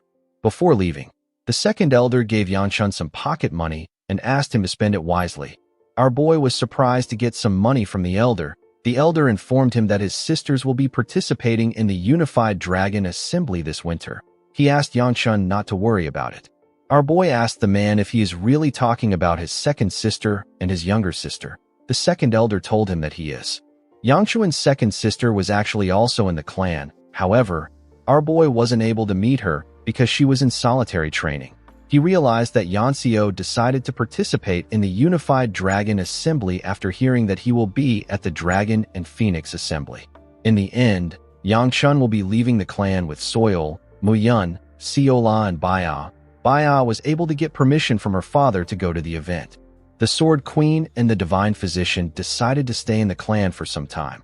Hyuk was also there, but Yangchun had still not verified if he was dangerous or not. The thing that bothered him the most was the fact that he had to stay in this carriage for some time again. The carriage was starting to feel like his home. The group had only just begun their journey when the weather suddenly turned harsh. The once clear road was now blanketed in white snow, and a biting wind swept across the landscape. Sial. A trembled uncontrollably, even while sitting close to the fire, murmuring repeatedly to herself that it was unbearably cold. She turned toward Yang Qin and asked in a weak voice whether he wasn't freezing, considering how thin his clothes were. Yang Qin, remaining calm, replied that he actually found the temperature rather cool and comfortable. Both Sial A and Namangbai were shivering from the cold, and Namangbai remarked that the young master must have an internal fire energy flowing within him, keeping him warm. She added that it was truly admirable and asked if she might sit closer to him. Yang Qin responded indifferently, telling her to do whatever she wished. No sooner had he spoken than the 2 seats beside him were immediately taken by Sial A and Nam Gungbai. Sial A's face lit up with happiness as she exclaimed how warm his hand was. Nam Gungbai also leaned against him with visible satisfaction, leaving Yang Qin momentarily speechless and helpless. He wondered aloud whether they thought of him as some sort of mobile heater. As he looked at the girl holding his hand tightly, his thoughts drifted elsewhere. He reflected that the Sword Venerable's absence from the journey had been unexpected, perhaps a sign that the old man finally trusted him to travel alone without concern. He recalled having occasionally seen the Venerable speaking with the Divine Doctor before disappearing again, seemingly preoccupied with other matters. His gaze shifted to Namangbai, who was still gripping his hand, and he thought about her father, who must have returned to the Namong clan. Before Yang Qin's departure, the man had been endlessly insistent that he continue teaching him swordsmanship until the very last moment. Yang Qin felt relieved that, thanks to the old master, he had been able to fabricate a convincing excuse. But just as that thought crossed his mind, the old master suddenly appeared beside him with a displeased expression. The old man scolded him, accusing him of being an ungrateful brat who had tried to push all responsibility onto him, even though he himself had never intended to rely on anyone else. Startled, Yang Qin stammered an awkward explanation, greeting the old master nervously and suggesting that since they had survived a dangerous ordeal, perhaps they should simply consider it good luck. He crossed his arms over his chest and, with a short grunt, made it clear that they should leave the matter at that. He added that what surprised him even more was Yang Qin's subsequent actions, how the very monster that had once sought to devour him was now the thing he was determined to seek out, and wondered aloud what kind of hero would behave that way. When the scene moved back to the time before Youngchin left the Young family, Youngchin had a tense conversation with the Great Elder. The Elder's face had darkened when he heard what Youngchin had said, and he demanded to know what Youngchin had meant. Youngchin had bowed his head and, in a deep, steady voice that carried menace, accused the Elder of arrogance, asserting that he wanted everyone to learn the truth about the land's spiritual energy, and had even dared to covet the family headship. The Great Elder had laughed aloud at this, amused, and told him that he had expected something serious but received instead such an entertaining tale. He scoffed that the truly arrogant ones were Youngchin and his father, and asked whether they really thought they could shoulder that karma alone. The Elder had gone on to reproach Youngchin, saying that he spoke as if he were always right and seemed deliberately provocative, and pointing out that Youngchin ultimately coveted the power the family wielded, asking whether those things were so important to him that he would wager the family's fate on them. The Elder had remarked that Youngchin's words were unsurprising, since holding such things would inevitably bring immense power. Youngchin, hearing this, had taken a few slow steps forward and stood opposite the Great Elder without a trace of fear. He had then spoken a few final words. If the old dog that guarded the gate dared to bare its fangs and bite its owner, there would be no choice but to burn it alive. A stern warning he left before departing. The old master had turned to him and observed that such words might well have provoked that old elder to kill him on the spot. He added that if that had occurred in the mountains, Youngchin might have lost his life to the old master's father. He warned that the old fox was cautious and rigid and would not act rashly until fully prepared, and reminded Youngchin that if anything important arose, the Namong clan head would send a letter first, so for now his priority should be the Dragon Phoenix gathering. Suddenly, Youngchin's gaze fixed on the person before him, Tango. All stood up awkwardly, unsure of what to say, and cautiously inquired if something was wrong. She explained that her hands felt cold too, and to be honest, she also wished to hold the young master's hand. Before she could react further, Nungai hurried over and grasped her hand tightly, remarking that her own hand felt warm. Now Tango, flustered, tried to clarify that it wasn't what she had meant, but found herself unable to break free and had to accept it reluctantly. Namumb, pleased with herself for having thwarted a potential romantic rival, smiled slyly, while Youngchin simply looked on blankly, uncertain whether to find the scene amusing or exasperating. Before long, the carriage reached Henan. The attendants informed Youngchin that he should rest at the lodging prepared by the Min clan and that they would continue to the Murim alliance in 4 days. He agreed with a simple acknowledgement. Upon entering his room, Youngchin tossed the money pouch the second elder had given him onto the bed, as though discarding a burden. The reality of his situation began to settle in. He was truly about to take part in the Dragon Phoenix gathering. His eyes narrowed as waves of thoughts stirred within him. In his past life, the Dragon Phoenix gathering had been a dark memory. A few years after that event, the demon realm had appeared there, consuming countless talented young people. The Zhang clan had later referred to it as the Demon Realm Incident. He recalled being imprisoned there for many years. In that life, he had been the only one to survive and escape that infernal place. Everything afterward had unfolded as if the victims had never been swallowed by the demon realm. They had returned as though nothing had occurred. Those who had perished there came back to life but lost all memories of what had happened within. In the end, he alone remembered everything, the bonds, betrayals, and grudges, all of which had vanished for the others. Though he still harbored resentment, there was one person he dreaded seeing again. He thought how wonderful it would be if fate never brought them together in this life. The thought made him freeze suddenly. A dreadful realization struck him. Could it be that she would appear again this time? Panic rose within him as he cursed himself for not considering this possibility sooner. He tried to calm his mind, reminding himself that the Dragon Phoenix gathering was not a once-in-a-lifetime event. Perhaps she would not attend this year. There was no need to worry. Just then, Mao Yun entered slowly, asking why the young master was alone and remarking that it was late. He guessed that the others might be delayed because of their luggage. Youngchin replied indifferently that they were there for a martial arts tournament, not a leisurely trip, and wondered aloud why everyone had brought so many things. From the staircase, a girl began to descend slowly. Mistaking her for one of his companions, Youngchin shouted impatiently, asking if she planned to take all day and complaining that he might starve at this rate. However, his words stopped abruptly as his eyes widened in shock. The girl coming down was neither Nam Gongbai nor Sail Oi, but the very person he most wished to avoid. Startled by the sudden scolding from a stranger she had never met, the girl faltered, her distracted thoughts causing her to trip and lose her balance on the stairs. Acting on instinct, Youngchin reached out to catch her. When he realized what he had done, his face twisted in disbelief and embarrassment. At that moment, Tango Walls and Nam Gungbai's group arrived. They asked if they were late, but their words trailed off as they took in the scene before them. Shock and confusion filled their faces as they wondered what on earth had just happened. Youngchin lay sprawled on the ground, shielding the girl who had tumbled down the stairs and landed beside him. He cursed inwardly, asking if she was all right, though he could already sense that things were not looking good. A deep unease settled in his chest. Among the 4 disciples, this girl was the most renowned for her exceptional swordsmanship, the disciple of the divine doctor from the Muyang clan, their cherished daughter, one of the 5 dragons and 3 phoenixes, known as the Snow Phoenix, Muyang He. Memories from his previous life surged through his mind once again, and he immediately recognized her as the person he least wished to encounter. He scolded himself in silence, wondering bitterly why fate had led him to this situation. His past memories resurfaced, the time she had berated him endlessly in the demon realm as he lay on the ground, powerless. He regretted ever reaching out his hand, realizing how foolish it had been. From nearby, one of the onlookers questioned mockingly whether his head was filled with rocks, remarking that even after falling so hard, he still dared to make fun of others. Another voice added that he was truly shameless, a contemptible person through and through.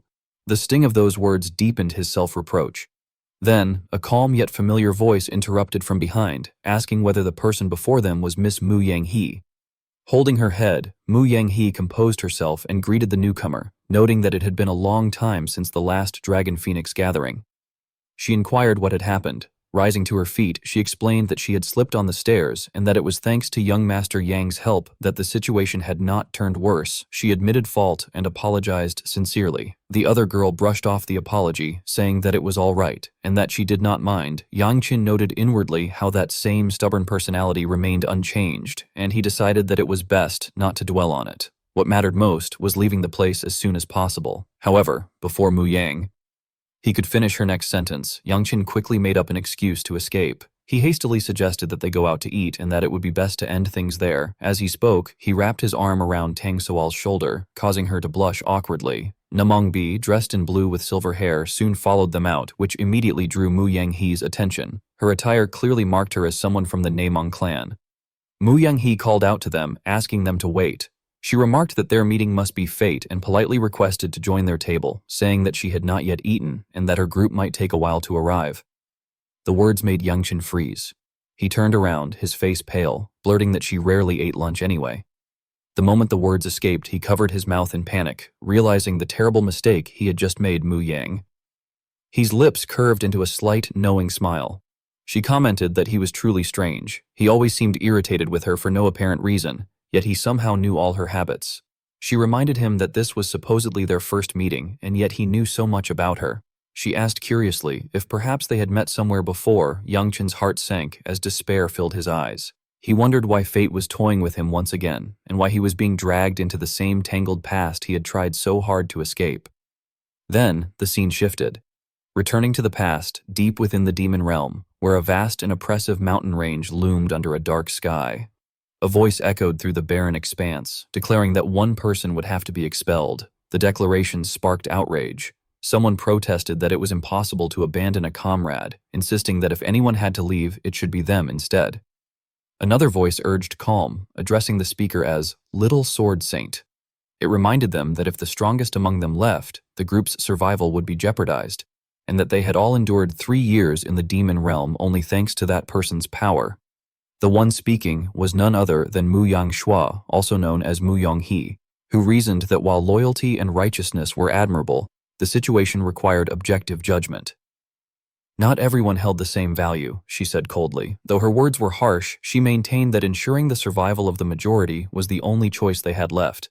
The Sword Saint's face narrowed and she asked with concern who it could be, but before anyone could answer, Yangqin stepped forward from behind and interrupted, asking rhetorically what was wrong and insisting the answer was obvious. After all, hadn't they been saying that someone like him, whom no one would miss even if he died, should just disappear? Ninth young master Muang Shua met Yangqin calmly and assured him there was no personal grudge, hoping he would not misunderstand. He explained that he knew Yangqin had been chosen because he was the weakest and most useless, and that, conversely, if Yangqin were in his position, he would also be ready to leave, since Muang Shua was cold-blooded and strict even with himself.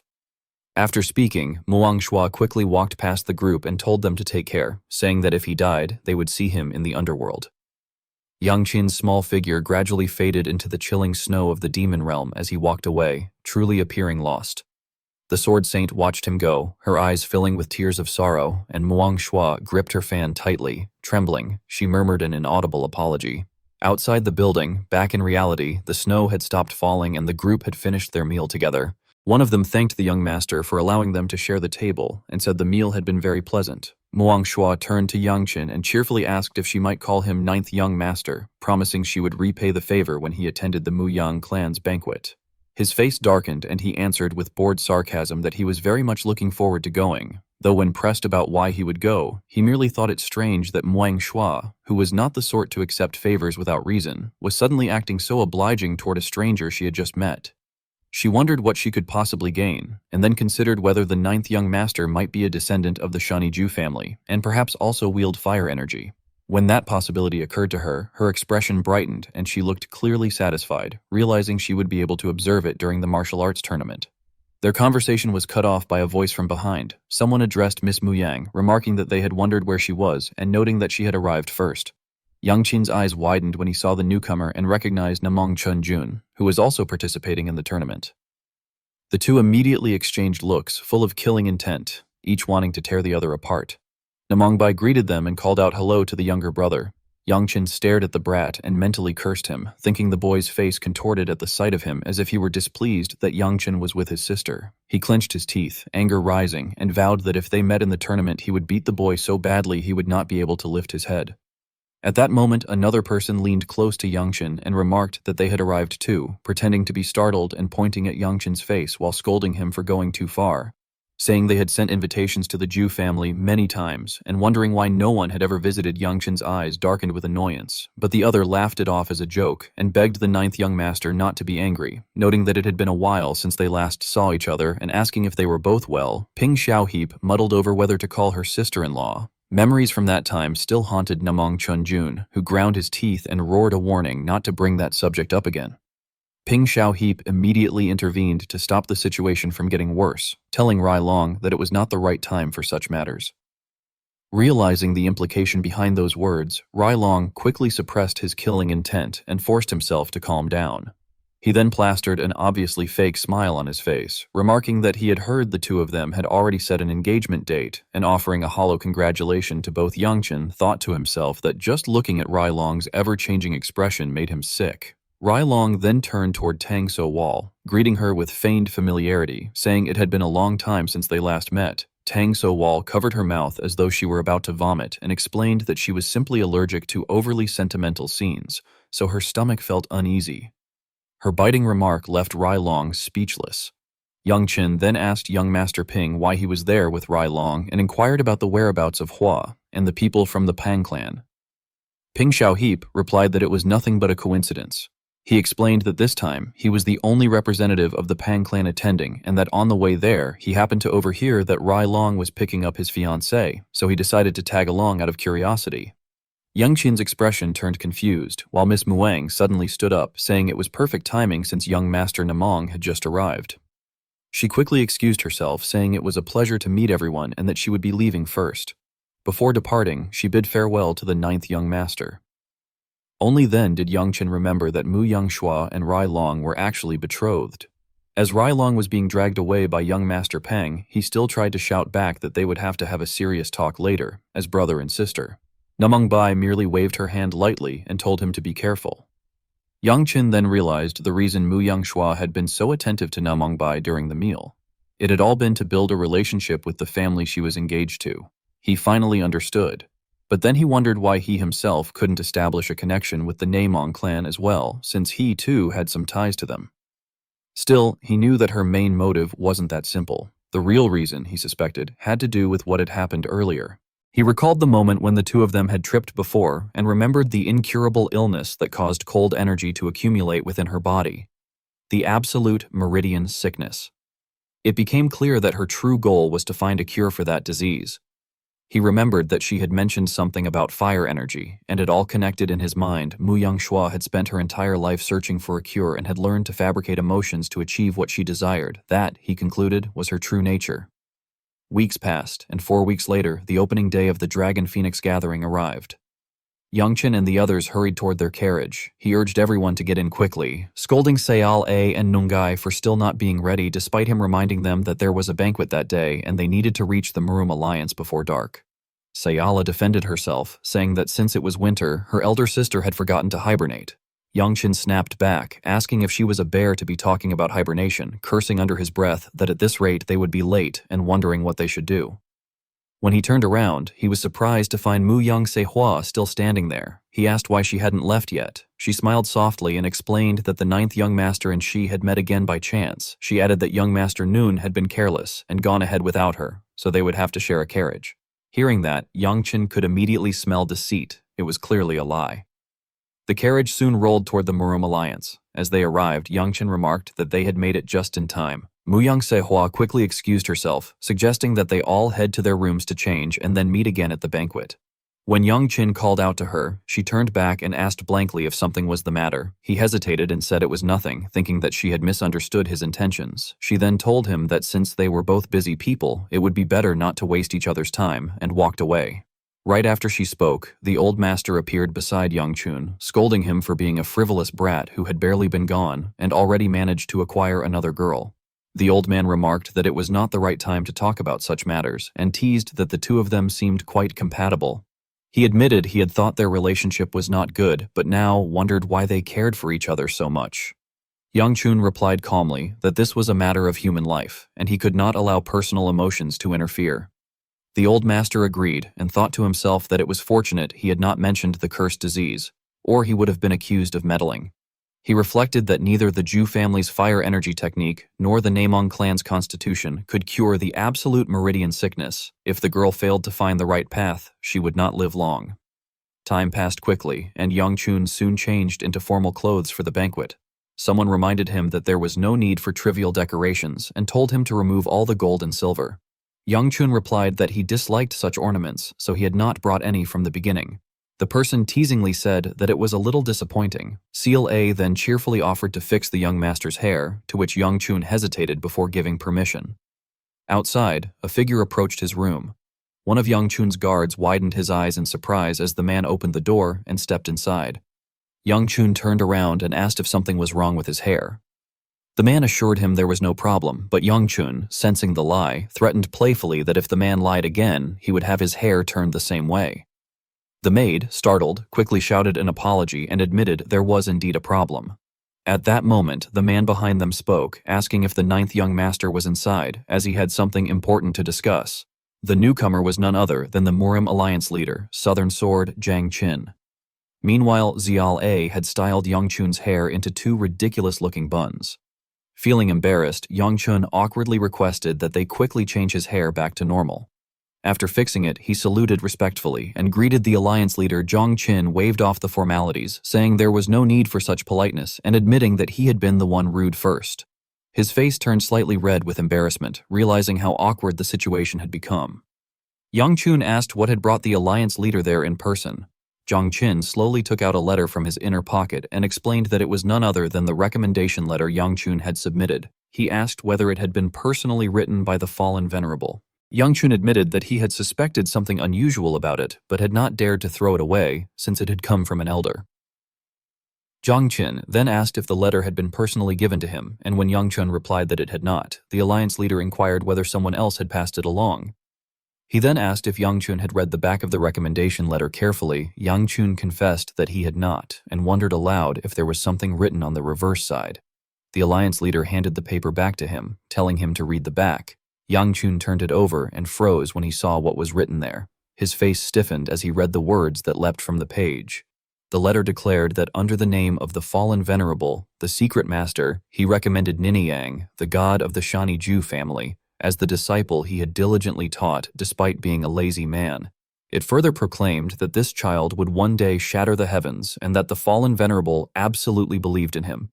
A postscript added that an ancient treasure had been very useful and that it would be sent back through his disciple, asking the recipient not to complain about it. Yongchen, stunned and confused, muttered to himself, wondering what the words disciple and ancient treasure meant. After finishing the letter, he handed it back to the alliance leader, who asked if the young master had read it. When Yang Chun confirmed, Zheng Qin explained that both the aura and seal of the letter were unmistakably those of the fallen venerable. Even the clumsy handwriting was difficult to imitate, making any forgery impossible. Still, despite the authenticity, the alliance leader wanted confirmation. He then looked directly at Yang Chun and asked solemnly whether he was truly the disciple of the fallen venerable.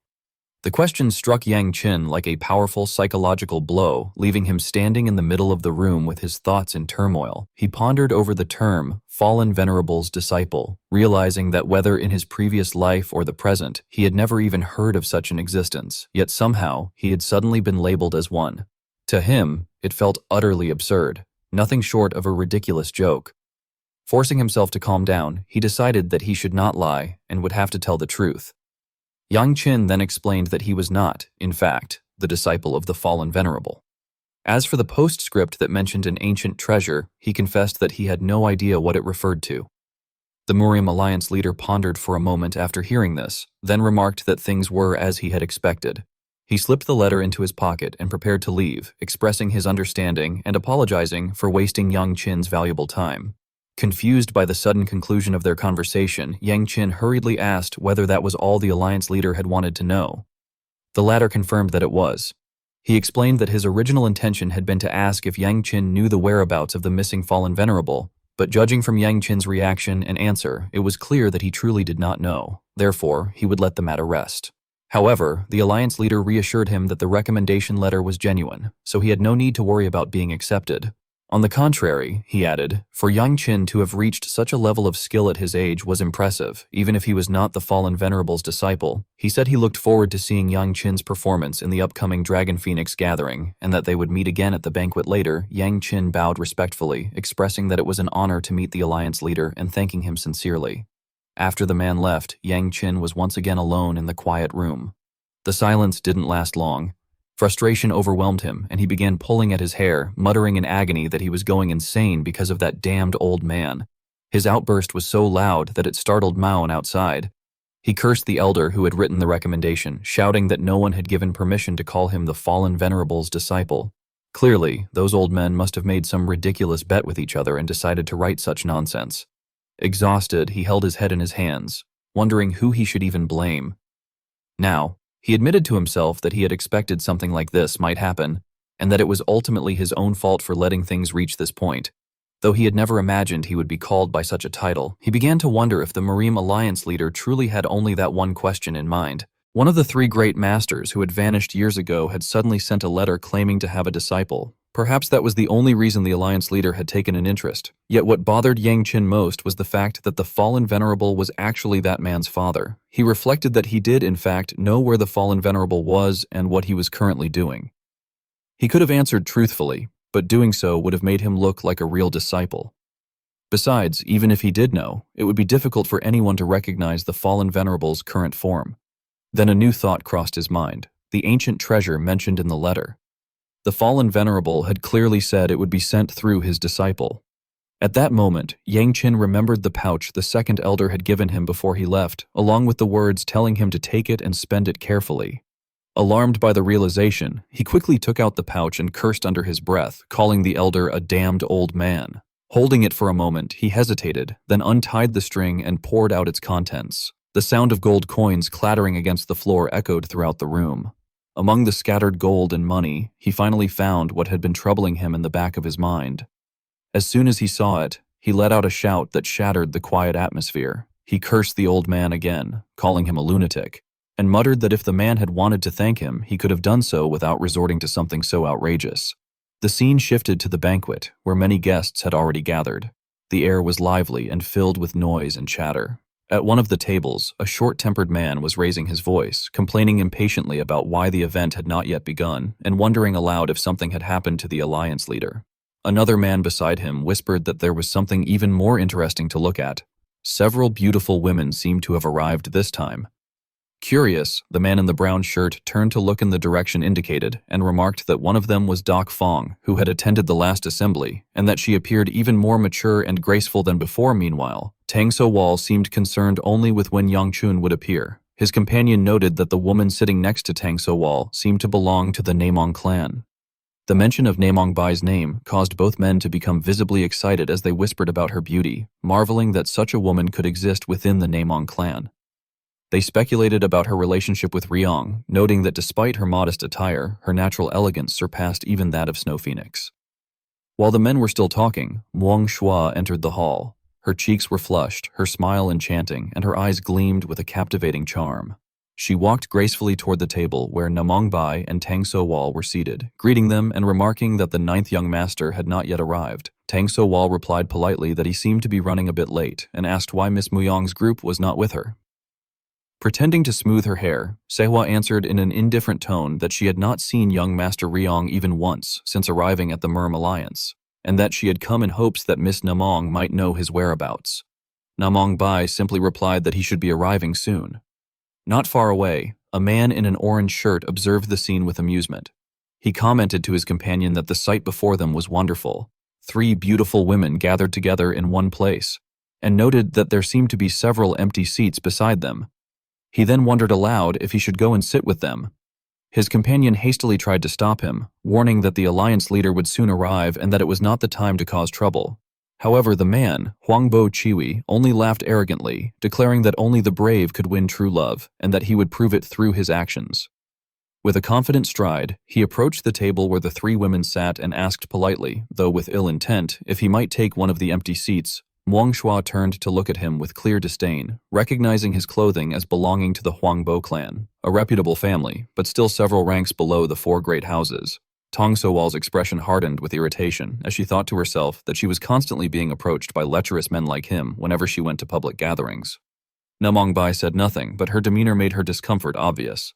Tang So-wal then spoke up, firmly telling the man that the seats were already taken. Nevertheless, the man continued shamelessly, insisting that they could not possibly be occupying all 4 seats and that there should be at least one available. Tang So-wal's tone grew sharper as she warned him that the seats had been assigned beforehand and ordered him to return to his place.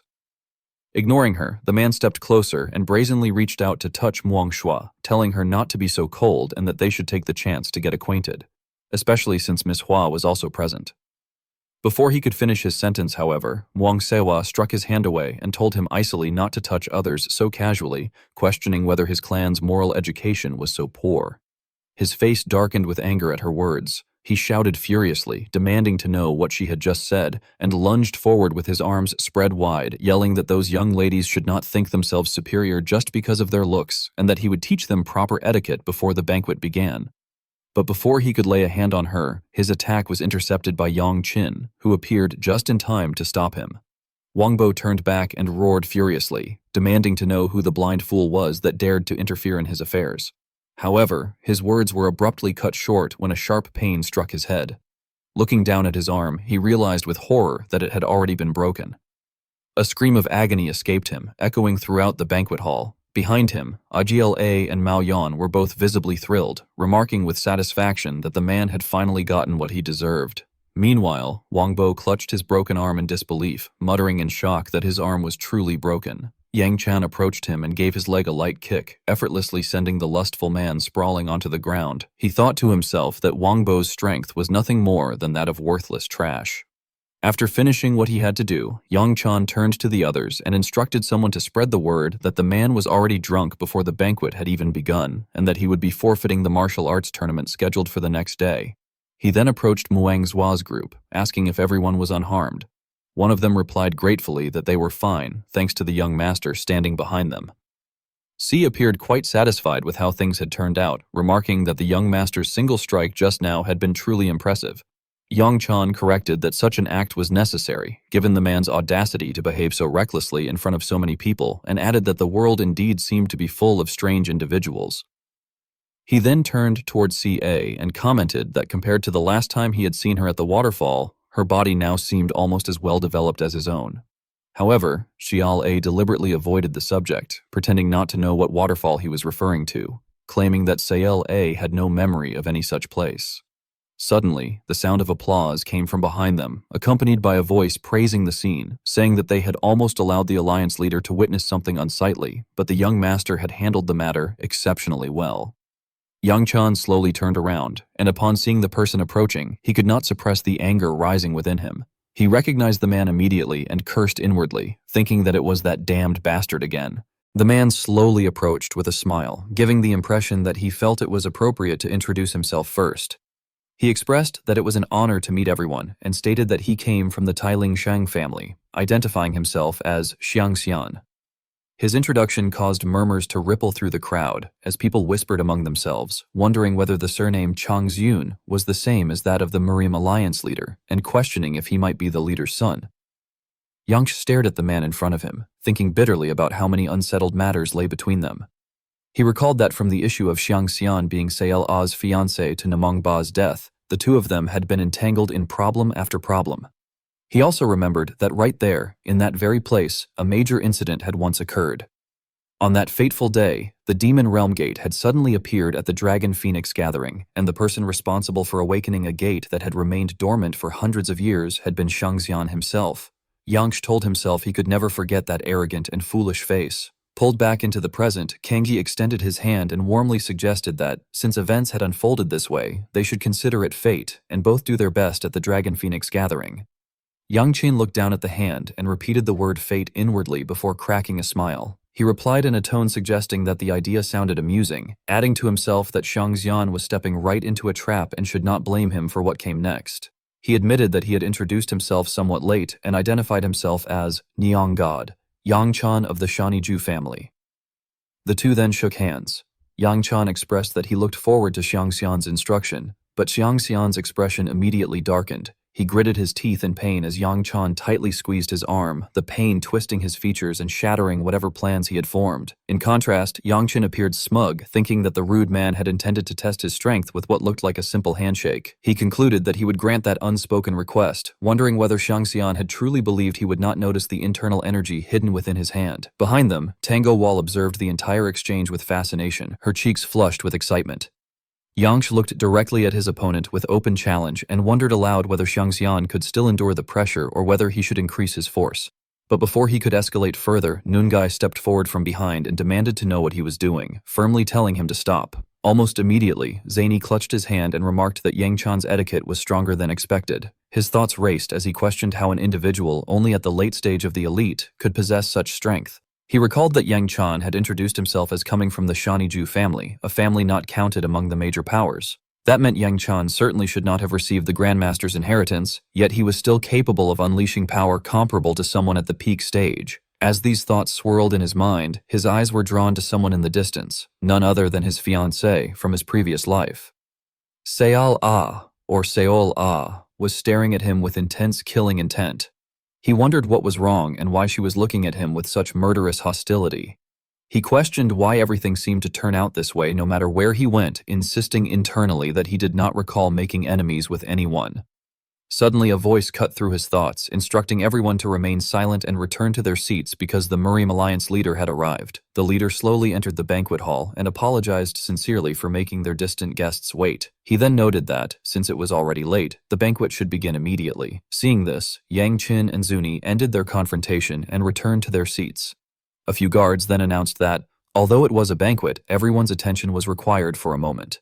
They explained that the lottery draw for the next day's tournament opponents would now commence and asked participants to step forward in the designated order to draw their lots. People began gathering around Xiangxian after discovering his identity. They expressed admiration toward him and asked whether it was his first time attending the banquet. He admitted that it indeed was and added that everything felt new to him, which made him a bit embarrassed. Some people then insisted that he should visit their clan's banquet the next time. Tango, clearly irritated, walked away while questioning what was so impressive about a flirtatious man like that. She felt that young Master Yang had been the one who handled the situation earlier, yet everyone only mentioned Xiangxian. The atmosphere of the banquet grew lively again after Yang Qin's earlier confrontation. Some people nearby began discussing the young master who had subdued Zhang XY, noting that he had introduced himself as Yang Qin.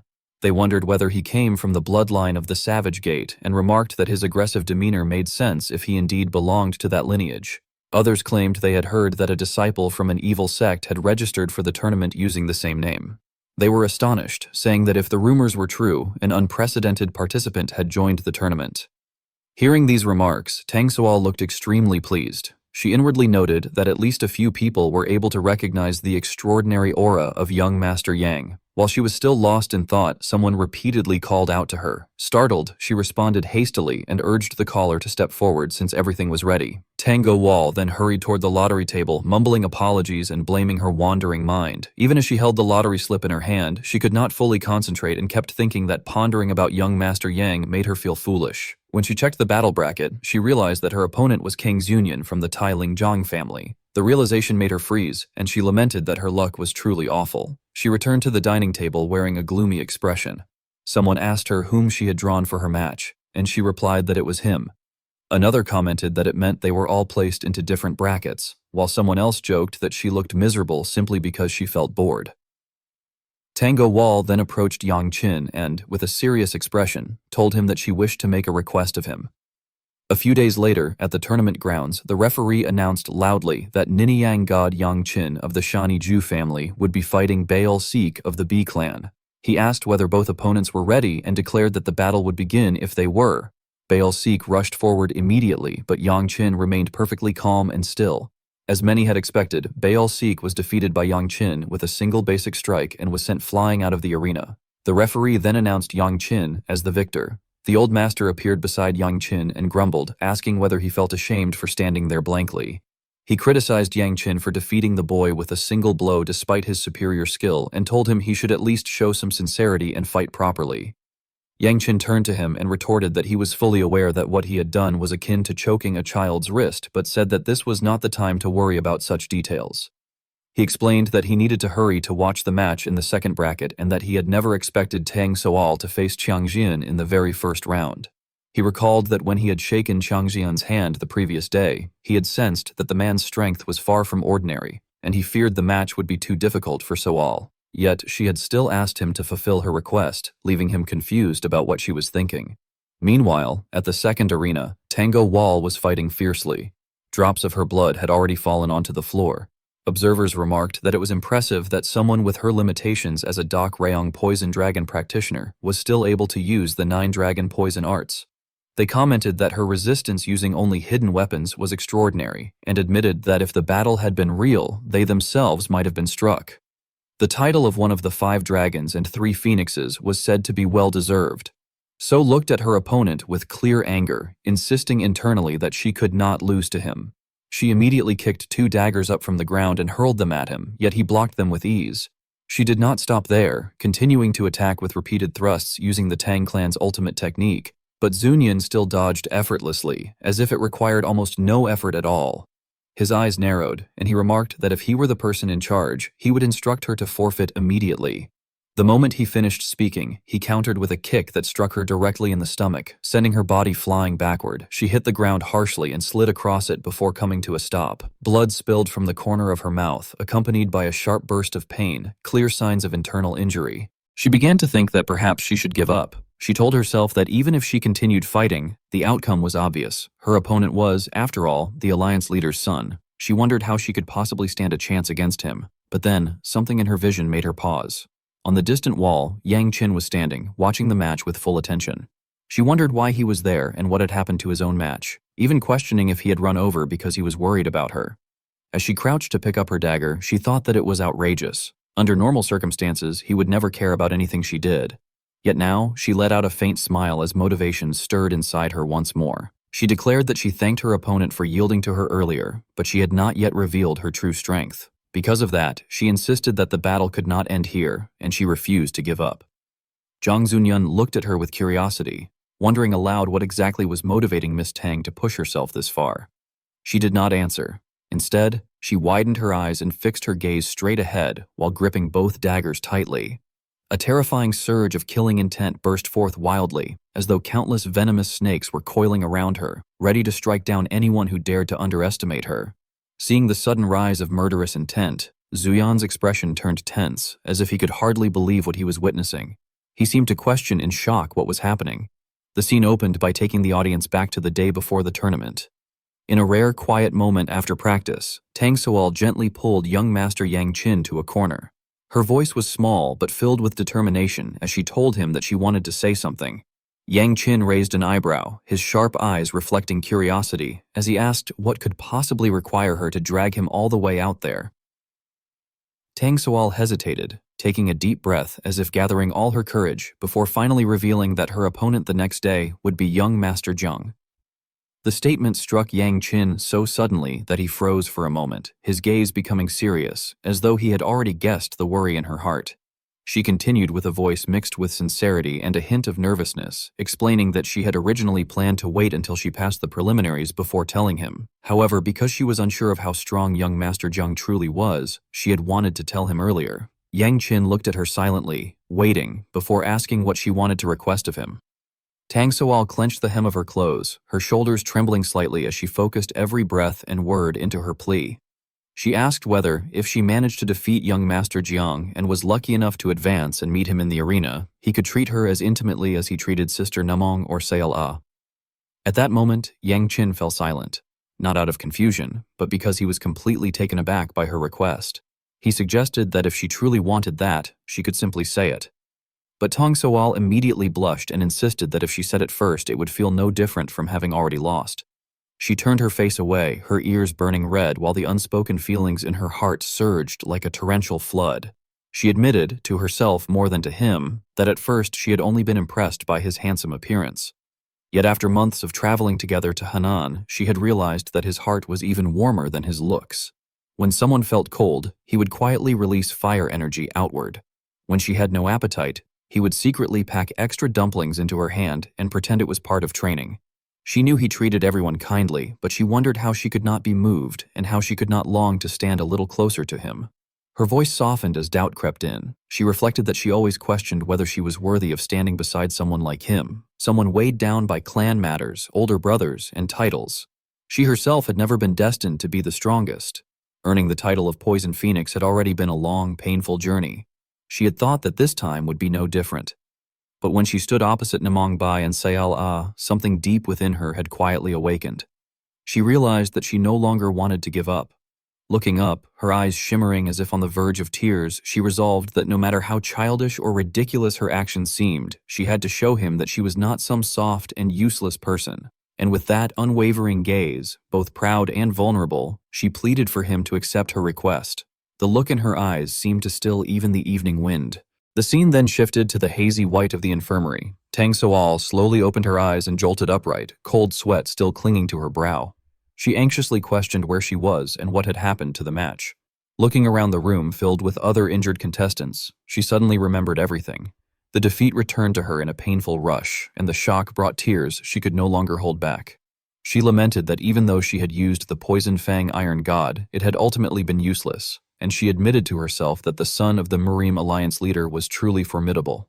Gripping the blanket tightly, she cried bitterly and blamed herself, wondering why she was crying now of all times. Her thoughts were interrupted when a familiar voice remarked that she was finally awake. Tang Soal jolted in surprise and looked toward the speaker, realizing it was Nine Yang God Yang Qin. She asked him since when he had been there. Yang Qin, leaning calmly against the bed with concern visible in his eyes, told her not to be surprised and explained that the physician and Nam Gungbi would arrive soon, urging her to rest peacefully. She lowered her head and confessed in shame that she had spoken as though she could actually defeat him. Yang Qin turned his face away and reassured her that it was fine, saying that she had fought until the end regardless and that she had looked impressive. His words left Soal frozen for a moment before she quietly murmured that she had still lost. Before she could mention the promise she had been thinking about, Yang Qin announced that he was going to rest and turned to leave. She tried to stop him, attempting to clarify what had just happened, but he was already walking away, unwilling to look back for fear that she would notice how red his ears had become. Tang Soal watched his retreating figure for a few moments before smiling softly, her eyes filled with happiness as she reflected that he was truly terrible at hiding his feelings. The sky outside seemed bright and clear, as though swept clean of all worries. Soon after, the opening bell rang, signaling the official start of the friendly tournament preliminaries. The stands were packed with spectators, their cheers mixing with the excitement of the participants. Yang Qin entered the arena and defeated his opponent with a single strike, leaving the audience in stunned silence. Elsewhere in the arena, Namong Bai also eliminated her opponent with just one move. The crowd erupted with whispers. Some people exclaimed that taking down an opponent with a single move was unbelievable, especially since something similar had happened the day before. Others speculated that a new dragon or phoenix might emerge this year and wondered who the likely winner would be. Rumors circulated among the spectators. Some remarked that the young man who had defeated Doc Bong Poison Phoenix the previous day was clearly extraordinary and claimed to have heard that he possessed the bloodline of the Murim Alliance leader, insisting he should not be underestimated. When asked who might win, others responded that Niang god Yang Qin of the Zhu family was also a strong contender, noting that he inherited the bloodline of the savage tribe and was rumored to be the disciple of the fallen venerable. Suddenly, young Master Peng appeared behind them, startling the group. He stated that he too believed young Master Gu would win. The two men he had been speaking to recoiled in shock, exclaiming that he had frightened them, and then realized who he was. They questioned whether he was really Peng Wu-jun, the former divine dragon, and pointed out in confusion that the Hue branch had not even entered the tournament. Peng Wu-jun only smiled calmly, explaining that he had merely happened to stop by the alliance on business. On the other side, Namong Bai approached Yang Qin with eyes full of challenge, remarking that he had won easily again. Yang Qin returned her look with a calm expression, saying that she had also won and reminding her to at least remember whom she had fought. Nami only shrugged with a bored look, saying that fighting those people felt dull and that she simply wanted to hurry and duel him. In that moment, Yang Qin briefly wondered why she was so obsessed with fighting him. He glanced around and asked the others if they had seen the little girl, noting that she must have gone outside again just like the previous day. Scratching his chin in thought, he considered reminding Hunghwa to keep a closer eye on the child. The scene abruptly shifted to a dark, oppressive space. A man clutching his bleeding arm was overwhelmed with panic as screams echoed endlessly behind him and blood stained the ground like the depths of hell. Corpses were piled and scattered everywhere, creating a horrific sight. He desperately tried to escape the dark cave, thinking that it was a nightmare, haunting memories of the Shani branch being wiped out because of one wrong decision to ignore the palace lord's orders. Yet here, everything was supposed to be strictly controlled. He wondered why such a situation was happening when not even the abbot of the Shaolin Temple should have known anything. Stumbling through the darkness, his heart sank into despair. Behind him, Xiao A's figure slowly emerged, the sword in her hand reflecting a cold glint. He realized that the one responsible for everything was an unknown little girl. He told himself that he could not die there and that he had to escape at all costs to report back to the palace lord. With that thought, he turned and ran at full speed, every cell in his body screaming for survival. He kept telling himself that there had to be a way.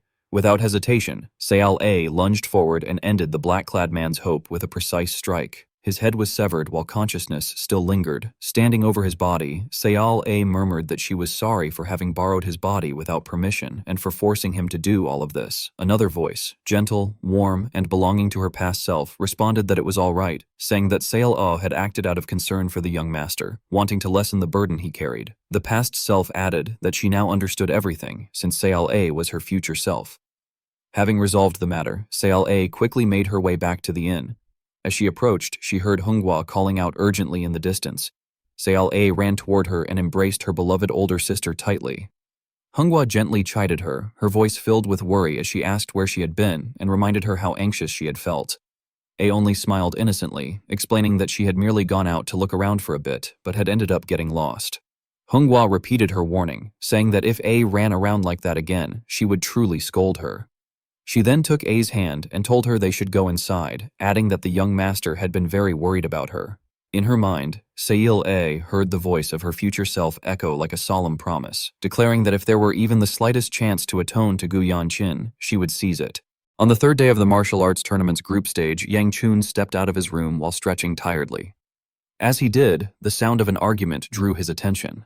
He soon found Namun Bai and Namun Chen Jun locked in a tense confrontation. Chen Jun was urging his sister to stop what she was doing and return with him, insisting that her behavior would bring serious trouble upon the Zhu family. Namun Bai retorted in irritation, questioning why he was so determined to come to her when they already had separate living arrangements. She demanded that he let go of her hand. Chen Jun pressed further, saying he could not understand why she was taking things so far when the matter was simply a marriage arranged by the family, and he questioned what kind of engagement could push her to this extreme. Bai's expression immediately darkened. She tore her arm free from his grip with anger, surprising him enough that he called out to her in shock. She responded with a cold voice, warning him to choose his words carefully and declaring that she never wanted to hear those words again. As she spoke, lightning-infused qi erupted from her body like a violent electrical storm. Across from her, Chen Jun stood stunned by her fierce reaction. At that moment, Yang Chun approached, remarking that he had wondered who was causing a disturbance and remarking that it turned out to be the brother-in-law. He looked at Chen Jun and asked what the two of them were doing there. Chen Jun avoided the question, saying it was nothing important and that they would be leaving. But after only a few steps, Yang Chun provoked him again, mentioning that he had checked the competition roster and discovered that his next opponent was none other than his brother-in-law. He flashed an eager smile, while Chen Jun clenched his teeth in anger as Yang Chun told him he hoped he would give his best this time to make a spectacular match. Chen Jun responded by tightening his fist, veins bulging, and stated that he looked forward to receiving Yang Chun's instruction. Time passed quickly until the quarterfinals. The referee introduced the two opponents. Namun Chen Jun of the Namun clan versus the Nine Young God, Yang Chun of the Shanqiju family. Standing opposite Yang Chun, Chen Jun spoke first, explaining that he had held back earlier only because his sister had been present, but now he intended to speak plainly. He warned Yang Chun not to act smug, just because he had lucked his way into this round, and asked whether Yang Chun truly believed that miraculous coincidence from before would repeat itself. Since Yang Chun had been the one to insist on fighting seriously, Chen Jun declared that he would not hold back in the slightest and warned him not to regret it when he ended up crawling away covered in injuries. Hearing this, Yang Chun merely smiled and commented that it sounded great. The referee then shouted for the match to begin. Instantly, Yang Chun charged forward with a blazing punch of fire ki, the flames shaping themselves into a bloodthirsty firewolf capable of incinerating anything in its path. Chen Jun's eyes widened at the sudden assault. Before he could react, the firewolf swallowed him in a vast inferno. A devastating explosion followed, blowing apart a section of the arena floor. The audience was stunned, shocked that the arena had been shattered and wondering whether Yang Chun had been hiding such terrifying power all along. Namung Bai, Seal A, and Tang So Wal were all thrilled by Yang Chun's overwhelming opening strike as murmurs spread through the crowd, questioning what had happened to Ryung. From within the thick smoke, hundreds of sword strikes erupted, slicing through the debris and scattering the billowing haze that covered the arena. Chen Jun glared at Yang Chun with eyes full of murderous intent. He seemed to accuse Yang Chun of thinking that such a cheap trick could defeat him.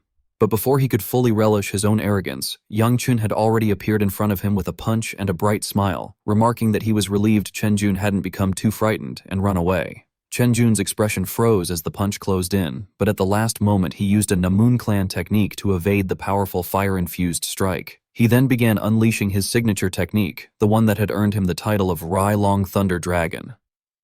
Lightning crawled across the arena floor as he attempted to hide his position. While moving, he reassured himself that although Yang Chun's power was formidable, it was nothing more than that. He believed that with Yang Chun's eyes, keeping up with his speed would be impossible. No matter how great Yang Chun's strength was, Chen Jun thought, it meant nothing if he couldn't land a hit. With his sword tightly gripped and arrogant confidence overflowing, he lunged straight at Yang Chun, mentally concluding that this would be the end. A slash filled with thunder and lightning tore through the air. Though still far inferior to the Namung clan head, Chen Jun believed that this strike would be enough to finish the match. However, Yang Chun easily tracked his movement and simply ducked to avoid it. Laughing heartily with blazing eyes, he pointed out that Chen Jun's lower body was exposed. A monstrous punch immediately crashed into Chen Jun's abdomen. The shockwave burst behind him, rising into a massive column of fire that shot toward the sky. Everything within its radius was reduced to ash. A searing pain stabbed directly into Chen Jun's mind, staggering him. He wondered what kind of illogical power this could be. Before he could process the agony, Yang Chun leaped into the air and kicked him straight in the throat. Without pause, Yang Chun seized both of his arms and executed a familiar ground-pounding technique, as if questioning whether such power could truly come from someone younger. A massive slam sent Chen Jun hurtling away like a cannonball shot from a large-caliber weapon. The arena floor shattered, and swirling smoke hid the scene from the spectators. Yang Chun landed lightly, shards of stone raining down around him like falling stars. Amid the devastation, Chen Jun lay flattened on the ground. Memories resurfaced in his mind. He thought of how absurd the situation was, how the one who should have been lying broken on the floor should have been Yang Chun, not him. He internally begged Yang Chun not to look at him with those infuriating eyes. He recalled how everything had gone wrong ever since he became entangled with Yang Chun in Sichuan. It began with Yang Chun's overwhelmingly superior talent, and from there, everything spiraled beyond his control. Even his respected sister changed after meeting him. To correct all the mistakes, Chen Jun had accepted a power so dangerous that even his father had feared it. When he obtained it, he believed everything had finally reversed. He remembered being told that through the ritual, the energy would integrate into his body, but that before the internal force stabilized, he absolutely must not use it. Yet his growing frenzy and rage had caused him to lose all composure and ignore every warning. He convinced himself that even if the timing was wrong, he no longer cared. Right here, in this place, he believed he absolutely had to win. As long as he could defeat Yang Chun, he told himself he could accept any consequence. With a mad roar, he lunged at Yang Chun once more. His sword became engulfed in a sinister dark energy, and his power surged abruptly and violently. Yang Chun was momentarily stunned, forced to use his hand to block the sword strike as he retreated. Confusion washed over him. He could not understand where this sudden surge of power had come from. When he observed more carefully the second time, he finally noticed something. The sword had grazed him, and from that moment on, he no longer had control over the situation and was forced to dodge continuously. Seeing this, Chen Jun laughed loudly, looking thoroughly satisfied. He seemed to mock Yang Chun by expressing that things finally looked the way they should, asking whether Yang Chun could now see the overwhelming difference in their skill levels. He continued swinging his sword wildly with the newfound power, declaring with arrogance that a worthless nobody like Yang Chun had no right to taint his beloved sister. He insisted that his sister could only ever belong to him alone. However, the moment those words left Chen Jun's mouth was the moment Yang Chun became truly furious. Yang Chun directly snapped Chen Jun's sword with his bare hands, shocking Chen Jun. Yang Chun then stated coldly that he would demonstrate what the true difference in skill level looked like. Chen Jun's eyes widened in disbelief, unable to grasp what had just happened. The answer came in the form of Yang Chun's strong hand tightening around his arrogant throat. Chen Jun could only stutter in panic as Yang Chun pinned him to the ground, the fire chi behind Yang Chun surging violently like an uncontrollable volcanic eruption. Yang Chun's voice became icy and filled with terrifying killing intent as he demanded to know where Chen Jun had obtained that power. As Yang Chun's hand squeezed tighter, Chen Jun struggled desperately, unable to breathe. He tried to shout that he couldn't breathe and cursed at Yang Chun, telling him to let go and calling him a filthy demon. Outside the arena, discussions erupted among the spectators as they noticed a massive barrier appearing, one that prevented them from seeing anything clearly inside. Meanwhile, Chen Jun was being choked to the edge of unconsciousness. He tried to justify himself, expressing that if Yang Chun did not exist, he could have been with his sister. In response, Yang Chun roared in fury, demanding again to know where the swirling power inside Chen Jun's body had come from. Before Chen Jun could answer, someone neutralized Yang Chun's barrier. Chen Jun then passed out from lack of oxygen and even soiled himself on the arena floor. While the intense battle was unfolding, the spectators, and Peng Wu-jun, continued watching with unwavering attention. The gigantic fire barrier erected by Yang Chun had completely obscured the view inside the ring. Peng Wu-jun burst into hearty laughter, filled with excitement, remarking that he had not expected young Master Gu to be so powerful and calling him a rare prodigy. He then turned to the person beside him, addressing young Master Chiang. Chiang Xi narrowed his eyes in displeasure, his voice growing stiff as he asked whether Pang, as the head of the young clan, truly believed the current situation was something to celebrate. Chiang pointed out that a junior revealing strength far surpassing the registered disciples of the three great clans was a matter severe enough to threaten their plans. Peng Wu-jun replied more gravely, suggesting that the situation was only happening because that young master had forced himself to use unstable internal energy in order to win. He then turned to Chiang Xian again and stated that this was precisely why he had doubts. He wanted to know why Chiang had dragged Namong into this matter. Chiang Xian responded softly that he had done so because Namong had utilitarian value. In contrast, Peng Wu-jun scoffed, implying disbelief by remarking that someone with such mediocre talent hardly seemed valuable. Chiang Xian countered that Ryong was not mediocre and questioned whether Peng was dissatisfied because Ryong had been granted power first. Hearing this, Peng Wu-jun's expression turned dark before he suddenly burst into booming laughter that startled everyone around him.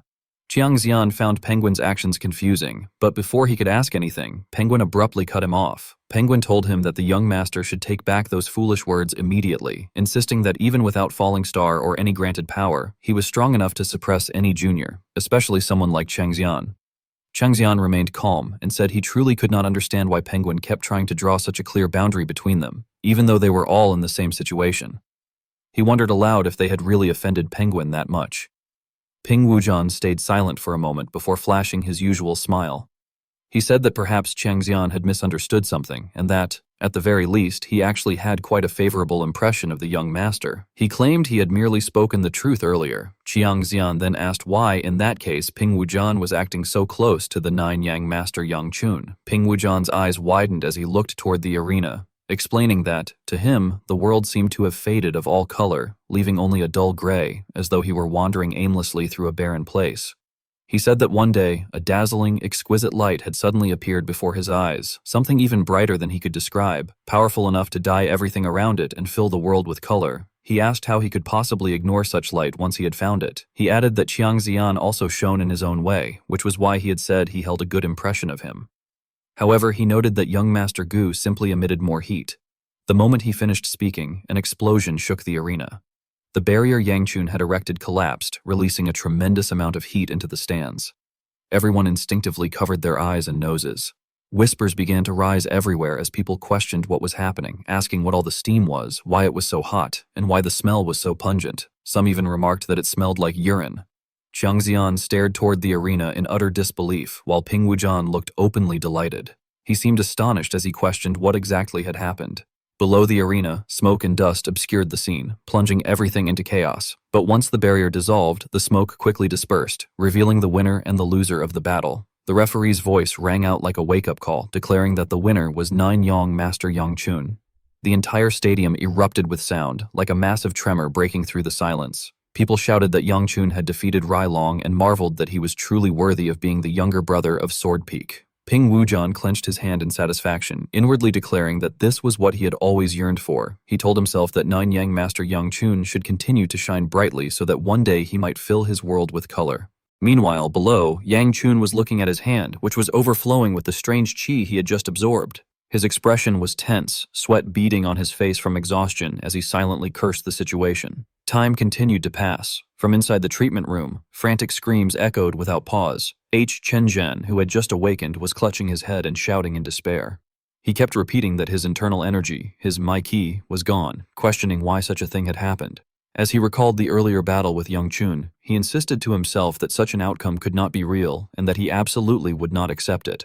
Manhwa sat nearby, nervously biting her nails as she thought that everything seemed to be falling apart. She reflected on how hard she had worked to secure her engagement with him, only to face such a disastrous situation now. She told herself that if this continued, she would be in far greater trouble than simply having to seek help from the Namen clan. More precisely, she would need help from the Heavenly Venerable.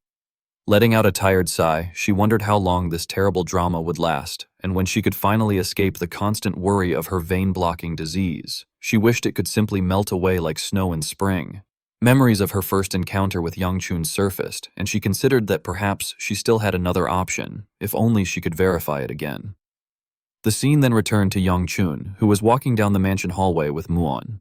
Muon expressed, with deep admiration, that the young master had been truly brilliant and asked how long he had been that strong, saying he was deeply moved. Yang Chun dismissed the flattery and then remarked to his bodyguard that Muon too had apparently surpassed the threshold of the peak stage realm when he wasn't paying attention. Muon scratched his head awkwardly and replied that such progress was simply the natural duty of a bodyguard of the Ju family. He then asked how the match earlier had ended, explaining that he had been unable to see clearly because of the steam. Hearing this, Yang Chun's face turned pale as he hurried to come up with an excuse. He claimed that he had simply finished the opponent off with the fire wheel technique. Internally, he wondered how he could possibly reveal the truth, knowing it had been a complete mess inside. He recalled that he had generated heat only to dry the urine of that terrified child who had wet his pants from fear. If not for his consideration of his position as a potential son-in-law to the Namong clan, he would have let the boy be mocked forever. Fortunately, he had put up a barrier in time to keep the incident from being exposed. Laughing loudly, Yang Chun continued walking and stated that he was exhausted and needed to rest. Muon agreed respectfully, saying the young master had worked hard. But when Yang Chun reached for the door, he hesitated. He had never expected events to unfold like this and wondered what was wrong with his strange body. He recalled that the entity inside him had reappeared and unilaterally absorbed all that unusual qi from Rai Long. He questioned where the boy could even have obtained such energy. Despite his efforts to investigate, he had found no useful clues. At first glance, the qi was not demonic. Instead, it felt oddly familiar, the type of qi that counteracted his own internal qi. He realized it felt similar to the qi he had sensed from Seale. Just as Yang Chun opened the door, Seale jumped up with a cheerful smile, expressing warmly that she welcomed him home and that his match that day had been truly outstanding. But Yang Chun immediately stepped back in surprise, causing Seale to fall flat on her face. Yang Chun was told that he had been running around outside too often lately, and Seale asked whether he had properly watched the martial arts matches that day. She looked up at him in pain as she explained that she had indeed watched them, saying she had heard all the upcoming matches would be important ones, so she had gone with the sisters to observe. She quickly stood and moved closer to Yang Chun, adding that she had learned how to braid hair from Sister Ling Hua and asking him to allow her to braid his hair. Yang Chun reacted with flustered confusion and wondered aloud whether such a thing was really necessary at that moment, since it was not a special occasion. Seol immediately put on her familiar pout and insisted that he let her try just once, saying she was very confident this time. Her plea left both Yang Chun and Mu Yun momentarily speechless. Yang Chun glanced at his bodyguard and asked if it was true that Ling Hua had taught her. Mu Yun confirmed that it was, saying the subordinates had seen CLA practicing every night after the banquet. With no other choice, Yang Chun reluctantly agreed. A moment later, Namongbai and Tang Sawal ran over excitedly, exclaiming that young Master Gu had been magnificent that day, and remarking that he had even unleashed flames as fierce as a wild wolf. But before they could finish speaking, both froze at the sight before them. Seol was braiding Yang Chun's hair, yet the result resembled a chicken feather duster.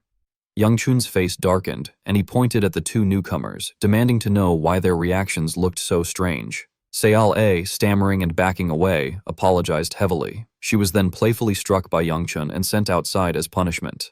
Tang Sao looked regretful as Yang Chun undid his hair, saying he wondered why Yang Chun had taken it out since it actually looked rather cute like that. Yang Chun grumbled that cuteness was of no use to him. He then turned to Namongbai and mentioned that he had heard Namongbai had also made it into the top 4, remarking that he might get to see Namongbai and his sister spar with each other. Namongbai warned him not to get excited too early, reminding him that they still had to draw lots and did not yet know who their opponents would be. Yang Chun acknowledged this and named the remaining participants, young Master Chang and Miss Morong.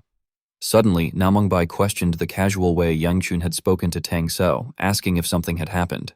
Yang Chun calmly explained that Tang So had begged him to drop the formalities if they happened to meet during the martial arts gathering. Tang Soal added that although she had failed to keep her promise, Yang Chun had generously agreed anyway.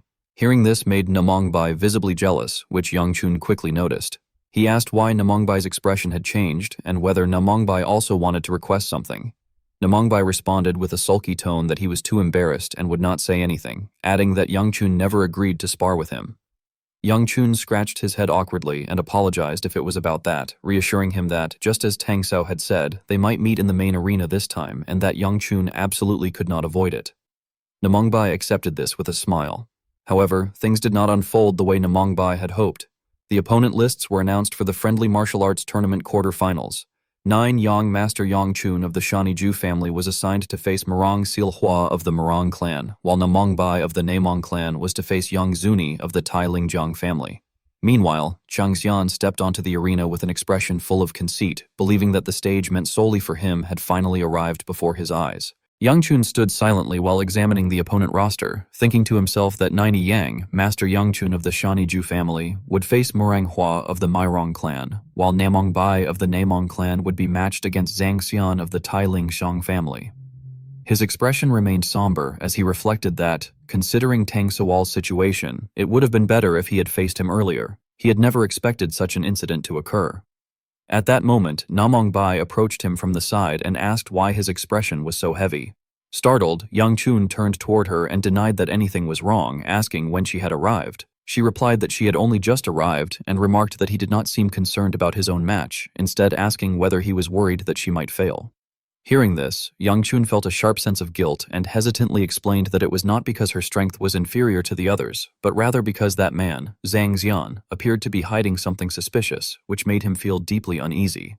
Suddenly, Namong Bai reached out and took his hand, gently telling him not to worry. With a soft smile and a warm voice, she assured him that he did not need to concern himself and that he should simply trust her and watch. As the battle began, time quickly advanced to the next match. Namong Bai prepared herself to seize victory, releasing a breath as she regained her composure. She thought that although she was surrounded by many people, she still felt relaxed, reasoning that it must have been because Yang Chun was watching her from somewhere. Her thoughts were abruptly interrupted by Chiang Xian, who remarked that he had not expected Ryong to have such a beautiful older sister. He stepped into the arena with his usual refined and dignified bearing, stating that they seemed to have met briefly at the banquet and introducing himself as Xiang Zunyan, a descendant of the Tai Lingjiang family, before saying that he looked forward to receiving her guidance. Namong Bai replied in an indifferent tone, introducing herself, but a strange sensation suddenly arose in her mind, causing her to reflect. She felt that although this man could not be compared to Yang Chun, there was something unsettling about him. Despite his almost imperceptible presence, she could not understand why she instinctively did not want to get close to him. Soon after, the referee's announcement echoed throughout the arena, declaring the quarterfinal match between Namongbai and Zhang Zunyan, instructing both sides to prepare and signaling the beginning of the fight. Instantly, Changxian prepared to charge forward, gripping his sword tightly. However, an overwhelming pressure emanating from his opponent forced him to stop. His body froze in place, and anxiety slowly flooded his mind as he wondered what that pressure was and why his legs felt so heavy that he could not lift them at all. He clenched his teeth in frustration and looked up when Namongbai's voice echoed, remarking that since he did not seem intent on advancing, she would make the first move instead. At that moment, her body was engulfed in a violent surge of demonic energy. Lightning tore through the surrounding space like a raging storm, sweeping everything aside. Namongbai slowly approached while Tiangxian was pressed to his knees by the destructive force. She raised her sword unhurriedly, her gaze sharp and utterly devoid of mercy. Tiangxian's face turned pale as sweat streamed down, the blade drawing ever closer. In his mind, he cursed desperately and urged his body to move faster. At the final instant, he managed to dodge aside, narrowly avoiding Namongbai's immensely powerful slash.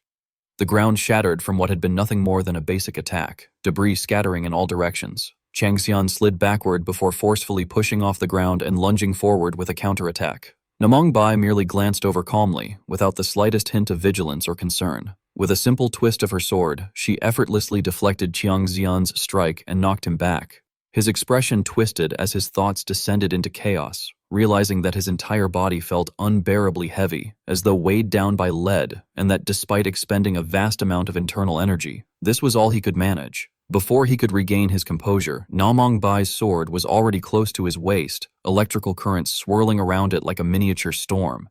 He gripped his sword with both hands and slashed downward in an attempt to defend himself, but even that was insufficient to halt her power. In his mind, he acknowledged that this strength was on a completely different level compared to Rai Long, and he questioned whether this was the true sword technique lineage of the Namong clan. Namongbai's expression remained as calm as ever, as it was clear to her that this opponent was nowhere near her level. She poured more force into her sword, sending Changxian flying far across the battlefield. Seizing the momentum, she immediately rushed forward and unleashed a relentless barrage of attacks. Each strike seemed to etch lightning-infused chi between heaven and earth, every movement fluid and elegant, yet mercilessly forcing her opponent into a desperate struggle merely to defend himself. Finally, Kang Xian was cornered at the edge of the arena, left with no choice but to use his trump card if he wished to win. He could hardly believe the situation and was unwilling to accept defeat there, thinking that the place had been prepared for him to shine and that it could not possibly end that way. Namongbai leapt toward him, her slash aimed straight at Changxian. However, at the very last moment, everything was completely reversed in what could only be described as a dark reversal. In the stands, Yang Chun's eyes darkened as the rage he had felt earlier surged up once again. In the arena, Changxian had knocked Namongbai sprawling to the ground, his sword stained with a familiar dark demonic energy. Yang Chun wondered what kind of move that had been, then tightly clenched his hand in fury, crushing the chair beneath him. He realized that Chiang Zunyan had used the exact same type of chi as Ri Long. Changxian walked up to Namongbai and proudly remarked that she was truly formidable, admitting that it was the first time he, as a junior, had been forced to fight so hard. Namongbai struggled to sit up, coughing up blood from the internal injuries caused by his unexpected counterattack, and wondered what had just happened, as she had not seen anything at all. Chiang Zunyan gently dusted off his robe and stated that perhaps he should apologize, because he now realized that she was an opponent against whom he could not hold back or finish the fight quickly. As soon as he finished speaking, he leaped forward again, using the strange chi he had just activated. Namongbai struggled to grasp her sword as her body suffered severe internal injuries. She desperately tried to fend off Changxian's rapid slashes and was gradually forced backward. He laughed loudly and commented that she was still able to block that move, praising her while remarking that after enduring that blow, her body could not possibly be intact. Namongbai clenched her teeth as the uncomfortable sensation from earlier returned to torment her once more. She found it utterly disgusting and felt nauseous, wondering why that foul smell had reappeared. She told herself that she had to find a way to escape as soon as possible and wished she could be by Yang Chun's side at that moment. Her eyes involuntarily drifted toward the stands, where she caught sight of Yang Chun's familiar figure. However, his gaze and expression only made her feel even more distraught. She realized that this was happening again and recalled how she had told him to trust her and not to show that kind of expression. She despised her own helplessness and wondered why she could never be of any help at all. Being by Yang Chun's side had taught her what happiness truly meant, yet she knew she could not continue as a burden that held him back. Because of that, Namongbai resolved to prove herself. to prove that she could stand firmly on her own 2 feet without anyone's assistance. Chiang Shunyan shouted at her, telling her to try blocking his sword technique. Namongbai Ah immediately became serious again, gripping her sword as though it were an extension of her own body. Against all expectations, she succeeded in blocking Chiang Shunyan's finishing strike. His eyes widened in shock as he realized that she had blocked it. Staring at the sword in front of him, he noticed the sound it produced and thought that it was sword resonance. He questioned whether she was truly capable of producing such a clear sound, wondering if this might be some kind of hidden trump card. However, he quickly dismissed the idea, sensing that she did not seem able to control it. That led him to consider another possibility, whether this could be a moment of enlightenment. Namongbai Ah whispered to herself with firm determination as she focused her mind, urging herself to concentrate. Channeling that focus, she knocked his attack aside and forced Chiang Shunyan backward. Sword chi swept violently across the arena floor. For a brief moment, everything seemed to slow down, and her concentration reached its absolute peak. She realized that this was it. Her eyes shone brilliantly as the sword seemed to erupt with the enlightenment of her sword technique and the power of her will. She understood that this would be the decisive blow of the match, and she reassured herself that she could do it. Without a doubt, she could succeed. Before Namongbai Ah's eyes, countless sword trajectories seemed to unfold as she reminded herself that she must not rush. She knew she had to move slowly yet with absolute precision, believing that the most important thing was to identify her opponent's weakness. At that moment, the memories of her ancestor were being passed down to her as the true successor of the Namong sword technique.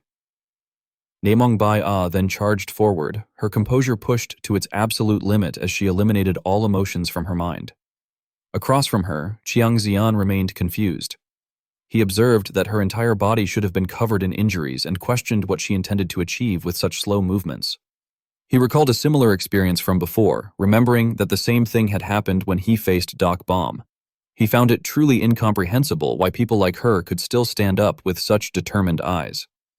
Focusing the demonic chi into his sword, Chiang Xian resolved that he would make sure she could never stand up again. He decided that he would also use his divine weapon and sword resonance to face her. With that resolve, both sides charged forward with all their might. The space between them seemed to split apart like heaven and earth, and time itself appeared to slow down in anticipation of the impending explosion. One side wielded demonic chi borrowed from a devil, while the other carried the power of enlightenment belonging to a true genius. The two forces stood in opposition, like yin and yang or fire and water, utterly irreconcilable. It was clear that only one person could emerge victorious from this battle. When the two finally collided, the air seemed to burst, drawing every gaze in the arena toward them. Smoke and dust engulfed the scene, making it impossible to immediately determine the outcome. The two figures flashed past each other, having devoted all their essence to that single, decisive strike. As expected, the sword in Namongbai Ah's hand shattered. Her body fell onto the broken arena floor behind Chiang Xian. The referee's voice rang out, breaking the suffocating tension, and announced that the winner was Chiang Xian. The entire stands erupted into cheers. Despite her defeat, Namongbai Ah smiled with satisfaction. In her mind, the voice of her Namong ancestor seemed to echo, affirming that this was indeed the path she was meant to take. Bia slowly regained consciousness, a faint sense of confusion drifting through her mind as she dimly wondered what was happening and what had occurred just moments before. At that moment, Siona quickly noticed the change and exclaimed in surprise that Bia's eyes were moving. Soyeol, equally delighted, cheerfully added that it was true and greeted her enthusiastically, calling out to her by name. Still dazed and unable to grasp the situation, Bia vaguely registered the unfamiliar voices around her and wondered what they were. When she fully opened her eyes, she saw Soyeol tightly holding her hand and calling to her with clear relief. With a dull, unfocused expression, Bia weakly asked whether Seola and Soyeol were there and where she was. Soyeol promptly explained that they were currently in the infirmary and that after her duel with young Master Zhang, Bia had collapsed and lost consciousness. Hearing this, Bia pushed herself up slightly, let out a quiet sigh, and concluded that if that was the case, then she must have lost the match. Sensing Bia's spirits sinking, Siona hurried to encourage her, insisting that despite the outcome, Bia had been incredible. She excitedly described how Bia's sword had resonated as if it were singing, speaking rapidly while waving her hands animatedly to illustrate the scene. She went on to say that Bia's final movements had looked astonishingly smooth, like flowing waves moving through the air. Soyeol, equally energized, eagerly agreed and added that Bia had looked as though she were dancing. Curious, she asked when Bia had learned such a technique. At that, Bia lowered her gaze and murmured that she did not know either. Deep inside, she felt just as confused, silently questioning what had truly happened at that moment. She recalled the sensations she had felt during the duel, wondering when her sword had begun to resonate at all. She remembered how everything had suddenly faded from her vision, leaving only the gentle, winding path of her blade before her eyes. Something seemed to flash through Bia's mind. She recalled the figure who had stood at the far end of that sword path, and she began questioning herself about who that person could have been.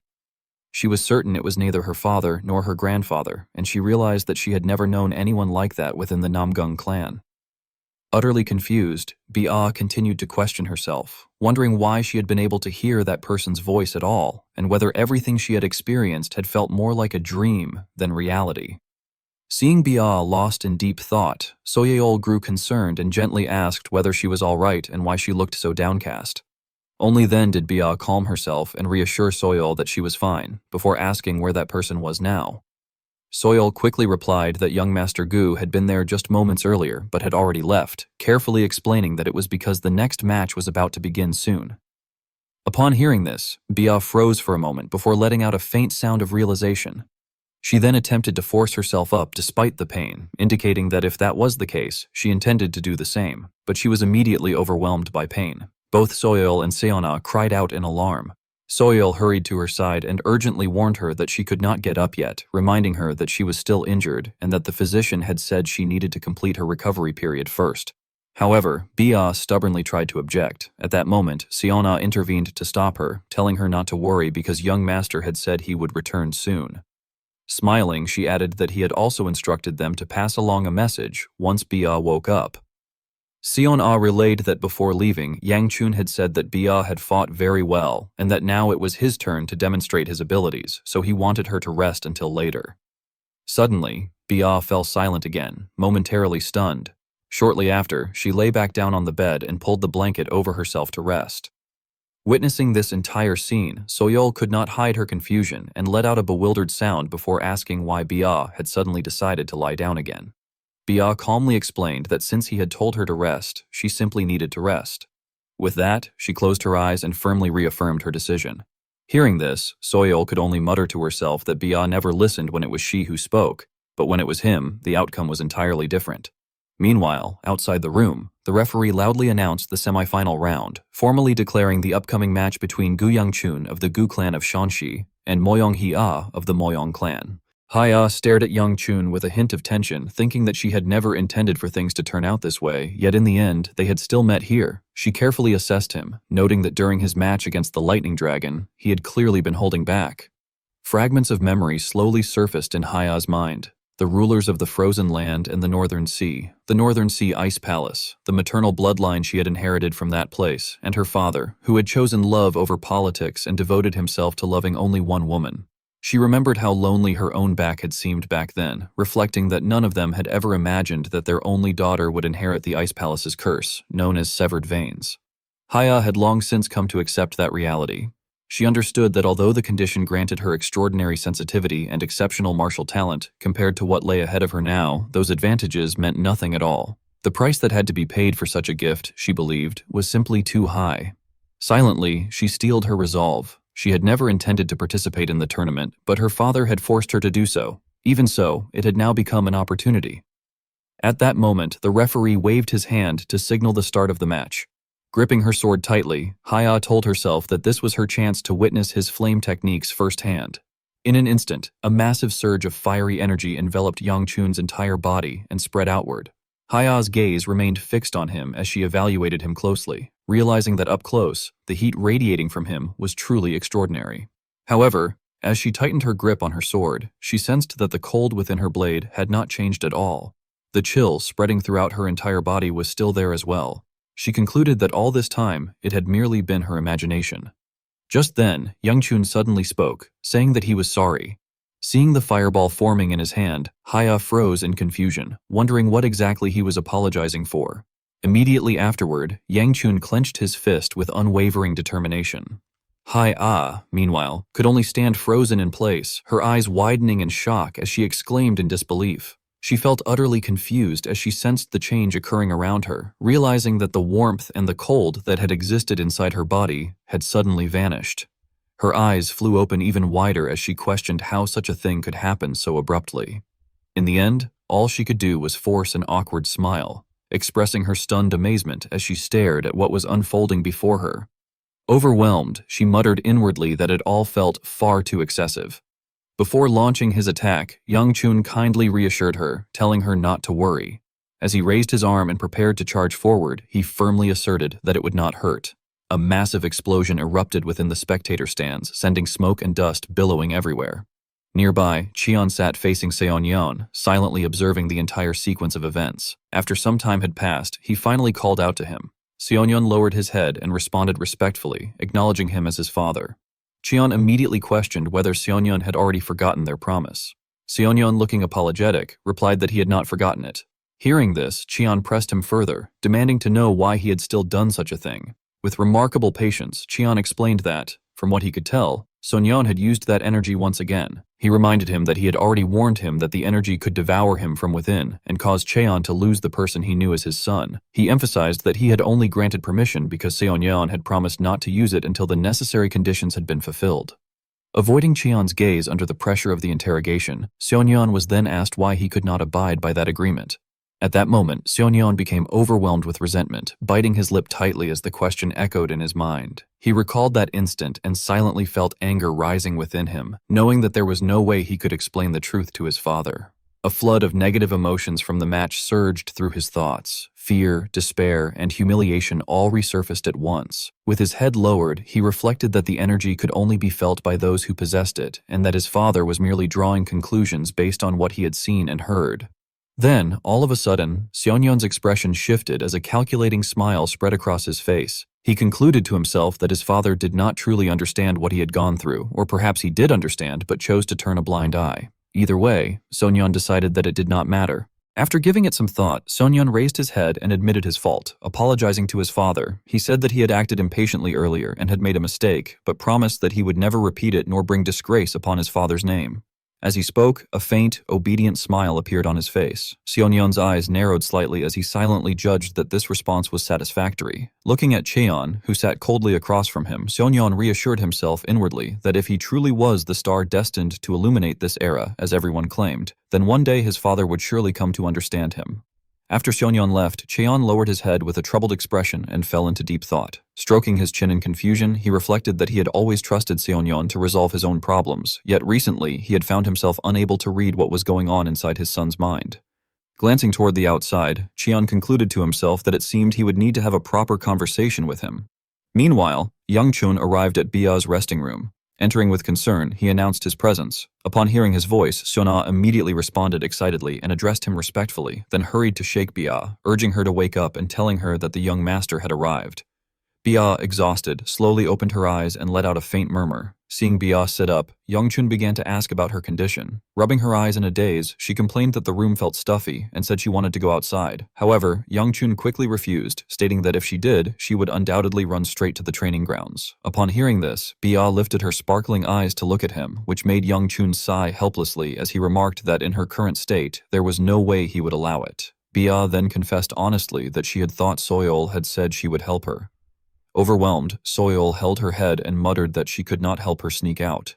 When Youngchun noticed Soyeol, he turned to her and asked where she had been. Soyeol promptly explained that she had gone to see Nona Moyong, but since Moyong was not there, she had been moved to the clan's special treatment ward. This explanation did not surprise Youngchun, as he remarked that it made sense given her condition. He then asked with concern about her current state. Soyeol replied that she had been told there were no serious injuries, but added that ever since Moyong had dueled Youngchun, she had been acting confused and absent-minded. At the same time, Haya sat on the bed in a daze, quietly murmuring to herself that it felt warm. This caused Youngchun a moment of unease, as he was certain that he had restrained his strength during the duel. However, he soon calmed himself, reasoning that as long as she was fine, there was no real problem. Lying on the bed, Bia complained that she was hungry. Hearing this, Sona handed her a rice cake and suggested that she eat it. At the same time, Youngchun's thoughts wandered. He reflected that if Elder Shin had seen the match earlier, he would certainly have lectured him again, either saying that Youngchun had ended it too quickly or that he had not taken it seriously enough. He glanced back and recalled that, come to think of it, he had not seen Elder Shin earlier. Countless questions filled Youngchun's mind. He realized that every time he looked at Jang Seonyeon, he felt the same kind of emotion he had experienced when facing the Bloodfangs, and whenever that happened, a chilling sensation ran through him. Grinding his teeth in anger, he thought that ever since he had seen Seonyeon use energy similar to that of the lightning dragon, Elder Shin had disappeared once again. However, Young Chun remained certain of one thing. Unlike before, he could still sense Elder Shin's presence somewhere within his own body, which meant that Elder Shin had not completely vanished. Generating a flow of energy around himself, Young Chun speculated that Elder Shin might be suppressing or dealing with this energy in the same way demonic energy was controlled. Still, he wondered where this energy had originated. After some thought, he resolved that he had to find out, no matter what it took. After a while, Young Chun finally heard Soyeol calling out to him. She was extremely nervous as she addressed him respectfully and encouraged him, reminding him that the final match was tomorrow. She urged him to win and told him that everyone would be cheering for him. Young Chun had been feeling uncertain, but hearing her words eased his mind. Smiling softly, he told himself that he would find out the truth tomorrow. He reached out and gently patted Soyeol's head, expressing his thanks and telling her that it would be enough for her to simply watch the match. Before long, the day of the match arrived. Standing across from Young Chun was none other than Seonyeon. Seonyeon, wearing a solemn expression, formally raised a question to Gu Gongja. He said that since they were already talking, he wished to ask something and demanded to know why Young Chun had been so hostile toward him at the banquet. His voice rose as he pressed further, asking whether he might have offended Young Chun without realizing it and requesting an explanation. Young Chun scratched his head and muttered hesitantly that offending someone without realizing it was indeed possible. After a brief pause, he replied calmly that, thinking about it, Seonyeon might be right. However, he added that even if he explained it now, Seonyeon would not be able to understand. Hearing this, Seonyeon chose not to probe any further. Instead, he bowed slightly and said that he understood. He admitted that he did not know exactly what had happened, but if the fault lay with him, then he should apologize right away. Before he could finish, however, Young Chun cut him off bluntly, telling him to stop and drop the matter, and stating that he did not need an apology that was not sincere. While loosening up his body, Young Chun continued by saying that he had actually thought about this issue quite a lot. He suggested that perhaps Seonyeon too had experienced some kind of trigger that had led him down the wrong path. Then his voice sank as he asserted that after watching Seonyeon for some time, he had come to understand the truth, that Seonyeon was different. Young Chun exposed him mercilessly, stating that Seonyeon always pretended to be kind, yet insisted on being the one on top, and that whenever things did not go his way, he would tear his opponent apart without mercy. He concluded that Seonyeon had been rotten from birth. Despite the sharpness of his words, Young Chun's face was filled with a faint smile as he asked mockingly whether it must have been hell when the scheme Seonyeon had set up collapsed because of him. He then told Seonyeon to stop putting on such hypocrisy, adding that he himself had once tried wearing a mask as well, but it had been exhausting and impossible to maintain. Those words left Seonyeon completely speechless. In response, he released an overwhelming surge of power from his sword and acknowledged that Gu Gongja's martial prowess was indeed outstanding. However, as the massive aura around him swelled and rushed straight toward Young Chun, Seonyeon stared directly at him and declared that Young Chun was severely lacking in humility. Young Chun merely curled his lips into a grin upon hearing this. Then he too unleashed his power and challenge, saying that this suited Seonyeon much better and urging him to keep doing exactly what he had been doing. At that moment, the referee's voice rang out, announcing the match between Gu Yangcheon of the Sanseo Gu clan and Jang Sonyeon of the Taryong clan, declaring it to be the final match. Below the arena, the entire audience held its breath in anticipation while Young Chun and Seonyeon ground their teeth and locked eyes with each other in open hostility. Finally, the signal to begin was given. The instant it ended, the two of them charged at each other without the slightest hesitation. Seonyeon leapt high into the air and struck downward, while Young Chun formed a fireball in front of his chest and hurled his fist forward as Seonyeon kicked toward him.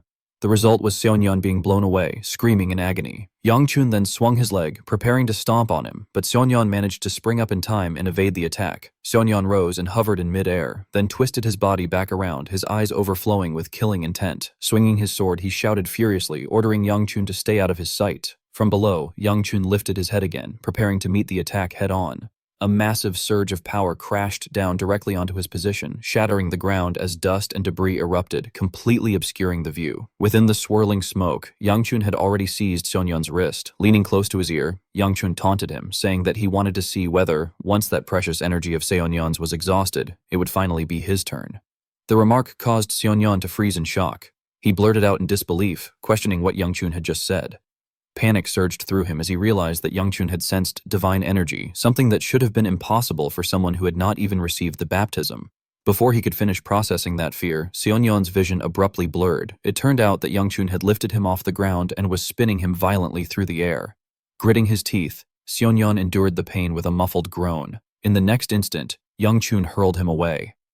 Seonyeon crashed into the wall, blasting a massive hole through it. What followed was a relentless barrage of attacks from Young Chun. By the time Young Chun finally stopped, Seonyeon had completely collapsed, lying motionless on the ground. Calmly, Young Chun formed a fireball in midair. Letting out a thunderous shout, he brought it crashing down onto Seonyeon. The direct hit struck the center of Seonyeon's chest, and towering flames erupted as thick black smoke filled the air. From afar, Cheon was observing the match. Utterly exhausted, he clutched his head and sighed, reflecting that he had warned him repeatedly, yet things had still ended this way. Looking down at the arena, Cheon murmured that the child of the Gu clan had become an enormous wall that no one had foreseen, and that he could only hope his own son would not crumble before it. On the field, the referee stammered in confusion as he announced the name of Gu Yang-chun from the Sanseo Gu clan, hesitating as he tried to declare the result.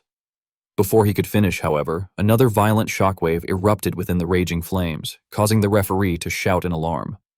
Raising his voice, he ordered the match to stop immediately. Despite the command, Yang Chun continued his fierce assault while thinking to himself that it was not over yet. He poured all his fury into Seonyeon, convinced that when he thought about what this bastard might do, the only way to ensure he would never stand again was to completely crush him right then and there.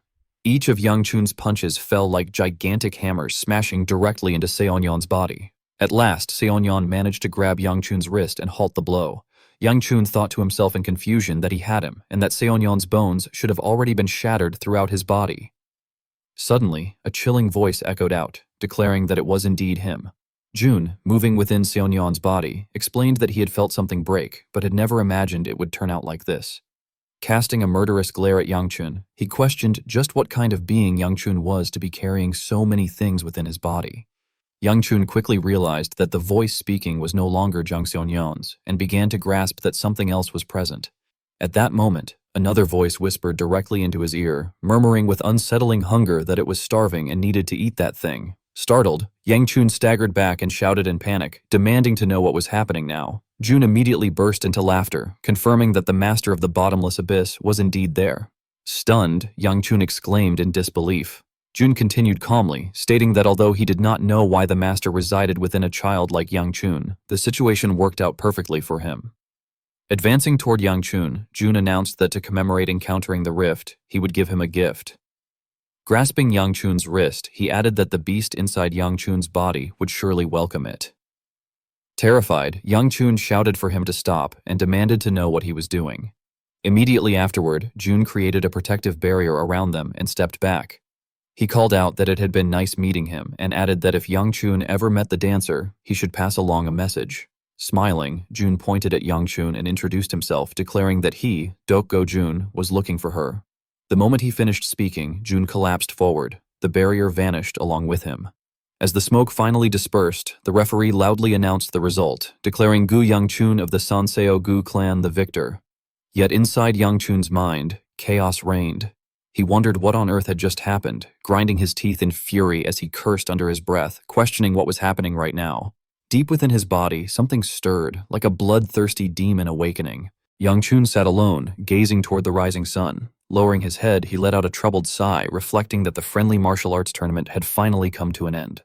As he considered everything around him, he reasoned that some of the 5 dragons and 3 phoenixes had not participated, and that this absence might have been precisely why no one had been able to predict the outcome of the Yongbang gathering. He noted that the nearby inns were already buzzing with talk about the tournament. The sheer number of formidable opponents who had appeared in this event weighed heavily on his mind. He recalled that Namgung Bia, whose swordsmanship resembled a graceful dance, had been given the title of the Sword Dance Maiden, while Jang Sonyeon, who had appeared out of nowhere and taken second place, had been dubbed a rising star. Inwardly, Yang Chun then turned his thoughts to himself, the one who had defeated that rising star and emerged victorious. Exhausted, he clutched his head and sighed again, thinking bitterly that it was honestly too much. When the name Jin Ryong crossed his mind, he felt even more weary, reflecting that the title meant True Dragon, and that the embarrassment of it all was killing him. Pulling a face and muttering under his breath, he conceded that it was at least better than the title he had carried in his past life, yet he could not help questioning what kind of true dragon he was supposed to be when he was clearly human. Then, all of a sudden, tension seized him as another thought arose.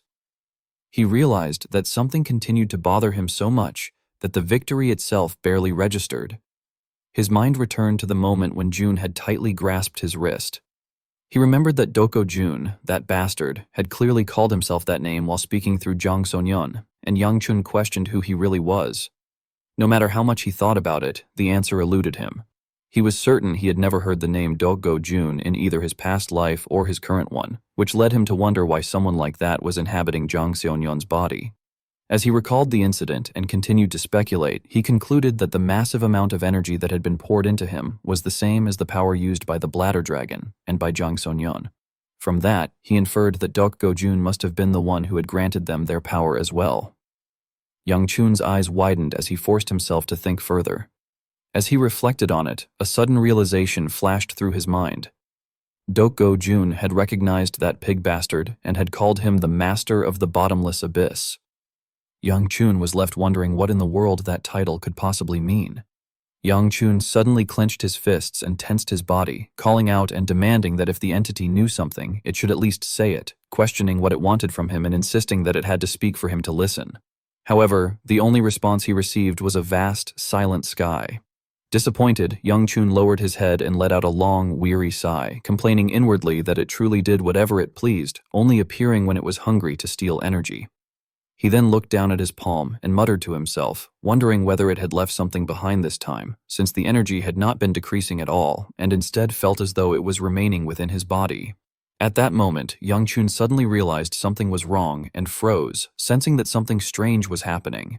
He quietly examined everything within himself and realized that the 9-flame wheel art was not purifying the energy at all, but was instead attempting to merge it into a single entity. A rather unusual phenomenon began to occur, and Yang Chun sensed it instantly, leaving him completely stunned. His eyes widened as a bead of sweat trickled down his face. He abruptly jumped to his feet in shock, unable to believe what was happening. Staring at the blue-colored flame in his hand, Yang Chun was utterly confused, unable to understand what it was or why the flames had changed color.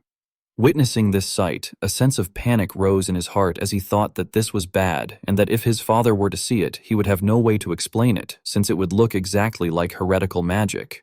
As a result, Yang Chun quickly clenched his fist and released his power, frowning as he watched the flame in his palm gradually dissipate. After a short while, he generated a normal red flame in his hand once more and finally let out a sigh of relief, thinking that it had returned to normal.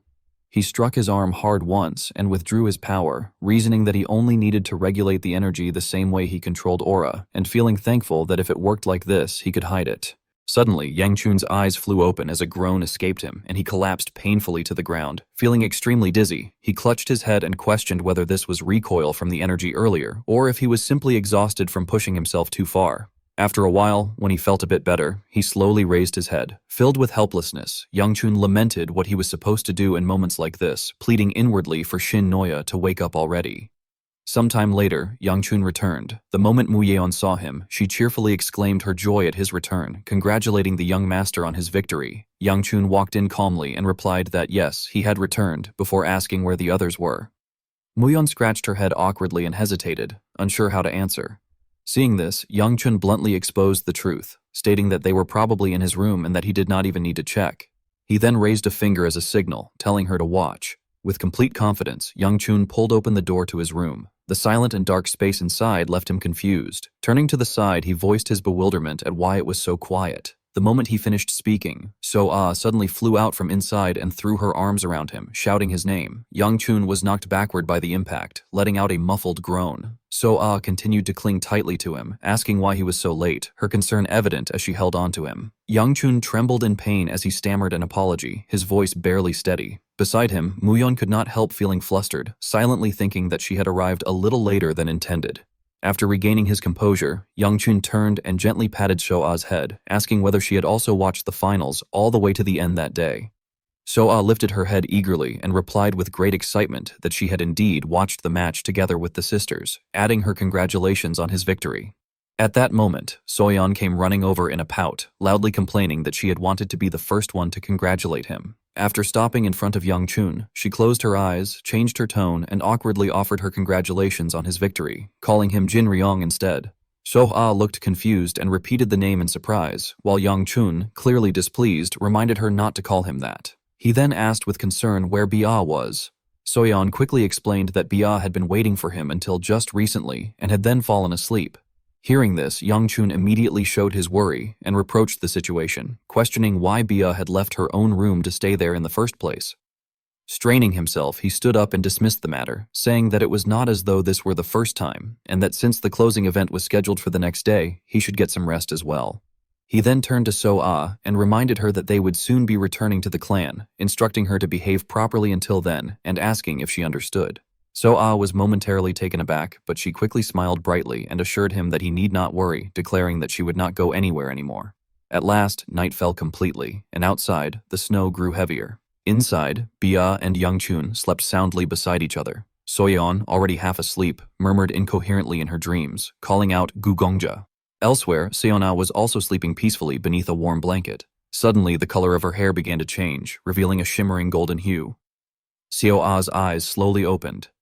She pulled the blanket around herself as she sat up, silently apologizing in her thoughts and admitting that she knew she should not be doing this while the other was sleeping, but felt she had no choice. With that resolve, Seo-ah got out of bed, put on her cloak, and quietly left. Standing by the door, she reminded herself that this would be the last time she asked, affirming that this was something she absolutely had to do on her own. Outside, amidst the raging snowstorm, 2 guards stood watch, drowsily observing their surroundings. In that moment, an intruder slipped past them without being noticed. Seo-ah moved swiftly along a long, dark corridor, urging herself onward, telling herself that she was almost there. Before long, she stopped in front of a massive door and hesitated briefly. Raising her hand, she swung it sharply, releasing an overwhelmingly powerful blade aura. Seona cautiously narrowed her eyes and peered through the narrow gap of the door. At that very instant, a voice suddenly rang out, startling her, calmly instructing her to enter. So-ah threw the door open and saw a man seated by the window. Jun's entire body radiated a dense, ominous dark energy, and he smiled faintly as he stated that he had been waiting for her to come, addressing her as a child. Within a forest saturated with dark power, Seon-ah stood grimly among the wounded, gripping her sword. One of the injured men angrily blamed her, questioning what kind of situation this was, and reminding her that she had boasted about being able to wipe out the enemy alone. From the opposite side, the heavenly demon coldly challenged the sword demon, asking whether she would only be satisfied if he burned her personally. The sword demon, unable to do anything else, apologized in a trembling voice to the great lord. At that moment, the heavenly demon raised her hand and summoned a fireball, contemptuously remarking that he was pathetic and declaring that she would hear his detailed excuses after they returned. The fireball rapidly grew, expanding until it covered the entire sky. Seeing this, a young man was seized by fear and exclaimed in shock that this was the Black Flame Demon Emperor's power. The heavenly demon's eyes flickered with killing intent, and just as she launched her attack, Seona stepped forward to counter it.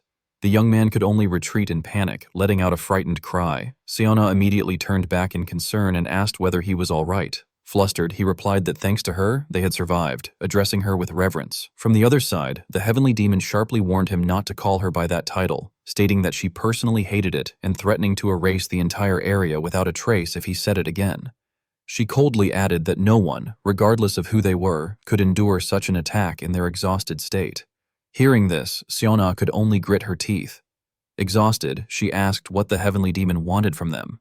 The young man behind her anxiously cried out to the great lord once more, but the heavenly demon merely laughed and asked why she would want anything from them, pointing out that if she truly had no intention of talking, she could have burned everything earlier. Seona angrily shouted back that the heavenly demon was completely mistaken, insisting that even if that were true, she would never spare them, and mocking the famed little sword saint for groveling like this. Sona could only lower her head in bitterness as the heavenly demon derided her for prattling on about righteous pride and being a new hope, declaring that in the end she was just another worthless human. She added that the foolish insects of the Alliance clung to Seon-ah without understanding this, and cruelly asked whether she would truly throw away even that pride and beg for her life. From behind, the others stood and urged Seon-ah not to kneel before a traitor of the Alliance. Seon-ah resolutely stated that she had abandoned pride long ago. Placing a hand lightly over her chest, she murmured that she still had a duty to fulfill and therefore could not die here, because if she did, she would be unable to plan what came next. Her eyes filled with rage as she reluctantly admitted that when asked whether she wanted to beg for her life, the answer was yes. She wanted to live. Despite her words, the heavenly demon remained cold. To the astonishment of everyone present, she punched straight into the sky. At that moment, the sword demon shouted in alarm, protesting that the great lord could not possibly be planning to spare such trash, only to be struck down by a single blow. The heavenly demon withdrew her power and stated calmly that the heavens of their sect had never said anything about sparing their lives and that he had gone straight to face the Sword Saint. She then viciously twisted the knife in Sion-Ah's wounds, ordering her to swear that she would not interfere and to merely watch as her master, her parent, died a miserable death. Only then, she said, would she spare her life for now. The young man behind Sion-Ah furiously protested, asking how she could demand something so cruel, and begged to be allowed to buy time so that at least Sion-Ah might survive. Yet amid the overwhelming confusion and despair of her clan members, Sion-Ah spoke again and swore to it. Through pain, she repeated that if that was what the heavenly demon wanted, she would comply. The heavenly demon extinguished the power in her hand and mockingly called Sion-Ah a foolish girl before stepping forward and gripping her by the throat. Chains manifested from the heavenly demon's power, tightening around Sion-Ah as she declared that although it might mean nothing to her, she had placed a geash upon her. She added that in consideration of the pride Sion-Ah had thrown away, she would keep her word. Turning to leave, the heavenly demon said that they would meet again, expressing her hope that Sion-Ah would be just as helpless then as she was now, as it would make killing her easier. After the heavenly demon departed, Sion-Ah collapsed to her knees in utter helplessness. The others rushed to her side in deep concern, asking whether she was all right and apologizing repeatedly, saying that everything that had happened was because of them. However, Sion-Ah only gently waved her hand away, saying that it was not their fault and that they should head back now. The others still looked uneasy, hesitantly voicing their concern that there might still be an ambush waiting for them. Struggling to stand, Sion-Ah reassured them not to worry, adding that at the very least the Black Flame Demon Emperor was not someone who lied. One of them stepped forward to support her and replied that he understood and that they should leave, noting that the shooting star sword would be waiting. As she was lifted onto his shoulder, Sion-Ah's eyes grew hollow. She recalled that 3 days later, the heavenly demon had killed her grandfather, forcing them to flee to Henan with the remaining survivors. Yet foolishly, she realized that the feeling she had harbored toward him had not been killing intent, but resentment. Lost in thought, she blankly questioned whether it had truly been resentment rather than a desire to kill. At that moment, Yang Chun reached out his hand toward her. Sion-Ah froze briefly before smiling, realizing that what she felt had been longing rather than resentment. As the memory ended and she returned to the present, Sion-Ah found herself standing face to face with June. Confused, she demanded to know how he had known she would come. June calmly replied that with killing intent that thick, there was no way he could have failed to notice. His response left Sion-Ah shaken, and she insisted that it could not be possible, claiming that she had hidden it so well that even he had been unable to detect it. June continued, explaining that it was because he could sense things far more keenly than that child. The instant June extended his hand toward her, Shauna slashed it off without hesitation. June reacted with mild surprise, uttering a casual remark of astonishment. Staring at her, he reproached her for being impatient, noting that they had not even properly spoken yet. Shauna bluntly retorted that she had nothing to say to him. June's gaze darkened as he remarked that she spoke as though she already knew him, questioning exactly what she was.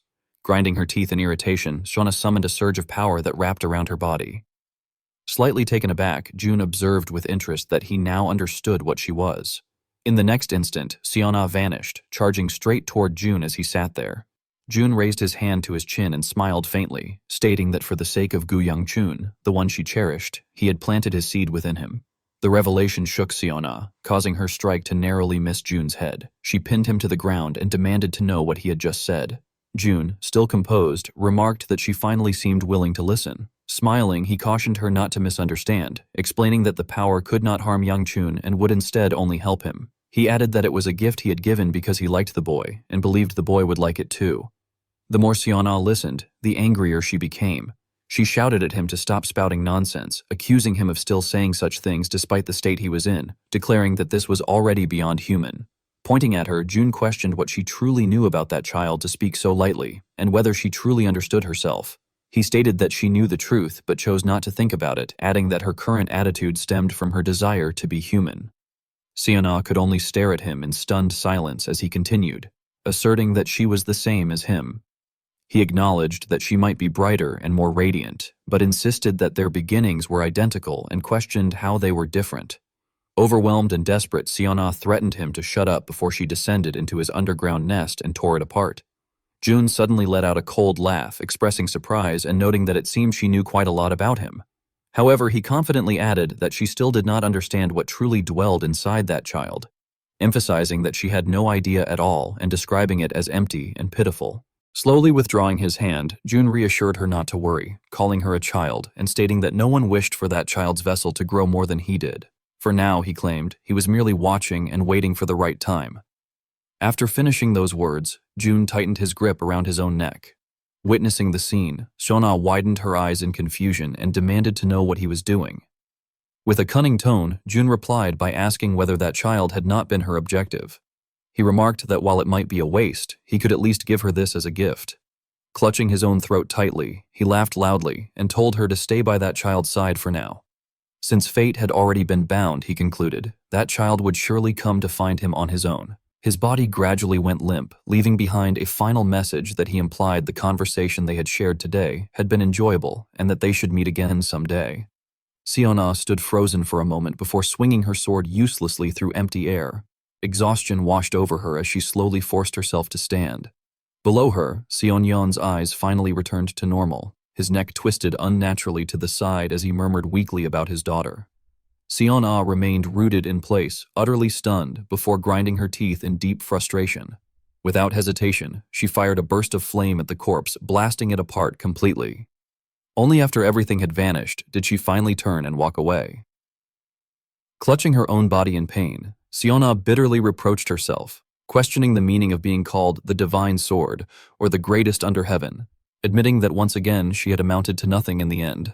Her thoughts drifted back to the words the heavenly demon had once spoken to her, calling her a foolish girl. She bit her lip to keep her tears from falling, lowering her gaze as she silently endured the pain. After leaving the scene, she apologized inwardly, overwhelmed by helpless emotion as she reflected that on the night she had made a great resolve for his sake. Jang Seon-yeon's body had vanished without leaving even a speck of ash behind, and that this outcome had been how things were meant to be. At that moment, Seon-ah stood absent-mindedly to the side, listening to the commentary announcing the birth of new stars and celebrating their emergence, urging them to strive even harder from now on toward an even greater purpose. Looking down at the arena below, she cried out inwardly in confusion, unable to accept what she was seeing and questioning how such a thing could be possible. Despite having suffered only minor injuries, Seon-yeon was standing below and receiving his award, causing Seon-ah to doubt her own eyes as she wondered how he could be standing there completely unharmed. She recalled with disbelief that he had clearly snapped his own neck and had even completely erased his body, leaving her to question what in the world the figure standing there could possibly be. At that very moment, Cheon's voice rang out again as he announced that the speech had concluded. Standing at the center of the arena, Cheon stirred the crowd and called for thunderous applause and cheers for the new stars who had worked hard this time. Immediately, endless sounds of celebration erupted from all around. Yang Chun, standing among them, glanced at Seon-yeon and began to speculate inwardly whether Dokojun was still residing within Jang Seon-yeon. Watching the man waving beside him, Yang Chun grew increasingly confused, questioning why Dokojun was borrowing that man's body at all and whether Seon-yeon even realized that Dokojun was controlling him. The more he thought about it, the more irritated he became, cursing silently that there were simply too many things that differed from his past life. After the match ended, Yang Chun found himself constantly surrounded by people pointing and whispering wherever he went. He overheard them remarking that the boy over there was the winner they had seen at the awards ceremony and noting how he had been like that ever since, making no fuss at all. They speculated whether he was simply humble or whether at his level he considered victory only natural. One particular comment made Yang Chun come to an abrupt halt as someone stated that if he truly was at that level, then the title True Dragon suited him perfectly. A surge of power flared from Yang Chun as he shot a sharp glare at the person who had spoken, causing those nearby to recoil in fear. Startled voices immediately followed, anxiously calling out to him and asking whether they had said something wrong.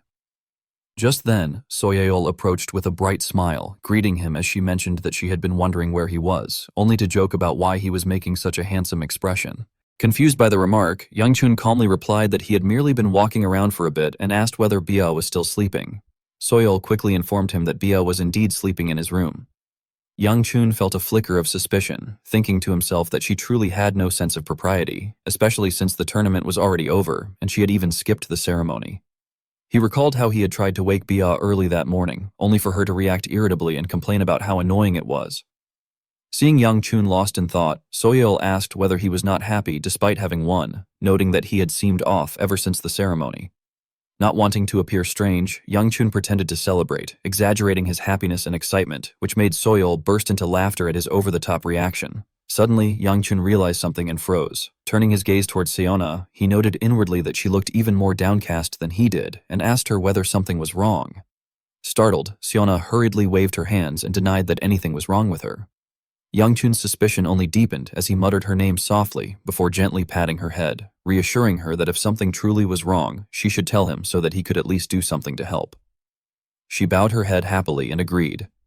Seeing this, Soyeol felt a flicker of jealousy, then spoke up to ask what young Master Gu planned to do after this. Yang Chun looked confused and asked what she meant. Soyeol clarified that she was referring to his plans, noting that the tournament was already over and wondering if he had anything else scheduled. Only then did Yang Chun begin to think it over. He said that he had been considering returning to the Gu family immediately, but hesitated as he recalled that Elder Shin had mentioned having business at Shaolin, even though he had been silent about it recently. After a moment of contemplation, Yang Chun replied that he was thinking of stopping by Shaolin Temple.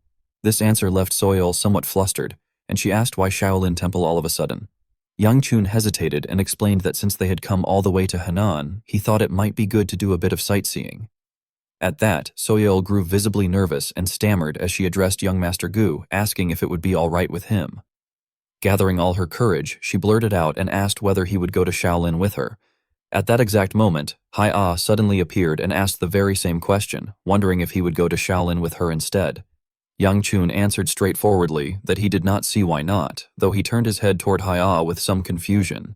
He then noticed her smiling shyly as she explained that she had actually been planning to go to Shaolin Temple as well. 2 days later, Yang Chun was walking alone up a long, seemingly endless staircase. He recalled how tense things had been between Soyeol and Hai-Ah that day, remembering that in the end, it had felt like walking on thin ice, so suffocating that he could barely breathe. Returning to the present, Yang Chun smiled in satisfaction, thinking that coming alone really was easier. Suddenly, Hai-Ah appeared in front of him, feigning surprise as she exclaimed at the unexpected encounter. Yang Chun was startled and cursed inwardly in frustration. He pointed at her in agitation and demanded to know why she was there. Hai-Ah calmly replied by questioning his reaction, explaining that since he had rejected her, she had simply come alone anyway. Covering her mouth, she laughed and claimed that she truly had not expected them to run into each other like this, calling it a coincidence. Without needing her to say more, Yang Chun realized the truth. Grinding his teeth, he cursed inwardly, convinced that she had definitely done it on purpose. In the end, the two had no choice but to walk together. After they arrived, an abbot stepped forward and asked whether they were benefactors Guyang Cheon and Moyong Hai-Ah, then welcomed them warmly and said they had come to the right place. Joining his palms and bowing, he introduced himself as Huyong, explaining that he would be their guide and asking for their understanding despite his shortcomings. Yang Chun, utterly bewildered, pointed at himself and asked Master Huyong why there were two people, stating that in the message he had sent the previous day, he had clearly written that he would be coming alone. Still confused, he asked for clarification. Huyong then explained that afterward, benefactor Moyong Haya had also sent a separate message saying she would accompany him, which was why that was how they had understood it, before asking whether there had been some misunderstanding. Haya immediately smiled and confirmed that it was correct. Hearing this, Yang Chun turned pale and could not help but exclaim inwardly that she was a terrifying woman. As they entered, Huyong began explaining that many people came to see Shaolin's famous sites. He continued enthusiastically describing the features inside, adding that among them, if there was something tourists especially looked for, he could show it to them. His face brightened as he pointed something out and asked them to look over there. Following the direction he indicated, both Yang Chun and Haya were left stunned. Unable to hold back his amazement, Yang Chun remarked internally that it was enormous and incredibly clear. Seeing their reactions, Huyong merely laughed and commented that the lake was certainly beautiful, but then clarified that what he truly wanted to show them was the carp in the water. That statement left both of them confused, wondering why a carp was being mentioned. When a fish swam closer, Huyong happily exclaimed that it had finally appeared. Yang Chun, filled with curiosity, observed that despite the lake's vast size, he could only see a single carp and questioned whether it was special. Huyong immediately explained that it was Shaolin Temple's sacred creature, known as Baek A Uyeo. Hai-Ah reacted in surprise, questioning whether the carp was truly a sacred creature. Huyong lifted his head and firmly affirmed that it was. He went on to explain that long ago, the great Huang Abulyong, who had stopped the blood demon's calamity, had placed that sacred creature in the lake, and since then, Shaolin had cared for it for hundreds of years. That revelation sparked Yang Chun's interest, leading him to quietly speculate that if it had lived for so long, it was practically a monster. Suddenly, he felt as though he had been struck by lightning as he realized that he was wasting time sightseeing. He sharply scolded himself internally, reminding himself that he had not come there for leisure and that he needed to quickly figure out why Elder Shin had summoned him. At that moment, Yang Chun heard Baeka Uyo call out a name. He froze and looked down in shock, wondering aloud whether he had just heard something. Almost immediately, the voice came again, clearly calling Shin Chiol's name. Yang Chun's face turned pale with fear as he questioned who in the world had dared to call the old master's name.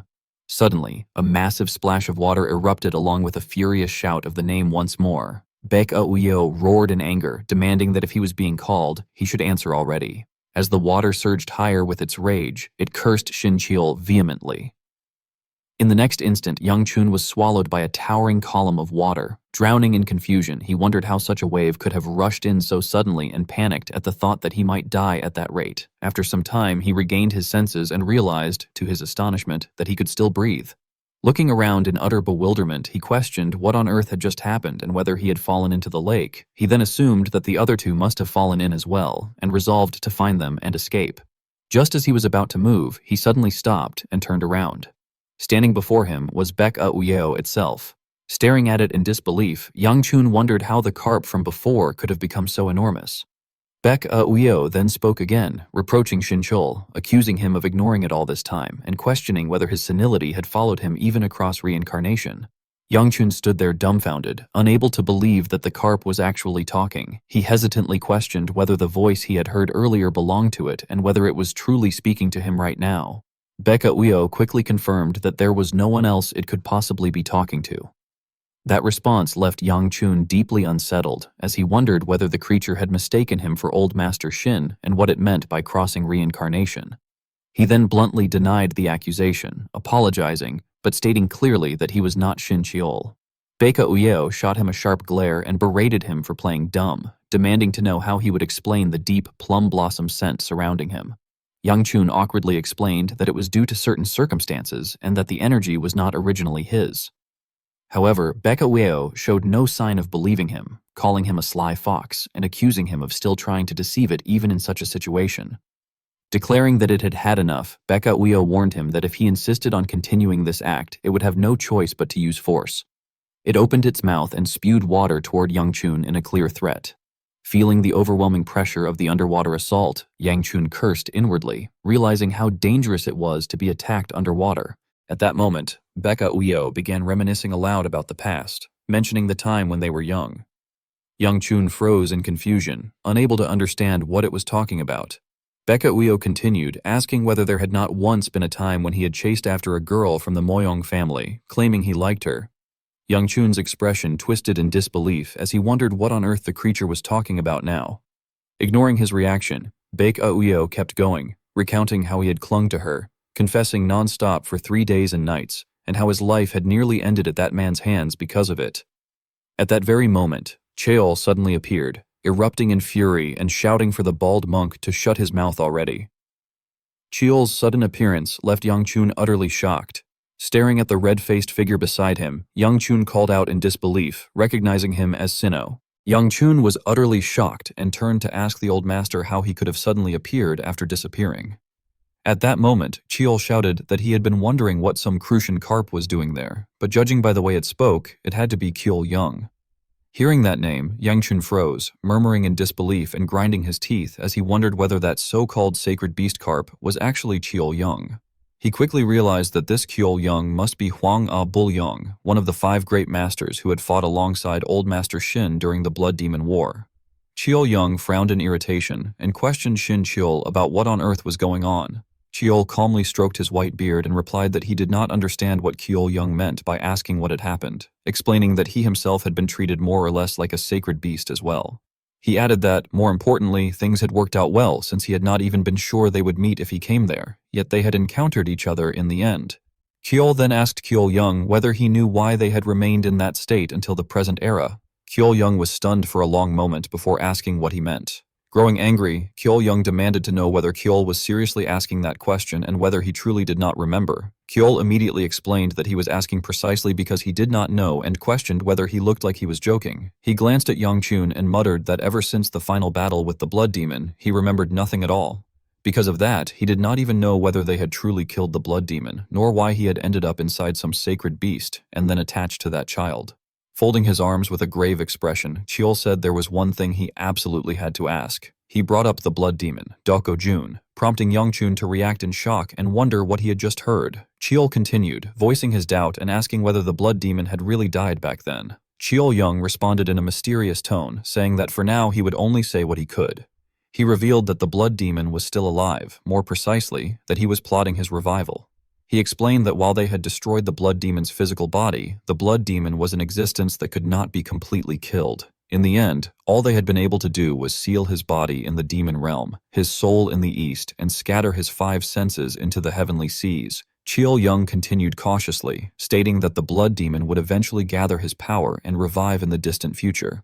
Because of that, they had placed their hope in Chiol and waited for many long years, but seeing Chiol now, it seemed their plan had failed. Chiol frowned in confusion and asked what Chiol Young meant by saying it had failed, questioning what part of him Chiol Young was judging and what it meant to place hope in him.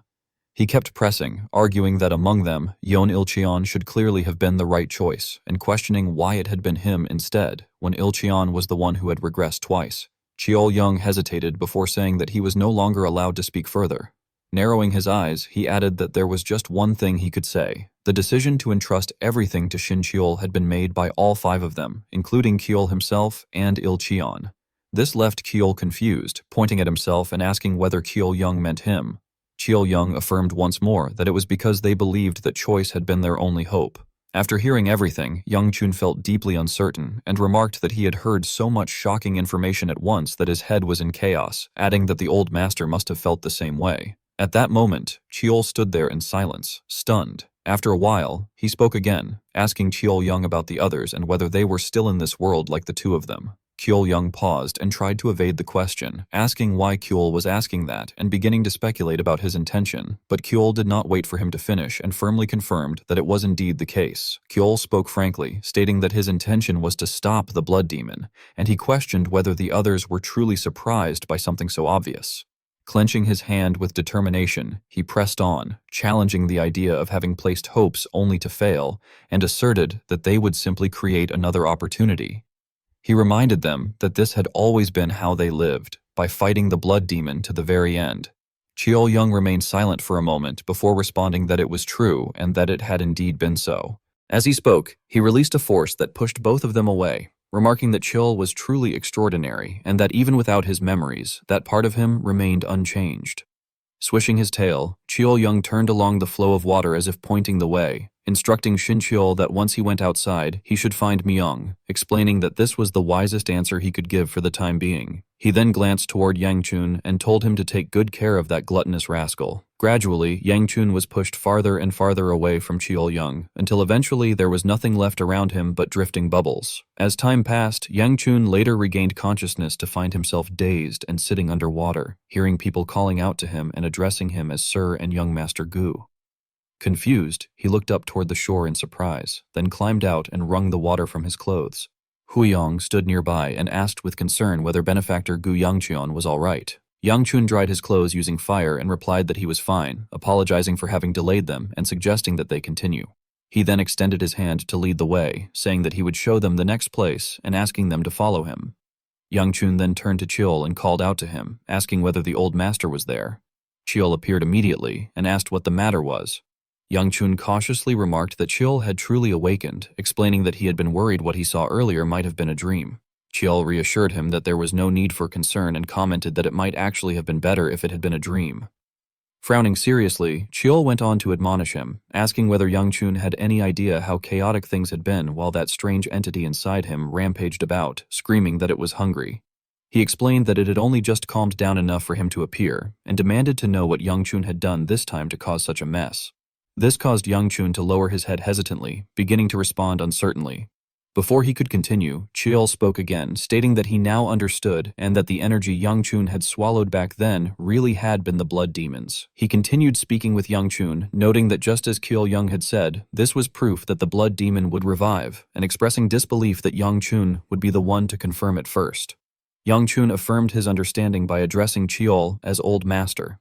Chiol asked what it was, and Yangchun carefully requested permission to ask something. Cheol readily agreed and told him to go ahead. Youngchun then asked whether it was truly the case that Cheol had once clung to the young lady of the Moyong clan and ended up getting her taken away by the Thunder Heaven One Sword. Immediately afterward, Youngchun heard Cheol let out an inhuman growl, prompting Youngchun to freeze and hurriedly claim that he was only joking. Youngchun then continued his inquiry, asking how Cheol had known that the blood demon's name was Dokgo Jun.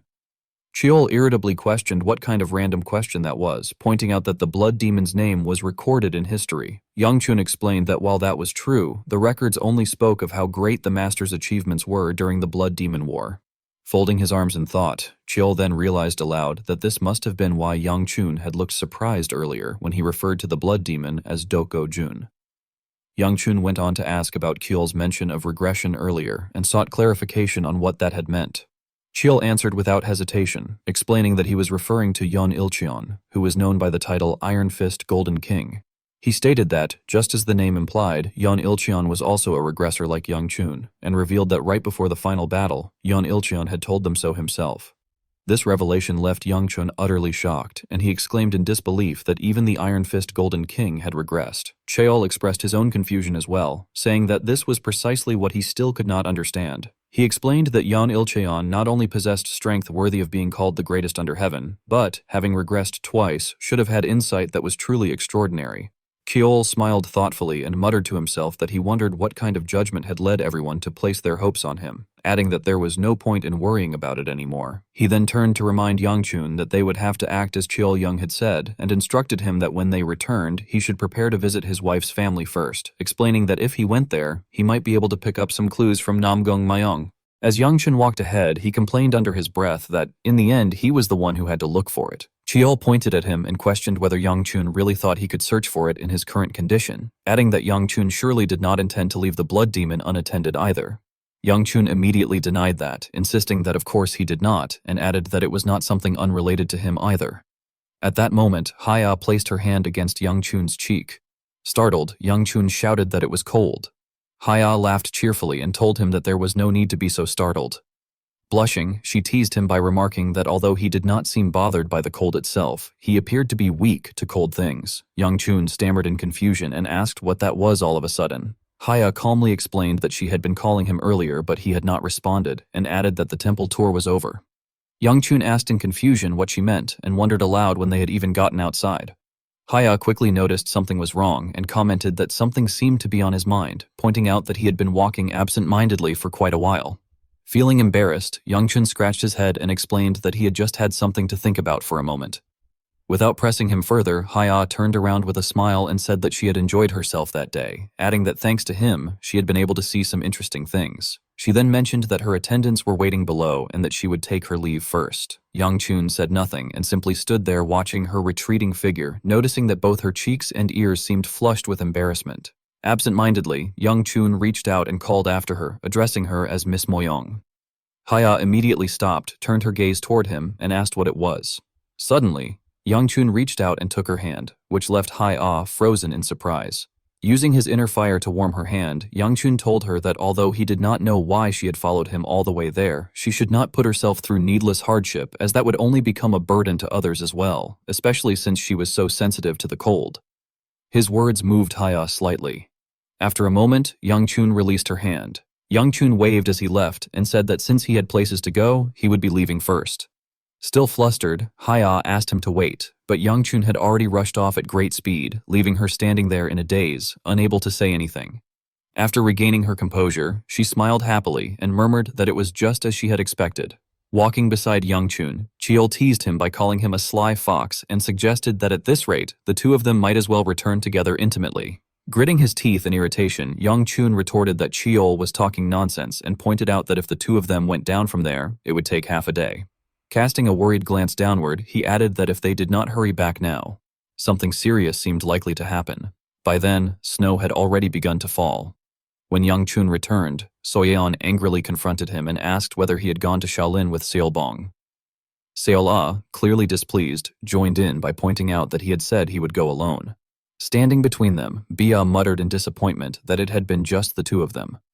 Youngchun awkwardly avoided their scrutinizing gazes, while Chol, watching the situation like an entertaining play, mocked him by remarking that it already seemed far too late. Outside, heavy snow was falling relentlessly, and an icy stillness enveloped the entire mansion. Inside the vast estate, Moyong-hee-ah's room was completely silent. She lay wrapped in a thick, warm blanket. Slowly, her eyes fluttered open, and in her heart she repeatedly found herself calling Gu Yangcheon's name, thinking that the more she saw him, the more fascinating he became. As she sensed a lingering warmth spreading through her body, confusion filled her mind.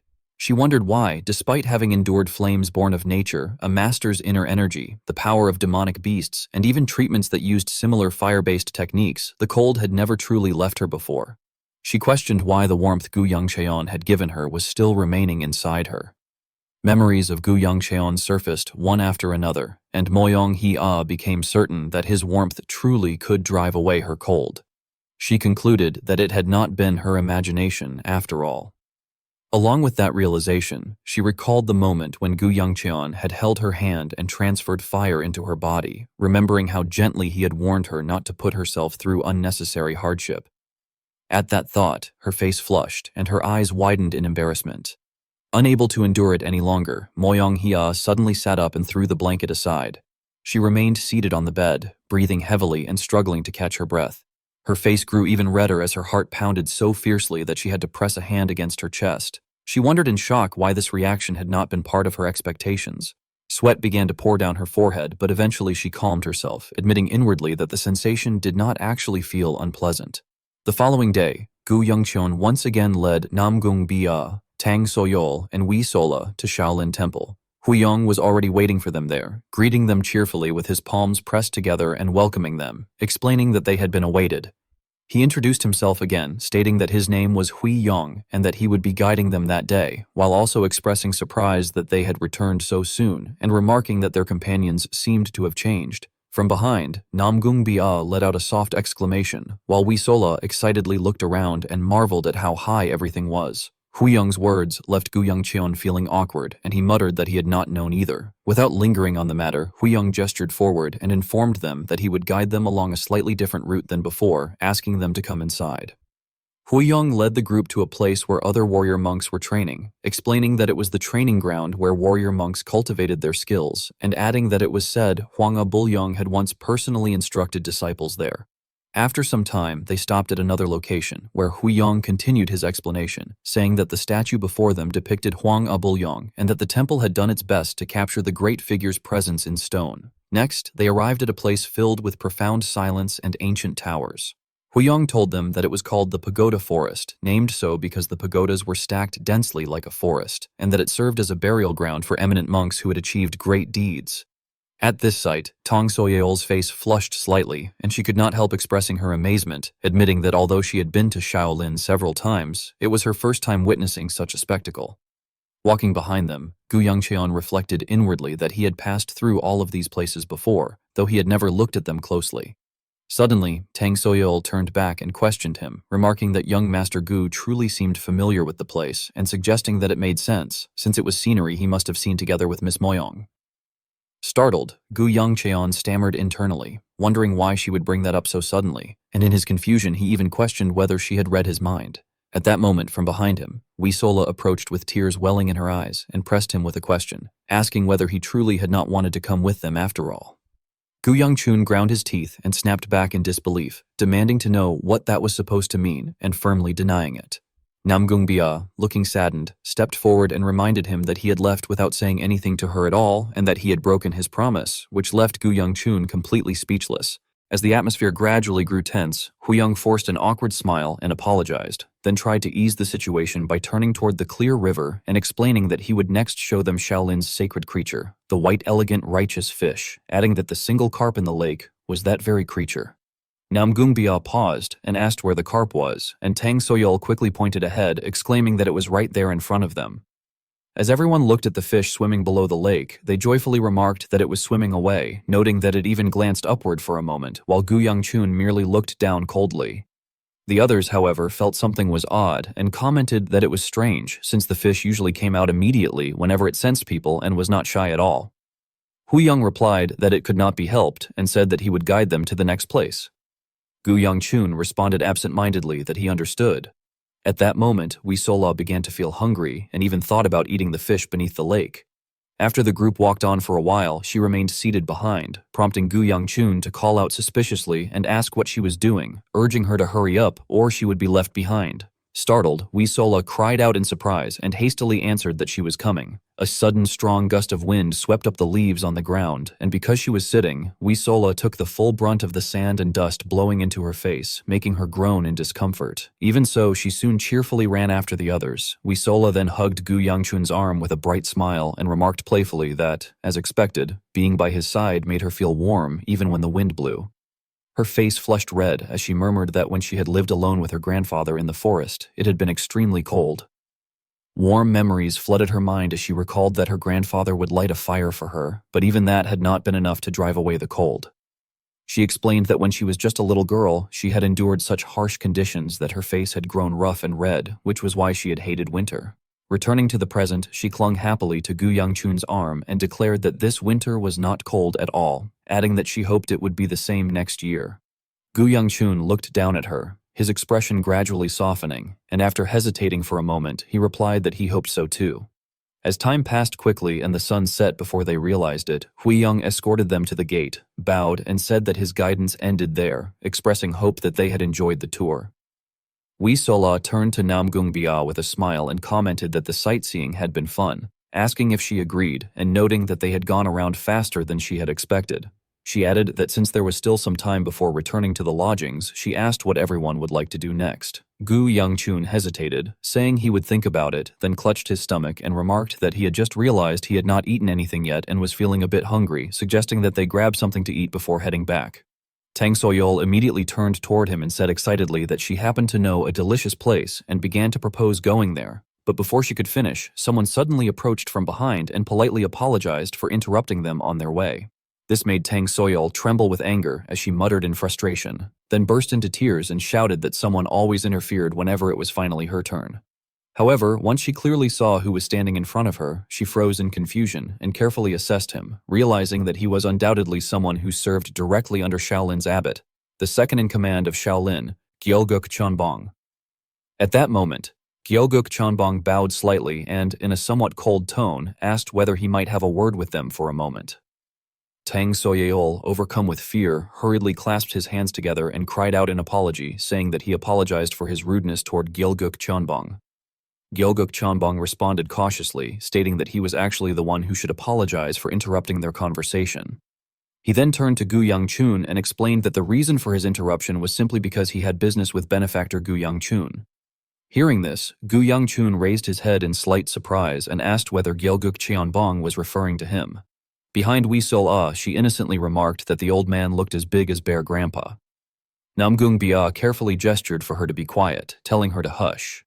Gyalguk Cheonbong straightforwardly confirmed that it was indeed Gu Yangchun he meant, adding that Shaolin's abbot wished to meet him. At those words, Gu Yangchun's gaze immediately fell, his expression darkening as he silently wondered why the abbot himself would want to see him and what kind of business it could possibly be.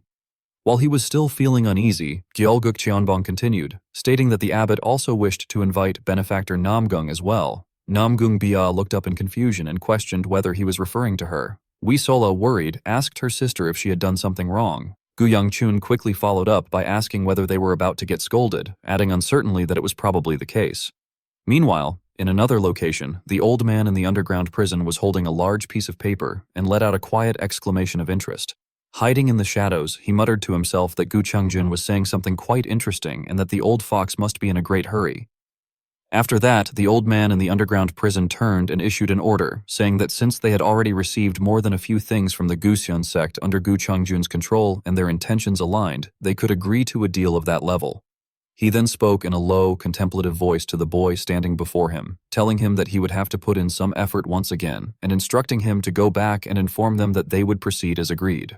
Upon hearing this, the boy clicked his tongue and complained that people in high positions certainly had it easy, as they merely threw out a few words while others carried out the work for them. His voice then grew cold as he emphasized that they should remember his words well.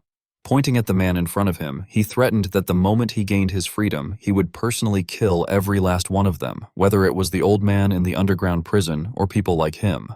The Vice Palace Lord flew into a rage and shouted in disbelief at the audacity of the bastard. After the boy disappeared, the Vice Palace Lord clicked his tongue in irritation and muttered that he was a truly crafty bastard. The old man in the underground prison calmly spoke up to placate him, telling the Vice Palace Lord to calm himself and explaining that although the boy spoke that way, he had always handled his work properly. Lowering his head slightly, the old man reminded him that, more importantly, it was time for them to start moving as well. A sharp, killing intent flashed in the old man in the underground prison's eyes as he firmly stated that the trade target was the Gu family's eldest daughter, while the true objective was the Gu family's son. Everyone around them stood perfectly still, silently listening to his command. Raising his hand as if to manipulate everything, the old man in the underground prison declared that, as the Palace Lord of the Black Knight Palace, he was issuing this command to all. Only the minimum necessary forces were to be left behind, and everyone else was to immediately follow him to the front where the five-sword platform was located. He further ordered that the objective was to capture the Gu family's eldest daughter alive. He repeatedly emphasized that they must remember this well, explaining that although it was a transaction, it was also part of the plan for the heaven they would soon face. The old man in the underground prison insisted that failure would not be tolerated.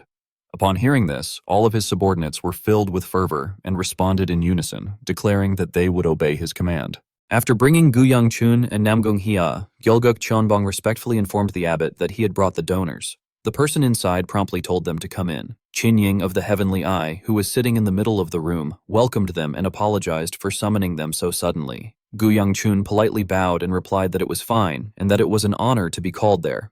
Hearing this, Qin Ying stroked his beard in satisfaction and chuckled, remarking that Gu Yangchun was a polite child. He then invited them to sit comfortably. When Gu Yangchun raised his head, he realized that the man sitting across from him was the one who held the greatest influence in the Central Plains, the current abbot of Shaolin, Qin Ying. Qin Ying of the Heavenly Eye narrowed his aged eyes and gently stroked his beard as he remarked that they must be the newly rising stars. After hot tea was served, he stated that he must first congratulate them, as he had heard that both of them achieved excellent results in the martial tournament. Lifting his teacup thoughtfully, he mentioned the titles Sword Dance Maiden and True Dragon, then opened his eyes slightly and stated that they were truly fitting titles. This caused Gu Yangchun to become flustered, and he stammered his thanks with an awkward smile while inwardly evaluating that the abbot of Shaolin, although appearing like a frail and powerless old man, was absolutely not someone who could be judged by appearance. He reflected that the origin of the title Heavenly Eye, meaning the eye that sees the heavens, referred to a prophetic ability passed down through generations of Shaolin abbots, and that the number of true demon gates and disasters the abbot had prevented with that power was countless, making his influence immense. Gu Yangchun felt worried inwardly as he wondered what someone of such stature could possibly want to say to them. At that moment, Namgung Bia lifted her teacup to drink. Hearing the sound, Gu Yangchun hurriedly nudged her and told her to be quiet. Namgung Bia looked at him in slight confusion before realizing and politely apologizing. Qin Ying of the Heavenly Eye replied that it was fine and said he was glad the tea suited her taste. He then stated that they must be wondering why he had summoned them and suggested that they get to the main point. Gently placing his teacup down, he spoke plainly and said that he would like them to work with Yu Seong. Namgung Bia paused upon hearing this, while Gu Yangchun was so shocked that he exclaimed in surprise and repeated the name Yu Seong. Qin Ying confirmed and asked whether they had heard of Yu Seong. Gu Yangchun replied that he had heard the name, but did not really know what it was, and he cautiously asked if he might inquire about it without being rude. Before Qin Ying could respond, Gyulguk Cheonbong, standing behind them, stated that it would be difficult and addressed Gu Yangchun as donor Gu Yangcheon, explaining that information about Yu Seong was top secret. The aura emanating from Gyulguk Cheonbong made Gu Yangchun feel uneasy.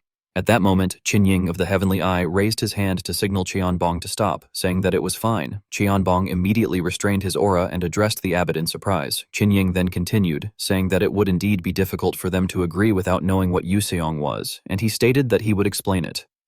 Placing his hand lightly on the rim of his teacup, he explained that Yu Seong was an organization created by the Alliance in preparation for the coming blood calamity. Gu Yangchun's expression darkened immediately as he muttered and asked whether the blood calamity referred to a certain event.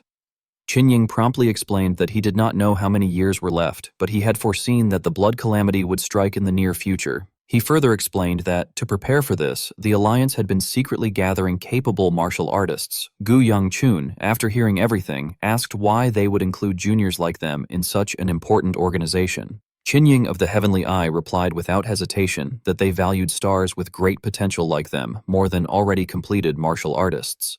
He then bowed slightly and gently said that he believed the explanation should suffice and asked them to share their thoughts.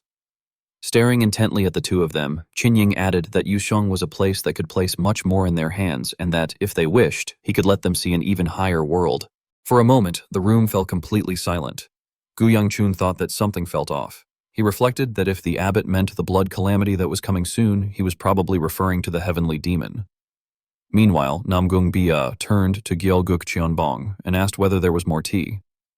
Gu Yangchun's mind became increasingly troubled as he recalled that even in his past life, although the alliance had prepared, they still struggled greatly against the heavenly demon.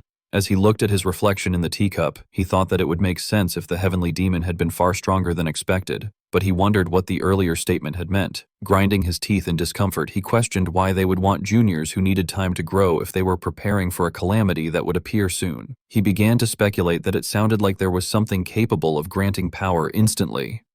Several ideas flashed through his mind as he remembered fighting Zhang Xiaoyan and encountering Jun. Recalling the terrifying look in that man's eyes, Gu Yangchun clenched his fist and thought of something like the blood demon. Gyoguk Cheonbong handed a new cup of tea to Namgung Bia, and at that moment, Gu Yangchun raised his head and addressed the abbot, asking if he might ask one last question. Qinying, seemingly surprised, raised an eyebrow and asked what it was.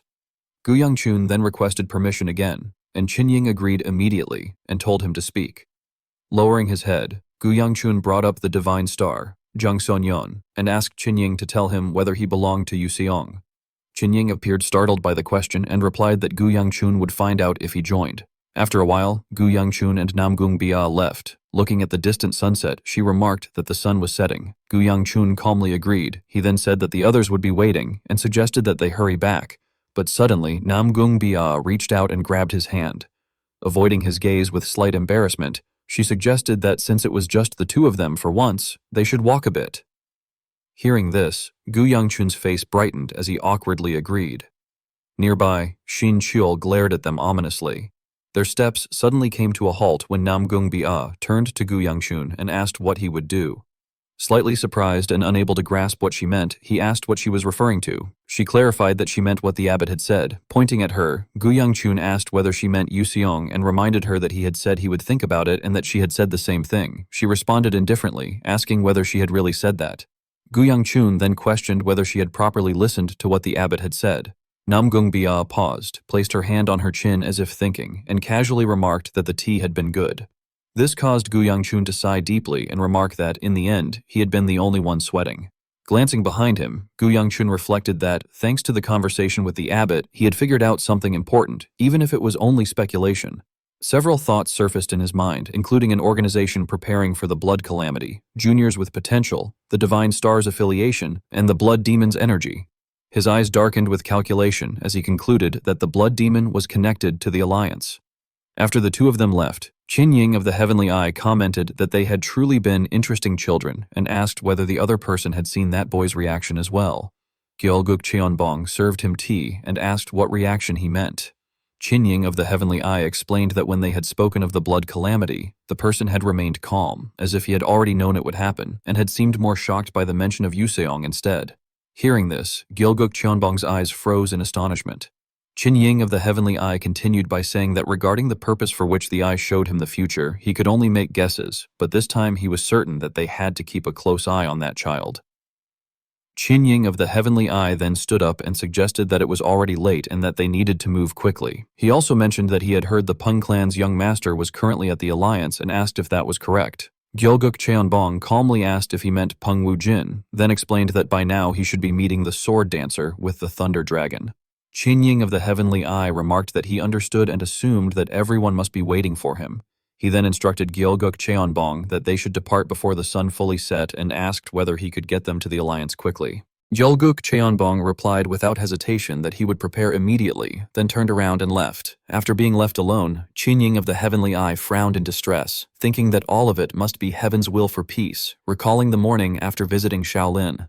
The next morning, as the sun rose high and cast warm sunlight, Wei Sola pulled back the curtain of the carriage and reported that all the luggage had been loaded. Gu Yangchun responded with satisfaction that it was all right. As he placed his hands on his hips and walked toward the carriage, he kept thinking that they had stayed there for nearly 10 days, yet it felt as though so much had happened, and he wondered what his father would say when they returned. Seeing that Gu Yongchun was taking too long, Wee Sola urged him to come inside quickly, adding that it was freezing inside as well. As he lifted the curtain and entered, Gu Yongchun replied that he had heard her and that he was coming. At that moment, someone suddenly grabbed Gu Yongchun's clothes from behind. Moyong Hia hesitantly called out to him. Surprised, Gu Yongchun stopped, turned around, and asked why Lady Moyong had come so suddenly. However, he quickly noticed something unusual and, seeing Moyong Hia's flushed face, asked with concern whether her complexion was all right. Moyong Hia, extremely flustered, stammered in response, asking what he meant and insisting uncertainly that she was fine. The oppressive silence made Gu Yongchun inwardly uneasy, and he wondered what was happening at that moment and what kind of situation it was.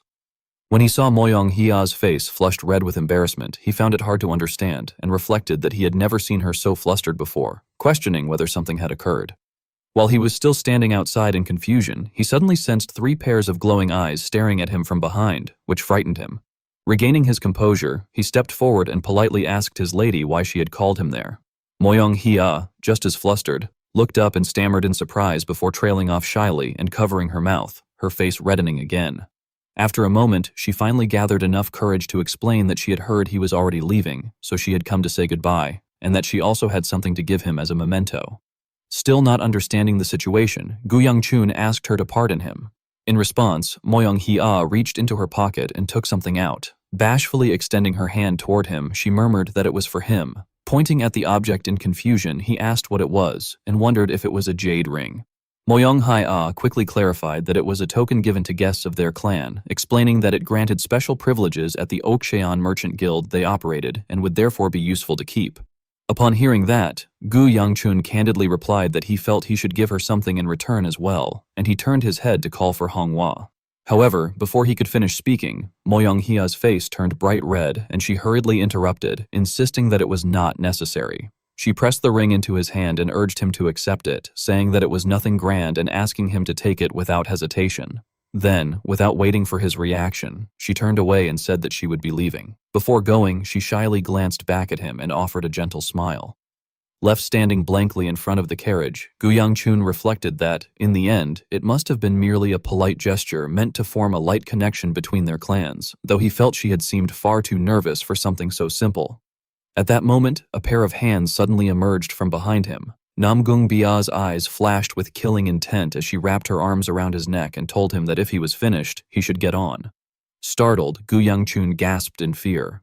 When she lifted him by the collar toward the carriage, he hurriedly protested that he would get on himself, insisting that he was climbing in on his own and asking her to wait.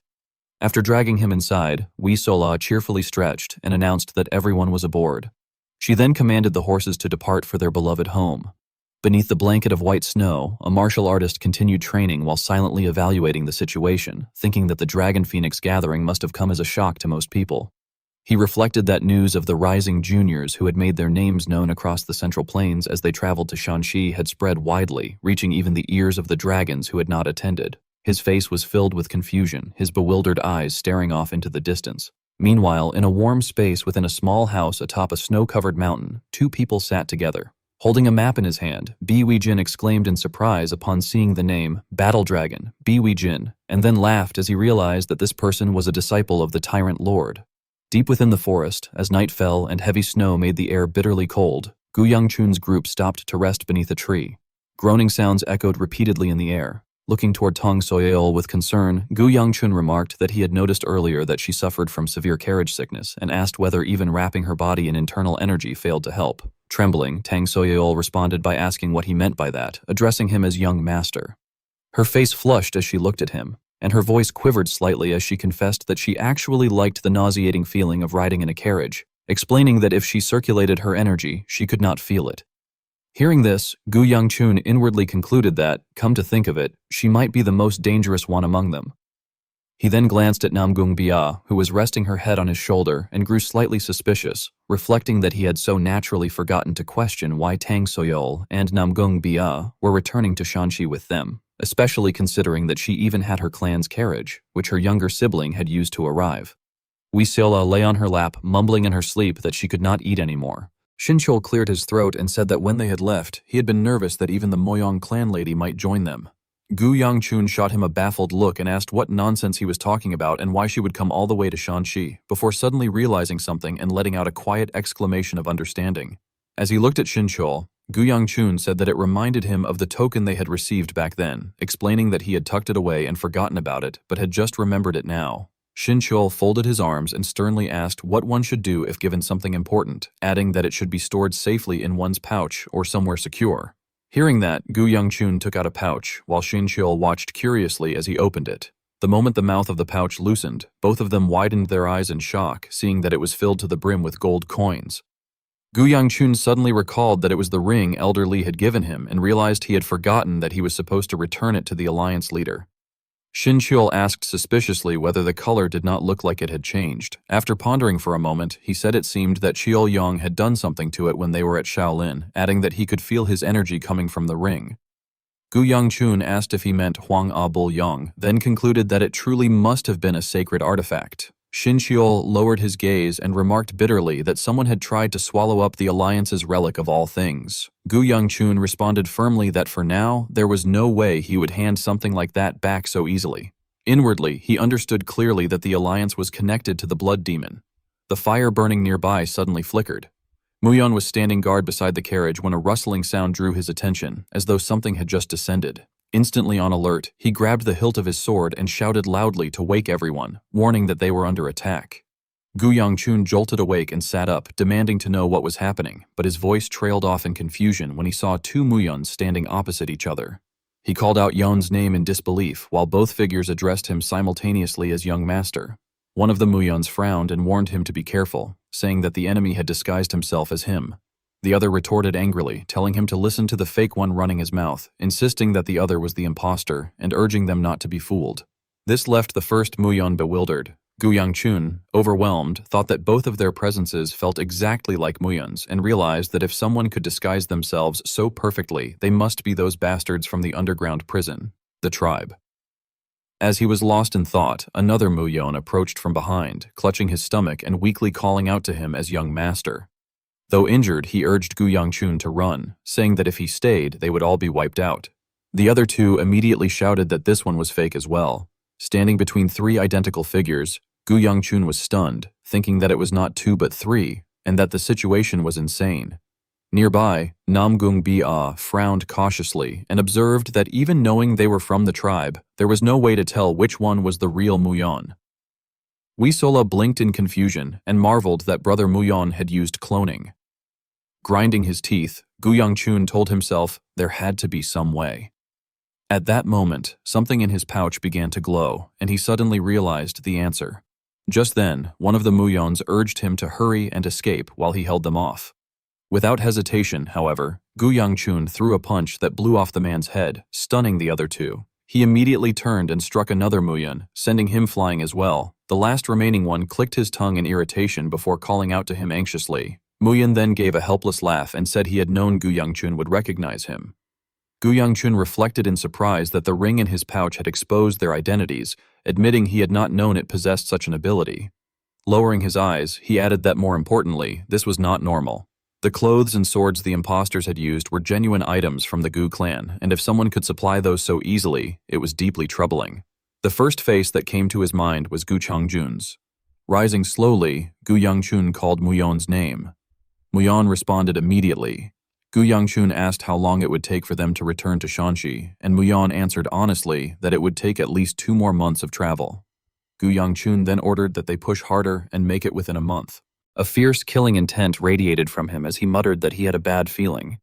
Inwardly, he worried why his bad premonitions never failed, and indeed, as if to confirm it, the atmosphere at home was in chaos when they returned.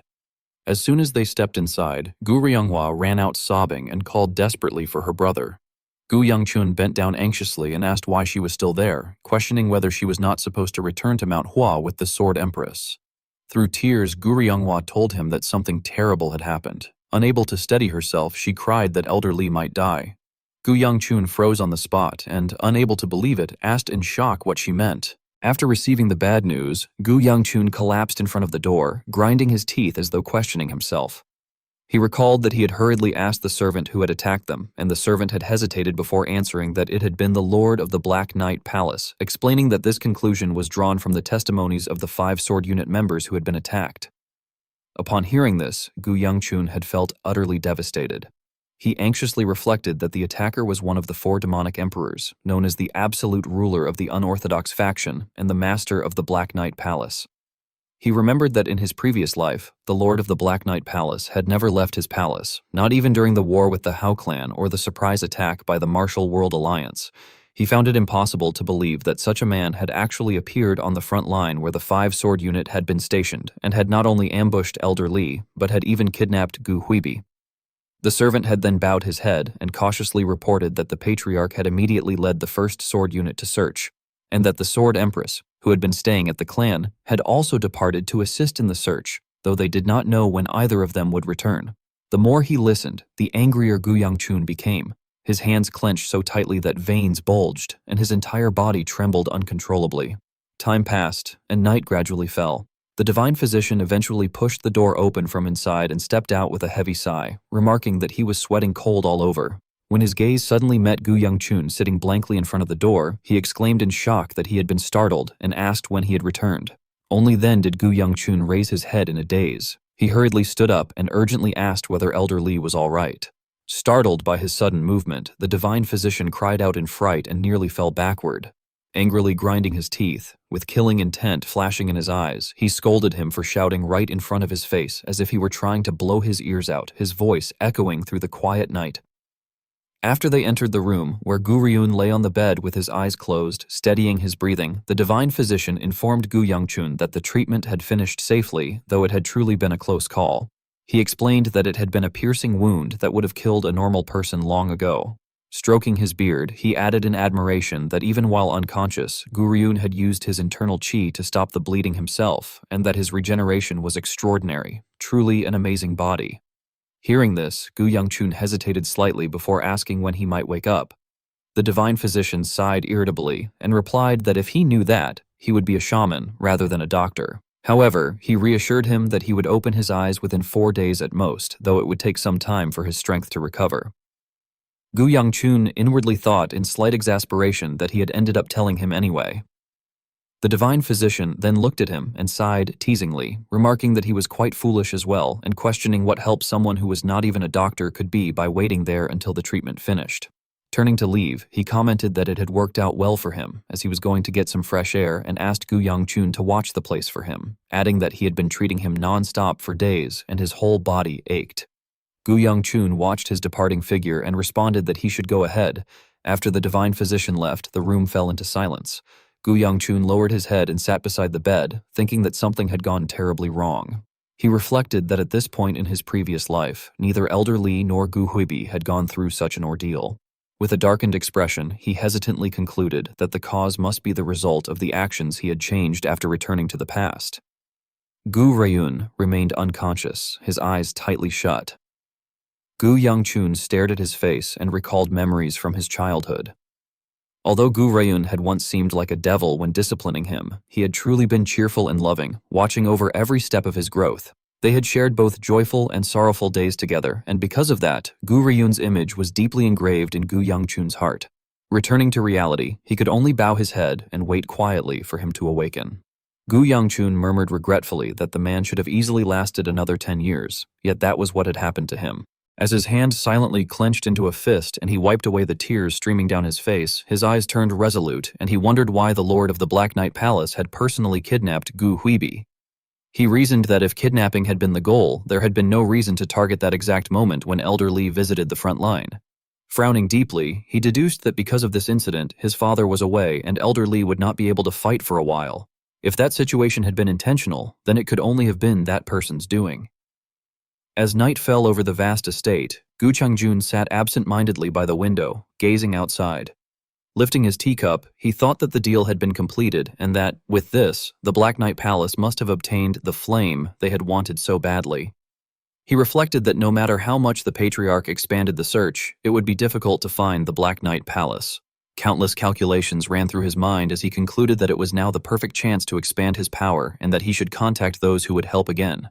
However, he hesitated, thinking that the Namgung patriarch did not seem to trust him, so talking further would be pointless. His eyes filled with killing intent as he decided that it was not a problem and that things were going smoothly even now. Suddenly, he froze and slammed his teacup onto the table, coughing up a large mouthful of blood. Cursing inwardly, he thought that hiding it with internal chi had finally reached its limit. Knowing his own boundaries clearly, he told himself that he needed to hurry a bit more. When he looked outside again, he was startled by a powerful light bursting forth, and the vase in the room shattered into pieces. Unable to comprehend what was happening, he shouted in confusion, demanding to know what this was and who on earth was responsible. As the energy outside continued to blaze fiercely, he recognized the person erupting with power and realized in shock that it was Gu Cheolun, who had definitely left Shanxi with the first sword unit. Anxiety overwhelmed him as he wondered if his involvement had been discovered. He rushed outside and shouted at the patriarch, demanding to know the meaning of the sudden attack. In anger, he accused him of trying to destroy the Gu clan's sword, Gu Sonmun, with his own hands. The person before him replied calmly, asking whether he truly looked like the patriarch. Through the thick smoke and flames, Gu Yangchun revealed himself instead. Stunned, Gu Changjun exclaimed in disbelief. Gu Yangchun turned around, clenched his fist, and greeted him, saying that it had been a while since they last met. He added that since the first elder had given him a gift, he had come to return the favor and wondered if he liked it. Panic gradually overtook Gu Changjun as he thought it was impossible and questioned whether he had mistaken that brat for the flame of heroic chivalry. Gu Yangchun calmly stepped forward and reminded him that when he had visited before, he had said something, asking if he remembered. With eyes brimming with killing intent, he stated that if an old dog guarding the house tried to bite its master, then the only choice was to burn it alive. Gu Changjun struggled to retort, claiming that he did not know why such chaos was being caused, but even if Gu Yangchun was of the direct bloodline, he questioned whether he realized how rude his actions were.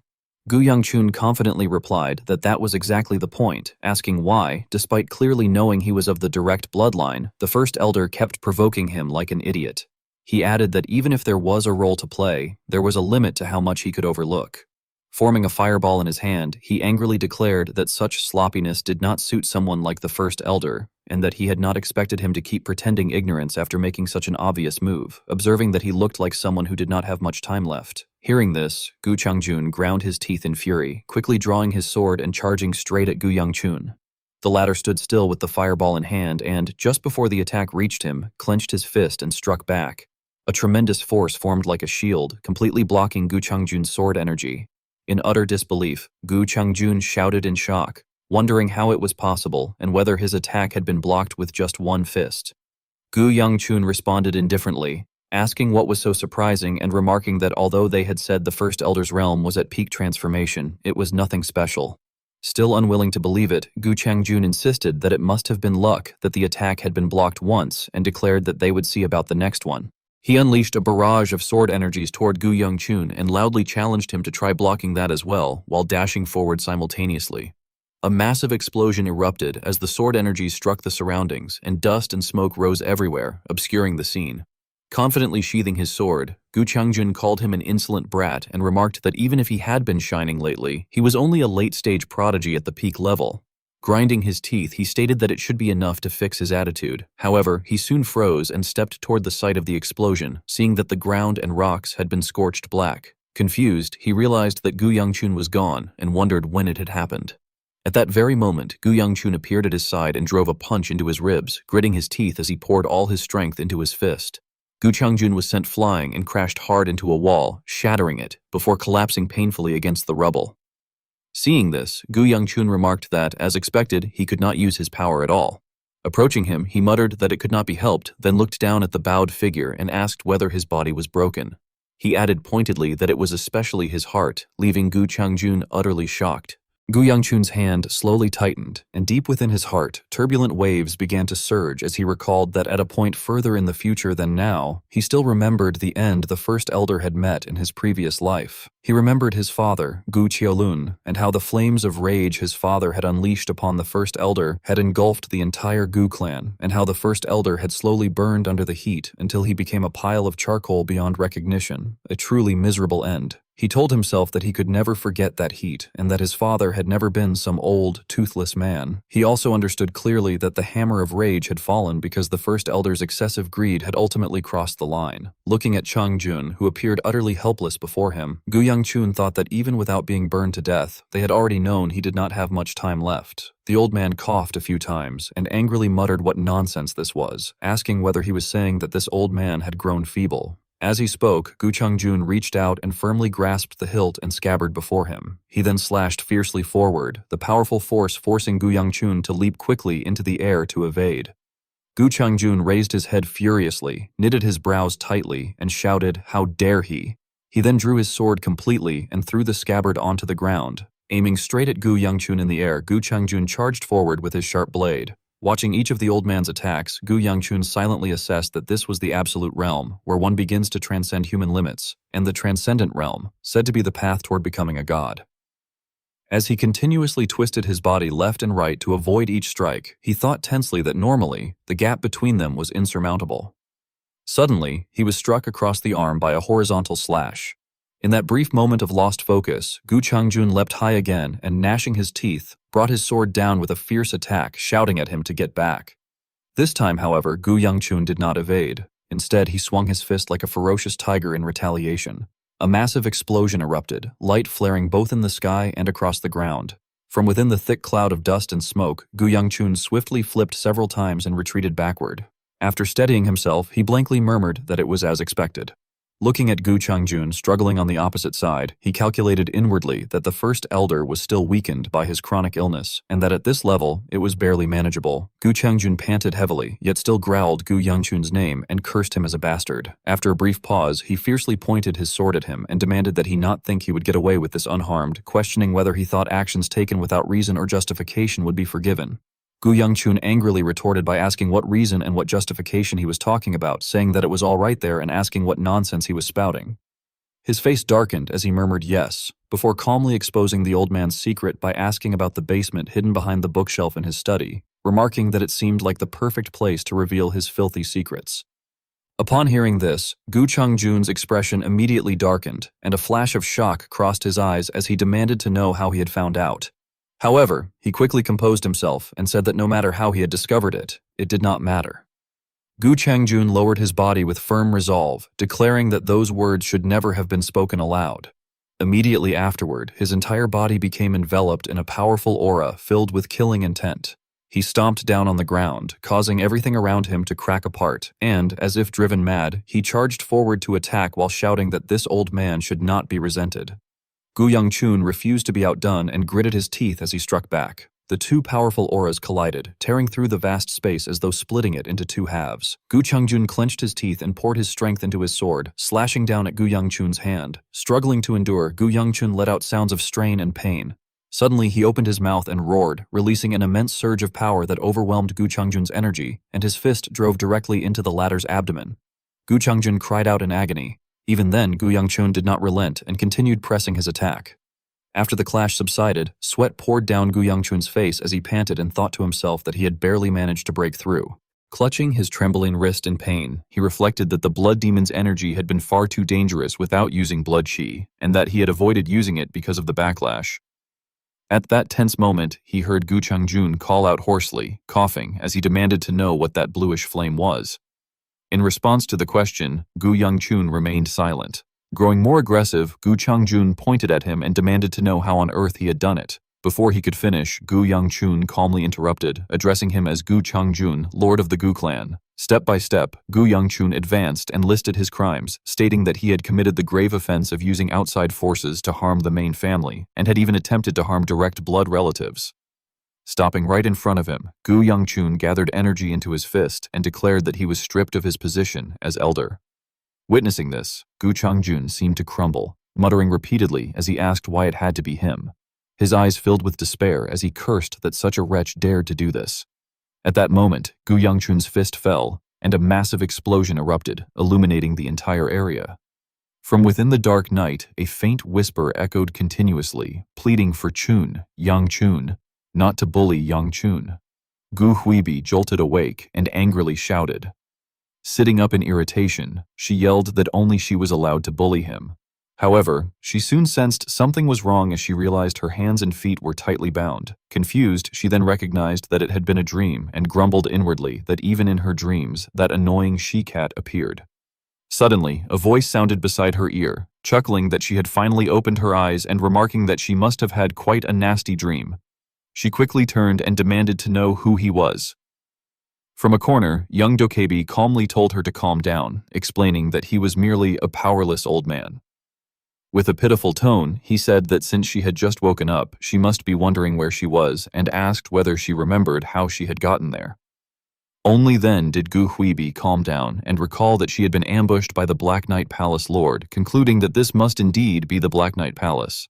Thinking rationally, she decided that she first needed to break her restraints. She released a surge of energy to free herself, but immediately stumbled forward and struck her head against the ground, groaning in pain. Young Dokebi asked helplessly why she was being so cautious and advised her not to overdo it, suggesting that staying quiet would be wiser. Grinding her teeth in anger, she snapped at him. He quickly clarified, telling her not to misunderstand, explaining that he was not the culprit and had also been captured by those Black Knight Palace bastards. However, he added that she was no ordinary martial artist and that this was not something she could endure simply by trying. Confused by what was happening, Gu Huibi wondered what this strange sensation was, noting that it did not feel like pressure point ceiling, yet whenever she tried to raise her chi, unbearable pain surged through her. At that moment, young Dokebi stood up from across the room and said that he was tired and would sleep again. He remarked that since the Sword Phoenix of the world was here, that chivalrous hero would likely appear soon as well. Approaching her, he advised her to conserve her strength and rest, asking what she would do if she lost that item in her possession. Gu Huibi looked at him warily and wondered how this old man knew about her situation. She then cautiously asked who he really was. Walking over to the wall and sitting down beside it, young Dokebi replied by questioning why she kept asking. After gazing upward in thought, he suggested that she simply call him Mook the Old Man. Silence once again filled the space. Internally, Gu Huibi cursed the absurdity of the situation, wondering why the Black Knight Palace Lord had appeared on the front lines and whether she was truly supposed to wait for someone to rescue her. She continued searching for an opportunity, relieved that the item hidden inside her clothes did not seem to have been discovered or confiscated. However, she grew suspicious and questioned how that old man Mook had noticed it. Her thoughts drifted to the past, recalling that Gu Yongchun had once received an item from her just like the one she had given him before, a heavenly dew orb. The string before her now held the same kind of heavenly dew orb. Frowning, Gu Huibi muttered inwardly in anxious hope that he did not know what it was for. Members of the Gu clan discovered what had happened and angrily criticized the situation, saying that the first young master had executed the first elder on his own while the patriarch was away and questioning whether that even made sense, insisting that even if he was direct blood of the family, such a matter could not be overlooked. They locked Gu Yangchun in a prison room and continued to curse at him, declaring that this time he had to be severely punished so that he would come to his senses. While he was sitting there in a daze, Gu Ryun appeared from outside and remarked that he looked terrible. Gu Yangchun quickly raised his head and responded by greeting Elder Li. Gu Ryun then crossed his arms and commented with a smile that the third elder and fourth elder were making a huge fuss, saying they would discipline him. Gu Yangchun bluntly expressed his thoughts, saying that those people were not even active right now.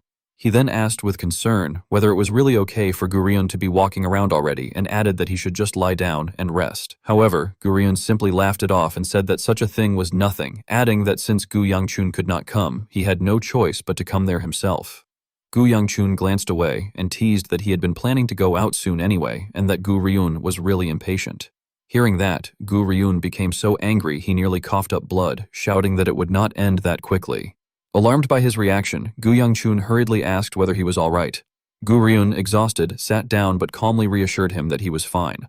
Lowering his voice, he remarked that this was what happened when Gu Yangchun caused such trouble while the old man could not help him, adding that it was fortunate that Jolyub was not there at the moment. He then asked how Gu Yangchun planned to explain the situation to that clueless brat. Gu Yangchun lowered his head and hesitantly said that he would explain it to him later. After a moment, he awkwardly addressed Elder Li and asked if he could ask something. Gu Ryun looked up at him with slight surprise, and Gu Yangchun quietly inquired about what exactly had happened on the front line. The time shifted back to when the Dragon Phoenix gathering was being held in Henan, at the front line. Voices were continuously heard in front of a certain gate, with someone saying that it was the first time they had seen something like that and describing a demon realm gate that had turned black. Gu Ryun crossed his arms and asked whether such a phenomenon had occurred anywhere else. Gu Huibi quickly confirmed that no other place had shown the same occurrence and that only that gate had turned black. Hearing this, Gu Ryun simply muttered in acknowledgement before frowning and falling into thought. He then said that they should first report the matter separately to the Patriarch, suggesting that it might be because the time for the true Demon Realm Gate to open was approaching. Gu Huibi raised her eyebrows in surprise and asked about the true Demon Realm Gate, pointing out that Shaolin had not sent any notice yet. Gu Ryun turned and began walking away while reminding her that even if the Heavenly Eye had not predicted it, it would still be better to prepare. Gu Huibi agreed with that, saying that it was true. She then suddenly called out to him, addressing Elder Li. Gu Ryun stopped and responded with a questioning sound. Before she could even ask anything, he answered directly that Yangqian was doing well, so she should not worry. Having her feelings exposed made Gu Huibi's face flush with embarrassment. When she did not say anything, Gu Ryun turned back and asked whether she had wanted to ask something else besides that. She hesitantly admitted that it was true, but then sighed with concern and said that there was never a day when she did not worry about him, adding that she only hoped he had not caused trouble after going to Henan. Gu Ryun immediately burst into laughter and teased that she was the one who had burned her sparring opponent's hair during a match. Suddenly, however, he paused as he realized something and asked how she had known Yangqian had gone to Henan when he had never mentioned where he went. Gu Huibi froze for several seconds after accidentally revealing her secret. She then quickly shouted in embarrassment that she had only assumed he would have gone to the Dragon Phoenix gathering around that time. At that very moment, a surge of energy shot toward Gu Huibi. Gu Ryun instantly sensed something unusual and rushed forward, grabbing her and leaping away to avoid the attack. Gu Huibi painfully sat up and questioned why he had suddenly done that. However, the voice that sounded immediately afterward caused her to freeze with her eyes wide open. The Black Knight Palace Lord stood within the darkness and remarked that it had been a while, addressing Yo Makwan. He added that it seemed Yo Makwan's skills were still as sharp as ever. Gu Ryun suddenly recognized the person before him and, with obvious tension, exclaimed that it was the Black Knight Palace Lord. The Black Knight Palace Lord glanced at the two of them and muttered that it had been the first time he had seen them since they made that agreement. Standing cautiously in front of Gu Huibi, Gu Ryun took a defensive stance and questioned him sharply. He reminded the man that the agreement had been that he would never show that disgusting face of his again and demanded to know why he had appeared there. In response, the Black Knight Palace Lord gathered a mass of dark energy in his hand and replied that he had been quite busy, so he had decided to break that pathetic agreement. After a brief pause, the Black Knight Palace Lord said that he understood. Then he stared directly at Gu Huibi and declared that he had found it. At that very moment, Gu Ryun charged forward with a powerful punch. However, the only thing his fist struck was a rock, as the Black Knight Palace Lord had already teleported elsewhere. Dark energy gradually gathered around the Black Knight Palace Lord, and suddenly an explosion erupted. A stream of dark power shot straight toward Gu Ryun. From behind him, Gu Huibi witnessed everything and screamed in panic, calling out to Elder Li. Yet immediately afterward, she became terrified by something appearing above her. A massive black hand reached down in front of her, and everything fell back into darkness and silence. Returning to the present, Gu Ryun spoke with deep sorrow, admitting that he had failed to protect Huibi like that and bitterly remarked that it was pathetic, wasn't it? With a hint of regret, he pushed himself up from his knee as if preparing to leave and said that was all he could tell him. He added that, as he had just heard, there was nothing he could really do, so he should stay quiet until the Patriarch arrived. Before leaving, Gu Ryun also mentioned with concern that his children were very worried, especially his attendant, who had cried a lot. Outside, Wee Seola sat hugging her knees in sadness. Hearing this, Gu Yangchun could only murmur that he understood. As Gu Ryun walked away, he waved his hand and said that he would go get some rest and that they should see each other again tomorrow. Gu Yangchun watched his departing figure and replied that he should go ahead and rest.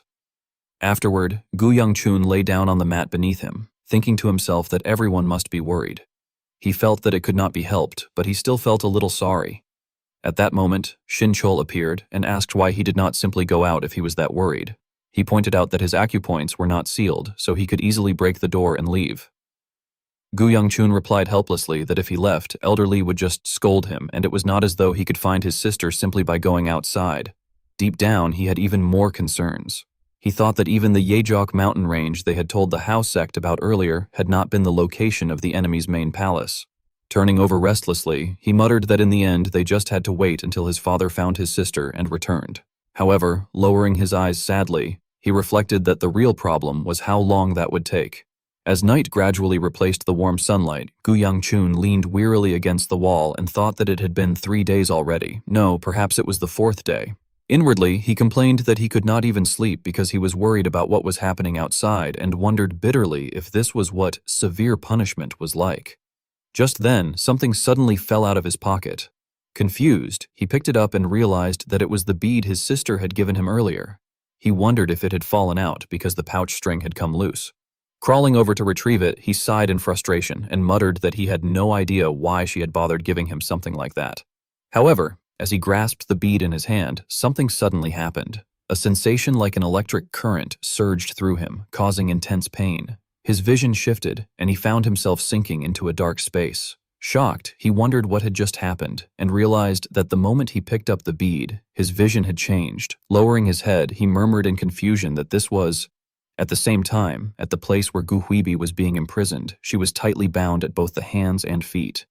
Around her stood towers with a sinister and mysterious design, located deep within a remote mountain area with no sign of human presence. In the next instant, Gu Yangchun's entire body trembled violently. He suddenly collapsed forward and groaned in pain. Seeing this, Xin Qiu was puzzled and asked why he had suddenly become like that.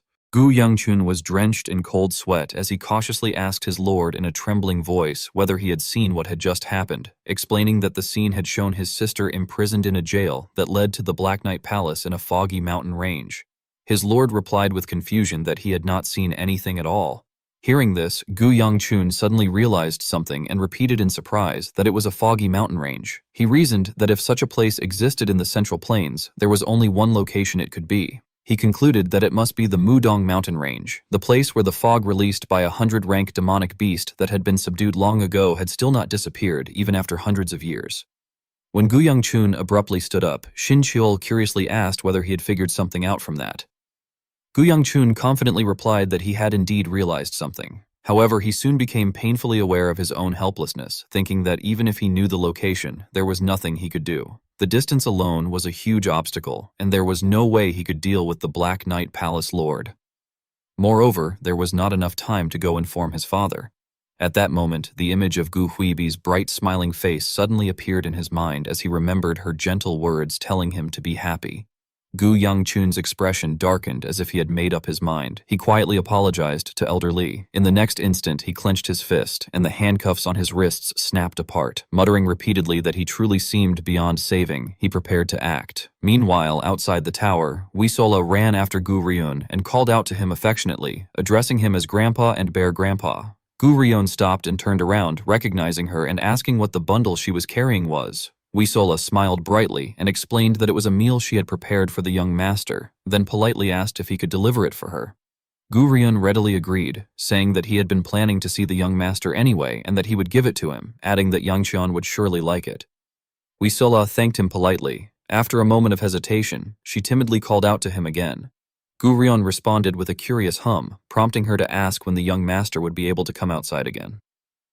Gu Ryun fell silent for a moment as he looked at her, then reached out and gently patted her head, reassuring her not to worry because he would be able to come out soon.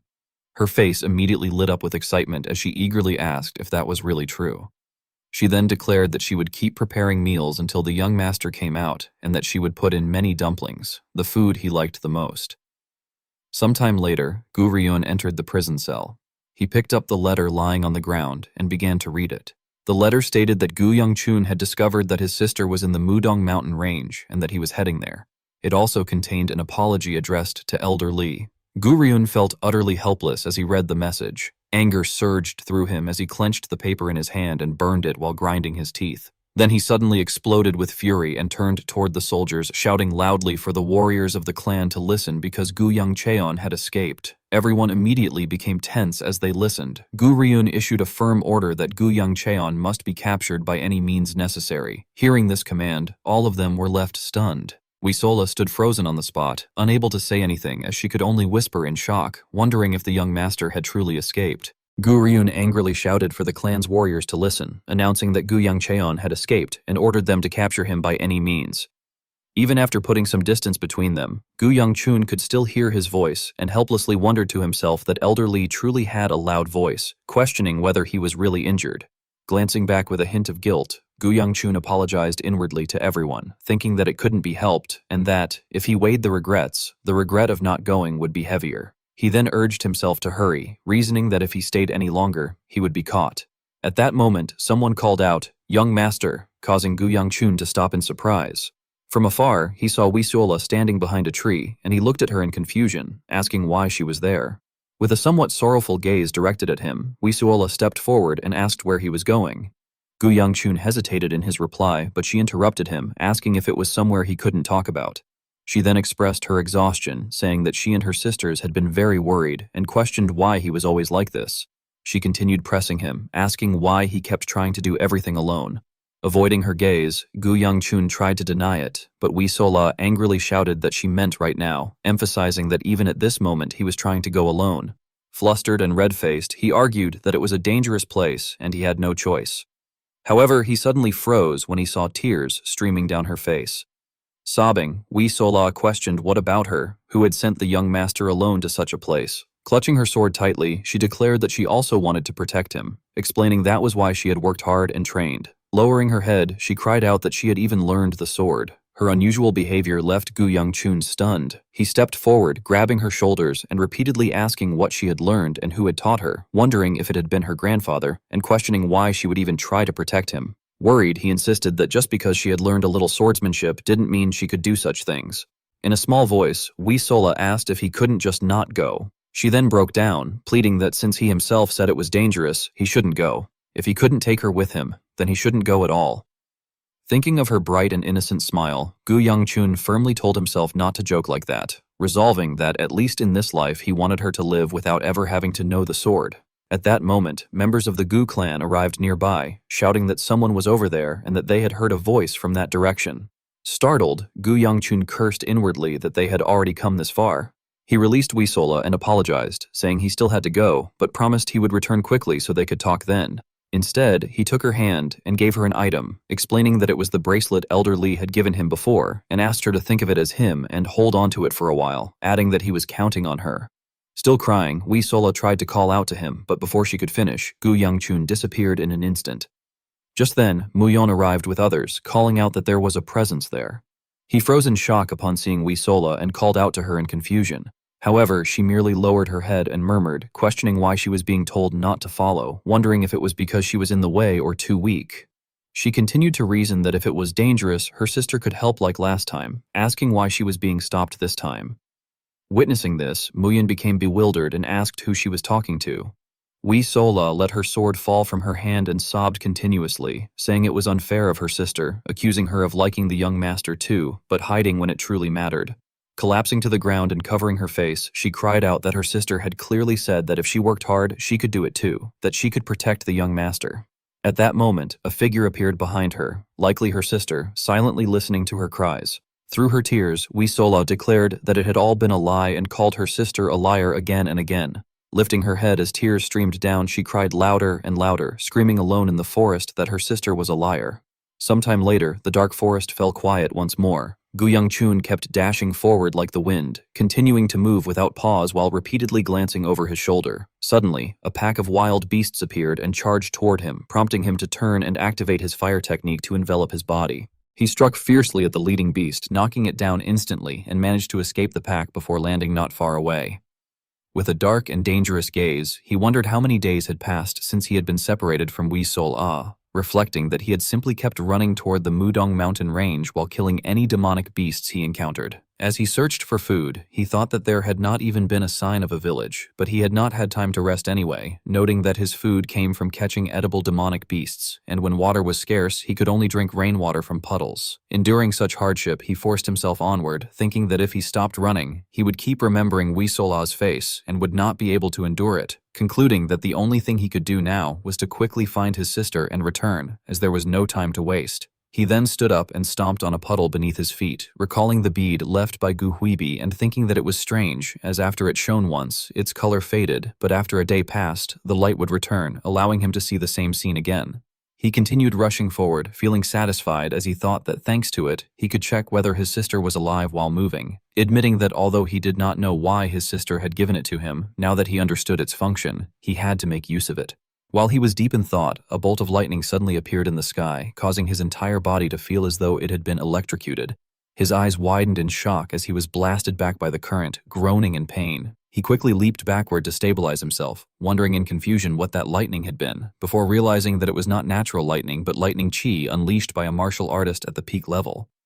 At that moment, he began to suspect something, questioning whether it could be what he was thinking. Through the dense lightning, Namgung Bia appeared, standing silently in front of him.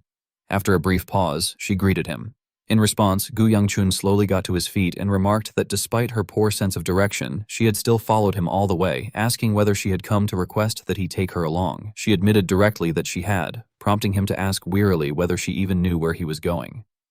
With determination in her eyes, she replied that she did not, but she knew one thing, then pointed her sword at him and accused him of heading alone to another dangerous place. He immediately grew angry and shouted that this meant she was planning to go alone again, reminding her that from the beginning she had been dragged into something unrelated and that he did not want to put her in danger.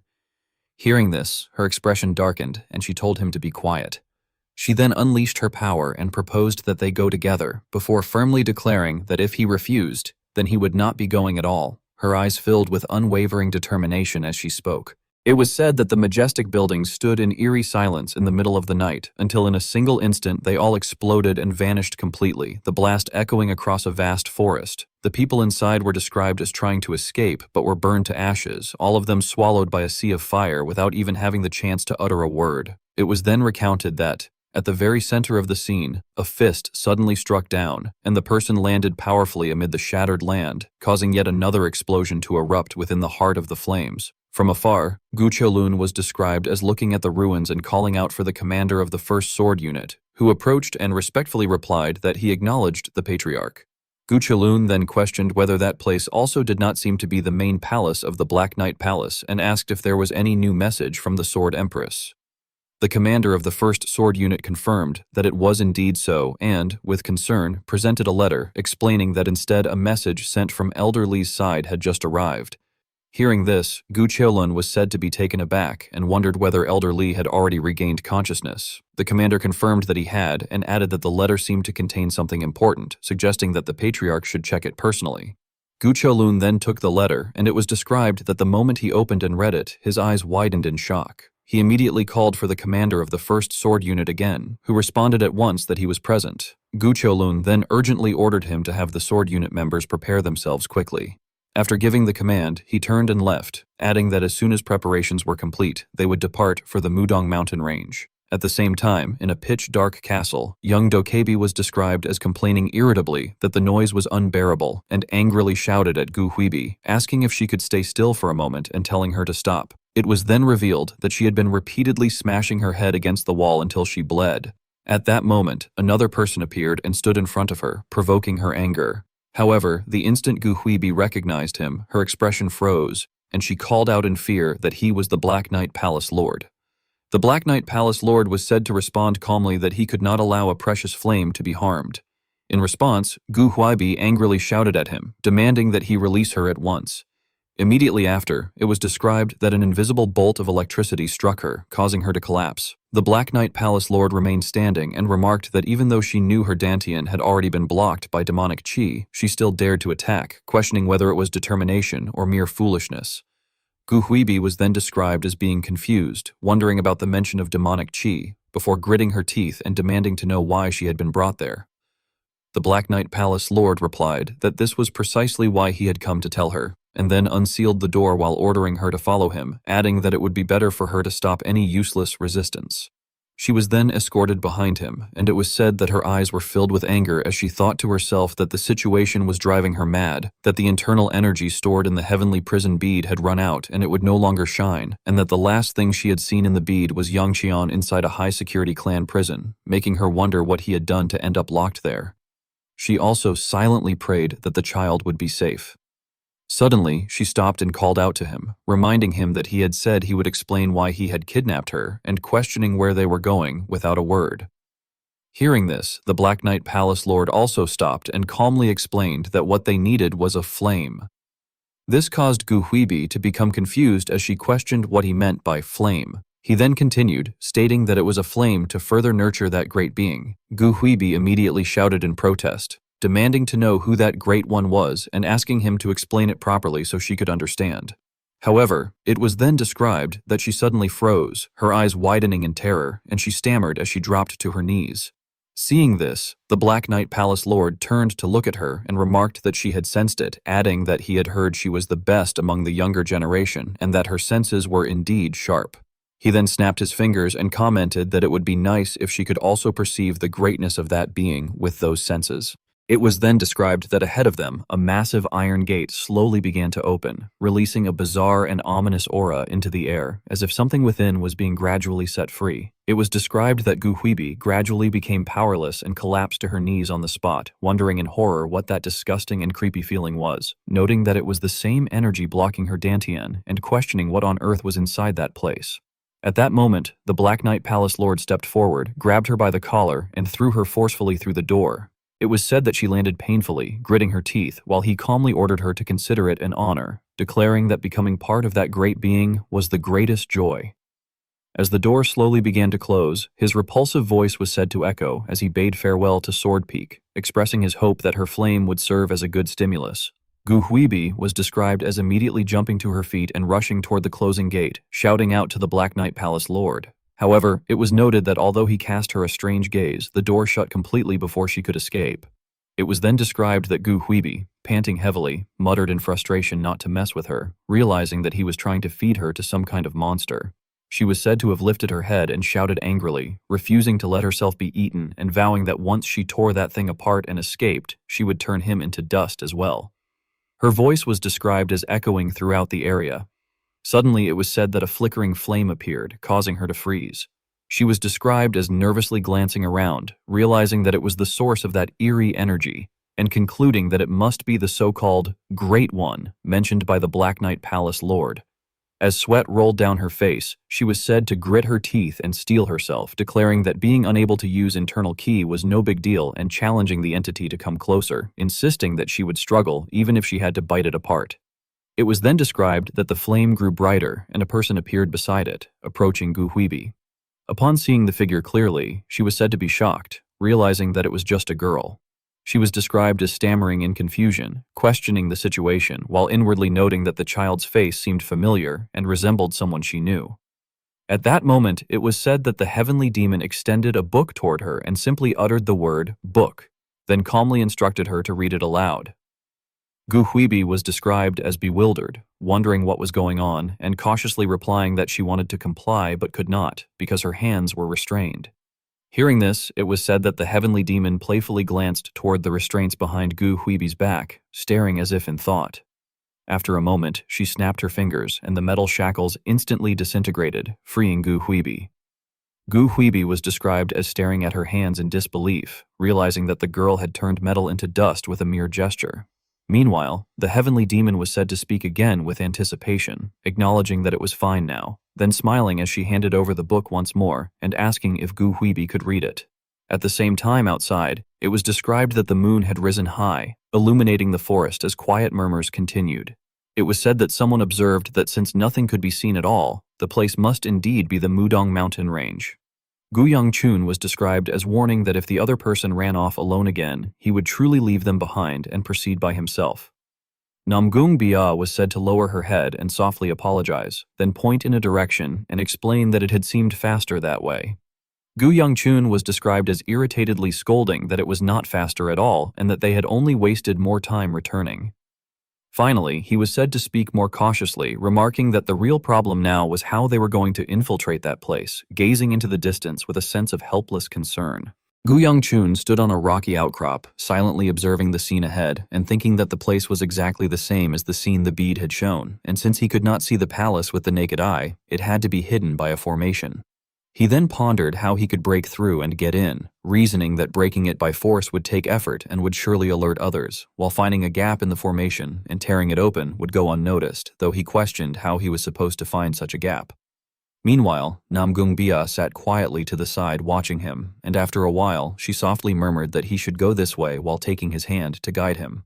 Gu Yangchun, caught off guard by her action, reacted in confusion, wondering what she was doing.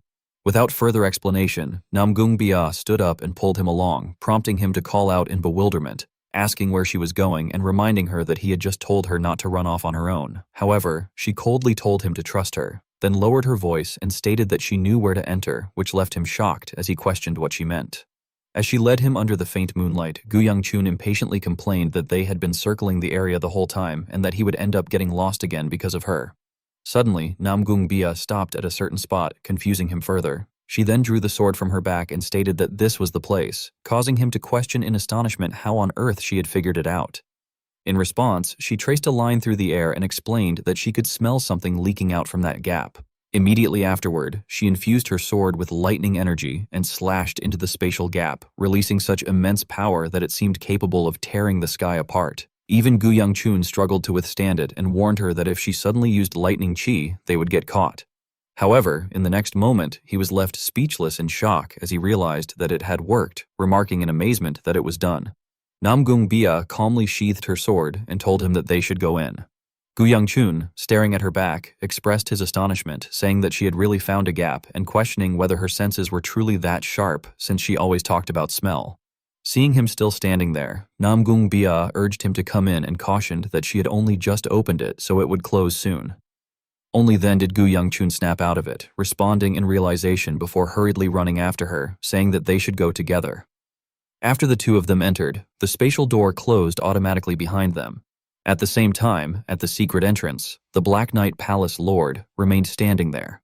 A dangerous glint flashed in his eyes as he thought to himself that by now, the sky's meal should have been finished, and with that, his sky had become even more perfect. Looking at the slightly open door before him, he confidently declared that at last, he would witness that glorious form with his own eyes, and with that, he forcefully pushed it open and entered. However, the moment he stepped inside, he was stunned by the sound of voices. Gu Huibi was heard struggling with a book, wondering what it meant and complaining aloud that the book was too difficult.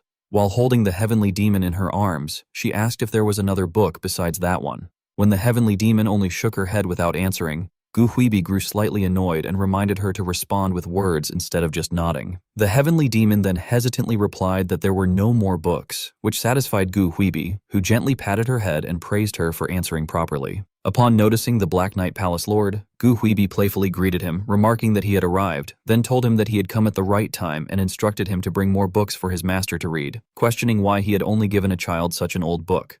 Hearing this, the Black Knight Palace Lord clenched his fists, veins bulging with anger as everything unfolded contrary to his expectations. He thought in disbelief that this could not be happening, that his sky, who was supposed to rule as an absolute being feared by all, was instead sitting like a mere child, reading a book in someone's arms. Grinding his teeth in fury, he roared internally that this bastard dared to do such a thing. The Black Knight Palace Lord angrily generated a powerful surge of energy and demanded to know who dared to defile his sky, which made Gu Huibi flinch and step back in fear as she gasped. At that moment, the heavenly demon cast her gaze toward the Black Knight Palace Lord and told him not to act, which left him stunned. As a result, his attack halted immediately and did not strike Gu Huibi. Gu Huibi looked at the heavenly demon in confusion, wondering if she had really stopped the Black Knight Palace Lord with just a glance and questioning who that child truly was. Consequently, the Black Knight Palace Lord lowered his head and apologized to the sky, asking if perhaps she had not liked the flame he had prepared. After hearing that, the heavenly demon turned to look at Gu Huibi hesitantly before realizing something and explaining that she could not eat anymore. This response shocked the Black Knight Palace Lord, who exclaimed in disbelief that she could not eat, while inwardly growing irritated and thinking that she was someone who had devoured even greater energy before, yet was now claiming she could not even swallow such a small flame. Grinding his teeth and clenching his fists in anger, he reflected that the sky, who would become the absolute of all things, had to encompass all energies, and that to mix those energies, the most fundamental requirement was a pure flame. He then looked up at the heavenly demon in the distance and assessed that, at this rate, their plan would begin to fall apart. He responded that he understood and proposed finding a book suitable for the flame to read, asking for permission to take her for a moment. Lying in Gu Huibi's arms, the heavenly demon looked up at her expression before ordering that he must return quickly. Immediately afterward, the Black Knight Palace Lord seized Gu Huibi, dragged her outside, and threw her away, causing her to groan in pain. She shouted in frustration, demanding how many times he intended to knock her down. At that moment, the young Dokebi woke up, startled, while Gu Huibi angrily yelled at him, questioning whether he had not wanted the role of a babysitter. The Black Knight Palace Lord, increasingly irritated, told her to be quiet and stated that he did not recall assigning her such a role. Dark streams of demonic energy reappeared, extending their claws toward Gu Huibi as he ordered her to quietly burn as the great being's daily flame. Extending his hand forward, he reasoned that if she could not consume it as it was, then making it into an easier form to swallow would be better, adding that the flame did not have to remain in human form. The demonic energy tightly bound Gu Huibi, causing her intense pain as she groaned, her eyes filled with fury while she screamed out the Black Knight Palace Lord's name. At that moment, everything began to shake violently, causing confusion among everyone present. The Black Knight Palace. Lord grew uneasy and wondered what the vibration was, sensing that it felt like an impact occurring within the mountain range, as though the ground itself was being torn apart in search of something. Closing his eyes to focus, he realized that an entire mountain had exploded, which made him panic and exclaim that it was impossible before immediately disappearing in fear. After he left, Gu Huibi was freed, collapsing to the ground as she breathed in relief, saying that she did not know what had happened but that she had been saved. The young Dokaibi excitedly remarked that someone had arrived and, smiling, told her that she was lucky because it seemed her father had come just in time. Hearing that, Gu Huibi's expression turned to shock as she questioned whether it was truly her father. Outside the mountain, the Gu family had arrived and observed that there was indeed a formation ahead. The commander of the first sword unit began searching for a way to break it quickly, but Gu Qiulun interrupted, telling everyone that it was enough and ordering them to step back, stating that something like this only needed to be smashed. He then created a massive shockwave on the spot, and a great flame burned through the protective barrier. Inside, Gu Yangchun and Namgung Bia witnessed everything, and he exclaimed in astonishment that it was the Red Heaven, questioning whether his father had come all the way from the front line. She, confused, asked if it was truly his father's power, and he immediately began to confirm it before suddenly realizing something and turning back to ask what she had just said. Namgung Bia deflected the question, pretending not to understand. Outside, Gu Qiulun gathered an enormous flame and threw a punch directly into the barrier, causing everything to explode instantly. A massive shockwave spread, shaking the surroundings and forcing those nearby to raise their arms to shield themselves. Cracks spread across the barrier until Gu Qiulun charged forward again with determined eyes, and the powerful flames ultimately shattered the protective layer, leaving everything in ruins. Frowning in irritation, Gu Qiulun heard the Black Knight Palace Lord remark that he had thought him to be a toothless tiger, but that a great tiger was still a great tiger. The Black Knight Palace. Lord then slowly descended under the eerie moonlight, standing atop a pillar as he stared down at Gu Qiulun and remarked that it had been a while, addressing him as Flame Ghost. A man dressed in black with his face completely covered by a mask rushed in panic and reported that it was bad, shouting that the Vice Palace Lord needed to know that the Palace Lord was confronting the Flame Ghost. He then dropped to his knees and urged that the Vice Palace Lord should hurry and assist the Palace Lord. After hearing this, the Black Knight Palace Lord fell silent and cast a cold glance before suddenly flying into a rage. He swung his sword and beheaded the man on the spot, ordering him to shut up and declaring that only the Palace Lord had the authority to give him orders. Using the man's death as a warning, he questioned whether anyone truly believed the Palace Lord would be in danger over something like that, and threatened that if anyone else harbored such weak thoughts, they should speak up so he could cut off their heads immediately. He then firmly stated that there was only one thing they needed to do at that moment, his eyes flashing with anger as he ordered them to kill the rat that had sneaked into the palace. Meanwhile, in another area, Gu Yangchun and Namgung Bia had already eliminated all the guards, but still could not find the person they were looking for. Gu Yangchun cursed in frustration, demanding to know where exactly the prison holding his sister was located. He sighed helplessly, remarking that it would at least be helpful if they could find a way underground. The moment he finished speaking, Namgung Bia's expression turned serious as she suddenly turned her head. She grabbed him and pulled him back while swinging her sword, releasing a surge of electricity in response. Startled, Gu Yangchun exclaimed in confusion, wondering what was happening. It turned out to be a surviving guard who was instantly beheaded by Namgung Bia, blood splattering everywhere. She calmly reminded him to focus, pointing out that he was becoming anxious. Only then did he come to his senses and apologize. Gu Yangchun's expression hardened as he reminded himself that they were in the middle of enemy territory and that there was no time to let their guard down. At that moment, a voice called out from behind, telling them to come over. Startled, Gu Yangchun and Namgung Bia turned around and saw the Black Knight Palace Lord standing there with a sword. He began introducing himself as the Vice Palace Lord of the Black Knight Palace, John O, and asked if they had lost their way. Before he could finish speaking, Gu Yangchun charged forward with a flaming punch, like a wolf lunging to devour its prey. However, the Black Knight Palace Lord easily dispersed the attack with a single strike. Looking displeased, he remarked on Gu Yangchun's impatience and stated that if he thought such flames would work, he was gravely mistaken. The overwhelming pressure radiating from the Black Knight Palace Lord left Gu Yongchun frozen in place. He felt as though countless eyes were watching him from all directions. His eyes widened in terror as he realized that he had glimpsed death itself, concluding that if they fought, they would certainly die, and that their opponent was at least at the Huagyong level. His resolve wavered as he thought they needed to escape and shake him off, but he had no idea how they could possibly do so. At that moment, the Black Knight Palace Lord spoke again, saying that before killing them, he wanted to ask one thing, how they, or the Flame Ghost, had found that place. He proudly added that even the House sect had been unable to obtain any clues about it. Under the immense pressure, Gu Yongchun broke out in a cold sweat, silently acknowledging the situation before quietly calling out to Namgung Bia. She looked at him in confusion, not understanding. He then whispered a plan into her ear, saying that they would go down and asking her to buy him some time, assuring her that even a moment would be enough. Though slightly taken aback, she trusted him and agreed without hesitation. Seeing her raise her sword, the Black Knight Palace Lord understood their answer and declared that since they did not intend to respond, the conversation was over. As soon as he finished speaking, he stomped forward and dashed toward them. Namgung Bia gritted her teeth and gathered electricity in her hand to counterattack. Their swords clashed head-on, but the Black Knight Palace Lord clearly had the upper hand and began to overwhelm her. At that moment, Gu Yongchun leapt into the air and resolved that if there was no path, then they would create one. As soon as he finished thinking this, he unleashed an explosion, the shock forcing the Black Knight Palace Lord to retreat momentarily as he took a brief moment to steady himself. Looking at the massive crater Gu Yongchun had created, the Black Knight Palace Lord approached and remarked that he had initially thought Gu Yongchun was just a rat, but it seemed he was actually a tiger cub. His eyes gleamed with interest as he admitted that he was now intrigued.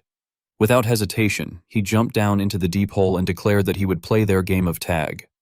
Below, the scene was in complete disarray, with shattered earth and debris scattered everywhere. As Gu Yongchun and Namgung Bia landed, he quickly realized that it was an underground prison and became certain that his sister was somewhere there. Glancing at her, he urged that the longer they stayed, the worse things would get, and insisted that they needed to hurry, find his sister, and get out immediately. Namgung Bia quietly nodded in agreement. At that moment, the Black Knight Palace Lord slowly descended after his leap, releasing a radiant surge of energy before gently landing on the ground and steadying himself. Looking at the ruins before him, he seemed somewhat surprised and muttered in praise that they had blocked the path by breaking the wall, adding that for mere brats, they had used their heads well. However, immediately afterward, he infused energy into the sword in his hand and remarked that such tactics would not work on certain opponents.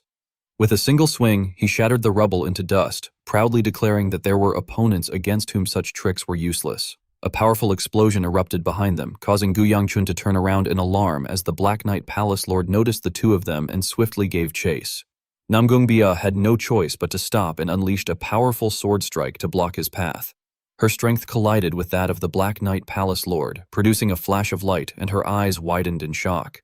The Black Knight Palace Lord raised his sword, intending to finish her off, bidding farewell to the daughter of the Namgung clan as his blade came dangerously close to her head. Fortunately, Gu Yongchun rushed in just in time and knocked the attack away, shouting angrily as he demanded to know where the opponent thought he was going. This left Namgung Bia somewhat surprised.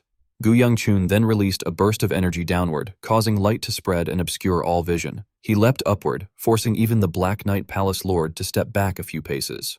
Letting out a scoff, the Palace Lord faced Gu Yongchun, whose eyes flashed with killing intent as he began channeling his power, thinking that at the very least he needed to break that sword. He unleashed a flurry of sword strikes too fast to be seen with the naked eye, sending waves of energy crashing toward the Black Knight Palace Lord and triggering another massive explosion. Standing at the center of the blast, the Black Knight Palace Lord appeared irritated and muttered angrily before dispersing the attack with his sword and shouting that it was nothing but a pointless trick. Seeing his attack so easily blocked, Gu Yongchun's eyes widened in disbelief. Another explosion erupted, sending smoke and dust everywhere as both he and Namgung Bia were blown far away. The Black Knight Palace Lord remained standing firmly and remarked with a sense of irony. Looking at the two of them lying collapsed together, he observed that the iron door right behind where they had fallen was the path to the prison where Sword Peak was locked. Yet in the end, they would lose their lives without ever entering it, which he found deeply ironic. Gu Yongchun, using what little strength he had left, called out to the old man, asking if he was there. Xinqiu responded bluntly, asking what it was. Gu Yongchun then hesitated before asking whether it was difficult for him to act now. Xinqiu complained helplessly that being thrown into a body that could not even move a finger due to blood energy left him with nothing he could do. At that moment, Gu Yongchun suddenly smiled faintly. tightening his hand over Namgungbia as he thought to himself that he had expected this and had prepared for it ever since leaving Shanxi, which was why he had insisted on coming alone. Just then, the Black Knight Palace Lord approached and raised his sword high, declaring that thanks to everything, it had been somewhat enjoyable, but that this was the end. Gathering all his fury, he roared that even in the afterlife they should remember clearly the name of the Vice Palace Lord of the Black Knight Palace, John Og. Before he could finish, a massive flame suddenly erupted at his location. Witnessing this, Gu Yangchun was utterly bewildered and stammered in confusion. When he saw Gu Qiulun, he immediately greeted him, initially calling him father before correcting himself to patriarch. It was Gu Qiulun who had launched that attack. Turning to Gu Yangchun, he remarked that he had found him and that there was much to discuss, but urged that finishing matters there came first and told him to hurry. Still unable to fully process the situation, Gu Yangchun wondered in confusion that if his father was there, then what had happened to the Black Knight Palace Lord? In truth, the one behind them was the Black Knight Palace's Vice Palace Lord, John Ojin, an unorthodox master who had reached the Huagyong realm, yet whose name had never been known to the world. After a massive explosion suddenly erupted from the ceiling, causing rocks and debris to shatter and fall, the underground chamber somehow retained its dark and quiet atmosphere. Inside her cell, Gu Huibi heard the noise and, feeling alarmed, exclaimed in confusion, wondering what was happening. When she looked ahead and saw Gu Qiulun and Gu Yangchun standing before her, she anxiously called out to the patriarch and asked how her younger brother had ended up there. Gu Yangchun calmly stretched out his hand toward the prison door and told her to step aside, saying that he would get her out.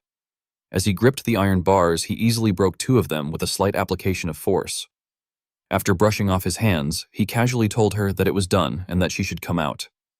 Exhausted, Gu Huibi reached out her hand and asked him to support her, explaining that her captors had used something like point sealing, leaving her with no strength in her body. Hearing that, Gu Yangchun let out a sigh and muttered that she really got herself into all sorts of trouble, which immediately angered Gu Huibi as she snapped at him, demanding whether her words as his sister meant nothing to him. Left with no choice, he reluctantly reached out to hold her hand and responded that he understood. However, at that very moment, a surge of demonic energy suddenly flowed through Gu Yangchun's body. He abruptly recoiled, clutching his head as he cried out in pain, while Gu Huibi also let out a startled cry. Frustrated, she shouted at him, accusing him of hating to do even a simple favor for his sister. Meanwhile, Gu Yangchun fell into a dazed state, inwardly questioning why the demonic heaven-absorbing art was reacting before realizing that there was demonic qi inside his sister's dantian and wondering if the Black Knight Palace Lord had planted it there. Seeing him suddenly freeze, Gu Qiulun asked what was going on and urged him to hurry so they could leave. At that moment, the young Dokebi hurriedly called out from behind, angrily complaining that there was an old man there too and asking whether they were just going to ignore him. Recognizing him, Gu Qiulun remarked that it had been a while since he had seen the Hao sect leader and that he had thought he was dead, only to find him imprisoned in such a place. Hearing this, Gu Yangchun reacted in surprise, questioning the mention of the Hao sect, and internally realized that the old man must be the very leader the Hao sect had been searching for, concluding that he had indeed been imprisoned in the main palace. The Hao sect leader, now irritated, told them that since they recognized him, they should stop staring and quickly release him. At the same time outside, the Gu clan's forces had already subdued the guards, tying up all the surviving black-clad men. After stepping outside, the Hao sect leader let out a relieved sigh, remarking that it had been a long time since he had felt so refreshed. Standing nearby, Gu Qiulun called out to his third son. Gu Yangchun respectfully responded, and Gu Qiulun told him that he had already heard the general situation from Elder Li's letter, adding that it seemed he had caused quite a major incident within the 9 sects. Lowering his head, Gu Yangchun admitted that it was true. After staring at him for a while, Gu Qiulun asked seriously whether he had a reason for doing so. Slightly startled, Gu Yangchun looked up and confirmed that he did. Falling into thought, Gu Qiulun remained silent for a moment before turning away and saying that he understood, adding that there were too many eyes watching and that he would hear the details after they returned to the Gu clan. Meanwhile, Namgungbia approached Gu Huibi and gently asked if she would like some water, but Gu Huibi waved her off and told her to drink plenty herself instead. At that moment, a captain stepped forward and reported to the patriarch that the suppression of the remaining enemies had been completed. Gu Qiulun responded with satisfaction and asked whether there were any unusual findings. The captain reported that they had discovered a massive underground door that would not open and that they were currently checking whether a formation had been placed on it. Hearing this, Gu Qiulun speculated that perhaps the Black Knight Palace Lord had escaped through there. Confused, Gu Yongchun turned to him and asked whether he had not already dealt with the Black Knight Palace Lord, explaining that they had assumed he had come this way because of that. Before he could finish, Gu Qiulun interrupted and confirmed that he had indeed encountered the Black Knight Palace Lord. Recalling the moment, he explained that just as he had launched a powerful fiery punch and was about to clash with him, the man had suddenly disappeared right before the impact. At that moment, Gu Qiulun looked around in confusion and said that he had considered chasing the enemy, but since he had sensed a strong presence elsewhere, he had instead come toward them. Returning to the present, he lowered his head slightly in doubt and muttered that he did not know why the Palace Lord had acted that way, but that rescuing the eldest and returning safely was the priority. Right then, Gu Huibi, who had been sitting in a corner, suddenly shouted for the patriarch to wait a moment, saying that hearing about the huge door had reminded her of something. She frowned tensely and recounted that the Black Knight Palace Lord had locked her inside there, and when she went in, there had been a child inside, adding that they had definitely called her that Great One. As she spoke, she grew more excited, sprang to her feet, and pointed at Gu Yongchun, affirming that his personal attendant had exactly the same face as that girl, and asking if he knew anything about it, suggesting that they might be sisters separated at birth. After hearing this conclusion, Gu Yongchun froze on the spot. After a while, he finally found his voice and asked who she resembled. Soon after, he ran off alone, hurrying as though trying to uncover some secret buried deep in the darkness. As he ran, he recalled Wee Sola's beautiful face and thought that sometimes she seemed to be seeing someone else through him. He then denied it to himself, insisting that it was impossible and could not be true. Terrifying memories resurfaced in his mind, reminding him that the heavenly demon would step into the Central Plains at the Dragon Phoenix gathering a few years later, and therefore she should not be here now. When he reached the large gate, members of the Gu family stopped him and called out to the first young master, asking what had brought him there and urging him to return, warning that it was dangerous. However, Gu Yongchun strode forward and ordered them to move. He placed both hands on the door, and as he gritted his teeth and unleashed his power, the guards continued trying to stop him, saying that the door was too strong to even budge. Nevertheless, he paid them no mind and continued channeling his energy, managing to push the door open in a short time. Watching him enter, the three guards muttered in confusion, wondering how he had moved a door that would not budge, and shouted after him that it was dangerous to go in recklessly. He ignited a flame to light his path and ordered them not to come. At that moment, Xinqiu also shouted for him to stop, asking what more he was trying to do and warning that his Dantian was already in disarray, and that if he used more energy, his vessel would be destroyed.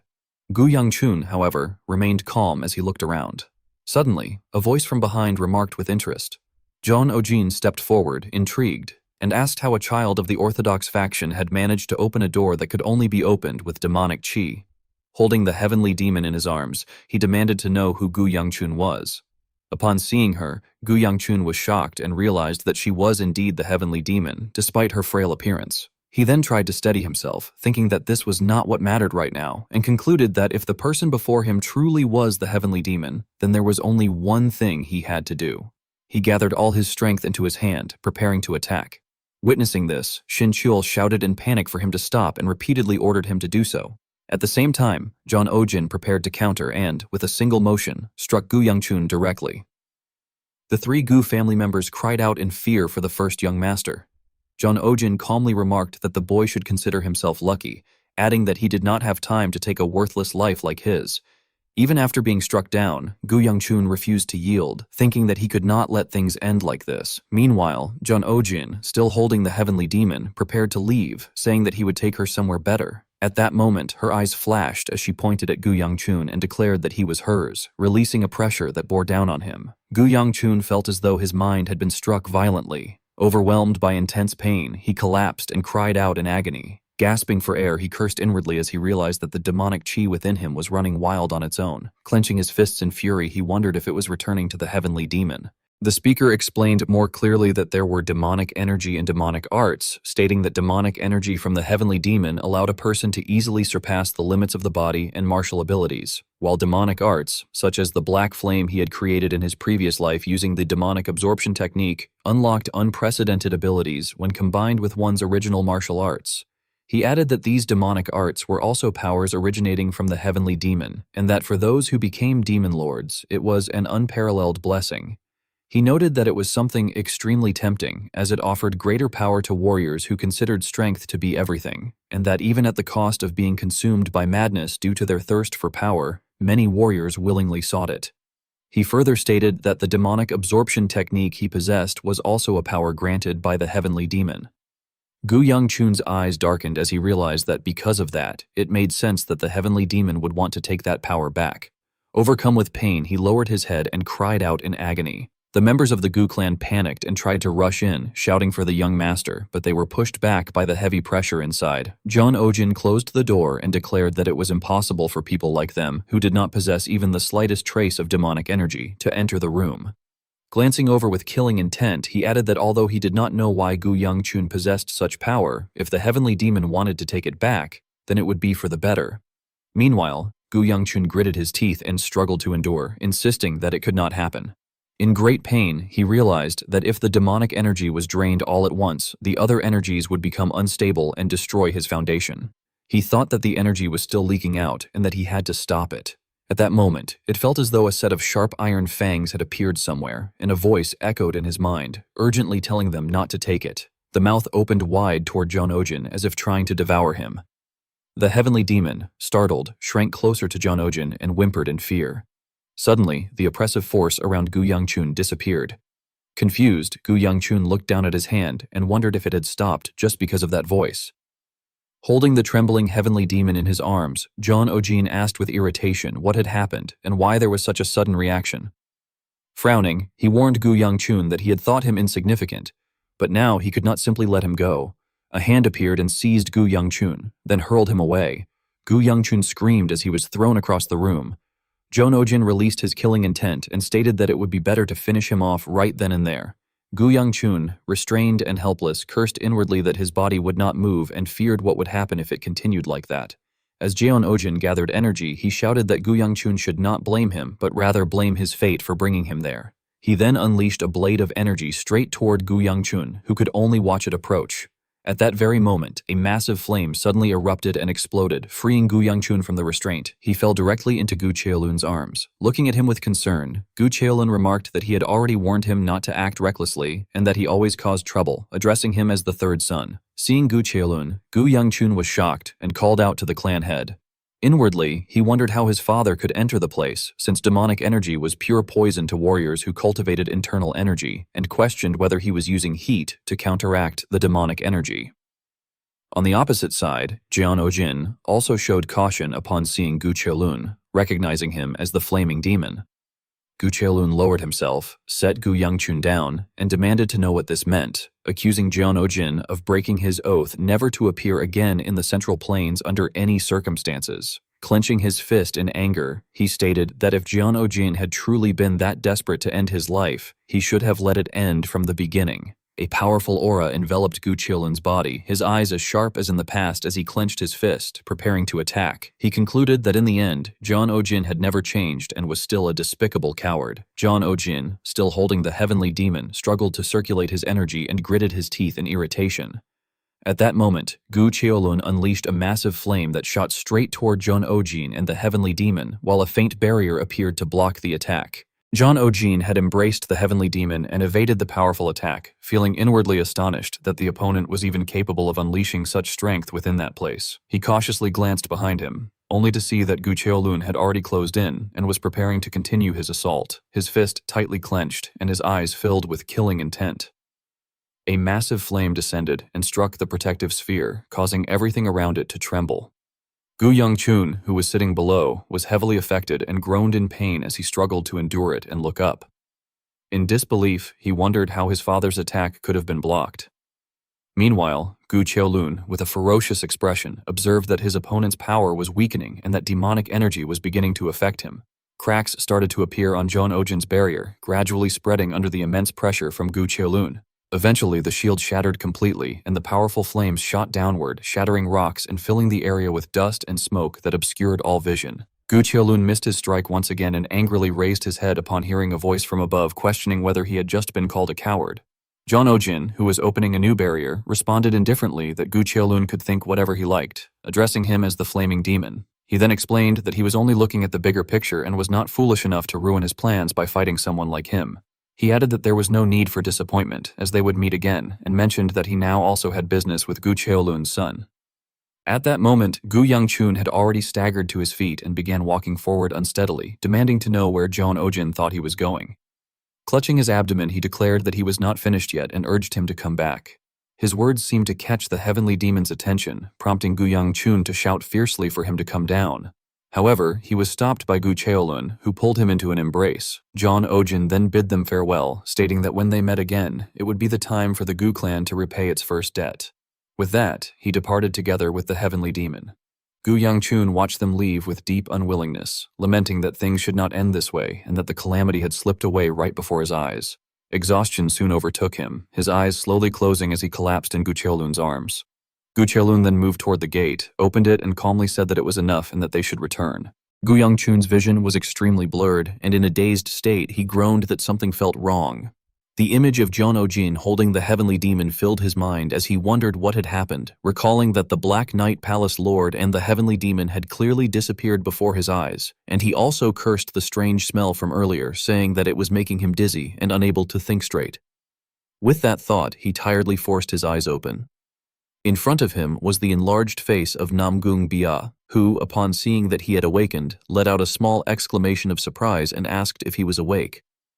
Still lost in confusion, Gu Yangchun listened as she explained that the Black Knight Palace incident had been temporarily settled, that only the main palace and some branches had been suppressed, and that although the escaped palace lord might gather remaining forces and reappear, their goal had only been Gu Huibi's safe return, so her father had decided to leave the aftermath to the Martial World Alliance and return. She added that it had bothered her to call upon an alliance they could not fully trust, but at the time she had been unable to object. Embarrassed, Gu Yangchun blushed deeply and, gritting his teeth, told her that it was enough and asked her to put him down. However, Namgung Bia firmly refused, saying that he had no strength and kept groaning, so he should stay still. Gu Yangchun protested that he was not groaning, but before he could finish, Gu Huibi, who was ahead of them, became angry. She turned around and shouted that she could not watch such nonsense any longer, demanding that they hand her brother over to the first sword unit. Hearing this, the Hao sect leader called out and asked if they would trade with him instead. At that moment, Gu Yangchun, flushing red, reluctantly agreed, saying there was no point now.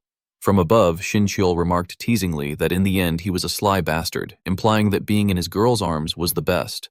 Gu Yangchun could only grit his teeth without responding as he reflected on how many days they had wandered in the fog, noting that by the time they fully left the mountain range, his body had recovered enough to move again. As night fell, the group set up camp, and inside the tents they continued treating their injuries. After a while, Gu Yangchun let out a sigh of relief and remarked that compared to before with the Sword Empress, absorbing that amount of demonic qi was nothing. He then thought to himself that even if he could not use martial arts at the moment, he should at least be able to walk on his own by the next day, and he urged himself to get out before it woke up. At that moment, Gu Huibi suddenly lifted her foot and kicked him straight in the face. Gritting her teeth with a provocative smile, she mocked how it tasted, calling them pathetic fools. Startled, Gu Yangchun wondered in alarm whether it had already awakened. Afterwards, he stepped outside and sat on a rock, gazing at the moon. Xinqiu spoke thoughtfully, observing that it had even sorted out all the chaotic energies disrupted by blood qi, and concluded that the demonic heaven-absorbing art was certainly useful. Lowering his head as he sensed his body, Gu Yangchun reflected that it was quite surprising, as in his past life he had thought it only absorbed demonic qi, but now it seemed to absorb other energies as well, and even created a flow so they would not clash within him. Clutching his chest slightly, he admitted to himself that this made it more troubling, as he had assumed the demonic art had merely changed after his regression. He then recalled asking about the flame, to which Gu Huibi had calmly replied that they had dragged her to an underground room, saying they would feed her as a flame, but that child had said she could not eat anymore. Returning to the present, Gu Yangchun speculated that not being able to eat more meant she could no longer absorb additional energy.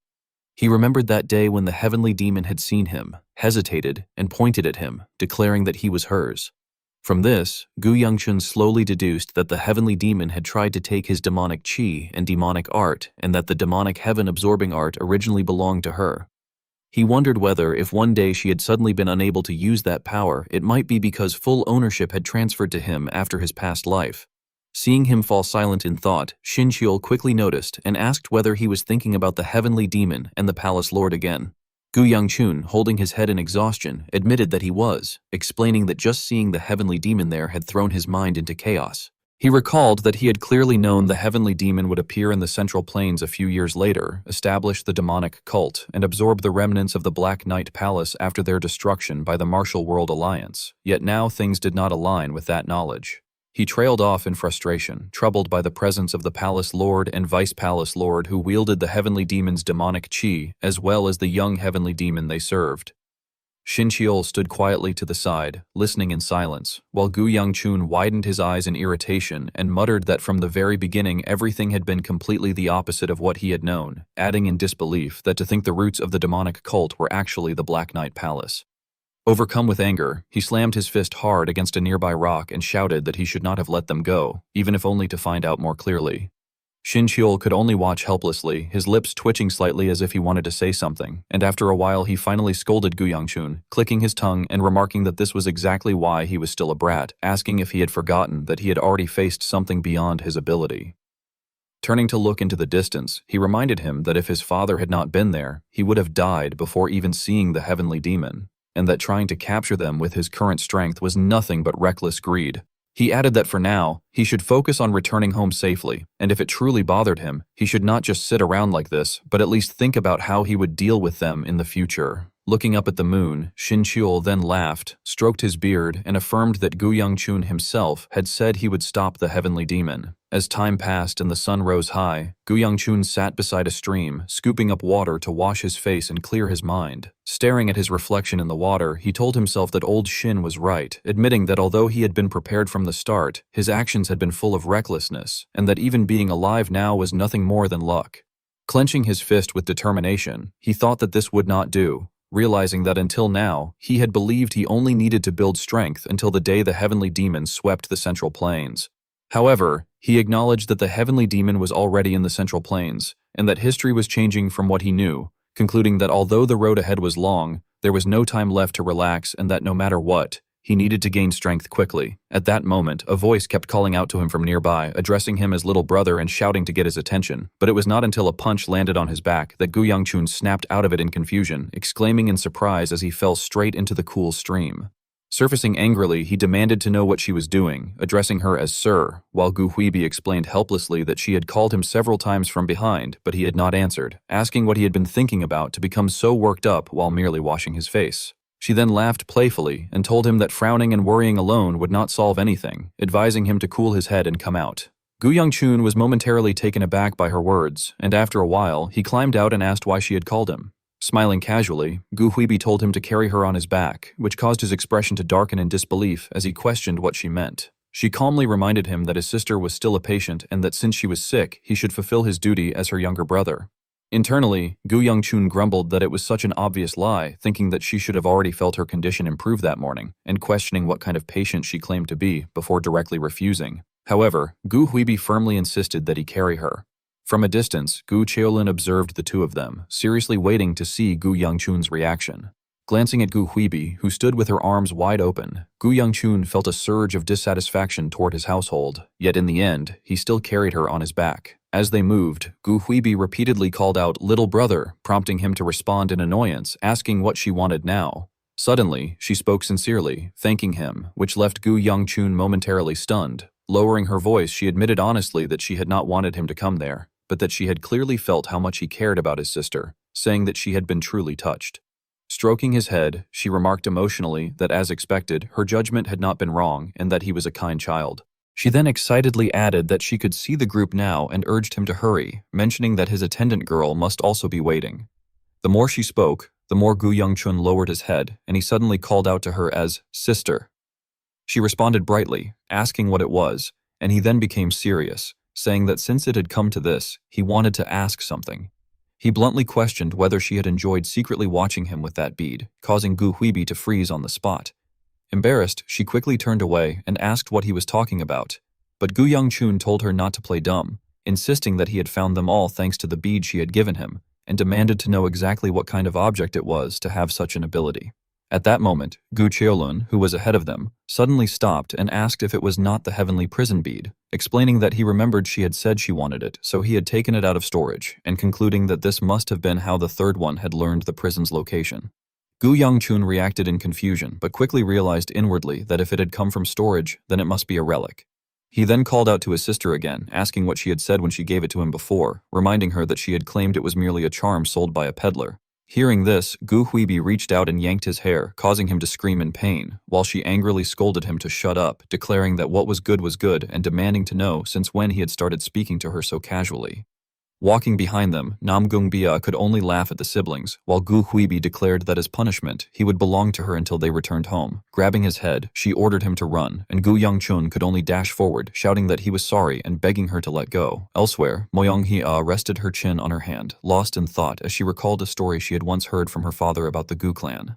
She recounted that the first head of the clan had opened the demon realm gate for the first time in this world, and that his sin and karma, which had brought great disaster to the Central Plains, had been passed down through generations and become the first burden binding their bloodline. She wondered why he had committed such a deed, reflecting that what he had originally wanted to open was not a demon realm gate, but a gate to return to his original world.